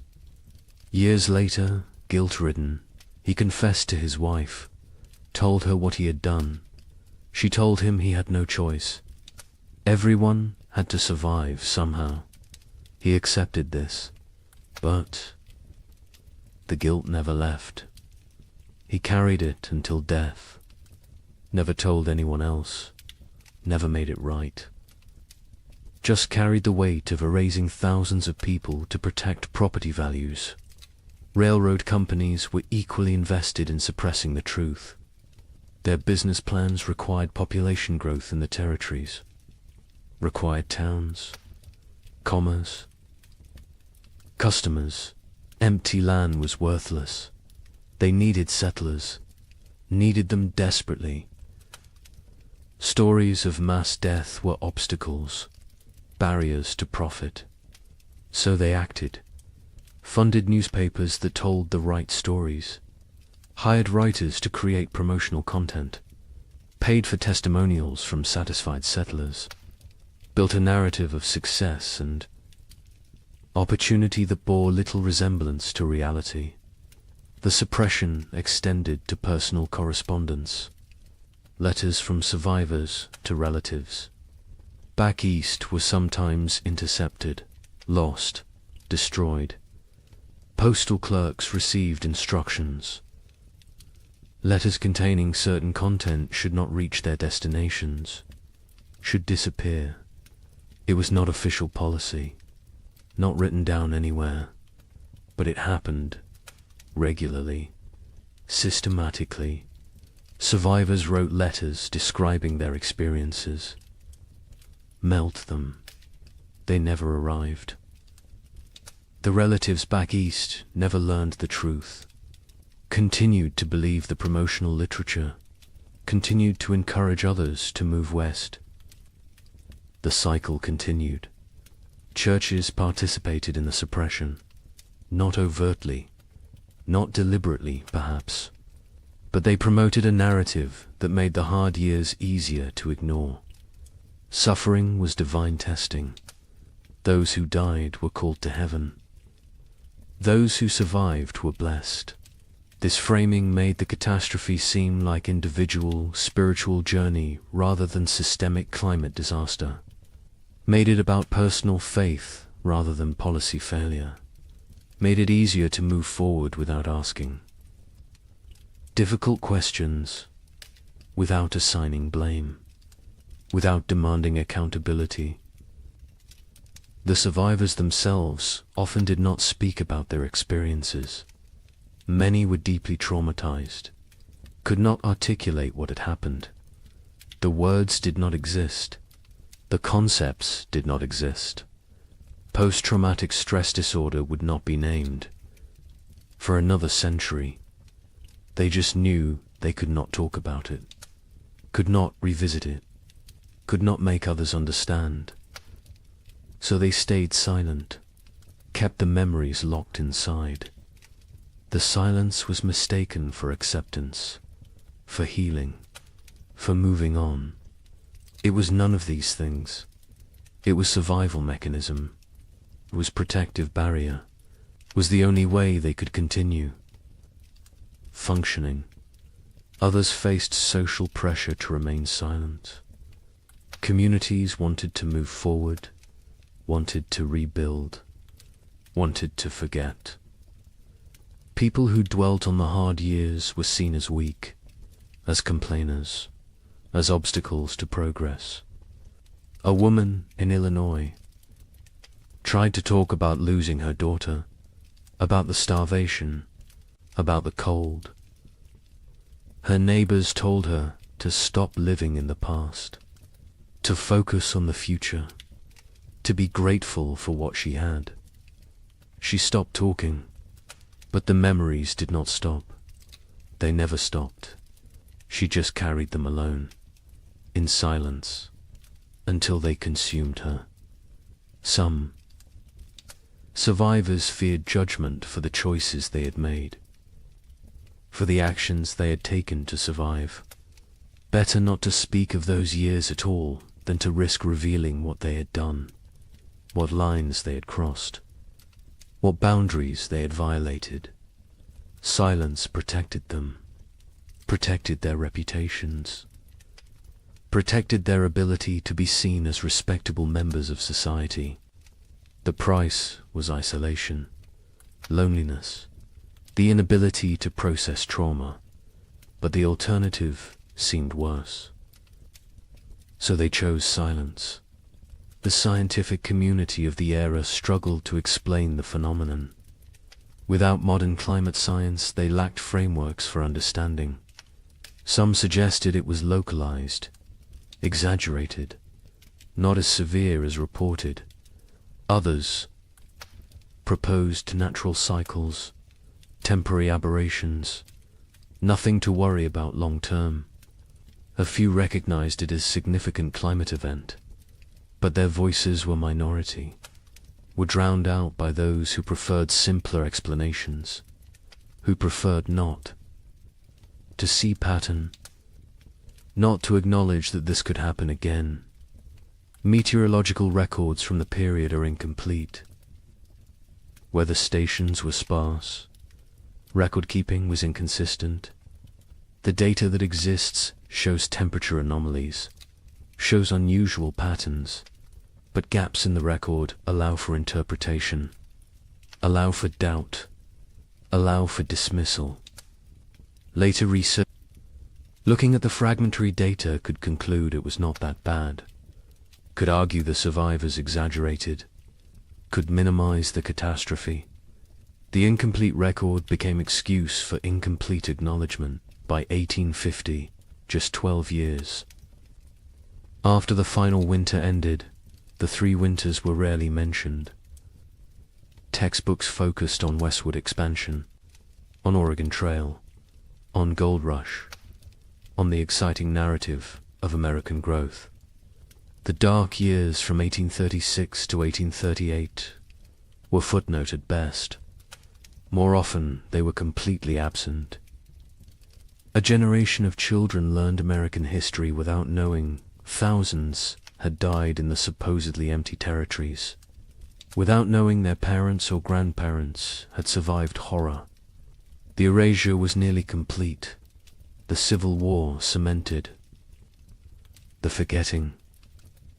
After 1861, the nation had new trauma, new deaths, new catastrophe to process. The frontier winters seemed distant, irrelevant. Why dwell on old suffering when new suffering was everywhere?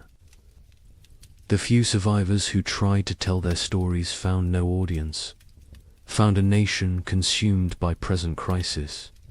Unwilling to hear about past pain, they gave up, accepted that their experience would die with them, that no one would remember, that no one cared. The American mythology of the frontier required triumph, required success, required the narrative of bold pioneers conquering wilderness, building civilization, creating something from nothing. The three winters did not fit this mythology, could not be incorporated, so they were excluded. The myth was more important than history. The story was more important than truth. America needed heroes, needed victories, needed to believe in manifest destiny, needed to believe that will and work were enough, that nature could be tamed, that progress was inevitable. The erasure served another purpose. It protected those in power, politicians who had encouraged westward expansion, who had promoted territorial development, who had promised safety and opportunity. Acknowledging the winters meant acknowledging failure, meant admitting they had. Sent people into danger, had promised what they could not deliver, had prioritized expansion over safety. This admission was politically unacceptable, so the winters were forgotten. And the politicians continued promoting westward movement, continued making promises, continued prioritizing growth over caution. Survivors who tried to speak faced ridicule, disbelief, accusations of exaggeration, of hysteria, of attention-seeking. The young man in Michigan attempted to tell his story to a traveling writer in 1845. The writer listened politely, then suggested perhaps the cold had not been quite as severe as remembered. Perhaps trauma had distorted memory. Perhaps things had been difficult but not impossible. The young man stopped talking mid-sentence, realized there was no point. People would believe what they chose to believe. Truth was irrelevant.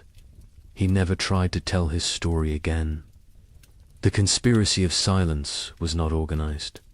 No one coordinated. The suppression, no central authority dictated what could be said. But the incentives aligned perfectly. Land speculators needed silence. Railroads needed silence. Governments needed silence. Churches preferred silence. Survivors chose silence. The result was comprehensive, effective, devastating. Within 20 years, the three winters had been nearly erased from collective memory. Within 50 years, they were completely forgotten. A climate catastrophe that killed thousands and destroyed. Hundreds of settlements simply disappeared from history, vanished, as if it never happened. But evidence remained, buried, hidden, waiting, in journals stuffed in attics, in letters preserved by accident, in graveyards with too many children's stones dated 1836 to 1838. In the population records that did not add up, in the archaeological evidence, in the tree rings, in the ice cores, in the gaps in genealogies where entire families simply ended. The evidence was there, scattered, fragmentary, ignored, but there, waiting for someone to look, someone to ask questions, someone to remember. Wait until you hear what we found. Modern science has uncovered what deliberate forgetting tried to erase. The evidence exists, scattered across disciplines, buried in places most people never think to look. But it is there, consistent, compelling, undeniable.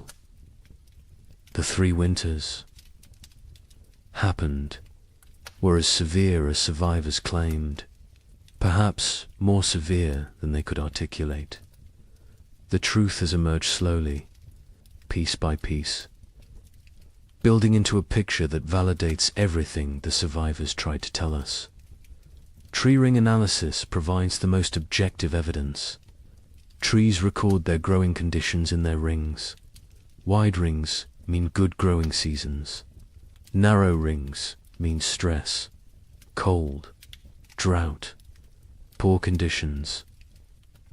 Researchers examining old-growth trees across the Midwest discovered something remarkable.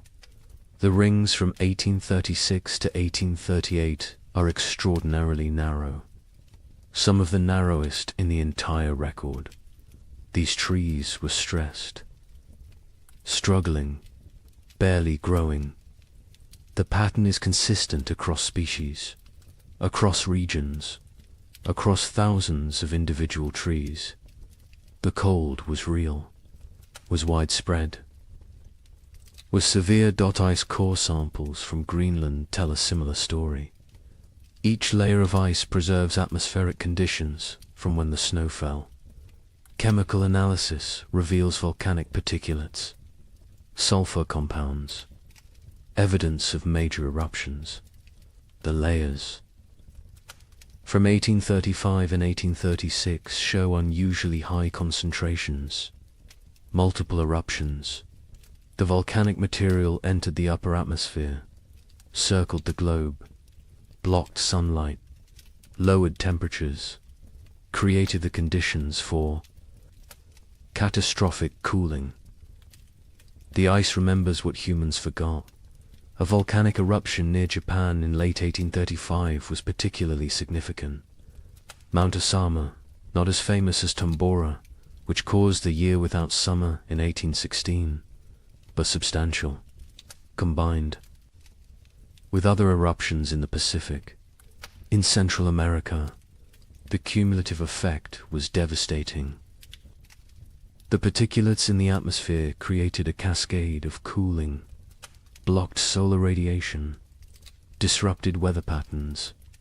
The effects were most severe in continental interiors, places far from moderating ocean influences, places like the American Midwest. Soil analysis from archaeological sites shows frost penetration to unusual depths. In normal years, frost might penetrate 12 to 18 inches. In the affected years, it went deeper, 24 inches, 30 inches. In some locations, the ground never fully thawed. Permafrost conditions in places that should never experience them. The soil remembers, holds evidence of cold that survivors described but scientists initially dismissed as impossible. Mass grave sites have been discovered during modern construction projects. A housing development in Michigan in 1985 uncovered a burial site. 47 bodies, men, women, children, no markers, no records. Carbon dating placed them in the late 1830s. The bones showed signs of extreme malnutrition, scurvy, rickets, starvation. Some showed evidence of violent death. Circumstances no one wants to examine too closely. The site was quietly reburied, a small memorial placed. Most people who drive past have no idea what lies beneath. Cabin sites across the frontier show evidence of desperate measures. Archaeological excavations reveal layers that tell stories. Burned furniture, charred cabin walls, butchered animals that would normally never be eaten. Rats, squirrels. In one site in Indiana, researchers found evidence suggesting the inhabitants had eaten leather. Boot leather, harness leather, anything that might contain nutrition. The desperation is written in the debris, in what people consumed, in what they burned, in how they died. Historical Society archives contain survivor accounts, journals that sat ignored for over a century. A diary from a woman in Illinois was donated in 1923, filed away, not examined until 1998. It documented day-by-day survival through all 3 winters, the declining food stores, the deaths of neighbors, the choices she made to keep her family alive, the guilt she carried. The final entry was in March 1838. It said simply that spring had come, that they had survived, that she did not know if survival was blessing or curse. The journal was published in 2005. 90 academics read it. The general public remained unaware. More journals continued to surface, in estate sales, in attics, in old trunks, in historical societies. Each one adds detail, adds confirmation, adds validation to what survivors tried to tell anyone who would. Listen. A journal from Ohio described November 1836. The cold that went beyond anything imaginable. The wind that never stopped. The children asking when they could go outside again. Being told maybe spring. Knowing spring might never come. The journal, as a matter of fact, unemotional, which makes it more powerful. The horror is in what is not said, in the gaps, in the things too terrible to write. Census records show the truth when examined carefully. The 1840 census recorded population in the affected territories. Researchers comparing it to 1830 projections found massive discrepancies. The expected population based on immigration rates and natural growth should have been far higher. Tens of thousands of people were simply missing, not relocated, not accounted for, gone. The census takers noted the discrepancies at the time. Their concerns were dismissed. The records were filed. The questions remained unasked for over a century. Statistical analysis reveals the scope of the catastrophe. Researchers in the late 20th century compiled data from multiple sources: church records, land claims, tax rolls, census data, letters, journals, everything available. They built demographic models.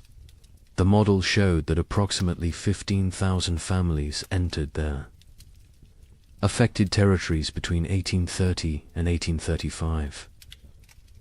The 1840 census showed fewer than 7,000 families. The missing 8,000 families represented perhaps 40,000 individuals. Some fled, but many died. The exact numbers will never be known, but the scale is clear. This was demographic catastrophe. Climate modeling supports the survivor accounts. Modern computers can simulate historical climate conditions, input the volcanic eruptions, the solar activity, the ocean currents, Run the models. See what temperatures they produce. The models consistently show severe cooling in the continental interior from 1836 to 1838. Temperature drops of 10 to 15 degrees below normal. Extended growing seasons by 30 to 60 days. The kind of conditions that make agriculture nearly impossible. The kind of conditions that kill. The models validate what survivors said. Validate what written records document. Validate what physical evidence proves. A particularly compelling piece of evidence emerged in 2012. A locked trunk. Found in the basement of a historical society in Pennsylvania. Inside were letters. Dozens of them. From frontier families to relatives back east. Letters that never reached their destinations. Letters that had been intercepted. Saved by the postal clerk who could not bring himself to destroy them, but could not deliver them either. The letters describe starvation, death, terror, desperate pleas for help that never came. Because the letters never arrived. The trunk sat unopened for 170 years. The stories inside died with those who wrote them, until the trunk was finally opened, finally read. Finally acknowledged the letters paint a consistent picture. Cold that started early, that would not end. Food running out. Neighbors dying. Children dying. The grinding daily battle to survive another day. One letter from a mother in Michigan described watching her daughter grow thinner, watching her stop playing, stop laughing, stop being a child, becoming instead a small, starving creature focused only on survival. The letter was dated January 1837. It is unclear if the daughter survived. The mother's name appears in no later records. She likely died. The letter is her memorial, her testimony, her proof that she existed, that she suffered, that she tried. Genetic evidence provides another layer of confirmation. Population geneticists studying Midwest families found bottleneck events in the late 1830s. Sudden reductions in genetic diversity, indicating that populations declined rapidly, that only certain family lines continued, that many lines ended completely. The genetic record shows what historical records obscured, shows the true impact, shows that entire family trees simply stop, branch after branch ending in the same narrow window. 1836 to 1838. Native American oral histories mention the hard years. Tribes in the affected regions have stories of the time when winter would not end, when buffalo disappeared, when people starved. The stories were not prominent, were overshadowed by other traumas, removal, disease, war, but the stories exist. Another source of validation, another voice confirming what happened, confirming that the cold was real, was widespread, was catastrophic for everyone in its path. European records provide external confirmation. Observers in England and France noted unusual weather patterns in North America, received reports from travelers, from ships, from traders. The reports described severe cold, crop failures, humanitarian disaster. These reports were published in European scientific journals, were discussed in academic circles, were known at the time, but were forgotten in America, were not incorporated into American historical narrative, were treated as foreign observations of foreign problems, not as documentation of American catastrophe. The evidence is overwhelming, undeniable, consistent across every discipline. every source, every method of inquiry. The 3 winters happened, were as bad as survivors claimed, killed thousands, destroyed hundreds of settlements, set back westward expansion by years, changed the trajectory of American development, and was systematically erased from memory, deliberately forgotten, buried under more palatable narratives. But the evidence remained, waiting, and now it speaks, loudly, clearly, demanding that we remember, demanding that we acknowledge, demanding that we ask why this was forgotten, and what else we have chosen to forget. Societies choose what to remember, what to forget, what stories to tell about themselves. America chose to remember triumph, chose to remember westward expansion as inevitable, as heroic as the march of civilization across wilderness. The 3 winters did not fit that story, so they were exploded, erased, forgotten, not through conspiracy exactly, but through collective decision that some truths are inconvenient, some realities undermine necessary myths, some histories are better left buried, but forgetting comes with costs. Modern Americans facing climate uncertainty have no cultural memory of how quickly weather can turn catastrophic, how fragile our systems truly are, how thin the line between civilization and survival. We believe we are insulated, protected, that technology and infrastructure make us safe. The pioneers believed they were prepared to. They had survived winters before, had skills, had experience, had confidence. They were wrong. Confidence is not armor. Preparation has limits. And nature does not care about human expectations. The pioneers who survived demonstrated extraordinary resilience. But resilience came at prices we can barely fathom. Psychological trauma that lasted lifetimes, physical damage that shortened lives, moral compromises that haunted until death, relationships destroyed, innocence shattered, futures altered. They survived, but survival was not triumph, was not victory, was simply continuing to breathe, to move, to exist. Some days that was enough. Other days it was not. The Illinois family that lost their daughter eventually prospered. Their farm became successful. They appeared to outside observers as model frontier family, hard-working, productive, respectable. But the father never spoke of the hard years, not to his children, not to his neighbors, not to anyone. When he died in 1871, his wife burned his journal. She said it contained nothing anyone needed to know. The children did not question her, did not push. The family maintained silence until the last of them died. The story died with them.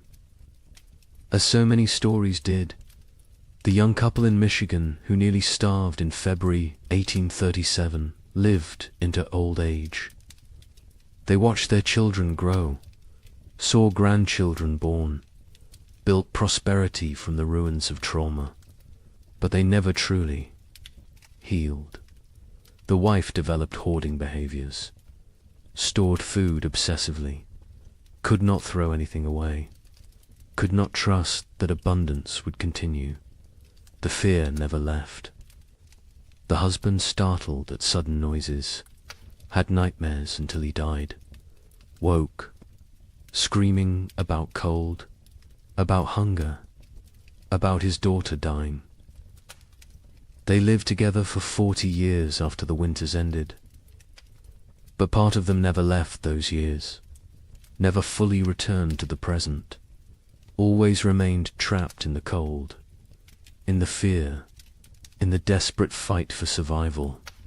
We need to remember their stories, need to understand what they endured, not to glorify suffering, not to romanticize hardship, but to recognize truth, to acknowledge that American expansion was built on uncounted graves, unforgotten tragedies, unerased catastrophes. The triumphant narrative is incomplete, is dishonest, is disrespectful to those who suffered, who died, who survived but carried wounds forever. Climate catastrophe can happen faster than we imagine. The pioneers of 1835 had no warning, no time to prepare. Within months, their world transformed from abundance to survival. They believed they were equipped for anything, believed their skills and determination were sufficient. They were wrong. Today, we believe similar things, believe our technology protects us, our infrastructure shields us, our wealth insulates us. We may be wrong too. The lesson is not despair, is not that preparation is futile, is that respect for nature's power is essential, that humility matters, that confidence without caution is dangerous, that systems can collapse rapidly, that we are more vulnerable than we pretend, that forgetting painful truths does not make us safer, makes us more vulnerable, because those who forget history are condemned to repeat it, and those who never learnt it are condemned to be surprised. The pioneers who lived through those years are all gone now. The last survivors died in the early 20th century. They took their full stories with them, the memories, the details, the small human moments that made the horror real. We have fragments, evidence, documentation, but we do not have them. Do not have their voices, their perspectives, their truth in its fullness. That loss is permanent, irretrievable, another cost of the forgetting, another price of erasure. But on cold nights, in old cabins scattered across the Midwest, some say you can still hear something. The wind howling the way it did then, relentless, hungry, patient, the creaking of wood under extreme cold, the silence that came after the last piece of furniture was burned, the sounds of a world frozen beyond endurance. Perhaps it is just wind, just old buildings settling, just imagination. Or perhaps the land remembers, perhaps the earth holds memory, perhaps those who suffered left something of themselves in the soil, in the trees, in the stones, a presence, a witness, a reminder.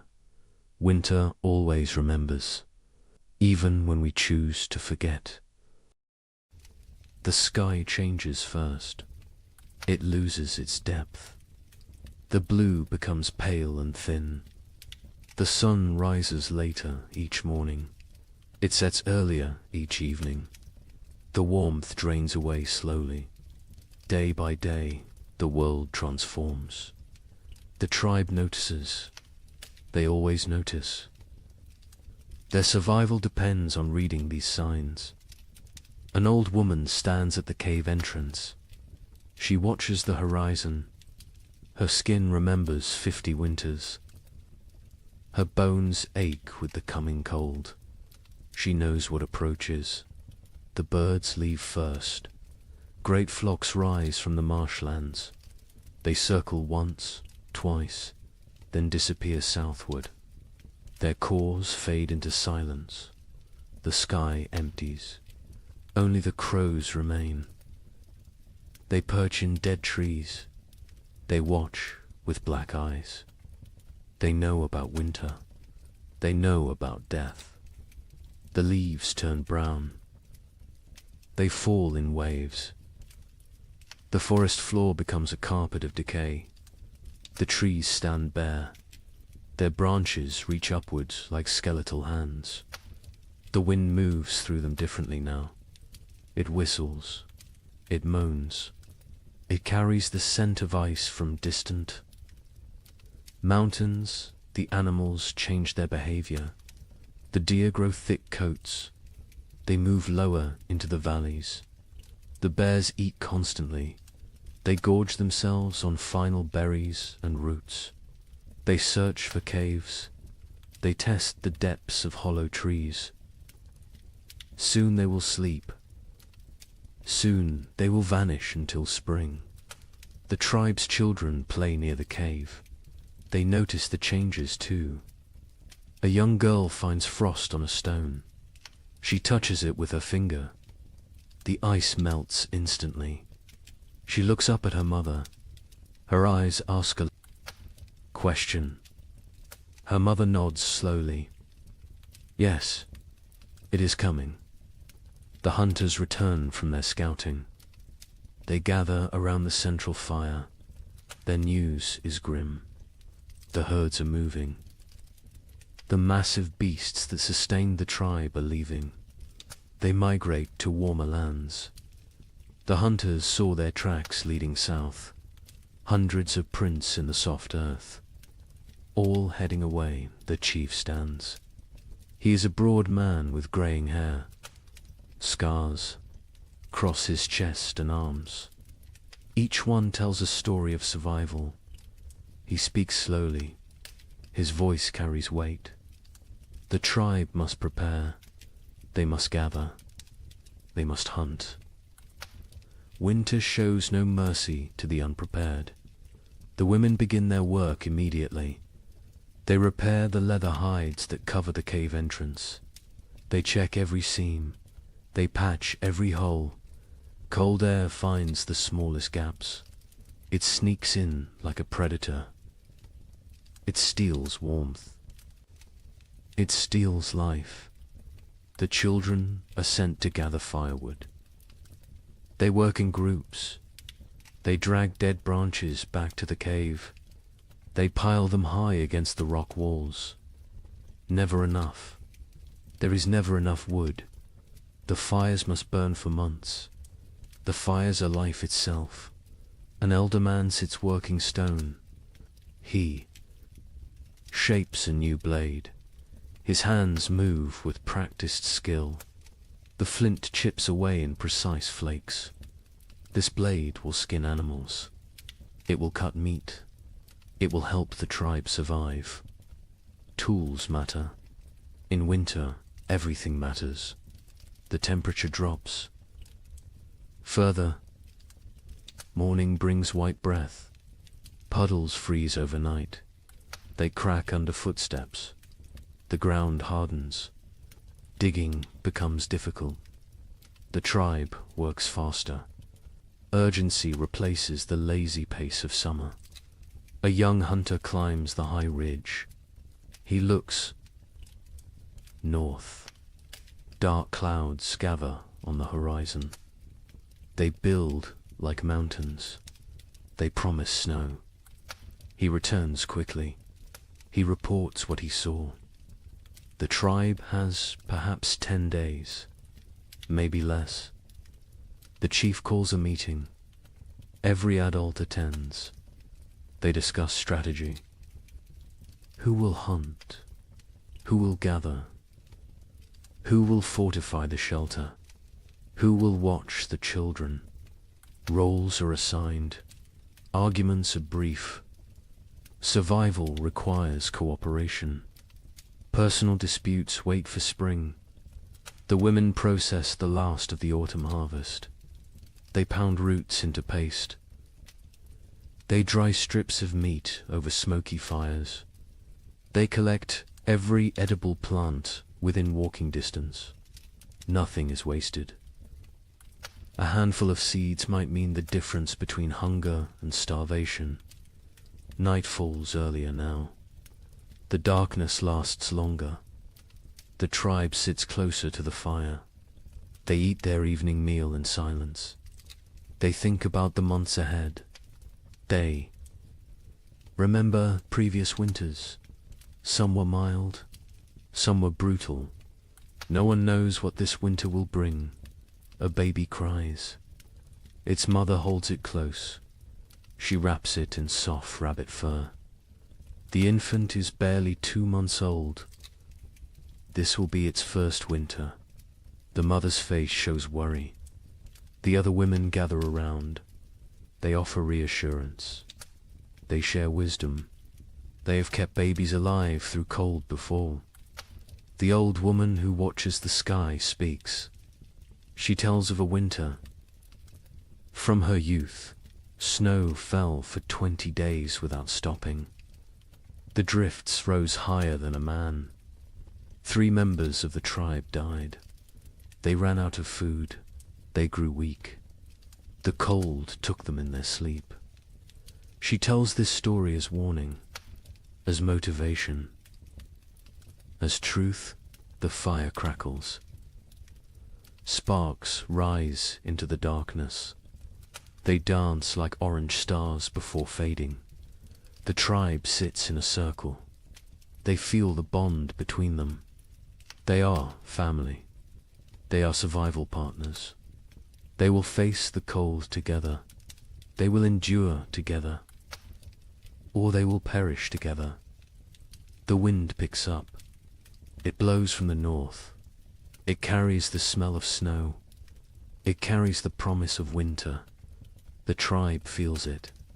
Every man, woman, and child knows what approaches.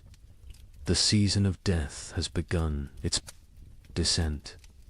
The time of testing is here. Tomorrow, the real work begins. The hunters wake before dawn. 6 men rise from their sleeping places. They move quietly. They do not wake the others. The air inside the cave is cold. Their breath makes small clouds. They gather their weapons in silence. The chief hunter is called Kra. He has seen 30 winters.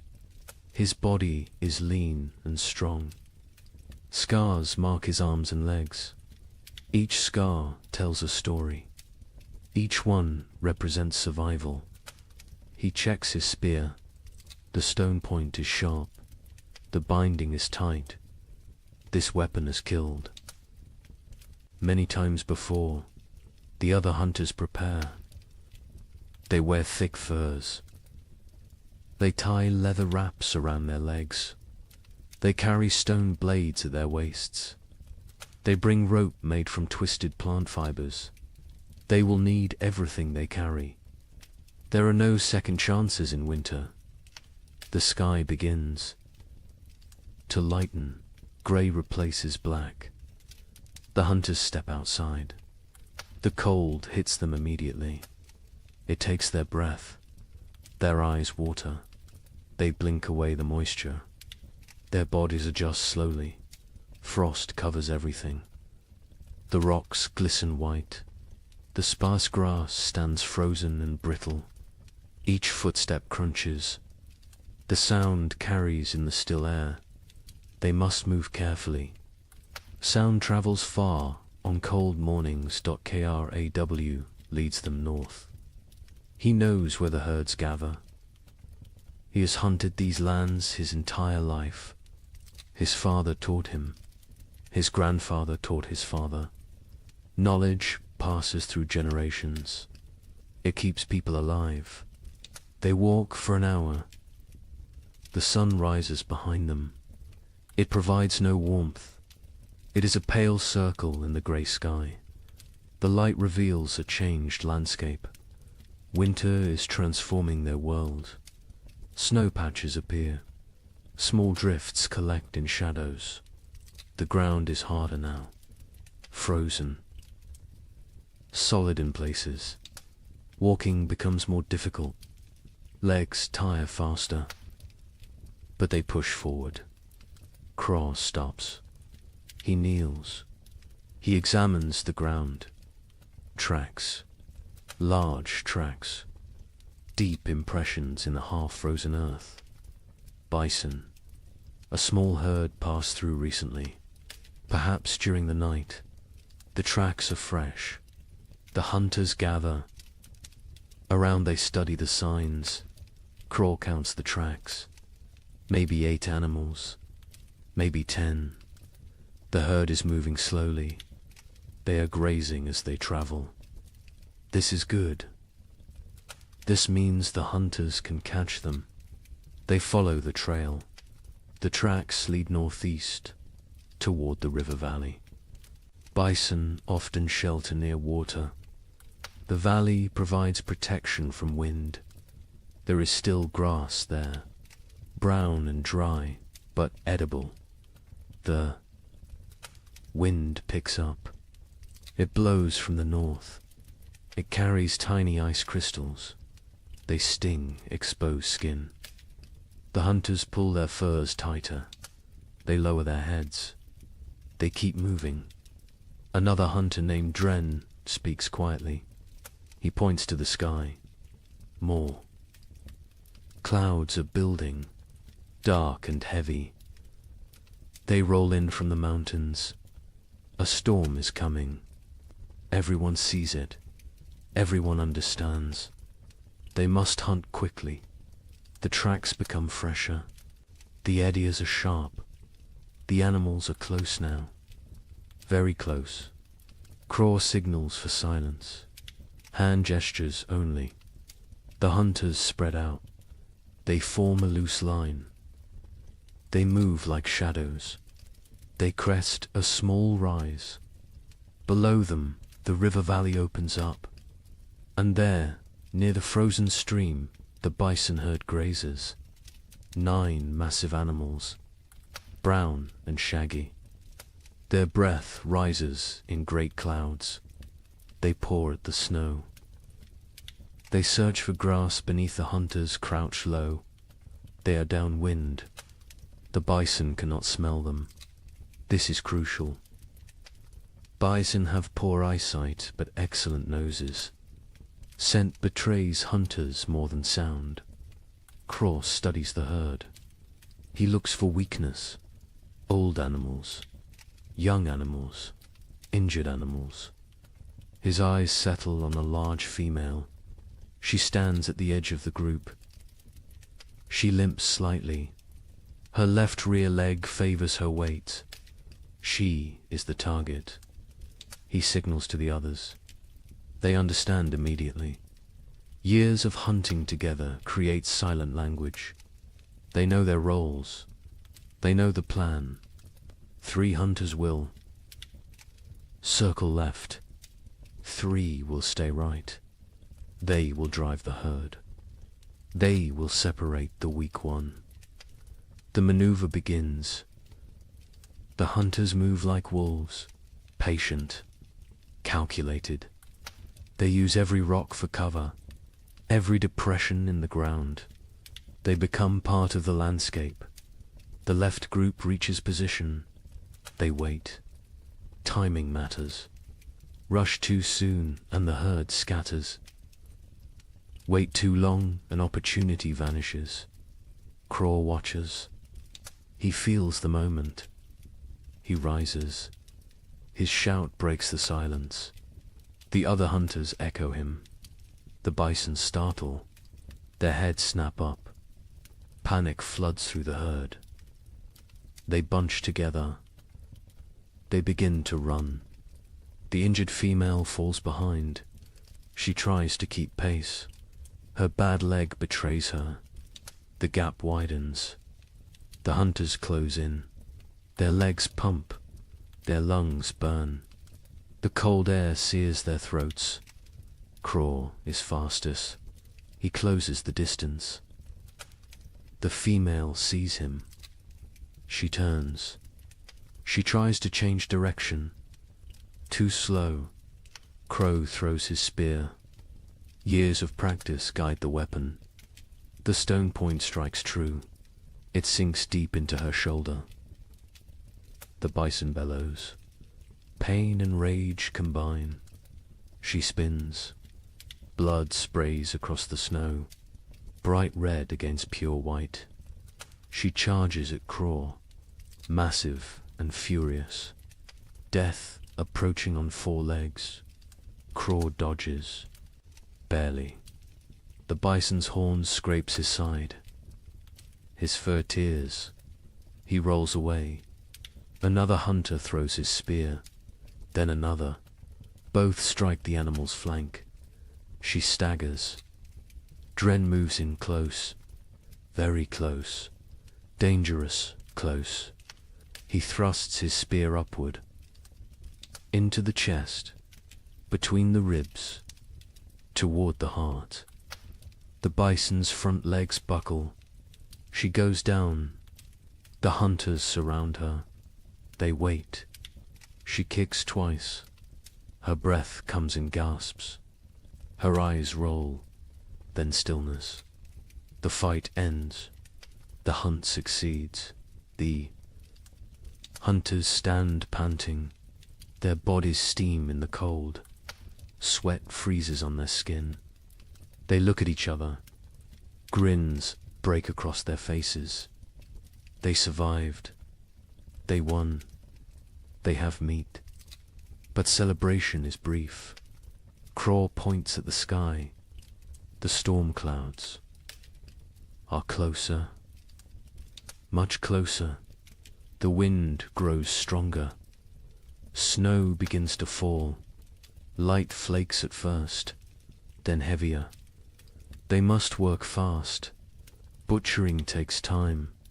This animal weighs more than 10 men combined. They cannot carry everything. They must choose. They must prioritize. Stone blades come out. Sharp edges gleam. The hunters begin cutting. They work with practiced efficiency. The hide comes off in sections. The best meat is removed. Organs are carefully extracted. The liver, the heart, the kidneys. These provide vital nutrition.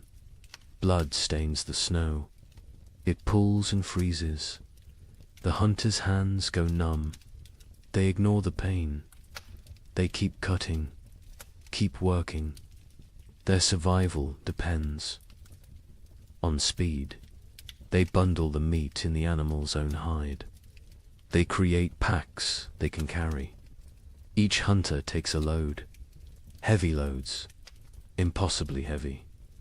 But fear provides strength. The storm provides motivation. The journey back begins. The snow falls. Harder. Visibility drops. The wind howls. It pushes against them. Every step requires effort. The meat weighs them down.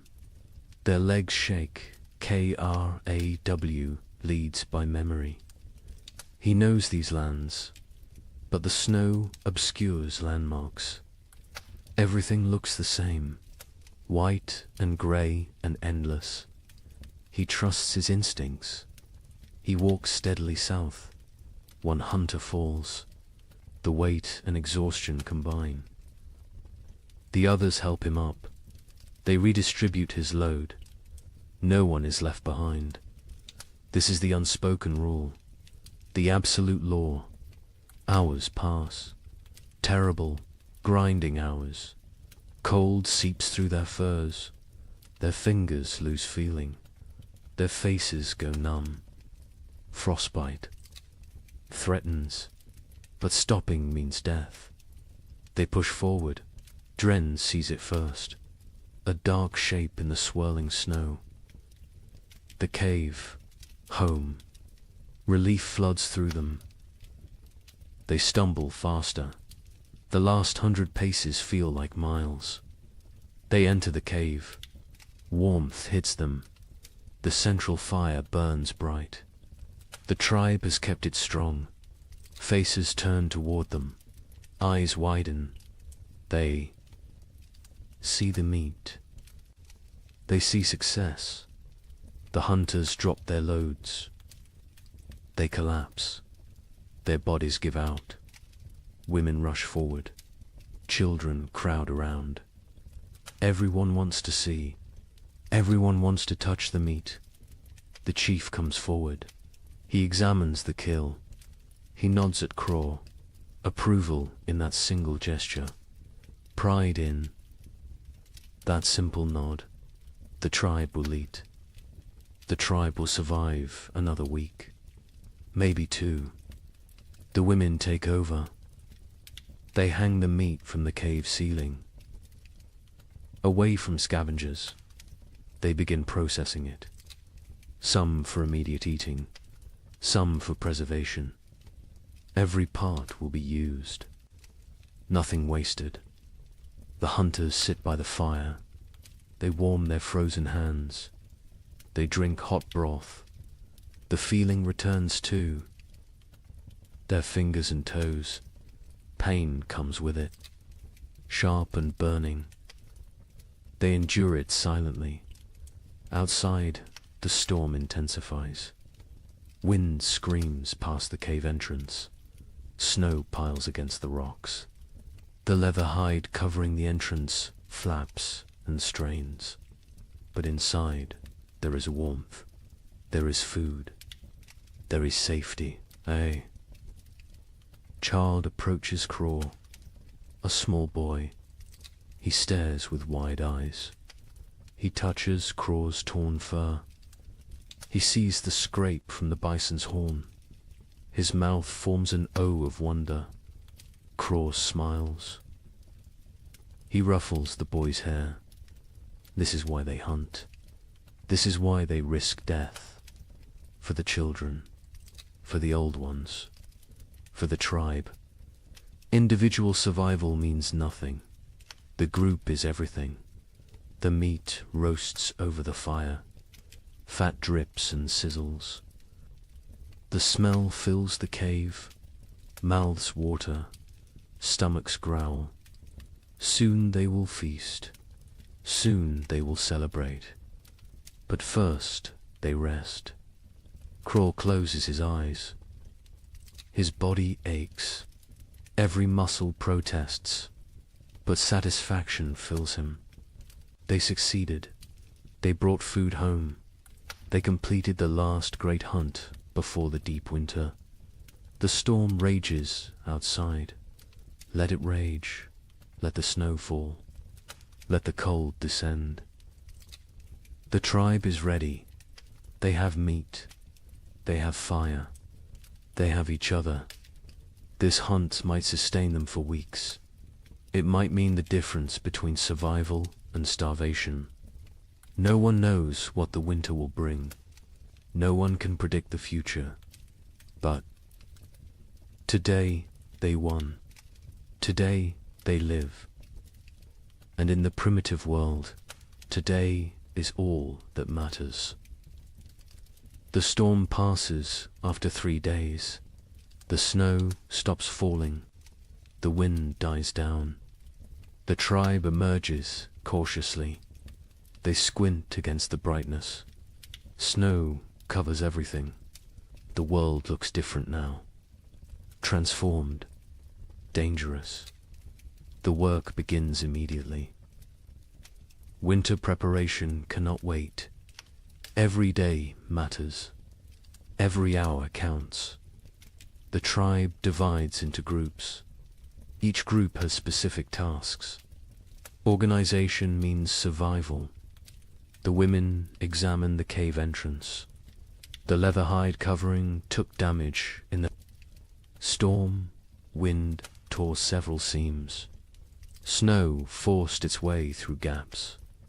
Cold air invaded their shelter. This cannot happen again. An older woman named Mira leads this work. She has repaired shelters for 20 winters. Her hands know the work. Her eyes spot every weakness. She directs the younger women. They listen carefully. They learn by doing. They take down the damaged hide. It is stiff with ice. They carry it to the fire. The heat makes the leather pliable again. They can work with it now. They can repair the tears bone needles come out. Thread made from animal sinew, the women sit in a circle. They stitch the tears closed. Their fingers move quickly. They push. Needles through tough leather. They pull thread tight. Each stitch must be perfect. Weak stitching means cold air. Cold air means death. While they work, others gather moss. They find it on the north side of rocks. They peel it away carefully. Moss provides insulation. They stuff it into cracks in the cave walls. Every tiny gap gets filled. The cave must become a sealed chamber. The men focus on firewood. They need mountains of it. What they have is not enough. It is never enough. They venture into the forest. They search for dead trees. Dead wood burns best. Green wood smokes and sputters. A young man named Torg swings a stone axe. He strikes a dead trunk repeatedly. The impacts echo through the forest. Chips of wood fly. His arms burn with effort. Sweat forms despite the cold. He ignores the discomfort. The work must continue. Other men drag fallen branches. They create trails through the snow. Long paths marked by dragged wood. Back and forth. Trip after trip. Their backs ache. Their hands blister. They keep working. Children help too. Even the smallest ones. They gather kindling, dry twigs and bark, pine cones that will catch fire easily. They fill baskets. They carry them back to the cave. Everyone contributes. Everyone has value. By afternoon, wood piles grow. They stack it along the cave walls, high stacks that reach toward the ceiling. The cave begins to shrink. Storage takes space, but space is less important than fuel. Inside the cave, women organize food storage. The meat from the hunt hangs from the ceiling. They wrap it in bark. This protects it from insects, from moisture, from mold. Preserved meat can last months if stored correctly. Dried roots go into leather pouches. They stack these near the back wall, the coldest part of the cave. Natural refrigeration. The cold preserves. It prevents rot. Nuts and seeds fill clay pots. These pots are precious. Making them takes skill and time. They seal with wooden lids. They keep contents dry. They protect from rodents. A woman counts the supplies. She uses stones to track quantities. 1 stone for each pouch of roots. 1 for each bundle of dried fish. The counting is important. They need to know what they have. They need to ration carefully. The chief watches this inventory. His face shows concern. They have food, but is it enough? 6 months of winter stretch ahead, maybe 7. No one knows how harsh this winter will be. He makes a decision. Starting tomorrow, 1 meal per day, not 2. Rationing begins now, while they still have surplus. Better to be cautious early. Starvation at winter's end kills many tribes.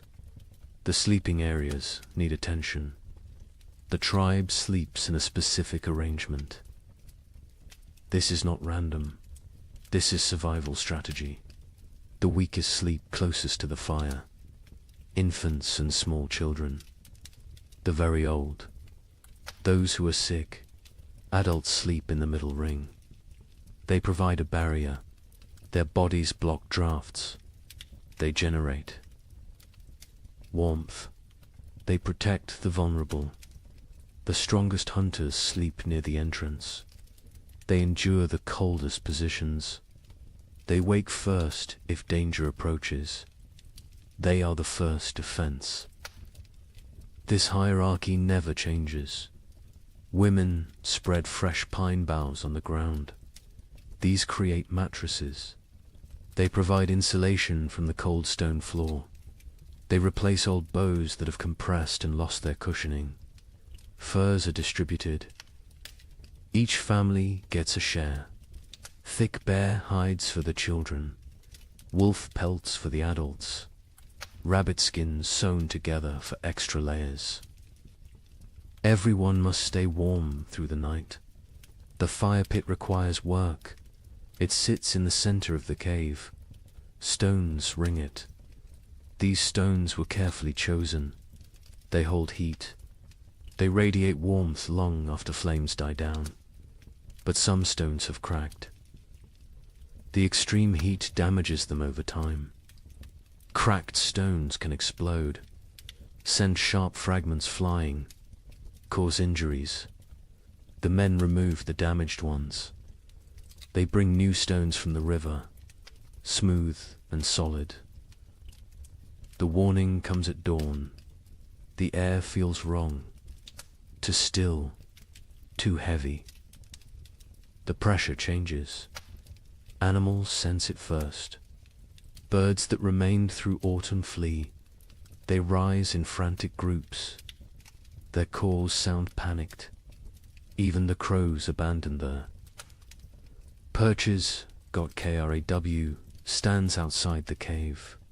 He tastes the air, metal on his tongue, the taste of coming snow. His joints ache. Old injuries throb. His body predicts weather better than his eyes. A massive storm approaches, perhaps the worst of the season. He returns to the cave quickly. He finds the chief. They speak in low tones. The chief's face hardens. He knows what this means.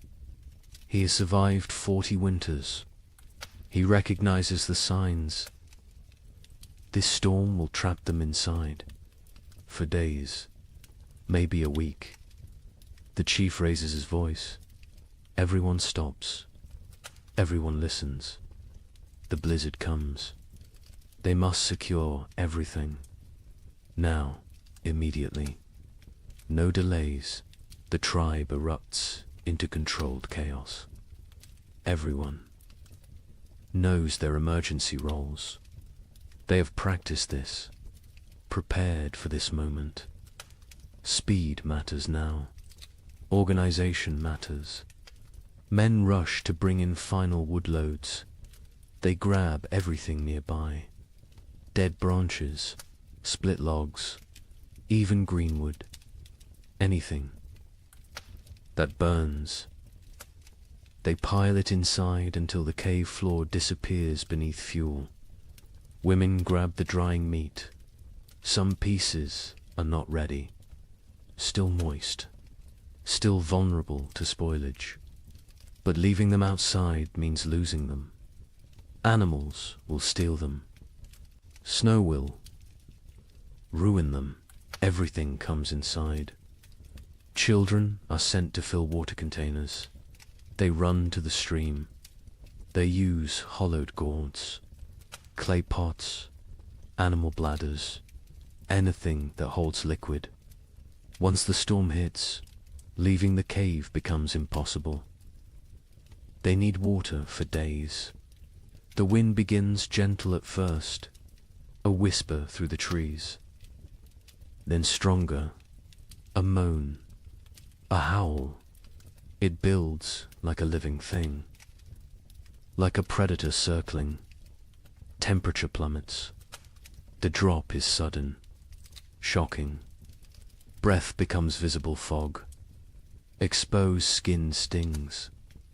Fingers go numb within minutes. The cold announces the storm's arrival. The first snowflakes fall, large and soft. They drift lazily, almost peaceful, but more follow than more. Within minutes the air fills with white. Visibility shrinks. The forest disappears. The world becomes a swirling void. The tribe retreats inside. The hunters enter last. They pull the leather hides tight. They secure every fastening. They add the extra layer. The interior darkness deepens. Only firelight remains. The storm intensifies. Wind screams past the cave mouth. It sounds almost human. Anguished wails and shrieks. The leather hide strains against its bindings. It flaps and snaps. The noise is constant, overwhelming. Snow drives. Horizontally, it finds every tiny gap. Fine powder forces through the leather weaving. It dusts the cave floor near the entrance, creates small drifts. The tribe watches with concern. They cannot stop this invasion. The fire becomes their universe. They feed it constantly. Wood disappears at an alarming rate. The cold outside is so intense it steals heat from the cave. The flames must fight harder, burn hotter, consume more fuel. Smoke becomes a problem. The usual draw through the ceiling hole weakens. The storm disrupts normal airflow. Smoke gathers in the cave's upper reaches. Eyes water. Throats burn. They cough. But they cannot reduce the fire. Cold is more dangerous than smoke. The first, they pass us slowly. Time becomes strange. Without sun, without normal rhythms, hours blend together. The tribe sits in their designated areas. They wait. Patience is a survival skill. Children grow restless first. They are used to running, playing, exploring. Now they must sit still, stay quiet, conserve energy. This is torture for young bodies. They squirm and fidget. A little girl begins to cry. She wants to go outside. She does not understand. Her mother holds her, rocks her, sings softly, old songs, wordless melodies. The girl eventually quiets. She falls into fitful sleep. The adults fare better, but tension builds. Too many people. In too small a space, personal conflicts simmer. Old grievances resurface. A young hunter glares at another. Some past dispute, some imagined slight. The chief notices. He moves between them. His presence prevents escalation. Mira tells stories. Her voice cuts through the wind's howl. She speaks of ancient times, of the first people, of how they discovered fire, how they learned to speak, how they survived when the world was even colder. The children gather around her, even the restless. Once her words captivate them, transport them. For a while, they forget the storm, forget the confinement. They live in her stories. Night comes. They know this only because their bodies tell them. Fatigue sets in. Eyelids grow heavy. The fire must be maintained through darkness. The hunters establish a watch rotation. 2 men awake at all times. 1 feeds the fire. 1 watches the entrance. Sleep comes hard.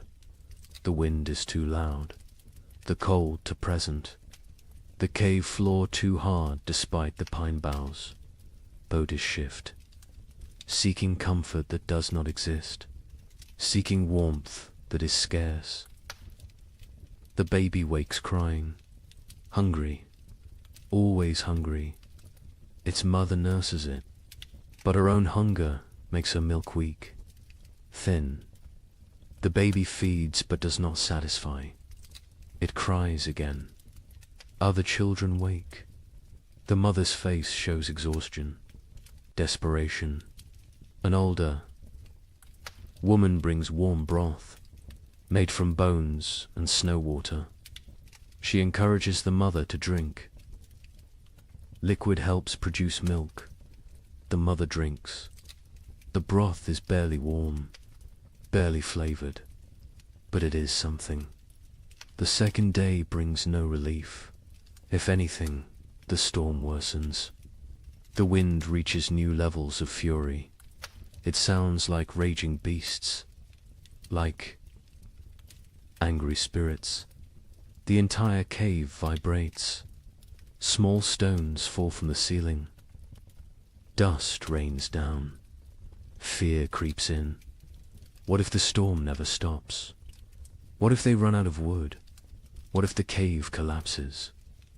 These thoughts spread silently, visible in worried eyes, in tense shoulders, in clenched jaws. The chief sits straight. Projects. Confidence. But privately he worries. The wood piles shrink rapidly. Too rapidly, he calculates. 3 more days, maybe 4. Then they burn sleeping firs. Then they face choices. Terrible choices. Food rationing becomes stricter. 1 small meal, barely enough to sustain. Stomachs growl constantly. Children whimper. Adults endure silently. Hunger is familiar.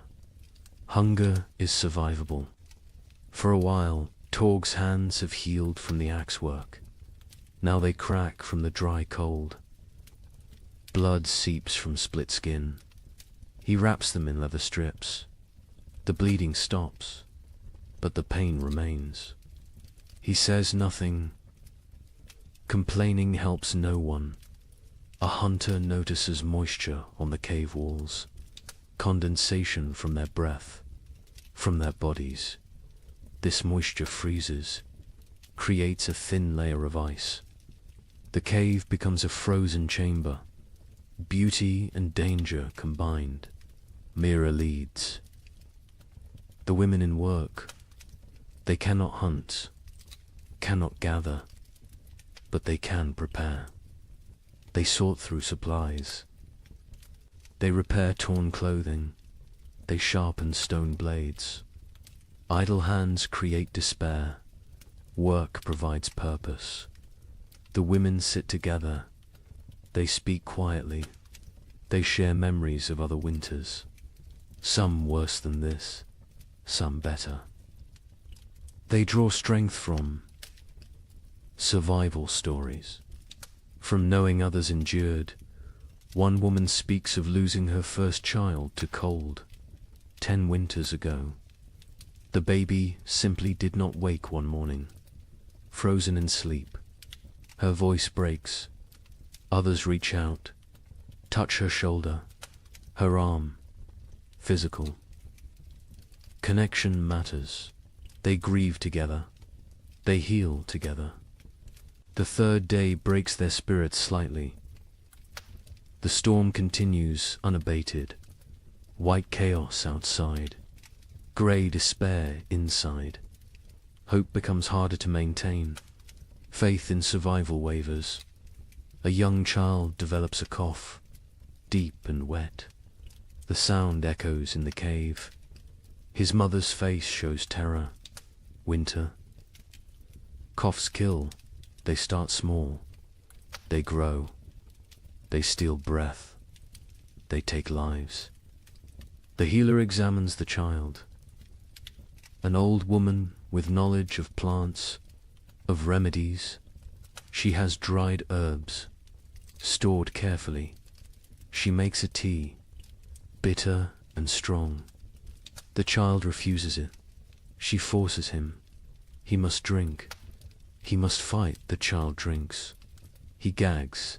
He sputters. But the liquid enters his body. The healer wraps him in extra furs, keeps him near the fire. She monitors his breathing, his color. She has saved children before. She has lost children before. She does what she can. The fire burns lower. Fuel supplies deplete. The chief makes a decision. Smaller fire, colder cave, extended resources, survival over comfort. The tribe huddles closer.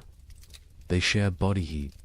They become one organism, one survival unit.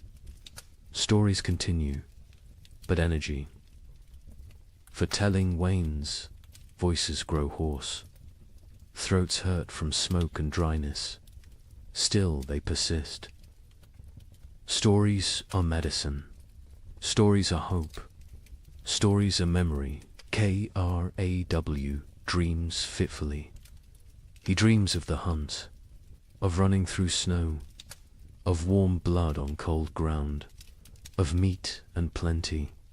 He wakes to cold and hunger. Reality disappoints. But reality is what they have. The fourth day brings a subtle change. The wind decreases slightly. Not much, but enough to notice. Enough to spark hope. Ears strain, listening for further improvement. Praying for silence.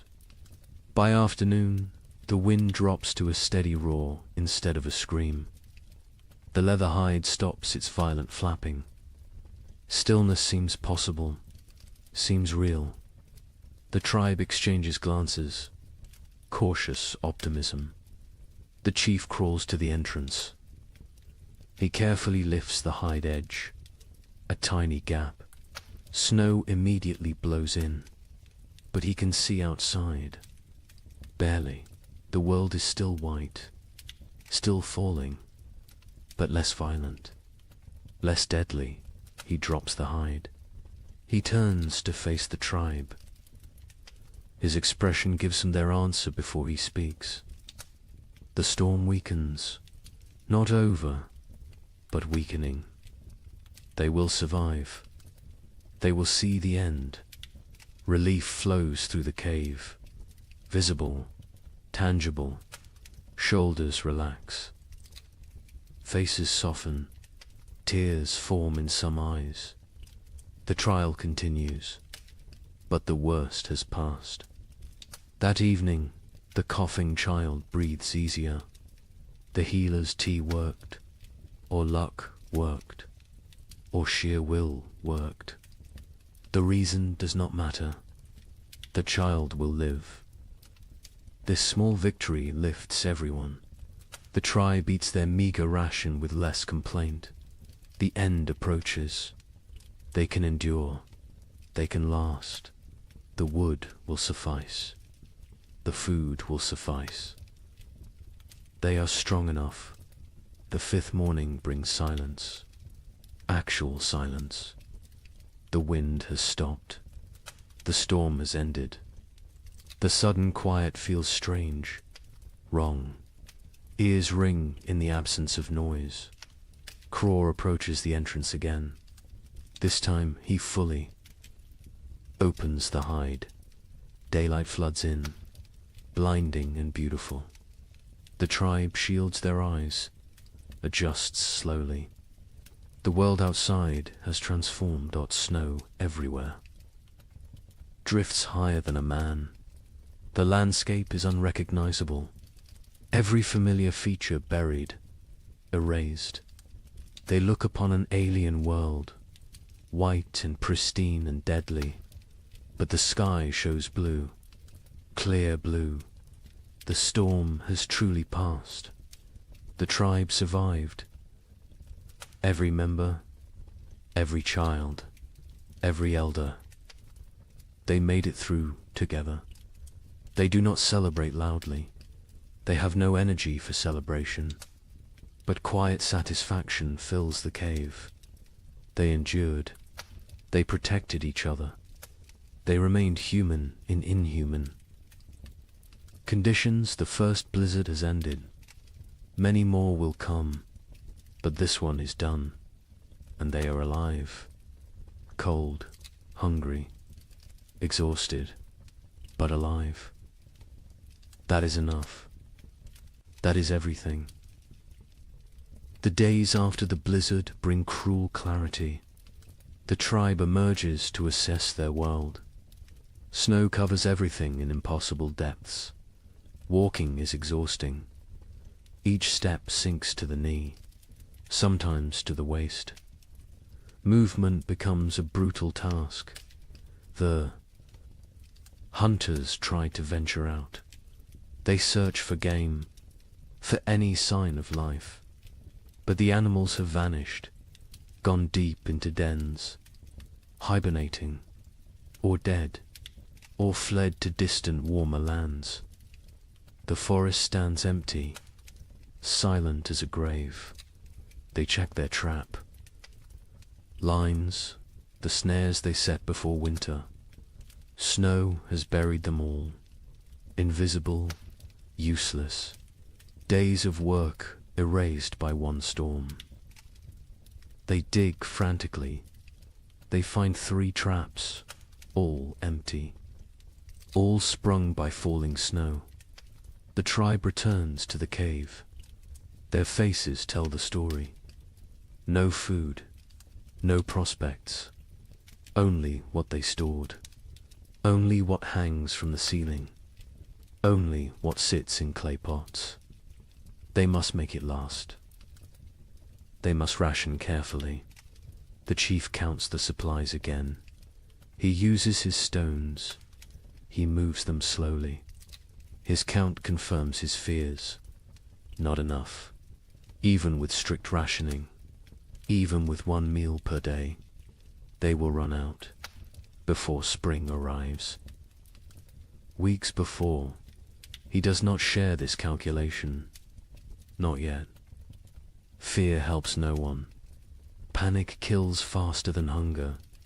He will wait. He will hope. Perhaps another opportunity will come.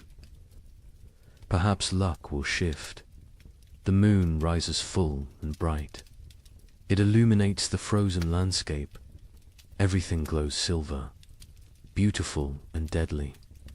This moon marks the deepest part of winter, the coldest nights, the longest darkness. The tribe calls it the moon of hunger. Every winter it appears. Every winter it tests them. Food becomes an obsession. Stomachs growl constantly. Sleep brings dreams of feasting, of plenty, of meat dripping fat. People wake disappointed, wake to cold reality, wake to emptiness. The single daily meal shrinks. Further, what filled a palm now fits in fingers, barely enough to taste, never enough to satisfy. Children cry after eating, still hungry, always hungry. Mothers have nothing more to give. The baby suffers most. Its mother's milk dries up. Her body has nothing left to convert. She tries to nurse. The infant sucks desperately, gets nothing. Its cries become weaker, more pitiful, more heartbreaking. The women try to help. They chew dried meat until soft. They feed this paste to the baby, tiny amounts. The baby takes it, swallows. But infant bodies need milk, need fat, need nutrients this paste cannot provide. Mira grows weaker. Her old body has few reserves. Age makes winter harder. She sleeps more, moves less. Her skin seems to hang on her bones. Her eyes sink into her skull. She knows what is happening. She accepts it. This is the way of things, but she still tells stories. Her voice is thin now, barely audible. The children lean close to hear.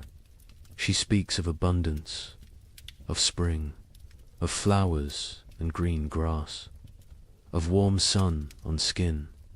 She gives them hope. She gives them something beyond hunger. A hunter named Breck volunteers to venture far, to search for game in distant valleys. Perhaps the herd's sheltered somewhere. Perhaps hunting is possible. The chief considers this. The risk is enormous. But starvation is certain. He agrees. Breck leaves at dawn. He carries a spear, a stone blade, nothing else. Weight would slow him.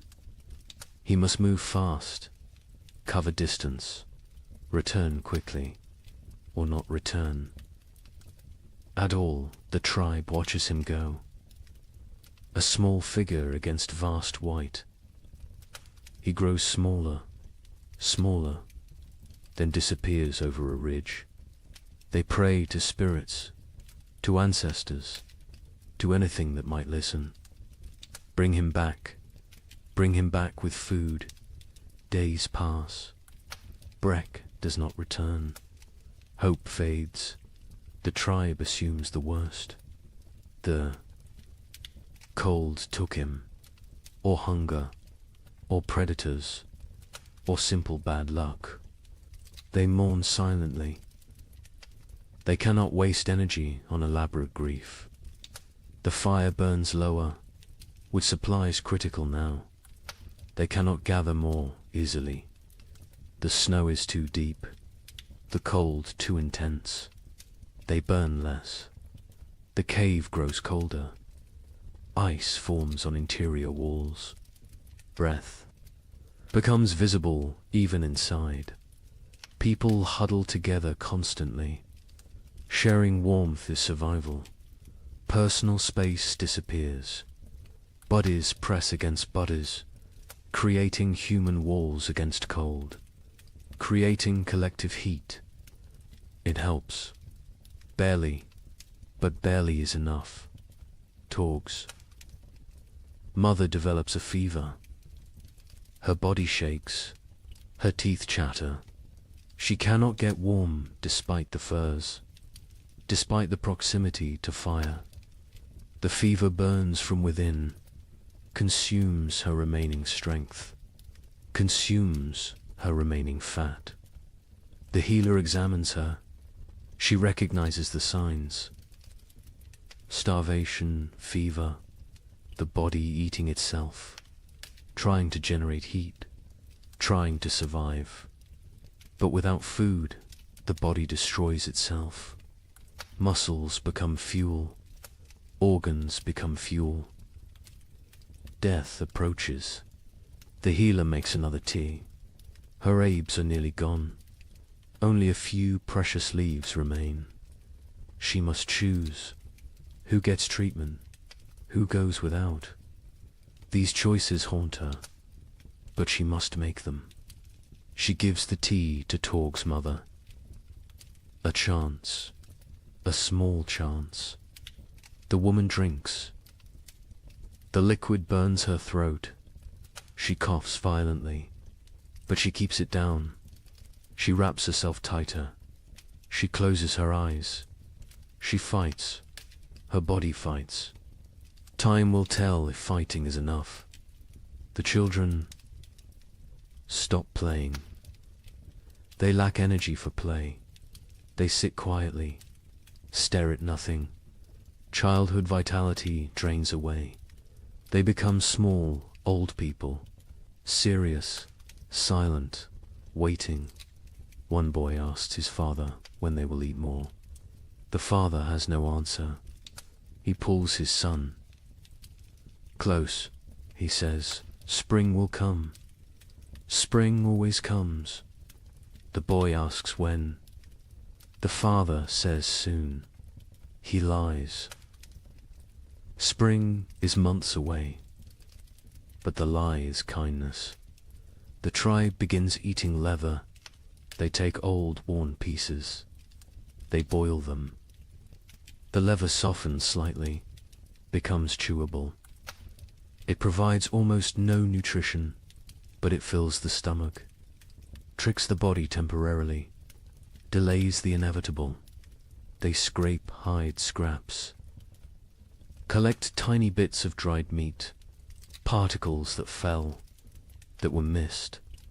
They gathered these with desperate care, Every crumb matters. Every fragment could mean another day. The chief notices people eyeing the stored seed. Small amounts save for spring planting. Eating that seed means no crops next year. Means starvation then instead of now. But now is very real, very present, very tempting. He moves the seed, hides it in a far corner, tells only 2 trusted hunters. They will guard it. Die before allowing it to be eaten. Future survival demands this sacrifice. Present suffering must be endured. On the 7th day of the moon of hunger, the baby dies. It simply stops breathing during the night. Its mother wakes to cold stillness. She does not scream. She has no energy for screaming. She holds the small body, rocks it, as if warmth could return life. The women come. They gently take the infant. They wrap it in soft rabbit fur. They place it near the cave entrance. The frozen section, it will keep there. When the ground thaws, they will bury it properly. For now, this is all they can do. The mother sits empty. Her arms feel wrong without the weight. Her chest aches with useless milk that finally came. Too late, always too late. Other women sit beside her. No words exist for this loss. Presence is enough. Mira's breathing becomes labored, wet and rattling. She lies on her furs. She does not complain, does not demand attention. She simply fades. Life seeping away like water into sand. The tribe knows. They have seen this before. Young. Ones are brought to her, one by one. She touches their faces, whispers blessings, passes final wisdom. Her hand trembles with the effort, but she completes this duty, this last gift to the future. That night, Mira stops breathing, peacefully, in sleep. Her face relaxes, tension disappears.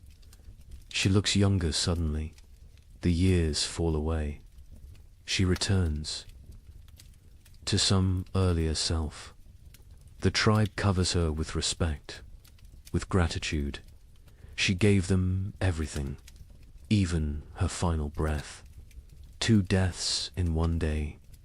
The tribe feels the weight. They are fewer now, weaker now, more vulnerable now.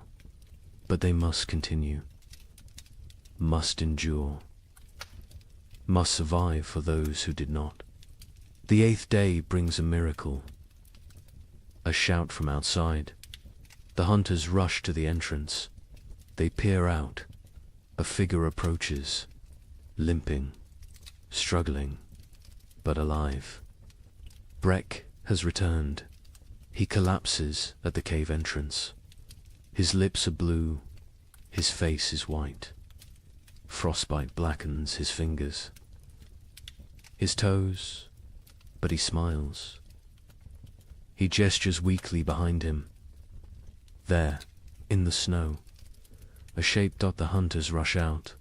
They find his kill, a mountain goat, not large, but fresh, real, actual meat.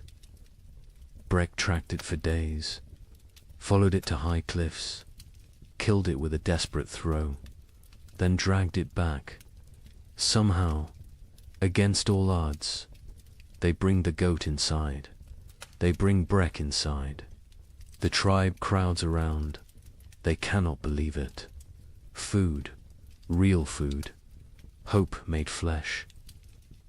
Tears flow freely. Relief, gratitude, joy. The women butcher immediately. They work with trembling hands. Blood flows. Precious blood. They catch it. Blood soup will feed many. Nothing wastes. Nothing spares. They roast small pieces. The smell fills the cave, mouths water, stomachs cramp with anticipation. The wait is agony, but the meat must cook. Raw meat brings sickness. Patience is required. Finally, the meat is ready. The chief distributes it. Tiny portions, barely a bite each. But that bite is everything. Rich, warm, nourishing. People chew slowly, savor every second. Some cry while eating. Breck receives his portion, receives gratitude, receives respect. He risked everything. He saved them, not permanently. This meat will last only days, but days matter. Days a lifetime when death looms close. The healer tends his frostbite. His blackened fingers will probably fall off. His toes are lost. He will be crippled, but he will live. He made the trade willingly, his pain for their survival. No one will forget this sacrifice. Torg's mother survives. The tea worked, or her will worked, or the tiny bit of meat worked. Perhaps all three. She is still weak, still fragile, but alive, improving. The fever breaks. She sleeps naturally. Healing sleep. The tribe settles that night with fuller bellies. Not full, but fuller. The difference is profound. Mood lifts. Energy returns slightly. Conversation resumes. Small jokes are made. Laughter sounds strange, foreign, but welcome. The moon of hunger continues. It will continue for weeks more. They are not saved, but they are not finished. They endure. They adapt. They survive. More storms will come. More hunger will come. More death might come. But tonight, they have meat. They have hope. They have each other. The fire burns a bit brighter. Wood is still rationed. But they allow a slightly larger flame. Warmth spreads. Bodies relax marginally. Sleep will come easier tonight. Outside, the moon hangs cold and distant, indifferent to human suffering, indifferent to human triumph. It simply shines, marking time, marking the season. The moon of hunger watches all, judges none. The tribe learned to gain what they already knew. Survival requires sacrifice, requires courage, requires the few to risk for the many. Breck proved this. Mira proved this. The baby's mother proved this. They carried these lessons. They teach these lessons. They live these lessons. This is how humans persist. This is how they conquer impossible odds. Not through strength alone, but through sacrifice, through love, through unwillingness to surrender. The moon of hunger is not over, but they will face it together. They will face it standing. They will face it human. And that makes all the difference. They step onto the plain. The wind hits immediately. Ferocious, brutal. It steals breath. It pushes them backward. They lean into it. They fight for every step. Progress becomes measured in body lengths, not miles. The cold is different here. Worse. It penetrates every layer, finds every gap in clothing, numbs exposed skin within seconds. Their eyes water, the tears freeze on their cheeks. Ice crystals form on their wrappings. They walk in a tight group, close together, sharing body heat, creating a mobile shelter. the strongest on the outside, taking the worst of the wind, rotating positions regularly, sharing the burden, sharing the pain. Hours pass. Time loses meaning. There is only the next step, the next breath, the next moment of survival. Nothing beyond that, nothing behind that. Just the eternal present of suffering. Sira stumbles.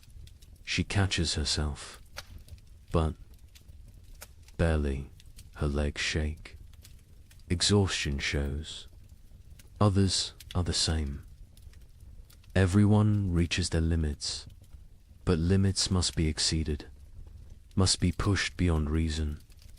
Survival demands the impossible. They come to a frozen river. Ice covers it completely. Thick. Ice. Strong ice. Probably safe. Probably. But ice is treacherous. Currents flow underneath. Weak spots form. One wrong step means freezing water, means death. Crawl tests the edge. He stamps hard. The ice holds. He ventures further, still solid. He waves the others forward. They cross one at a time, spreading out, distributing weight. Every step careful, every movement calculated. Halfway across, the ice groans. A deep, ominous sound. Everyone freezes. They wait.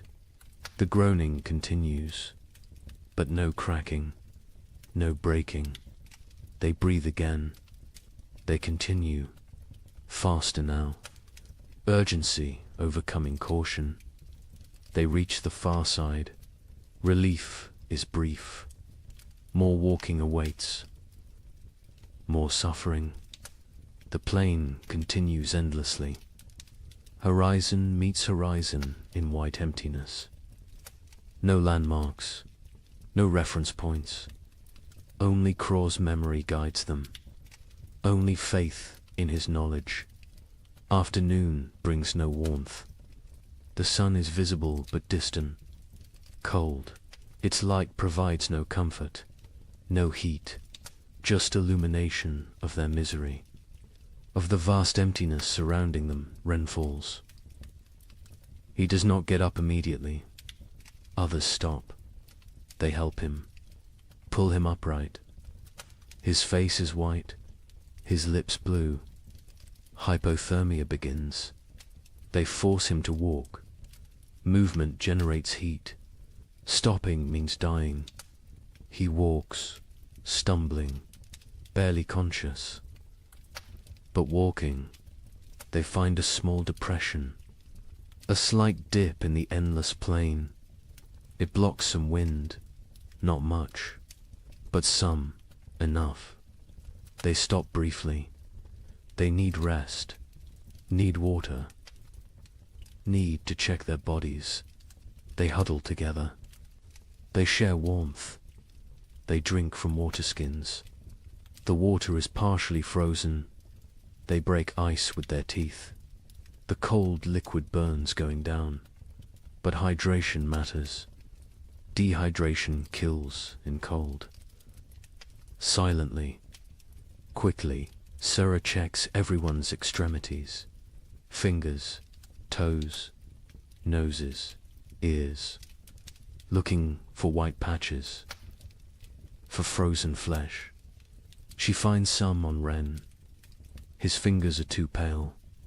She rubs them vigorously, trying to restore circulation, trying to save his digits. Pain shoots through Ren's hands as feeling returns. He gasps, bites down. The pain is good. Pain means life, means the tissue still functions. He flexes his fingers. They move, stiff but mobile. He survives this test. They rest for half an hour, no longer. Their bodies cool quickly without movement. Already the cold seeps deeper. They must continue. Must reach the valley before nightfall. Darkness on the plain means death. Certain death. The afternoon trek is harder. Fatigue accumulates. Muscles refuse commands. Minds grow foggy. This is dangerous. Clear thinking preserves life. Confusion kills. They focus on simple goals. Next 100 steps. Then next 100. Then next, they see shapes ahead. Dark forms against white. Rocks. Trees. Hope. Surges, but distance deceives. The shapes are far. So far. What looked like minutes away takes hours to reach. The plain plays tricks, tests sanity. Finally, they arrive. Not trees, just large boulders. But boulders provide shelter. Wind breaks around them, creates calm pockets. They can rest here. They can survive the night here. Relief is overwhelming. They collapse against the rocks. Their bodies give out. They have nothing left. They walked for 14 hours, maybe 15, through impossible conditions. They should be proud, but they are too tired for pride, too exhausted for emotion. They must make fire, must create warmth, but they have no wood. The plain offers nothing, just snow and rock and ice. Craw searches desperately. He finds dried grass, small amounts poking through snow. He gathers every strand, every piece. They pile the grass. They work their firestones, striking, sparking, again and again. Their frozen fingers fumble, drop the stones, retrieve them, try again. Finally, a spark catches. Tiny flame, fragile, growing dot, they feed it carefully. Grass burns fast, too fast. The flame provides momentary warmth, psychological comfort more than physical heat, but it helps. It reminds them they are human. They can create. They can fight nature. The fire dies within minutes. No fuel remains. Darkness settles completely. Cold intensifies. Night on the plain is brutal beyond measure. They huddle together, all 10 bodies pressed close, creating a human ball. Preserving core warmth. Sleep comes in fragments, minutes at a time. Someone must stay awake, must watch, must ensure everyone breathes, must prevent the final sleep that never wakes. They rotate this duty, share this burden. The night lasts forever. Time becomes meaningless. There is only cold, only suffering, only the desperate clinging to life. Some pray to spirits, some think of family, some think nothing. Just exist, just breathe, just survive. Dawn arrives, grey and grudging. They survived. All 10, frozen, hurting, but alive. They check each other. Frostbite has spread. Fingers are white. Faces are damaged. But they can walk. They can continue. They eat tiny portions of dried meat. The food is frozen solid. They soften it in their mouths. It provides minimal energy, but enough. Enough for another day. Enough for more walking. The valley must be close. Croft feels it. He cannot explain how, but he knows. A few more hours, maybe half a day, they can make it. They must make it. They walk again, Bodhi's screaming protest. Every joint aches, every muscle tears. They walk anyway. They walk because stopping is death, because the tribe needs them, because they are human and humans endure. The terrain begins to change, subtle at first, a slight slope, a gentle descent, then more pronounced. Hills appear, the valley approaches, energy returns, hope fuels them. They increase pace. By midday, they see it. The valley spreads below, protected, sheltered. Trees grow there, dense forest. The sight is beautiful, salvation made visible. They almost run, almost forget their exhaustion. They enter the valley, wind stops, silence surrounds them. The temperature feels warmer immediately, still cold, still winter, but survivable, bearable. They made it. Against impossible odds, against nature's fury, they made it. Now they must find food, must justify the journey, must save the tribe. The trek was only half the battle. The real test begins now. The valley delivers on its promise. The hunters find game within hours, deer sheltering in thick forest.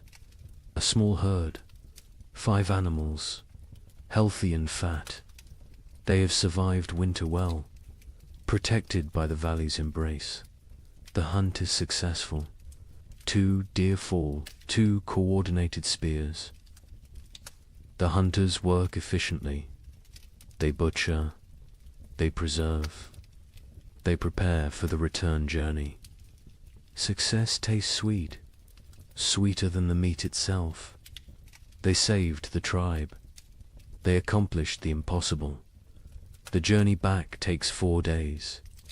They carry heavy loads, meat wrapped in hide, dragging it through snow. The weight slows them, but spirits are high, high enough to overcome exhaustion, high enough to push through pain. The tribe spots them from a distance, 10 figures approaching, all walking, all alive, and carrying something, carrying hope. The cave erupts in celebration, crying, shouting. Relief pours out. They feast that night, controlled feasting, rationed celebration, but feast nonetheless. Meat fills bellies, strength returns to limbs, color returns to faces. The tribe steps back from death's edge, not far, but enough days pass into weeks. The meat lasts longer than expected. Careful rationing, careful preservation. The tribe survives, continues, endures. Then something changes, subtle at first, easy to miss, but Craw notices. He always notices.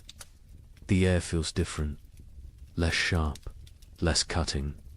The quality of cold has shifted. He mentions it to the chief. The chief feels it too. Something is coming, something changing. They watch, they wait, they observe. The days grow longer, minutes at a time, barely noticeable, but cumulative. Dawn arrives earlier. Dusk comes later. Light increases. Darkness retreats. The balance shifts. The sun rises higher in the sky. Its arc changes. It climbs further before descending. Its light hits at different angles, penetrates deeper into the cave. These are signs. Ancient signs, remembered signs. One morning, water drips. A single drop from the cave roof, then another. Ice is melting, slightly, temporarily, but melting. This has not happened in months, not since autumn. The tribe gathers to watch, to witness this miracle. Liquid water, life returning. The dripping stops when temperatures drop again. But the message was sent. Winter weakens. Its grip loosens. Imperceptibly, gradually, but definitely. Birds return. Not many, just a few scouts. Ravens first. Always ravens. They circle overhead. They call to each other. Their voices break the silence of months. The sound is jarring, almost forgotten, but welcome. So welcome. The snow begins to change. Its texture alters. Morning crust forms. The surface freezes hard overnight. Supports weight. Walking becomes easier. No more sinking to the thighs. Progress quickens. Movement improves, but afternoons bring different snow. Soft, wet, heavy. The snow absorbs sunlight, converts it to water. Slowly, drop by drop, the snow level decreases. Patches of ground appear, brown and dead, but ground, actual earth. The hunters venture out more frequently. They find tracks, fresh tracks. Animals emerge from dens, from hibernation, from wherever they sheltered. Life stirs again, cautiously, tentatively, but undeniably. A child sees something green, a tiny shoot, pushing through melting snow. Green, the color is shocking. Alien after months of white and brown and grey. The child calls others. They gather around this small miracle, this proof of continuation, this promise. The tribe's energy shifts. Desperation eases. Not gone, but reduced. They can see the end now. Not tomorrow, not next week. But eventually, spring will come. They will survive. They endured the worst. They can endure the rest. Mira's death is honored properly now. The ground softens enough to dig. Not deep, but enough.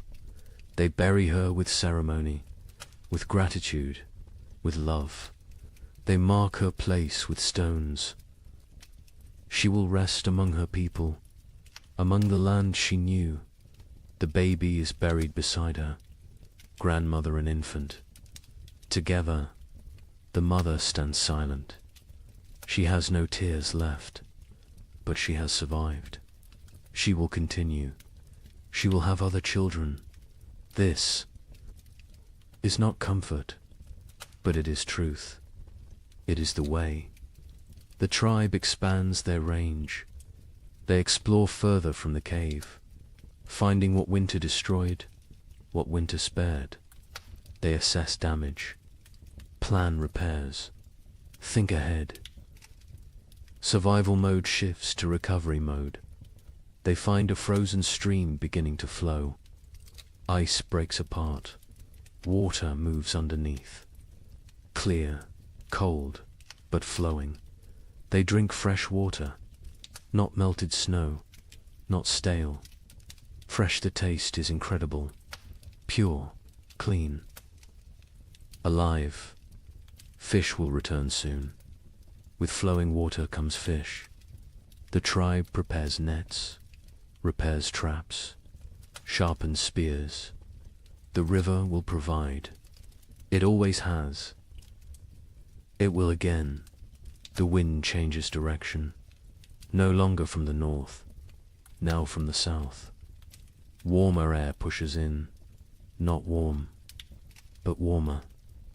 Relative warmth, comparative warmth, enough to matter. Ice on the cave walls melts.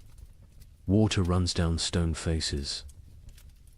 The cave becomes damp, almost humid. This creates new problems. Mold threatens. Furs must be dried, arid, maintained. But these are problems of living, not problems of dying. The tribe welcomes them.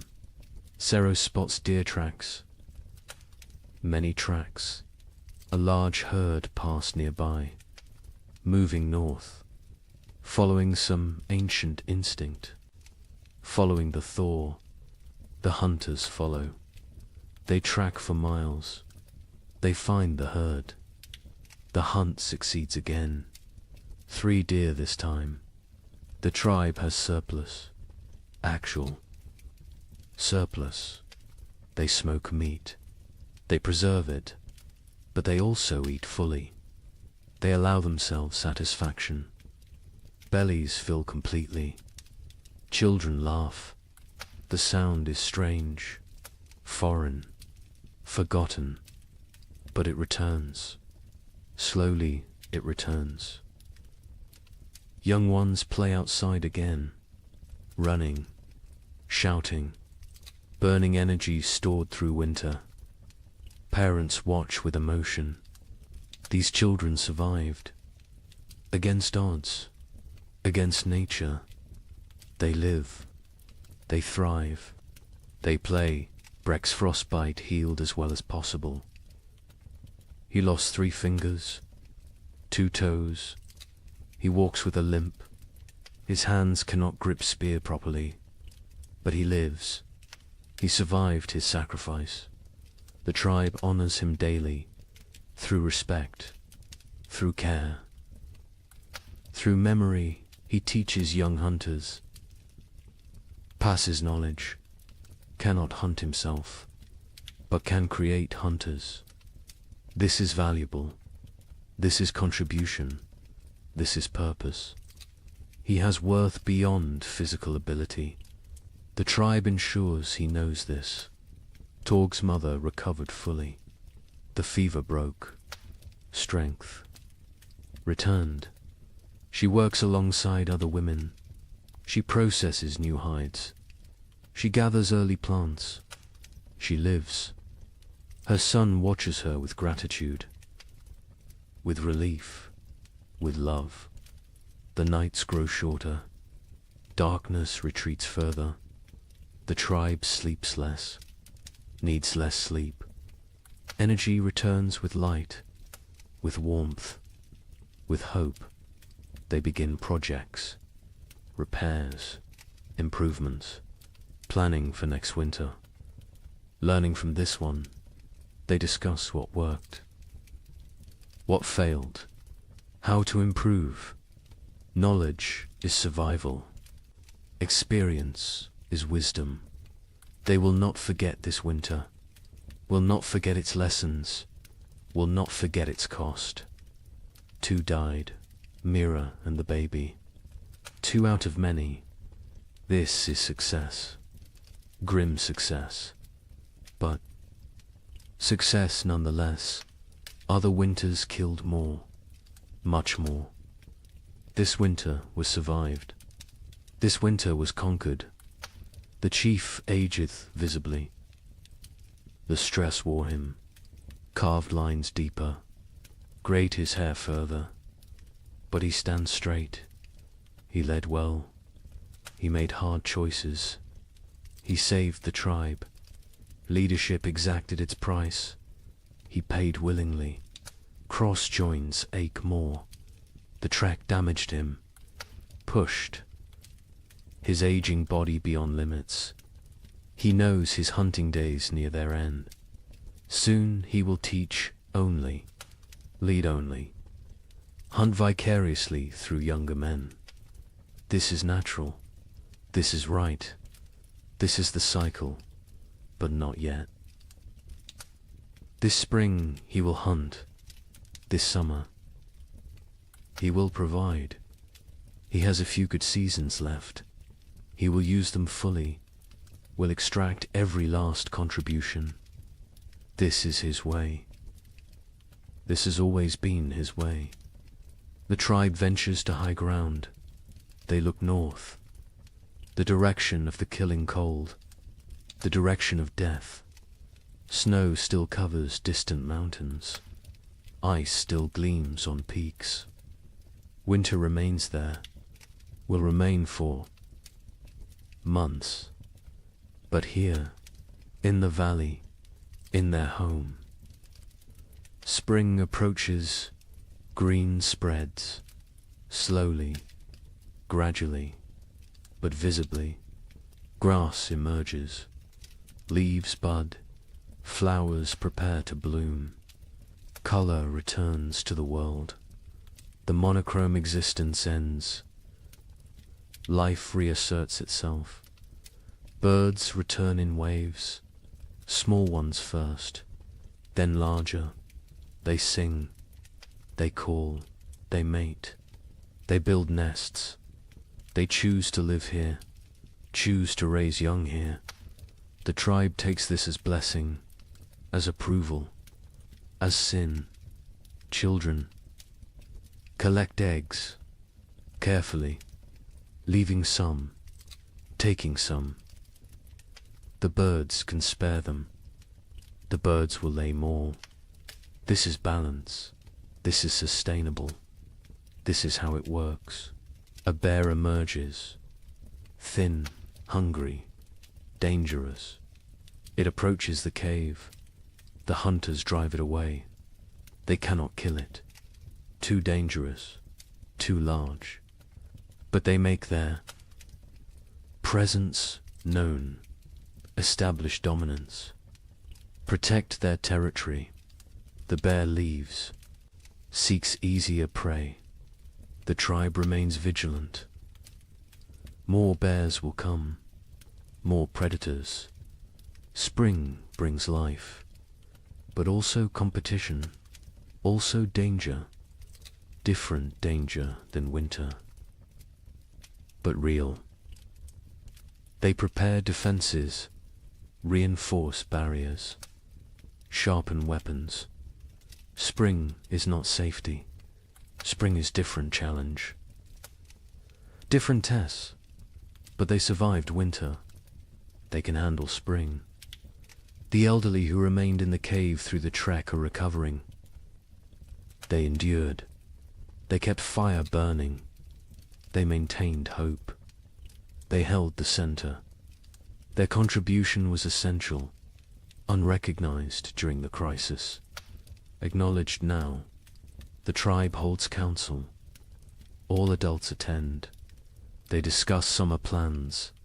Where to hunt, where to gather, what to store, how to prepare for next winter. Always next winter. Winter always comes again. But between now and then, between this moment and that future threat, there is spring. There is summer. There is abundance. There is life. They will live fully, live completely, live gratefully.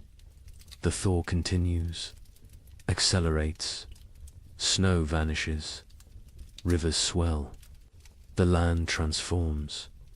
The frozen death world becomes living green world.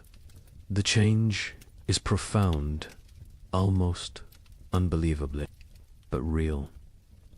Witnessed, experienced. The tribe survived. All but two. They endured when winter meant death. They outlasted the brutal cold.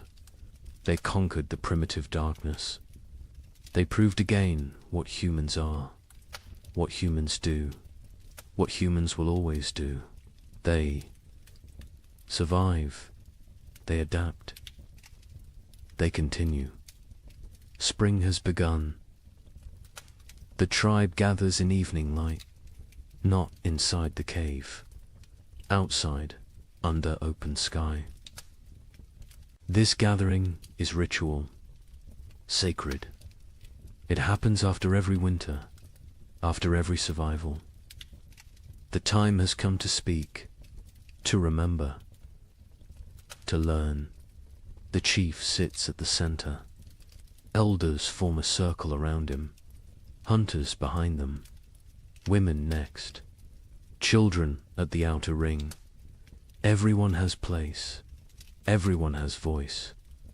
This is how knowledge passes. This is how wisdom survives. The fire burns.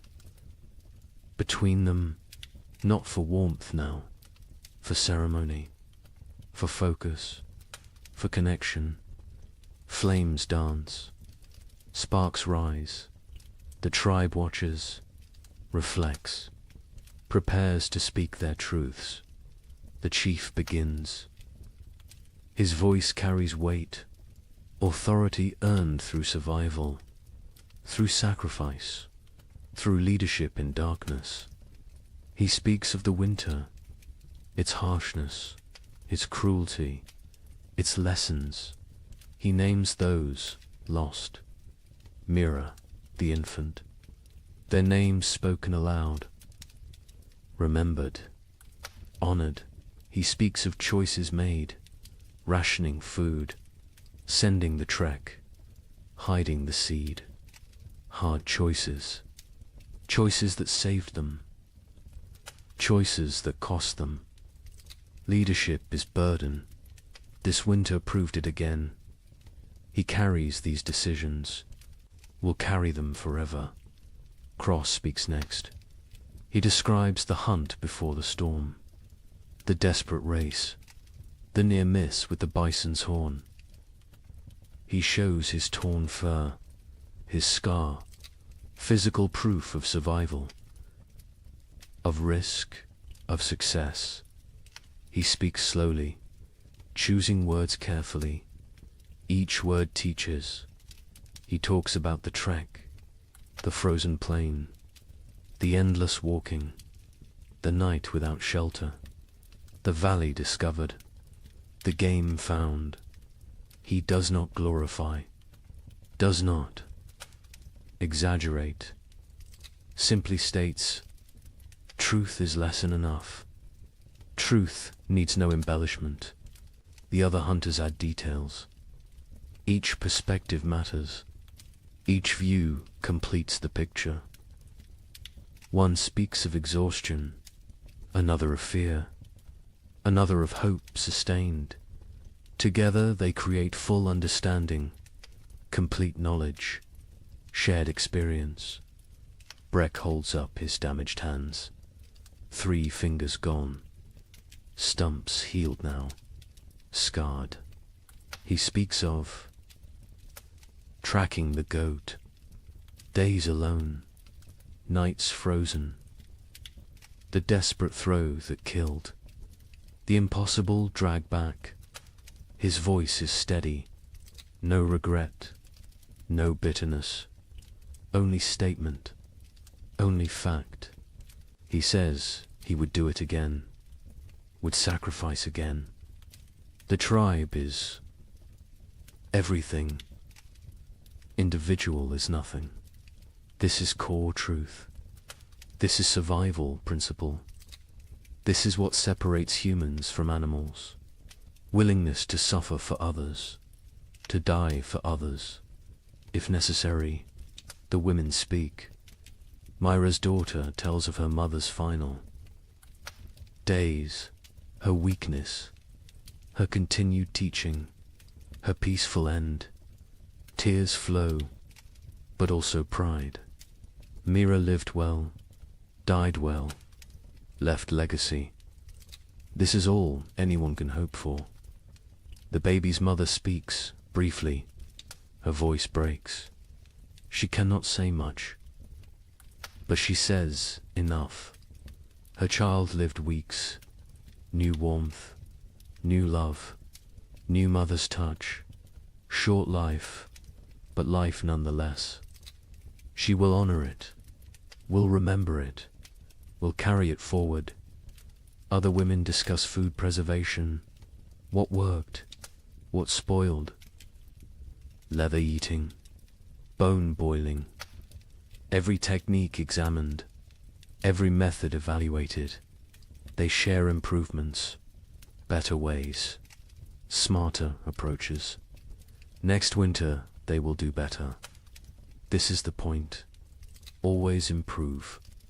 Always learn. Ciro speaks of navigation, of reading snow, of finding signs, of keeping group together. She describes the river crossing, the groaning ice, the careful steps. She explains her fears, her doubts, but also her determination. Leadership is not certainty, is not confidence, is commitment despite uncertainty. The young ones ask questions. How did you stay warm? How did you stay brave? How did you keep going? The answers vary. Honesty prevails. Sometimes we did not stay warm. Sometimes we were not brave. Sometimes we kept going because stopping meant death. Simple answers, true answers. Torg speaks for the first time in gathering. His voice cracks. He is becoming man, growing, changing. He talks about the wood gathering, the blistered hands, the aching back, the satisfaction of contribution. He learned his value, his worth, his place in the tribe. This winter made him adult. His mother adds her story. The fever, the weakness, the tea that saved her. She thanks the healer publicly, gratitude expressed, debt acknowledged. The healer nods, accepts thanks, but says she only did what she knew, what others taught her, what Myra taught her years ago. Knowledge circles, returns, perpetuates. The healer discusses her herbs, what she used, what she saved, what she needs to gather. She lists plants, describes locations, teaches identification. Several women listen intently. They want to learn, want to help, want to preserve this knowledge. The healer accepts students, welcomes them. Knowledge must spread, cannot die with one person. Talk turns to preparations. What they should have done, what they will do next time. More wood, always more wood. Better storage, improved insulation, stronger entrance barriers, backup supplies, hidden caches, distributed resources. They brainstorm, they plan, they commit. Someone suggests splitting the tribe, half in one cave, half in another. If one location fails, the other survives. Discussion follows, arguments for, arguments against. The chief listens, considers, makes no decision tonight. This needs thought, needs time. Will be decided before next winter. The feast day arrives with warmth, actual warmth. The sun climbs higher. It stays longer. Its rays penetrate winter's final defense. The cold retreats, step by step, day by day. Life returns. The tribe moves through mourning with purpose. Women prepare food, all the food, reserves brought out, smoked meat, dried fish, roots saved, seeds roasted. Nothing held back today. Today's abundance. Today is celebration. Today is life affirmed. Children run wild, energy unleashed.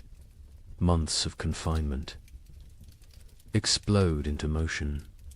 They chase, they climb, they shout.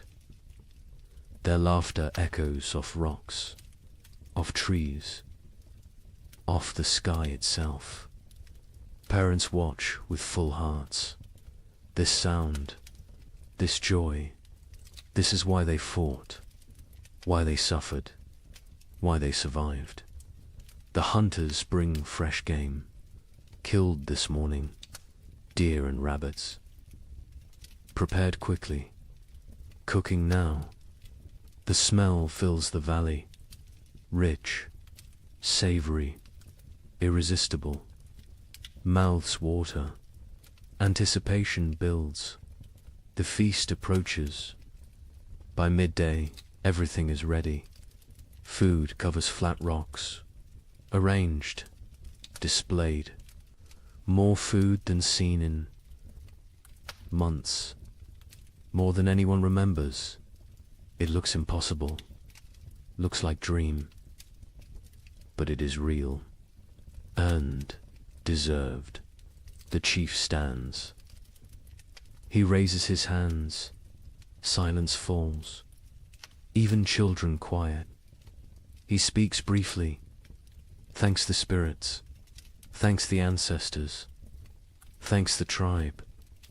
Each person contributed, each person matters, each person survives because all survived. This is truth. This is their way. Then he gestures. Begin, eat, celebrate, live. The tribe descends on food with controlled urgency, not greed, not desperation, but hunger, real hunger. Months of deprivation cannot be ignored. They fill their hands, fill their mouths, fill their bellies. The taste is incredible. After bland rations, after leather, after nothing. This food is ecstasy, simple food, basic food. But to them it is feast worthy of gods. They eat slowly, savoring, appreciating, grateful for every bite. Children eat until they cannot move, then play, then eat more. Their bodies demand fuel, demand rebuilding, demand growth delayed by winter. Parents smile, let them eat, let them grow, let them live. Adults pace themselves. Years teach moderation, but they eat fully, satisfied fully, for the first time in forever. Bellies are tight, bodies are warm, hearts are full. This moment is perfect. This moment is earned. This moment is theirs. As afternoon settles, the tribe relaxes into contentment. Some sleep, some talk, some simply exist, peacefully, completely, without fear, without hunger, without cold. Present moment contains everything needed. Stories begin again. Different stories now, lighter stories, funny memories, embarrassing moments, gentle teasing. Laughter comes easily. Naturally, the tribe remembers how to be happy, how to be human beyond survival, how to live rather than merely exist. Brexits.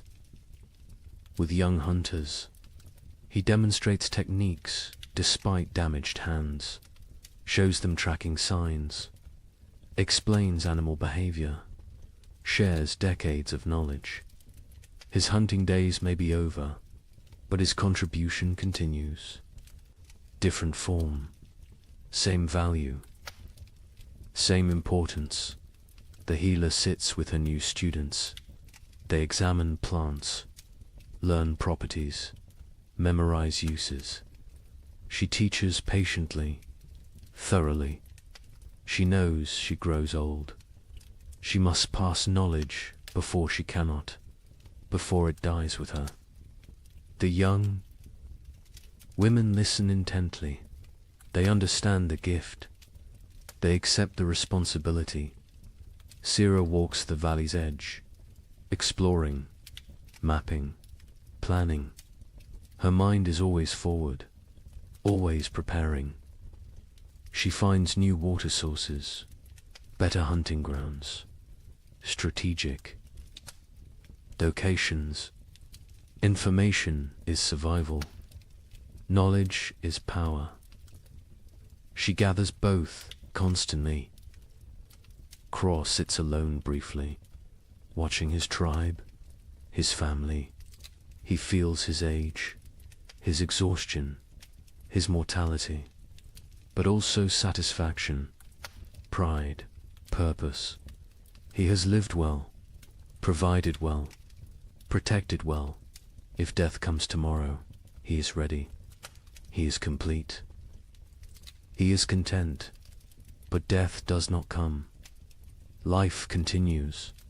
Spring unfolds. Days stretch longer. Warmth increases. Green spreads across the land like water, flowing, growing, transforming everything it touches. Other tribes exist. Other peoples, scattered across the vast lands. Each endured their own winter. Each fought their own battles. Each lost their own members. Each survived through strength and sacrifice and will to the north. Coastal peoples weathered storms. Ocean. Winds brought different cold. Wet cold. Penetrating cold. They huddled in driftwood shelters. Ate fish when they could. Kelp when they must. They survived. Barely, but survived to the south. Dozen peoples faced different trial. Cold nights, scorching days, extreme swings, no middle ground. They sheltered in caves, conserved water, endured.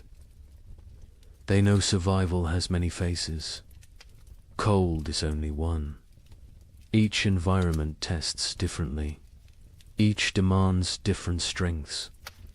Mountain peoples lived with the snow always, surrounded, buried, isolated. They knew winter intimately, understood its moods, its dangers, its rare gifts.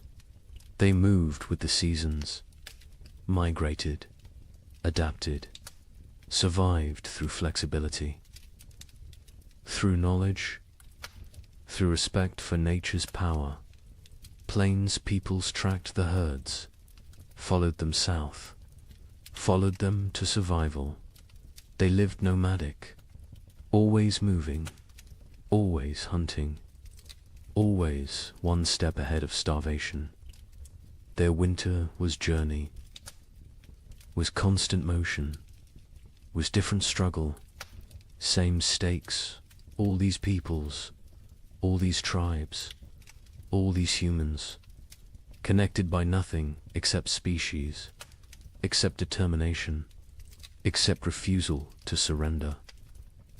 They do not know each other, will never meet, will never share stories, but they share experience, share struggle, share humanity. Winter tested all. Cold respected none. It killed without preference, without mercy, without meaning. It simply was nature being nature, indifferent, eternal, unstoppable. But humans stopped it anyway. Not the winter itself, but its victory, its completeness, its total dominion. Humans survived through intelligence, through cooperation, through sheer stubborn will, They survive because they are human, because that is what humans do. The sun sets slowly, painting the sky orange, pink, purple, gold, colors absent all winter, colors forgotten, colors that seem unreal. The tribe watches silent, appreciative. Beauty matters, even to primitive peoples, especially to them. Beauty is life beyond survival. Beauty is hope made visible. The fire is lit, not necessity now. Tradition, comfort, connection. They gather around it. Not for warmth, for ritual, for togetherness, for continuation. Fire was life in winter. Fire is still center, still heart, still home. The night is gentle, soft, a caress rather than assault. Stars emerge, countless, brilliant, the same stars that watched their suffering, that witnessed their triumph, that will observe their continuation. Forever stars, eternal witnesses, silent companions. Children sleep quickly, exhausted from play, from food, from life fully lived. They sleep peacefully, deeply, no crying, no fear, no cold. Just rest, just dreams, just childhood reclaimed. Adults linger, quiet conversation, comfortable silence. They need no entertainment, no stimulation. Simply being together is enough. Simply surviving is enough. Simply existing in this moment is everything. One by one they drift to sleep, bodies relaxed, minds peaceful.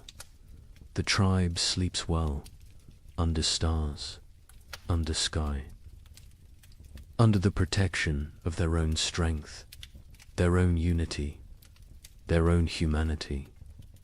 The night deepens, the fire burns low, embers glow, red, orange, fading.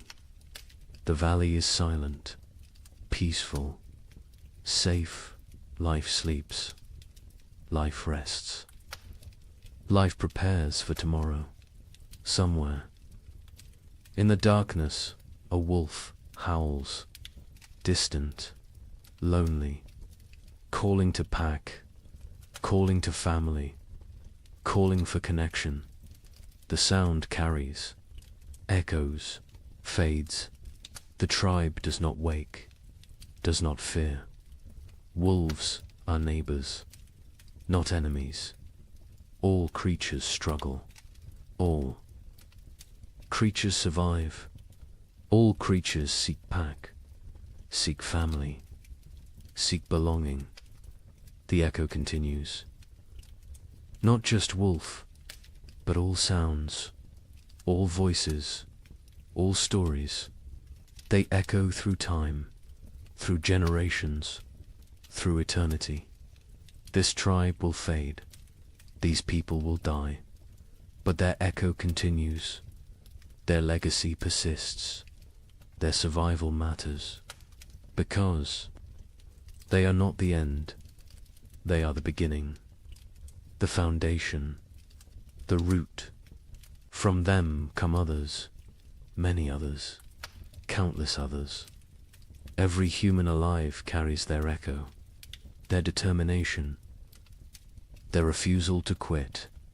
These primitive peoples, these ancient survivors, these frozen warriors, they are ancestors to everyone, to all of humanity. Their winter is our winter. Their struggle is our struggle. Their survival is why we exist.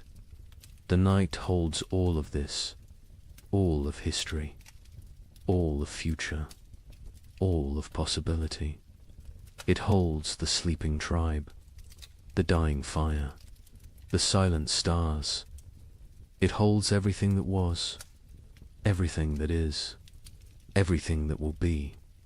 And in the morning, they will wake, they will continue, they will live another day, then another, until winter comes again. And they will face it, and they will endure, because that is what they do, what they have always done, what they will always do. They are human. They survive. The night knows this. The stars know this. The earth knows this. And now you know this. To rest now. Sleep now. Dream of warm fires. Of full bellies. Of tribes that endure. Of humans who refuse to quit. Of ancestors who gave us everything, including survival itself. The echoes continue, forever, always, in the night.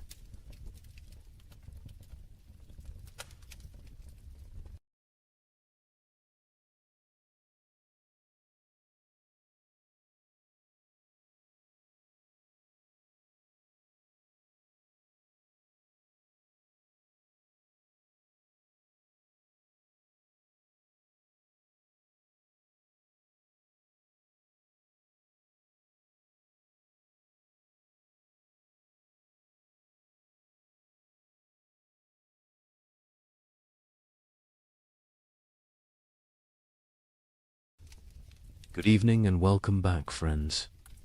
Tonight we're diving into the fascinating world of the Roman Empire. As always, let me know where in the world you're listening from. Get cozy, settle in, and let's begin. The torches burned low against the marble walls of the Colosseum, their flames bending and snapping in the night wind.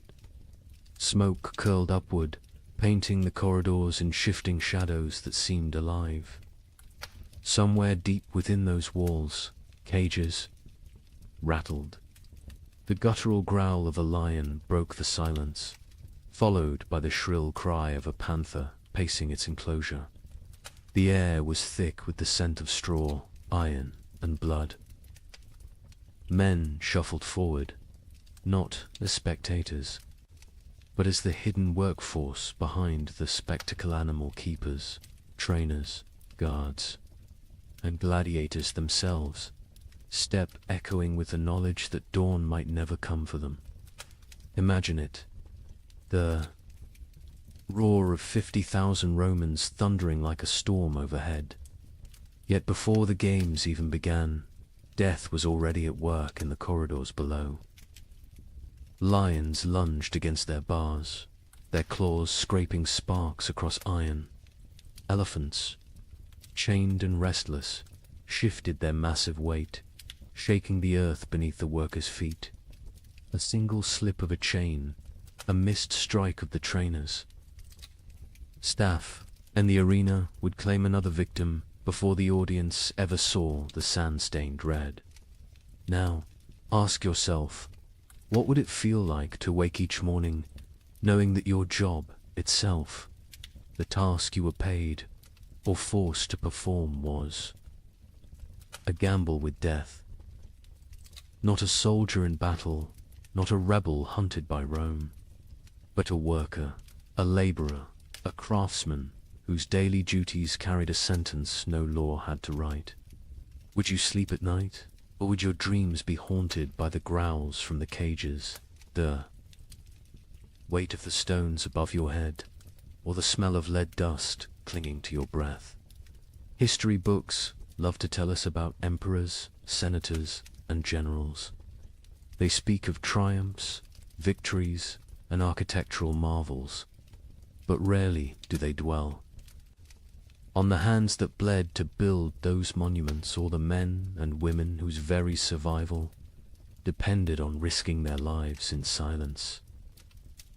The invisible workforce of Rome lived not in marble villas, but in shadows, where the price of error was not a demotion or dismissal, but death itself. And here lies the heart of the story.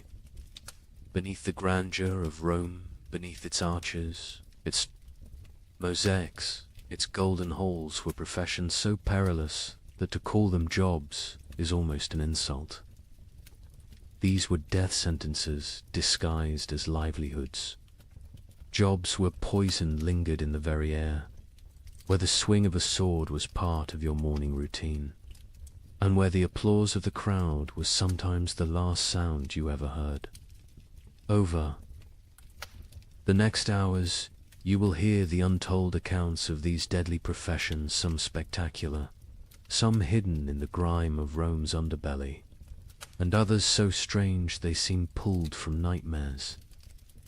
From the men who faced wild beasts before breakfast, to the miners whose lungs filled with poison in the empire's dark tunnels, we will walk step by step into the shadows Rome tried to leave behind.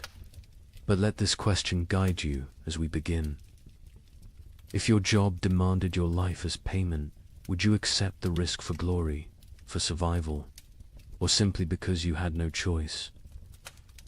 When most people picture ancient Rome, they imagine the shimmering surfaces of marble temples, the echo of sandals across polished floors, and the thunder of cenotes debating in the forum.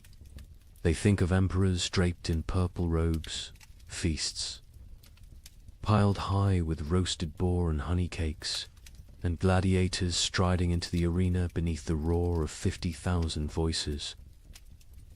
Rome has always been remembered for its grandeur, its victories, and the magnificence of its architecture. But what history books often gloss over is that the empire wasn't built on marble, it was built on blood, sweat, and the fragile bodies of millions of workers whose daily lives were defined by danger. Rome was not just emperors and generals. Behind every golden banquet, behind every aqueduct arching across the countryside, behind every amphitheater filled with spectacle, there were invisible laborers who risked everything to keep the empire alive. For every senator reclining in luxury, there were hundreds of slaves and freedmen hauling water, shaping stone, smelting iron, cleaning streets, or fighting beasts. Their names were rarely recorded. Their stories were rarely told. Yet without them, Rome's glittering facade would have crumbled into dust. Imagine the contrast. On one side, wealthy Romans lounged on couches, sipping wine sweetened with lead. Syrup, their servants, fanning them with peacock feathers while musicians played. On the other side, just beyond the villa walls, workers baked under the Mediterranean sun on dangerous scaffolds, hauling blocks of stone that could crush them in an instant. Inside, the laughter of banquets rang against walls lined with mosaics. Outside, miners descended into narrow shafts where air was poised with dust and metal fumes. Knowing they might not resurface alive, luxury was visible, risk was hidden. Rome was a stage, and the spotlight shone only on the powerful, while those who risked everything remained in shadow. Work in ancient Rome was more than a duty, was a matter of survival. For the enslaved, there was no choice at all. They labored until their bodies broke. For the poor, free citizens, dangerous work was often the only chance to feed a family. And even for skilled craftsmen, fortune was fragile. One accident at a glass furnace, one slip of a chisel, and a lifetime of expertise meant nothing against the indifference of death. Unlike today, there were no safety harnesses, no unions, no laws protecting the vulnerable. Rome had no patience for weakness. If a worker fell, another was always waiting to take his place. This is the untold foundation of Rome's greatness. The empire stretched across continents, commanded legions, and shaped the destiny of the Western world.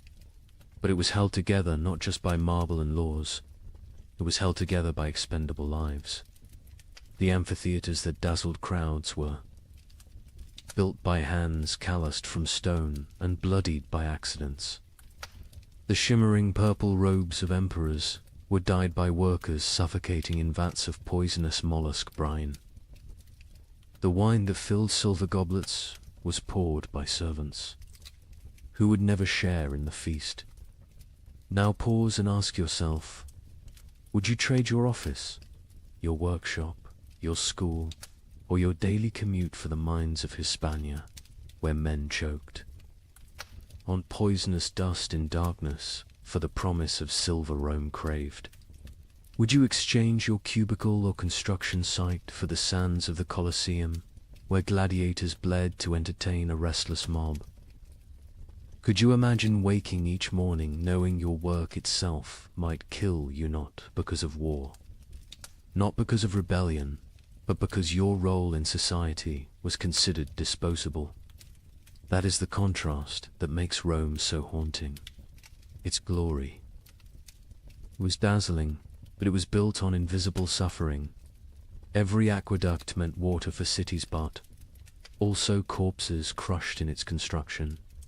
Every road meant trade and travel, but also slaves dying in the ditches. Every banquet meant celebration, but also bakers coughing from flour dust, servants poisoned by fumes, and children forced into brutal apprenticeships.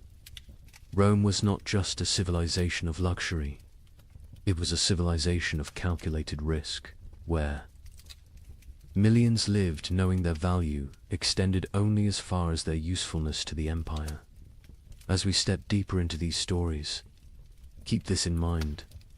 The history of ancient Rome is not just about triumphs and monuments.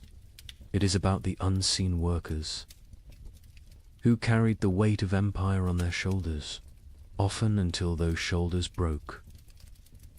Tonight, we will walk in their footsteps. We will stand in the mines, in the furnaces, in the arenas, and in the shadows of temples to uncover the professions so perilous they could rightfully be called the deadliest jobs of the ancient world. So, settle in. The story you are about to hear is not one of emperors' speeches or military campaigns.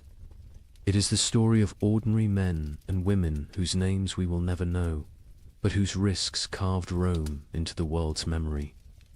And as we journey through these forgotten professions, I'll ask you again to reflect.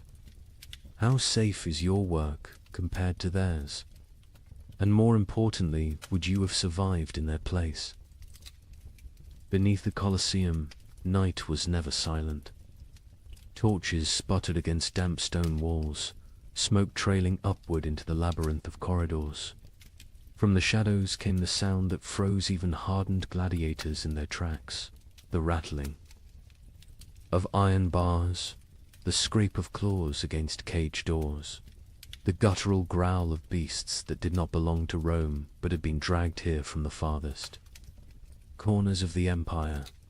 Leopards shipped from the rocky coasts of North Africa, half-starved, to make them hungrier. Tigers, stolen from distant India, pacing in restless fury. Bears hauled from the frozen forests of Germania. Even elephants, towering and furious after months of brutal marshes, swayed on their chains, slamming tusks into wooden barriers that cracked under the strain. The ground itself trembled when these creatures roared, and the men tasked with keeping them under control knew the truth. They were one mistake away from being torn to pieces. These men were the Venator shadows, the animal trainers. History rarely records their names, but their presence haunted every spectacle.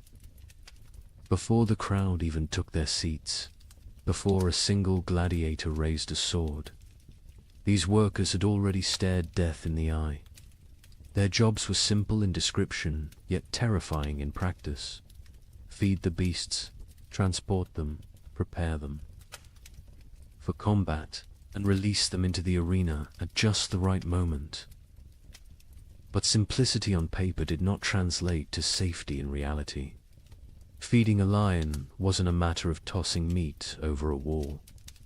Trainers stepped into cages, armed with nothing but a staff, a whip, and their nerve. One slip of the boot on blood-slick straw, one moment of hesitation while securing a gate, and the outcome was certain. The animal lunged, claws raked, jaws snapped shut, and no one risked entering the cage to drag the trainer's body back. The suspense of those moments was unbearable. Imagine holding a slab of raw meat in your hand, the smell driving the lion to frenzy, its amber eyes locked onto yours as though you yourself were the meal. Imagine the tremor of the bars as the beast hurled itself against them, the iron shrieking like thunder in the confined corridors. Every feeding was a gamble. Every day survived was a small victory. The Empire did nothing to soften the danger. In fact, it often heightened it. Trainers were ordered to starve animals before games, ensuring they would be more violent, more dramatic for the crowd. They baited the beasts with wooden dummies soaked in blood, conditioning them to attack on sight. They lit torches in the faces of elephants to keep them agitated, lashing their trunks until the massive creatures charged blindly into the sand. To the Romans above, these were thrilling displays of power. To the men below, they were acts of survival. The fallout of this profession was as bloody as the games themselves. There are accounts of trainers being dragged into cages, shredded within seconds by the very animals they sought to control. Some were mauled in the holding chambers before the beasts ever saw the light of the arena. Ships carrying exotic predators sometimes became floating prisons of chaos, with handlers torn apart mid-voyage. And when things went wrong during the games, it was often the trainers who were sacrificed first, thrown into the sand alongside the beasts to buy time while soldiers rallied. Picture this. The gates rise, and a tiger bursts into the sunlight, its muscles coiled with hunger. The crowd roars with excitement, but backstage, panic has already erupted. A handler failed to secure the second chain. The tiger lashes back toward the holding corridor, tearing into the men behind the scenes. For the audience, the spectacle remains seamless. They see only the drama in the arena. But behind the curtain, death is quiet, fast, and unacknowledged. Ask yourself, would you take that job?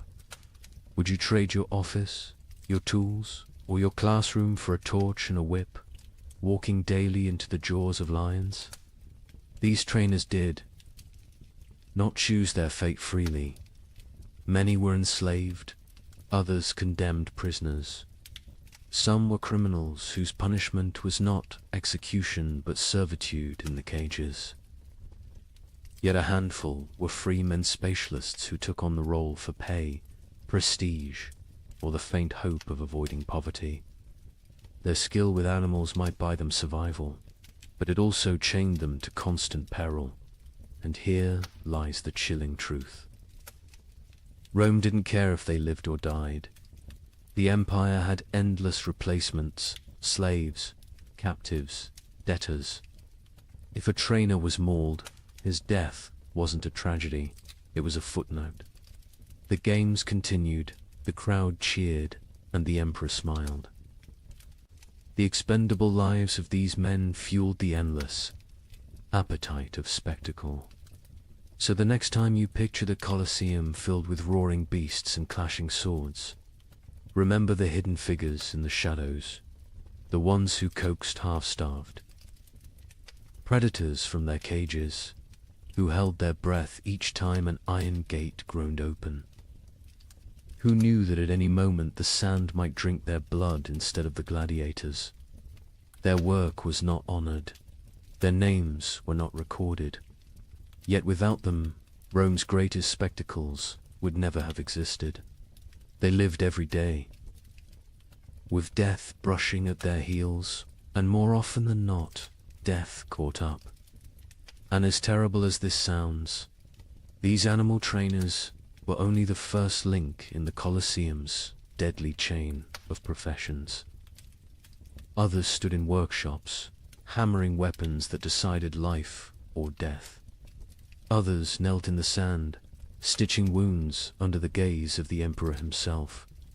If the cages were a place of constant suspense, the armories and infirmaries were no less haunted. And it is to those shadows that we turn next. Step away from the roaring cages of the beasts and follow the sound of hammer against iron. Deep within the Colosseum's hidden chambers lay another world entirely, one that smelled not of blood and straw, but of smoke, oil, and molten metal. This was the domain of the weapons masters, the unseen craftsmen whose work shaped the fate of every gladiator who walked onto the sand. Picture it, a forge glowing in the half-dark, the air heavy with heat, sparks flying like fireflies as iron is struck again and again on the anvil. Grindstones hiss as edges are sharpened, the rhythm of stone against blade echoing like a heartbeat through the chamber. The tension here was no less suffocating than in the animal pens above, for in this place, the smallest error did not simply ruin a weapon, it ruined a man's life. Every sword, every dagger, every spear carried into combat bore the silent touch of these craftsmen. Their responsibility was immense. A blade had to be balanced to the hand, sharp enough to slice in an instant, strong enough to withstand the crushing force of an opponent's strike. A dull edge could mean a wound that failed to stop an enemy. A brittle spine could snap on impact, leaving its wielder defenseless in front of 50,000 roaring spectators. For the gladiator, trust in his weapon was trust in his survival, and that trust lay entirely in the hands of someone working in the shadows. This was not artistry for beauty's sake. This was artistry for survival, and the stakes were cruel. If a blade bent or shattered in the arena, it was not only the gladiator who suffered. The weapons master's reputation, and often his life, stood trial alongside the man who wielded the steel. A mistake could mean flogging, imprisonment, or worse, condemnation to the sands themselves, forced to fight with the very weapons they had once forged. Imagine that reversal. One day you are sharpening a gladius, the next day you are thrust into the arena, clutching it desperately as the crowd demands your blood. The drama of their work was constant. Fire licked at their hands, sparks scarred their faces, blades slipped and cut through flesh with the same ease they were designed to cut through armor. The grindstone could seize a weapon, spinning it from their grip and into bone. Their lungs, filled with smoke and ash, slowly poisoning them over years of labor. Many weapons masters bore the permanent marks of their craft, missing fingers, burned arms, eyes clouded by accidents at the forge. But the danger was not only physical, it was psychological. Consider the weight of knowing that your grindstone may determine whether a man returns to his cell alive or is carried out on a stretcher. Consider the burden of every edge you failed to hone, every weapon that may falter when it matters most. These men lived with the knowledge that steel, once it left their hands, could carry another's soul with it. And here's the chilling thought. Gladiators had no choice but to place their lives in this trust. They picked up their weapons and fought, never knowing if the craftsman behind the forge had been skilled, rushed, careless, or distracted. Now ask yourself, would you trust your life to a stranger's grindstone? Would you walk into combat knowing that one unseen error could turn your fight into a death sentence? Weapons masters also carried the impossible responsibility of balance. Too sharp, and a blade snapped after one vicious strike. Too heavy, and a gladiator's arm grew slow and clumsy. Too light, and it lacked the force to kill. They worked with mathematical precision before mathematics had been codified, sculpting steel by instinct and experience, often under the watchful eyes of overseers demanding speed and perfection in equal measure. The irony was bitter. If they succeeded, no one noticed. The crowd cheered the gladiator's skill. The emperor judged the fight, and the craftsman remained invisible. If they failed, however, the consequences were immediate and catastrophic. The Colosseum was merciless, not only to fighters, but to those who supported them. And yet, despite the danger, some sought this path willingly. Freedmen and poor citizens took apprenticeships, learning to hammer steel in hopes of steady work. Others inherited the trade through family lines, fathers teaching sons to temper blades in the same fires that scarred their own hands. For them, the forge was not just survival, it was a way to carve meaning into their anonymity. Even if history forgot their names, still every clang of the hammer carried tension. Every hiss of the grindstone was a reminder that death hovered close. These were not glamorous artisans. They were men whose craft was measured in heartbeats on the sand above. So as you imagine the gladiators locked in battle, their swords flashing in the sun, remember the unseen masters in the forge. Their sweat coated the blades. Their mistakes bled into the sand. Their unseen hands carried just as much responsibility for life and death as the fighters themselves. And this was only one profession in the Colosseum's deadly ecosystem. If weapons masters held life in their fire and steel, the next group, the arena's medics, held it in their bloodied hands. But were they healers, or accomplices to cruelty? That question waits just beyond the gates. The crowd roared like a storm, its thunder rolling through the Colosseum. A steel clashed and blood spattered the sand. Beneath the deafening cries of 50,000 spectators, another group of men waited in silence, tense and watchful. They carried no swords, no shields, no armor. Their tools were knives, clamps, bandages, and basins. They were the arena's medical staff, men who lived in the narrow space between death and survival, forced to sprint onto the sand while blood still poured from open wounds. Picture it. A gladiator falls, his leg shattered by a hammer strike. The crowd surges with excitement, some demanding mercy, others howling for death. The referee signals, and suddenly the medics rush forward, kneeling in the dust as the injured man writhes in agony. There are no sterile gloves, no antiseptics, no quiet chambers. Just torn flesh, sand sticking to the blood, and the jeers of thousands demanding the show go on. With crude tools, they splint bones, cauterize bleeding vessels, and stitch wounds. Right there on the arena floor.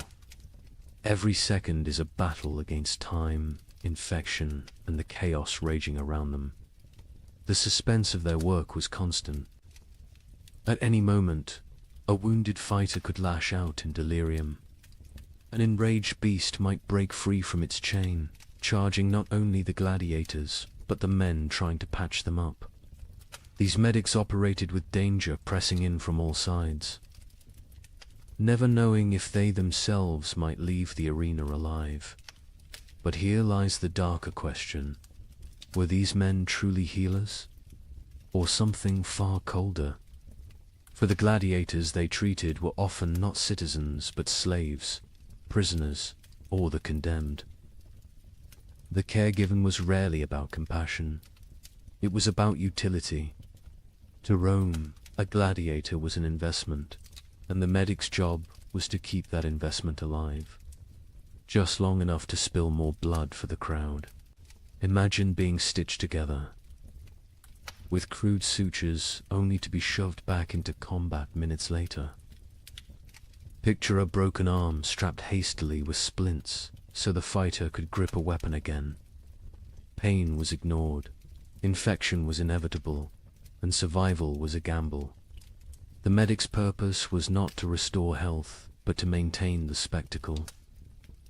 A fighter who survived longer drew more cheers, and a gladiator who lived to fight again saved money for the empire. In this way, the line between healer and executioner blurred until it almost disappeared. And yet, it was not so simple. Some of these physicians were skilled men, trained in the traditions of Greek medicine, experimenting with herbs, cauterization, and even primitive surgery. They learned from battlefield wounds, from dissected animals, from the brutal education of trial and error. In some ways, the Colosseum became a grim laboratory, advancing medical techniques at a terrible cost. Their work may have kept gladiators alive, but it also left a legacy of knowledge carried into later centuries. Still, their role carried unbearable controversy. To the fighters, were they saviors or tormentors prolonging suffering? To the empire, they were indispensable but never honored. The crowd never cheered the medic who'd bound a wound. No statues were raised in their name. They existed as another cog in the machinery of death, essential but invisible. Now ask yourself if you were one of those medics, kneeling in the blood-soaked sand while the emperor watched from above, would you dare show mercy to the fighter begging for release? Or would you do as ordered, patch him up and send him back to die another day? Could you live with the knowledge that your skill did not save lives so much as extend suffering? Their danger was not only moral but physical. They worked with constant exposure to blood, pus, and disease in an age with no understanding of contagion. A single cut on their hand, a drop of infected blood, could spell a slow and painful death. And unlike gladiators, who at least had the chance of victory and fame, the medics earned no glory, no honor, only the risk of vanishing quietly into history's silence. The Colosseum was a theater of blood, and the medics were its stagehands. Of survivor force to work in shadows, their role both vital and cruel. They kept Rome's spectacle alive, but at what cost to themselves and to the men they stitched back together? And here is the truth you must carry forward. As brutal as their work was, the arena was only a fragment of Rome's dangers. Outside, those walls lay industries far worse mines, where poisonous dust consumed lungs, furnaces that blinded and burned, construction sites that swallowed men whole beneath collapsing stone. If the Colosseum was a showcase of danger, the empire's labor fields were its endless graveyards. So as the crowd cheers above the sand, remember the medics kneeling below, fighting to hold lives together with shaking hands, not out of compassion, but out of necessity. Brace yourself, because the horrors of Rome's everyday work will make even the blood-soaked arena seem merciful. The Colosseum's bloodshed was spectacular, but at least it was visible. The crowd saw the violence, heard the cries, felt the tension in the air. Beyond the walls of Rome, however, there were other battles being fought in silence darker, slower deaths that unfolded far from the roar of spectators. Among the deadliest of these hidden worlds were the lead mines, a place where men descended into darkness each day knowing they might never emerge whole again. Picture the scene. The hills of Hispania, or Gaul, scarred with jagged wounds where the earth had been torn open. The entrance to the mine yawns like a black mouth, swallowing the sun. Workers, slaves, criminals, the desperate poor shuffle inside carrying flickering oil lamps. The deeper they go, the air thickens, heavy with dust and fumes. The sound of iron picks echoes against stone walls as the tunnels grow narrower and the light begins to fail. Hours pass. Daylight vanishes. The air becomes poison. The miners worked bent double in cramped shafts, their skin slick with sweat, their lungs burning with every breath. They hacked at the ore with crude tools, filling baskets that were hauled to the surface by exhausted teams of mules and men. But the true enemy wasn't the collapsing tunnels or the falling rock, it was the invisible poison clinging to every breath, every handful of dust, every drop of water that ran through the mine's veins. Lead dot at first, the signs seemed small. A miner's hand shook as he tried to lift his pick,